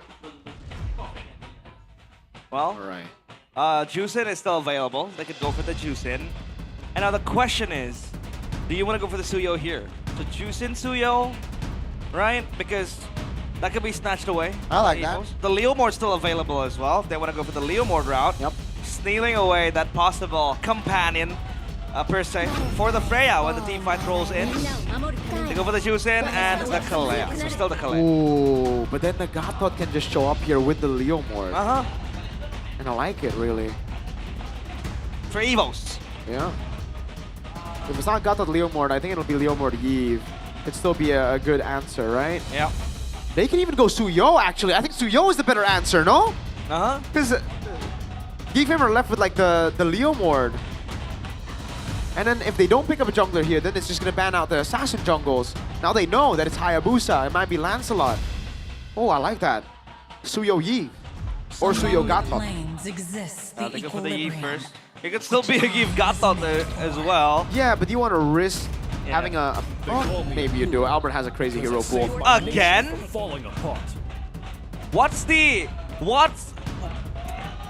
trying to look for the words. What's the favoritism towards Yisun Shin now? I still do not understand. I agree with you. I think it's just because they're thinking of the range, right? Because, yes, technically, on paper, if we're talking fundamentals, you go fighter gold, you want a marksman somewhere. But I think with the Yves, that's enough range to zone, and with the Freya, that's enough to just zone to siege. But they go Yisun Shin, fair enough. Big fam, no Harith. Do you go for a marksman here, or do you pick up a jungler? Or Phoveus. Phobius is. I like the Phobius pick. Yeah, I like Up it against too. the Eve, it does. You know, well, in the team fight. There you go. That's okay. Focus. Now ban the Gatot, Geek Fam. Learn from your mistakes against Onyx. Ban the Gatot, that would be very good. So the Kalea gets a chance to play. Yeah. Should be Gatot and Hylos, no? Speed up the Freya. What? The glue? I mean, the glue is pretty good too against the Phobius. You can mount him. But I thought the Kalea was already enough to deal with the glue. The carry gets banned out. They're taking away combos with the glue instead of the jungle bans here. Oh, the carry ban for the Freya. Good response, right? And also combo with Kalea. Yeah. Kalea carry combo. Very classic. But as Kenzie, what do you want to pick up against the Freya now that the, Hearth is gone? You go the Claude, the Moskov. And Moskov is pretty good, no? There you go. Oh man, I was holding my breath. But yes, Moskov, yes. Gatot. I was holding my breath, dude, because if they ban out Khalid there, I was gonna be like, dang, it happened again. All right, thank goodness they banned Gatot. Miracle God. PTSD low key. Yeah. Puts the PTSD. Evo's banned the Suyo. Suyo ban. So, they can just pick up Hayabusa later as well. So they pick up the Granger first. Alright. Against the Freya, not really the best of matchups because the Freya can just join in the team fights. But they got the synergy, the Kalea, the Ranger, plus Ranger. the Sky Piercer. Yeah. Oh, it's Captain Psychots in the building. Oh! A WEC champ, ISF. Yeah, Psychots. With Evos for Indonesia. Captain Psychots. He's still playing professionally? No. Oh, I think he is actually. I don't know. Actually, I don't know. An MPL. He's just the captain now. He's the captain. Just like other captains. Evos.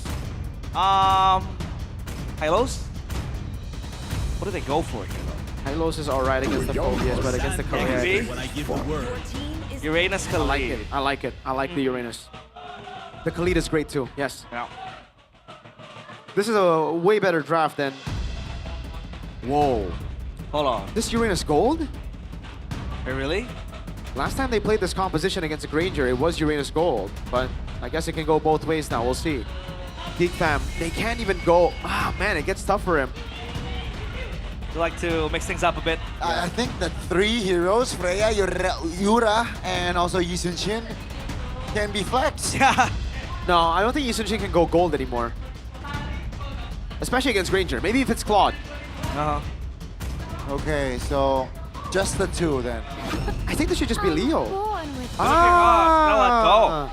The thing about the Guinevere is you're just relying on a combo. If you don't get that combo, if you don't get the early game, you're playing for Granger. That is a one-man army in the late game. Yeah. You have options to play with. But Geek Fam, rounding up their draft solidly. That Uranus, I think, will still go the XP lane. If I'm not mistaken. But man, this is still a possible 2-0 for Geek Fam. Oh, definitely, and I'm intrigued to see, again, just the early game approach. The crowd control that the Guinevere and as well as the Kalea will provide to the table here for this game definitely sets the tempo. Yeah. And I want to see what will Evos do. Will we get to see a Game 3? Realize. Game 3 on the cards. If Evos is able to force their hand, but Geek Fam, they want to go home quick. They want to get the 2-0. So let's welcome the Lanadon for game number 2. Evos against Geek Fam. Yes, folks. In case you just tuned in, Game 1, it was Geek Fam taking the win, and now they're at match point. Let's see, though, if Evos can equalize. As we get to see here the talents as well, the spells, 2 purifies on the board. Yeah. For Evos. Brave Smite for the Uranus as usual. Marcel as well, going for the Brave Smite, so much more to stay. 3 purifies. 3 purifies to be privy about the Guinevere. Take a look at the emblems by you. Something out of the ordinary. Pure Rage and an Assassin emblem for Kenziski, so he's not going to opt for the fighter. Uh-oh, Luke? Should be okay here. Even though it's a 2v1. The mid lane, though, it's a different story. There's a big knock-up on towards Ki, but the Khalid is still too slick with it. You can see the Freya, Erlan. He has that leather jerkin bot, so he's gonna have that extra, physical defense because he knows he needs to walk up to last hit and get the minions, especially with Kenziski, who is, by the way, a very big threat. Now that, the Ranger has the range, so he can really fight off the skill 1, especially when it hits level 4, you can just poke away with so much control.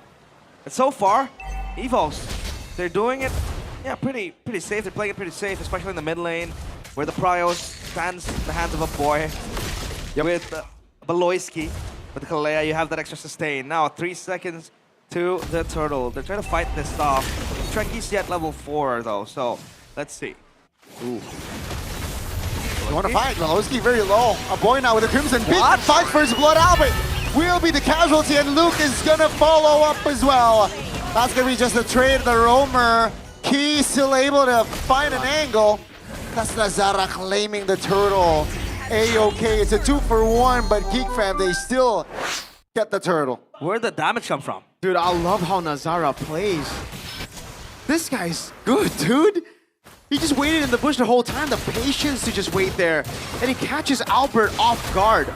That was amazing, really. The damage where it came from, well, Turtle 1, Guinevere, Phobius, Kalea, they all have enough damage to just go through without items. It's just base.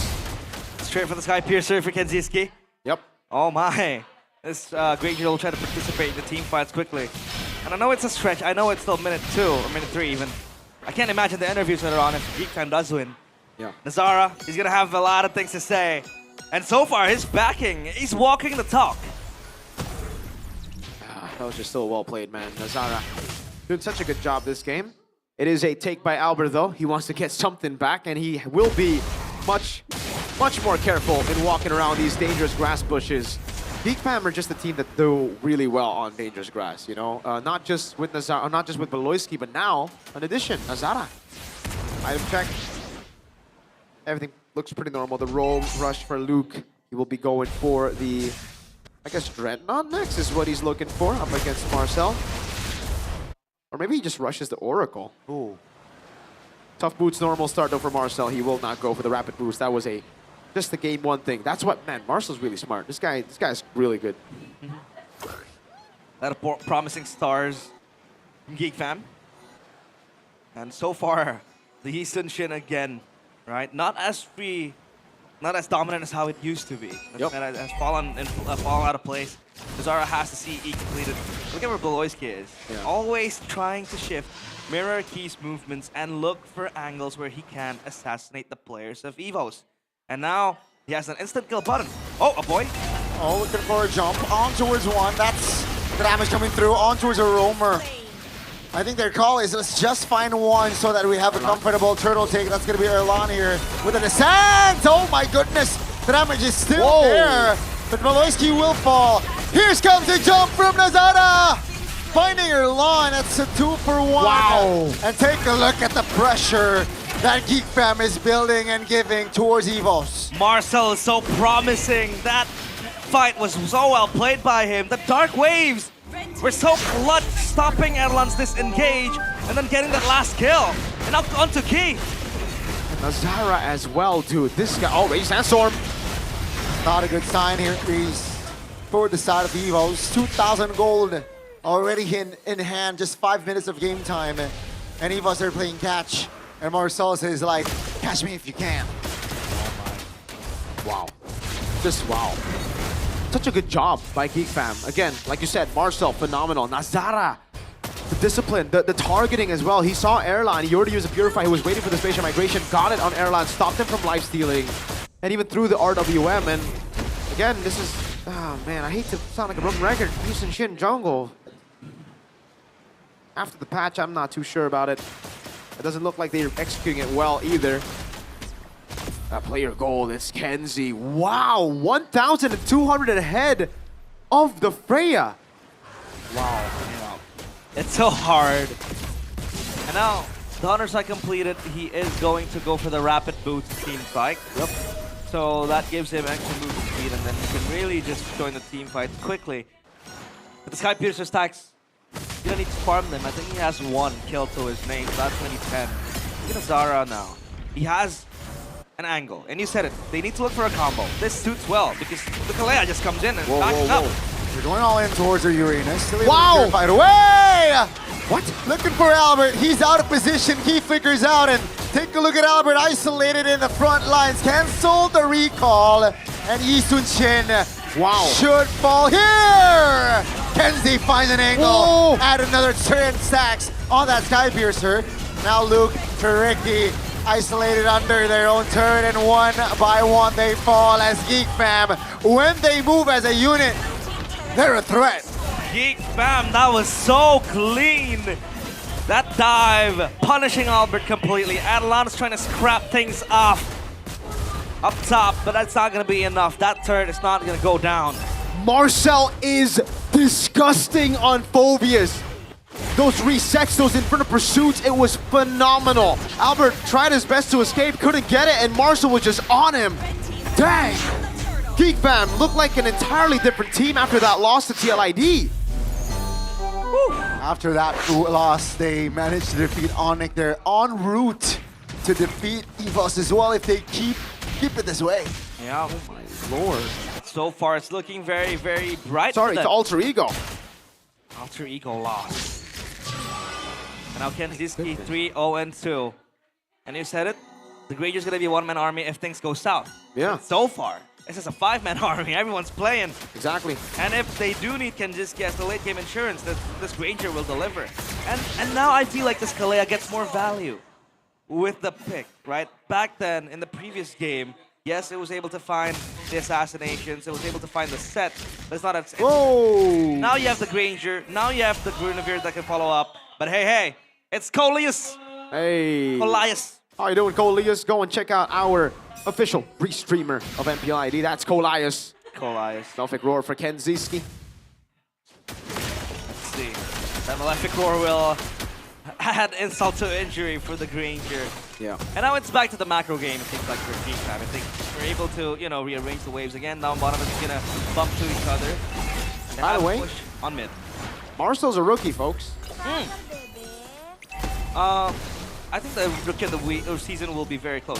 It's either going to be Marcel or Colin. He's definitely Rookie of the Week so far. Yeah. Even though he lost to Alter Ego. Marcel's doing a very good job. So now it's Evos again. Actually, I don't know. Dolan's pretty good too. Dolan's this week. good, It's tough, man. It's tough. Oh. It's Evos, what do you want to do now? Right? Adelan's pretty behind. The Sun-shin struggling to find angles. Yves can only pop the chessboard from the back. What do you do? Well, I think right now Geek Fam have all their win conditions online. So for Evos, it's damage control. That's what you need to do. 7,000 gold lead, right? Like we were talking about earlier. Geek Fam, if they don't win out the early game, then they'll be one-dimensional. Then they'll just only play for Kenzie. But at this point, Marcel, he's already doing so much. He's buying so much time. Kenzie can just shoot at the back safely. And Nazara has CE and Winter Crown. So they literally can't do anything right now. They just gotta take it like good Tigers. Like a good Tigers indeed. Like good Cubs. 8,000 gold lead, 9 minutes of game time. That's a big landslide. It is. It is a landslide victory. Beloy. So far. Beloy's key. Konami Slam, he pulled the trigger. Force. Not even forcing a spell. No, the force spell on Tourist Ricky there. Yeah, that is so good. That's expensive. Because now it'll be up. Beloyski has... Oh, I thought he had fleeting time. Never mind, he doesn't have fleeting time. So he'll have it up a bit later, but he'll still have it up before that purifies up. Holy Shield popped. 78% win percentage. As predicted for Geek Fam. So that's going to be very scary for Evos. See Halbert as well. For Kenziski. Extra damage. Anti-regen. To deal with the Uranus. Some on him is going to crash. And the Holy Shield will pop. So that's going to be good news for Evos. Oh, Adelan. Beloyski will use skill 2 and flicker on Luke. Forcing a purify Nasala. Oh. That's going to be the pull. The trigger pulled under the turret. Field Revelation popping. Kenzie is hitting. Take a look at Marcel in the front lines. Pops the immortality, and he has an escape route. Geek Fam stands with 5. Could that be a problem now? Geek Fam, they have a wave in the mid lane. That bottom side wave is also gonna push in. Can Elon and Tricky hold this? Yeah, they want to buy time for 5 seconds for Key to jump back in. Nazara jumps under the turret, finds a Violet Requiem, and Tricky goes down. No way! Take a look at the main base, ladies and gentlemen. It's a quick one. Geek Fam finds a clean sweep victory. Onyx went down, and tonight it will be the Tigers. Ain't no way that happened. With one full swoop, Geek Fam completely dismember the White Tigers. Super fast game. That was 11 minutes. Evos couldn't do anything about it. The Freya, forget it. It's all done and dusted. A 2-0 finish. GG for Geek Fam. 2 rookies. With players here as well, Kenzie so young, making his debut he's only had 2 seasons under his belt before this season. Beloy truly is the monster maker, even here in this season where everybody thought Geek Fam might not make it to playoffs with all the talents going for Evos, with a big question mark on Nazara, whether or not he could play, he could find success outside of the Harley pick. They proved everybody wrong. Marcel, Beloyski, Kenziski, a boy. And the man of the hour, the man who was quote unquote thrown out by Evos. So many doubts, so many hate comments sent towards Nazara. And he stood there by his ground, recalled the faces of the team that didn't put him in the lineup, and Winter Crown, Cold. That was phenomenal. Ooh. Oh wow. What a game. And surely Nazara has things to say for Evos. After such a clean game, he talked the talk, he walked the talk now. Super convincing win for Geek Fam. Kingslayers for a reason. With Marcel on the lineup, with Nazara on the lineup, it is much more polished. And now let's see, up on stage, it is Geek Fam with Sabila. Clean sweep didapatkan sebagai match penutup kita oleh Geek Fam were able to get a clean sweep today against Evos. Wow, ini namanya pembalasan atas leg 1 dibayar tunai. This is a good win for you. You were able to get revenge over that 2-0 loss against Evos in the first leg. Beloy. Di leg yang pertama, in the first leg, kalian di 2-0-in, tapi match kali ini langsung dibayar tuntas ya, 2-0 juga. And in this match, you were able to get 2-0 on him. Mungkin dipetik dari kesalahan kalian di What leg did you yang learn? pertama melawan tim EVOS. What did you learn against EVOS in that first leg? Gak ada sih, tapi tadi digendong sama ini, King Nazara. Nothing, I just got carried by King Nazara. Di sini tahan dulu. Nanti kita akan bertanya sama King Nazara, tapi kalau misalnya dari bawah berarti emang gak ada kesalahan kah kalau misalnya melihat dari leg yang pertama? Was there a mistake in leg 1, Beloy? Adjustment di draft aja paling. No, just the adjustment on drafts for Pas us. kita ketemu mereka juga. And we met them. Juga kan. When we met them in the early weeks. Kita belum di inilah, belum dibenerin. We haven't fixed a lot of things in our Sama composition. belum ada King Nazara. And we didn't have Nazara. Ya. Tapi Beloy ini yang cukup unik. Beloy, this is very unique. Kalian harus menelan kekalahan melawan Alter Ego. You had to swallow a loss against Alter Ego. Banget itu. Iya, ini benar-benar kayak gunting batu kertas match gitu. Dimana This is a rock paper scissors match. Dikalahkan oleh EVOS. Gak tahu. Because Alter Ego got beat by EVOS, you beat EVOS, Alter Ego beat. Pas lawan EVOS dia gua sama jujur gua sama Yasuke sama Coach Shepard pusing sama dia. Iya. I don't know, I'm confused whenever I have to face off against Yasuke and Coach Shepard. Iya, gak tahu, kayak personal gitu sih Jumeng itu. Baik. They're personal. It's personal whenever they're up against us, man. I don't know, Alter Ego, very difficult to go up against them. Tapi apakah dengan kembalinya coach kalian nih di akhir minggu yang ke-6 ada With your coach coming back, Max Moore, cukup besar kah? is it a big impact? Ngaruh banget sih sebenarnya karena Yes, dia tuh it impacts a lot. Bisa bikin timnya kita lebih fun gitu. He's able to make the team way more fun. So he came in to like fix the mental? Yes, he's a mental coach. He gives us positive vibes. Lagi kala-kalanya kayak emang perlu banget dianya. Emang perlu When we're on a lose streak, we are in desperate need of a guy like that. MX mode? Nggak ada. Paling tadi si Nasara diingetin doang katanya hati-hati ngomong-ngomong. He just told Nazara to Nazara, kamu udah ditandain ya. stay silent in the interview. Dari tadi nih ya, Baloy sudah mention King Nazara, kita tanya deh sekarang langsung. Alright, let's Karena ask aku juga nggak Nazara sabar. straight up now. Nazara, gimana rasanya How does it feel mantan timmu? up against your ex team? Agak tremor soalnya ada Albert. I mean, Agak tremor soalnya ada Albert. I was shaking a bit Kenapa? because there's Albert on the other Padahal side. kan kamu kemarin udah melawan Kairi, udah lawan Yasuke juga. Because you were up against Kairi and Yasuke Ketemu though. Albert. Coba jelasin Nazara. Tell us why. Albert itu idola aku dari dulu. Because Albert is my idol from back then, from back in the day. Idola kamu. So Albert's your idol. Idolamu. Yes. Jadi melawan idolamu dan kamu menang, gimana rasanya? How does it feel to beat your idol? Kamu melawan idolamu dan kamu menang, gimana rasanya? Hoki aja sih. Ya. I just got lucky against Albert. Tapi tadi Baloy bilang loh, kalau misalnya kemenangan kalian kali ini tuh karena digendong King Nazara. Baloy said that you won because of you. Mungkin aku terlalu bersemangat aja kan, soalnya. I don't know, I'm just very motivated because I'm up against my idol. So I think that's why, you know, extra motivation because I'm up against my idol. Terlihat ya, benar-benar luar biasa sekali. Bahkan, benar-benar kalau misalnya tadi Baloy bilang digendong King Nazara, tapi dari Kenziski. Setuju gak sih kalau misalnya match ini digendong sama Nazara? Do you agree that this game Nazara carried? Dia Yes. yang gendong kita semua. He carried all of Kalau us. dari sisi Kenziski. What about you, Kenzie?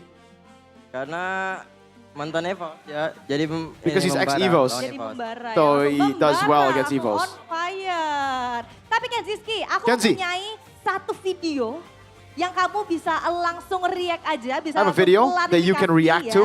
Dan langsung saja kita lihat bersama-sama dalam 3, 2, 1, silakan. Nah, di momen ini adalah perebutan This is the Lord moment yang where bisa dibilang it was a lagi mau battle for the mendapat Lord Eko dari Kenziski sendiri. in that gimana first sih? game. What did you do? Walk us through this. Kalau dari aku, For me? ini kita udah plan buat perangin mereka. For me, it's just a plan for us. We were ready to Tidak fight luput them. dari peran Marcel ya. Nanti kamu siap-siap Marcel ya. Habis ini ya. Sekarang Kenziski ya. Gimana Kenziski? Gimana? Oh dari Kenziski sendiri? Itu Momen kita niatnya tabrak-tabrak aja. I mean, for us, the intention was just to fight. Jadi gameplay kalian di match kali ini selain adanya King Nazara yang menggendong gitu, emang tabrak Outside of the aja fact udah? that Nazara carried, Main tabrak what aja. else? Did you just, you have to fight? Dan Yes, kalau just misalnya fight. dari Kenziski sendiri, tadi bertemu dengan Erlan, Kenzie. menggunakan Freya di 2 game. You faced up against Gimana menurut Erlan. kamu Freya-nya Erlan? How does it feel to go up against Erlan's Freya? Freya dia biasa aja. His Freya is just, meh. Kayak It's so-so. gak kayak ini, Kelra. It's not like Kelra. Oh, oke. Dang. Baik. Jadi biasa aja. Ya biasa aja. It's just aja. normal? Apa Yeah. yang mungkin pengen disampaikan buat Gara-gara Ranger Emas tadi soalnya. Di belakang dia bilang dia bakal highlight aku terus. Oh, Because OG, Ranger Mas said he will highlight me all the time. Nino. Tapi di highlight banyak banget ya tadi aku nonton Iya. ya. Soalnya tadi aku ngobrol sama dia. Because I spoke to him. Makanya kamu juga mainnya ini hari ini galak banget. Itu So motivasi kamu jadi did you play that well because Ranger Mas is gonna hype you up? Castarin sama Ranger Mas. So that Ranger Mas cast for me. Oh, ada latihan khusus nggak sih? Kan galak banget nih hari ini. Ada latihan khusus nggak sih? Yang penting kata Ranger Mas pakai Cloud biar bisa blazing duet. Ranger Mas told me just play Claude so I can go with the Blazing Duet from Kenzie moment. Gitu ya. Ya. Jadi itu alasannya kamu nge-pick Claude gitu. So is that why you pick Claude? Salah satunya mungkin? Belum ini tadi belum enak aja. Belum enak aja. Yeah, it's Oke. not Marcel, the kita time to pick up Claude, so I won't pick up Claude, but I will in the future. Oh iya, oke. Marcel, Oke, don't run away. Marcel, gimana Marcel tentang momen yang tadi nih? Yang tadi kita sudah lihat bersama-sama di highlightnya. Kalau dari sisi Marcel gimana? Ya tabrak-tabrak aja udah main ya. Tetap tabrak-tabrak aja. Just keep on fighting. Tapi kalau dari That's it. Marcel nih, kamu tadi harus melawan Valeri XP di mana? Valeri XP ini fun fact ya. Dan correct me if I'm wrong juga. Jadi Valeri XP ini terakhir di pick itu di MPL. Valir XP was last picked in season 2 of MPL. Cara Marcel gimana nih untuk bisa menghadapi itu semua? Karena kamu kesulitan gak sih pada match itu? Were you Lumayan troubled sulit that sih. match? Cuman That tadi game? aku minta Yeah. tolong Baloy. It was pretty troublesome, but I just asked Beloy for help. Langsung call Baloy. Ya langsung call Baloy. Yeah, I just Bang, called tolong, Beloy Bang. for help. Bang tolong bang, jadinya aman-aman aja kah? Aman aja. Aman aja. So Nah, after the help with Beloy, it's all good? Yes. look performance-nya di match kali ini, gimana Marcel? How does it feel going up against? Biasa aja. Biasa aja. Ada Luke. perbedaan kah mungkin? Just normal, nothing crazy. Iya, karena idolanya kan. Ada perbedaan. Luke is your idol, right? So is there a difference? Ya hero barunya aja sih paling. I mean, it's just his new hero. Hero baru ya, karena hero baru. His new hero. Kalau secara gameplaynya? Cara nggak ada sih. Nggak ada. No, Soalnya nothing kemarin else is ada yang special. It's just his new bilang hero. Untuk skill dari Luke itu udah kembali sepenuhnya. Nah, gimana tuh Marcel kalau menurut kamu? Enggak sih, terlalu berlebihan itu. No, nothing too much. Is that's too much. Karena kalau menurut Marcel sama aja leg 1 sama leg 2. So for Marcel, Luke, he's the same, leg 1, leg 2? Yes. Langsung saja ke Aboy. Let's just go to Di Aboy sini now. Langsung megang 2 mic tapi memilih 1, nggak masalah Aboy. Aboy, di leg 1 kamu sudah ketemu sama Tricky, di leg 2 ketemu lagi. You met Tricky in leg 1, you met him again leg 2. Nggak sih ketemu sama View? You want to go up against Few? Jujur, leg 2 pengen ketemu Piu sih. Nah, tapi nggak ketemu Leg kali 2, ini. I want to go up against Few, honestly. Di playoff, kalau kita lolos mungkin. In playoffs, hopefully I get Ditandain ya. Jadi, face Few. Evolve tolong gitu ya. Kalau misalnya ketemu lagi, turunin View.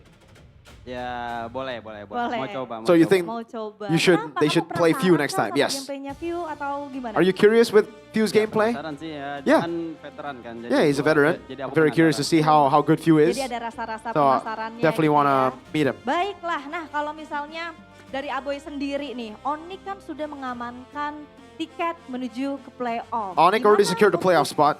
Di minggu depan kalian tuh akan berhadapan sama Dewa dan juga tim You will go RRQ. up against Dewa and Dewa RRQ saya next tahu, week. Dia berada di hashtag nomor 2. Dewa are in Dan second place untuk right tim now. RRQ sendiri, dia kemajuannya sudah mulai terlihat. Kemarin juga sempat And it's menang, improvement, their gitu kan, improvements, you know, gimana, RRQ were able to win. untuk bisa So you're up against menjauh 2 teams. dari zona abu-abu. So for you to secure playoffs, Kita mungkin tantangannya How is it? menangin lawan Dewa sih. I mean our challenge is the Dewa match. Kita nanti kalau kita menang. Mental Because boost it'll be a big untuk mental teman-teman boost. Geek Fam jika menang melawan Dewa. Gimana kalau bisa melawan tim RRQ? What about RRQ? Kita ya main aja kayak biasa aja Yeah, sih. for RRQ we just play like normal. Main aja kayak biasa. Last question. Kita akan langsung kasih mic-nya ke King Nazara. Langsung Nazara, ya. King Nazara. Sebagai halo. penggendong handal kan. The carry Seperti today. teman-teman bilang tadi, ada nggak sih yang pengen disampaikan buat tim EVOS? You have a special message Buat to tim EVOS? Semangat terus aja. To EVOS, Terus just dan Ya, Just keep- jangan ban Harley aku, soalnya Don't- aku cuma bisa Harley. don't ban my Harley because I can only play Harley. Waduh, Keep up the good work, is what he said. Oke, baiklah itu dia sepertinya ini menjadi malam yang baik untuk Geek Fam dan di sini This is sudah a very, very ramai. good night for Geek Ada Fam. supporter dari Geek Fam juga, ada teman-teman dari Geek Community dan marilah kita sambut ini dia pemenang di match terakhir kita hari ini. Please welcome, kita berikan tepuk tangan yang paling meriah untuk Geek Fam.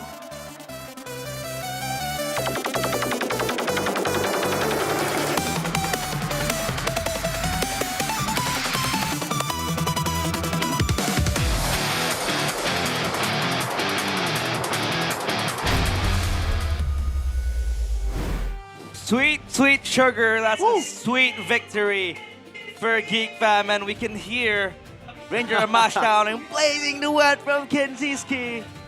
Why are we here? To talk about Kenziski, because he played very well. He played amazing. But we can talk about all the members of Geek Fam. Marcel played a fantastic game. Nazara, so calculated. A boy, you know, on a safe pick. He's always going to do good. But Loiski, the main man behind everything. This team looked like a different team. It did. After suffering a loss as well. Yeah, to Alter Ego. Against Alter Ego. So the adjustments, I mean, especially I think week 5, week 6, we see just teams just falling short and then bouncing back, falling short and then bouncing back. So that sort of, you know, dynamic. So it's, for me, as an MLBB fan and as a caster, it's a treat. Yeah, it's really rock, paper, scissors, right? Because EVOs were able to beat Alter Ego beat Geek, now Geek beat EVO, so it's a boom, bang, bada bing situation where it's really just how competitive MPL ID is currently in Season 17. And for EVOs, were they pushed into a corner with those drafts or do they put themselves in a corner, right? Because Geek Fam, they mentioned as well, Boloski, they improved on the drafts. Geek Fam, they just stayed simple, they worked it out, and they got the dub. 2-0 as well against EVOs. They know what's up. Why assess twice though? I don't know. I don't That's know. a question for Vin if we have a loser's interview. It's just that's BS, you know, that's the Bigatron syndrome. Oh. The Yi Sun Shin. That's true, early weeks. But I think it's worse for Bigatron because they first picked Yi Sun Shin. But back then, it was still meta. It was still okay. It was still viable. Now, it has fallen down in the pecking order. So, you know, you could have gone for the Leomord. You could have gone for something else. But they didn't. Even the Suya was available, by the way. That's why. I thought it was going to be Suyogato to answer the Kalea as well. Suyogato. Crucial moments here, Mirko. Obviously, Nazara was doing so good with the Guinevere, just locking down Adelan. Other than that, I think Geek Fam, we just played so well as a unit. Wow. The way they played. Look at this dive. So clean. Marcel. Yeah, Marcel with the reset, the resets, the Infernal Pursuits, Dark Waves, everything else. So clean from Marcel and Gani. This guy is so good. Yeah, you know, I think well-deserved, right? Well-deserved. Celebrating the 2-0. Player of the match here, folks, to close out week 6. It's going to be Marcel 308 performance. Phobius is, I think now, the S-Tier EX billionaire. Week 7, we might see a lot of bans towards his hero. Man, so many good Phobius players in MPL ID. We can talk about Super Dan yesterday. Marcel is so good on it. Even Lutfi earlier on. Look at this execution from the Loyalty. The set to just lock down key and place. And there was a moment where I think someone got bursted down so quickly. I think it was Albert. The damage was just so uncanny. It just deleted the entirety of Evos. And this Guinevere pick made things harder for Evos. Luke with the Uranus couldn't do much. Get the shred going on. And yeah, everything just falls into place for Geek Fam. Again, drafting such a simple draft against a team that's overcomplicating things. So, you know, you have the upper hand there. Yep.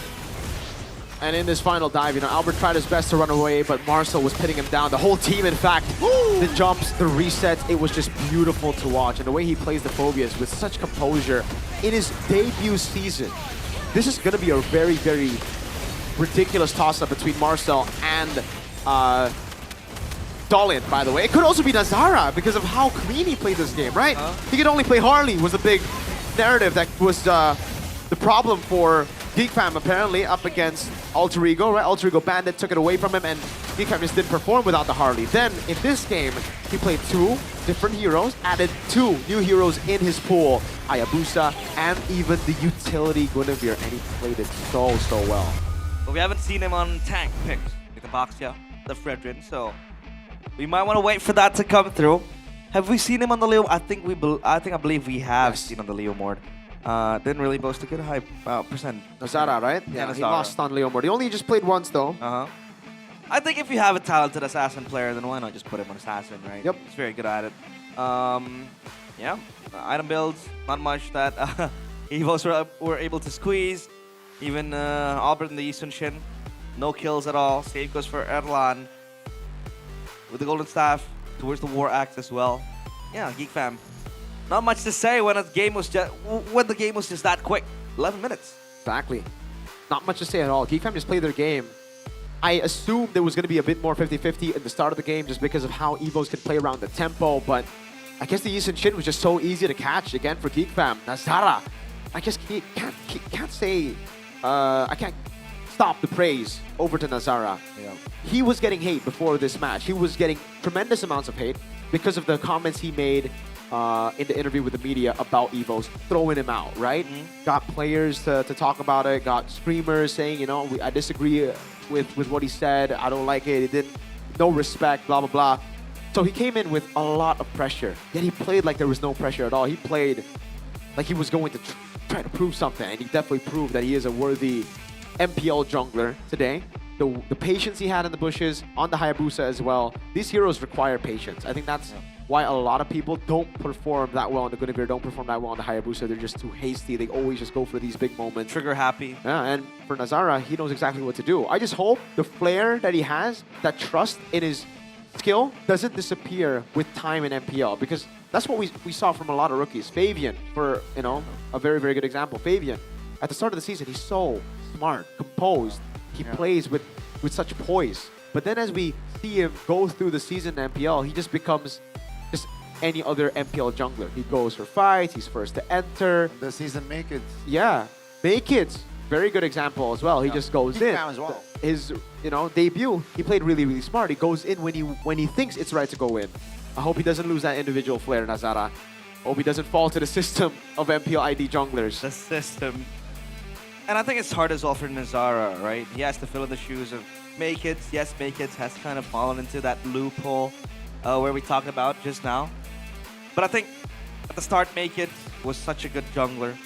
You know, he was super consistent, well known for his Suyo.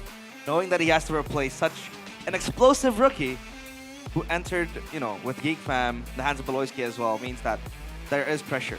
But again, Beloyski is so good at handling these young talents. This guy should get a position once he retires as like the lead scout, the head scout of an esports team. I think they could do wonders with their academy team. He just doesn't stop. Nothing is stopping them. I really hope Beloyski doesn't retire, man. I say that every season. Onyx stops them. No, they didn't. They didn't. Geek Fam beat Onyx, by the way. So the Kingslayer is still there as well. So Geek Fam beat Onyx? Yep. That's crazy. Yeah, that is very crazy. That is it's crazy. crazier.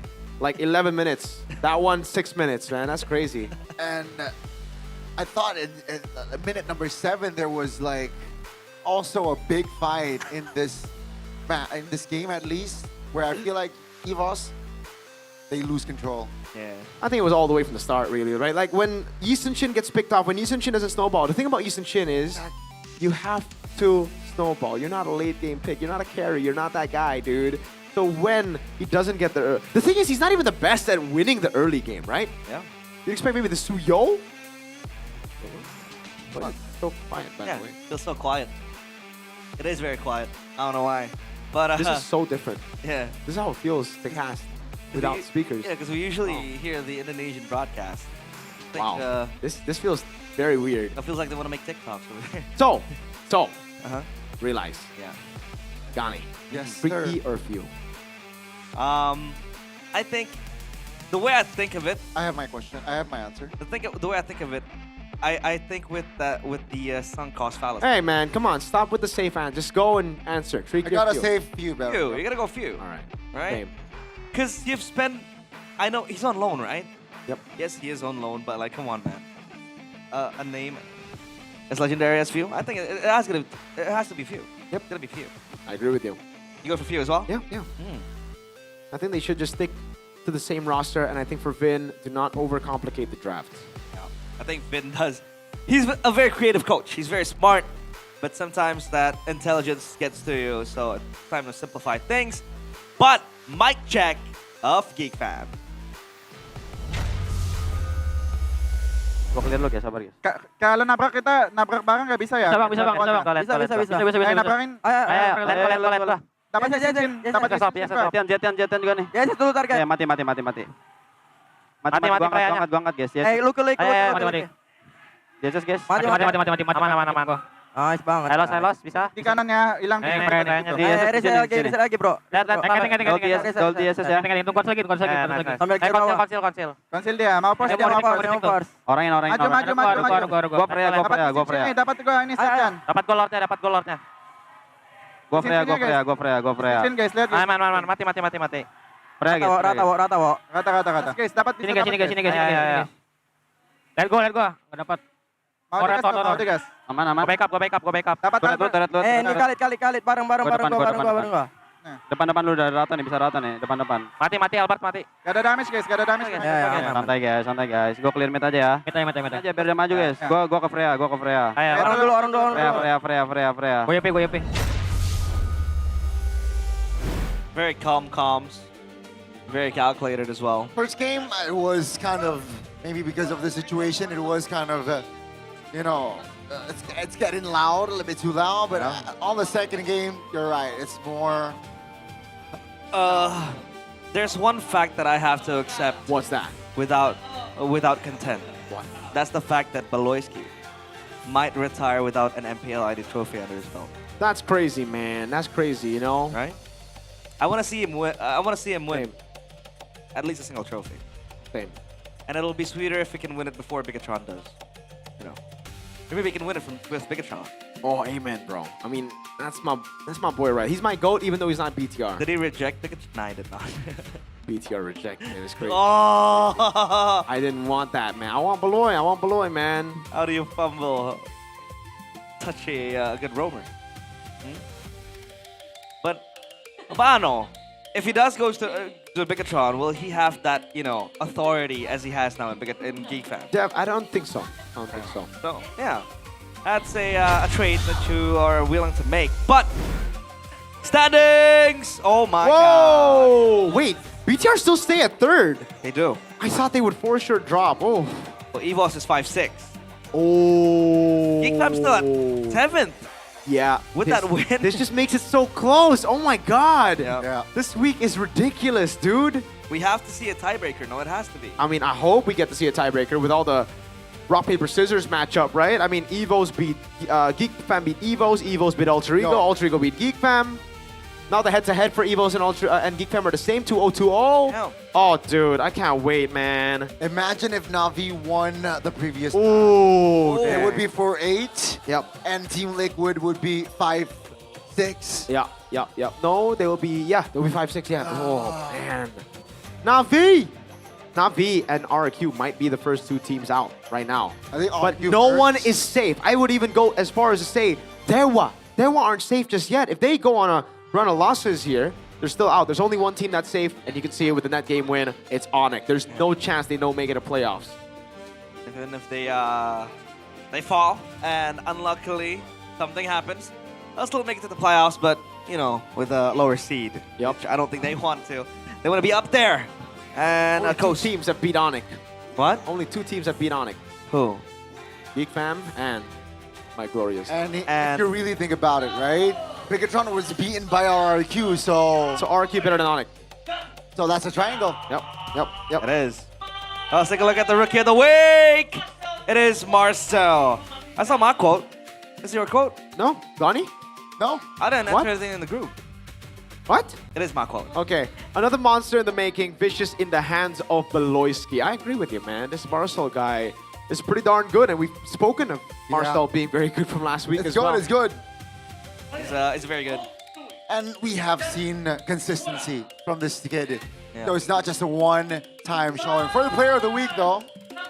Let's look at the Player of the Week. It's Sans. That's not my quote.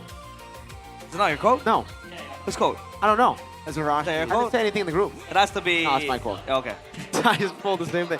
When we thought we've seen it all, Sancho was the Nana. Nana. Oh Is this my his god. second player of the week? I believe he got one player of the week. Yeah, I think it was the week where he picked up the Vixana. Wow. So 2 POT dubs for San. POT dubs. Man, I can't wait for the end of the season, right? Like, who's gonna be number one in the regular season MVP standings? Who's gonna be number one, or who's gonna make it to playoffs? Man, with BTR losing RQ, I think BTR might not make it playoffs, dude. But next week is week 7.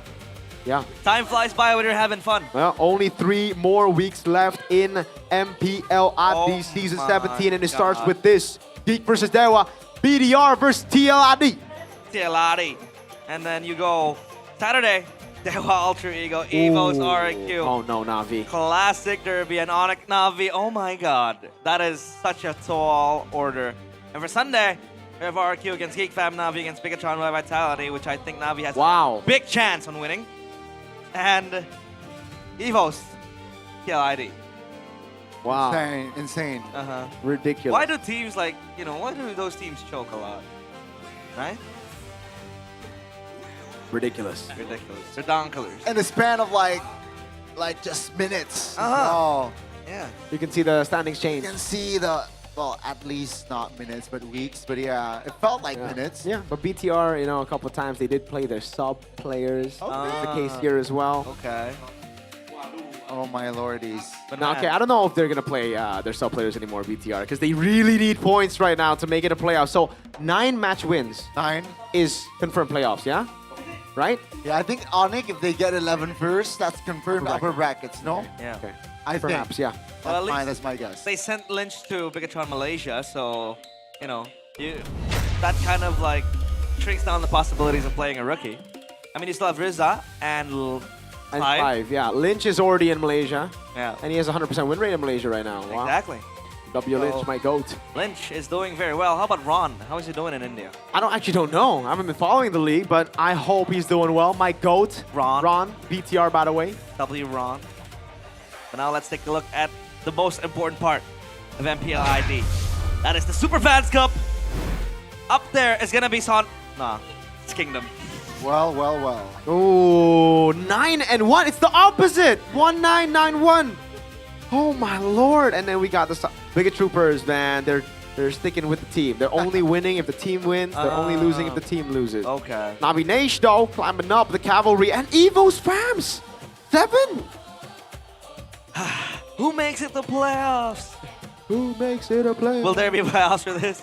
Oh, right. Who makes it the playoffs in the Super Fans Cup? Is it the top 6, or is it the teams who make it to the real playoffs, MPL? Is a thing. I think for every week, the players change. Because, everyone has a chance to play the Super Fans Cup. So it should be top 6. Should be top 6, yeah. Okay, top 6. So we can play.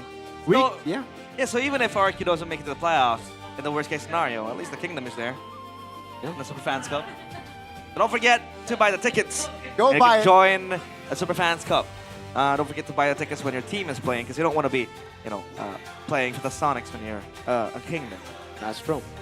Go ahead, check it out, buy tickets, and join the Super Fans Cup if you think you can raise the level of competition within your Super Fan team. We're not Glory Hunters. Are you a Glory Hunter? You are. I'm not. You're a Madrid fan, dude. Man, Madrid is doing very bad this season, yet I've still backed them up. Right? What about you? You're going to lose 2 trophies in a row. He's already lost 2 trophies in a row. He's going to lose 4 in a row. That's true. But that I can't take. 4 in a row. Are you? That's the quadruple for Well, I can't really say you're a Glory Hunter because you stick with Bigatron. The thick and thin. Dude, I am. Bigatron are so bad, and I still support them, bro. Very nice. But hey, the playoffs for MPL ID Season 17 tickets are now on sale. Yes, Visit sir. our website at id-mpl.com/ticket.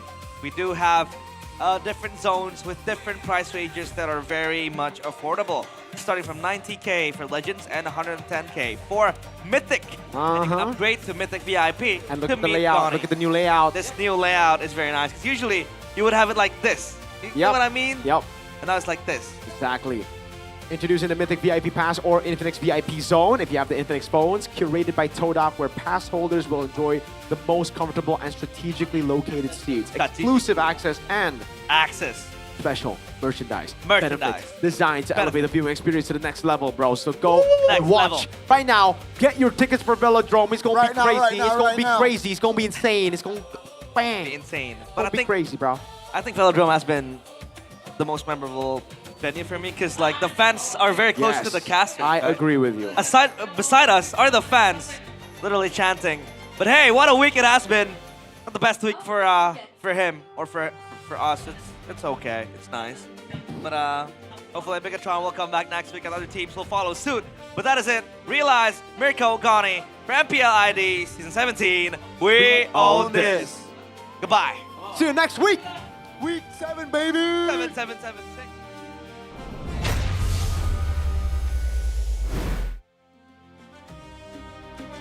Minggu yang ke-6 ditutup oleh match yang luar biasa sekali, dan kita sudah menyaksikan 3 match untuk hari ini. Di mana untuk minggu ini banyak sekali yang terjadi, banyak sekali plot twist yang kita lihat.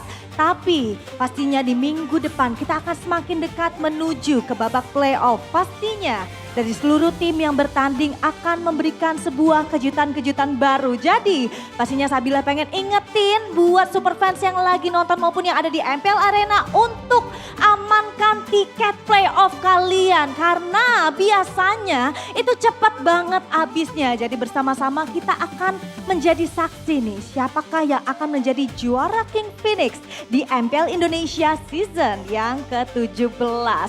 Dan sekali lagi Sabila juga pengen ingetin bahwa MPL Indonesia season 17 tidak dapat berjalan selancar sekarang tanpa adanya dukungan dari para sponsor dan juga partner. Karena MPL Indonesia powered by Munton, supported by PBSI, presented by Official Gaming Phone, Infinix, Official e-wallet, GoPay, Official Gaming Chair ada Todak, serta untuk partner ini sports kita. Ada Garnier, Bayu, Dunia Games, Games Max, dan juga OnePlay. Tidak lupa pastinya untuk supplier kita ada IndiHome, Klik Indomaret, Aqua, dan juga Yummy Choice. Baiklah, itu dia keseruan kita di hari yang terakhir, minggu yang ke-6, di mana kita sudah melihat banyak sekali match-match yang luar biasa, match-match yang panas. Tapi minggu depan pastikan kalian juga menyaksikan bagaimana perjuangan dari para tim untuk dapat mengamankan tiket mereka menuju ke playoff stage. Tentunya masih di MPL Indonesia Season 17.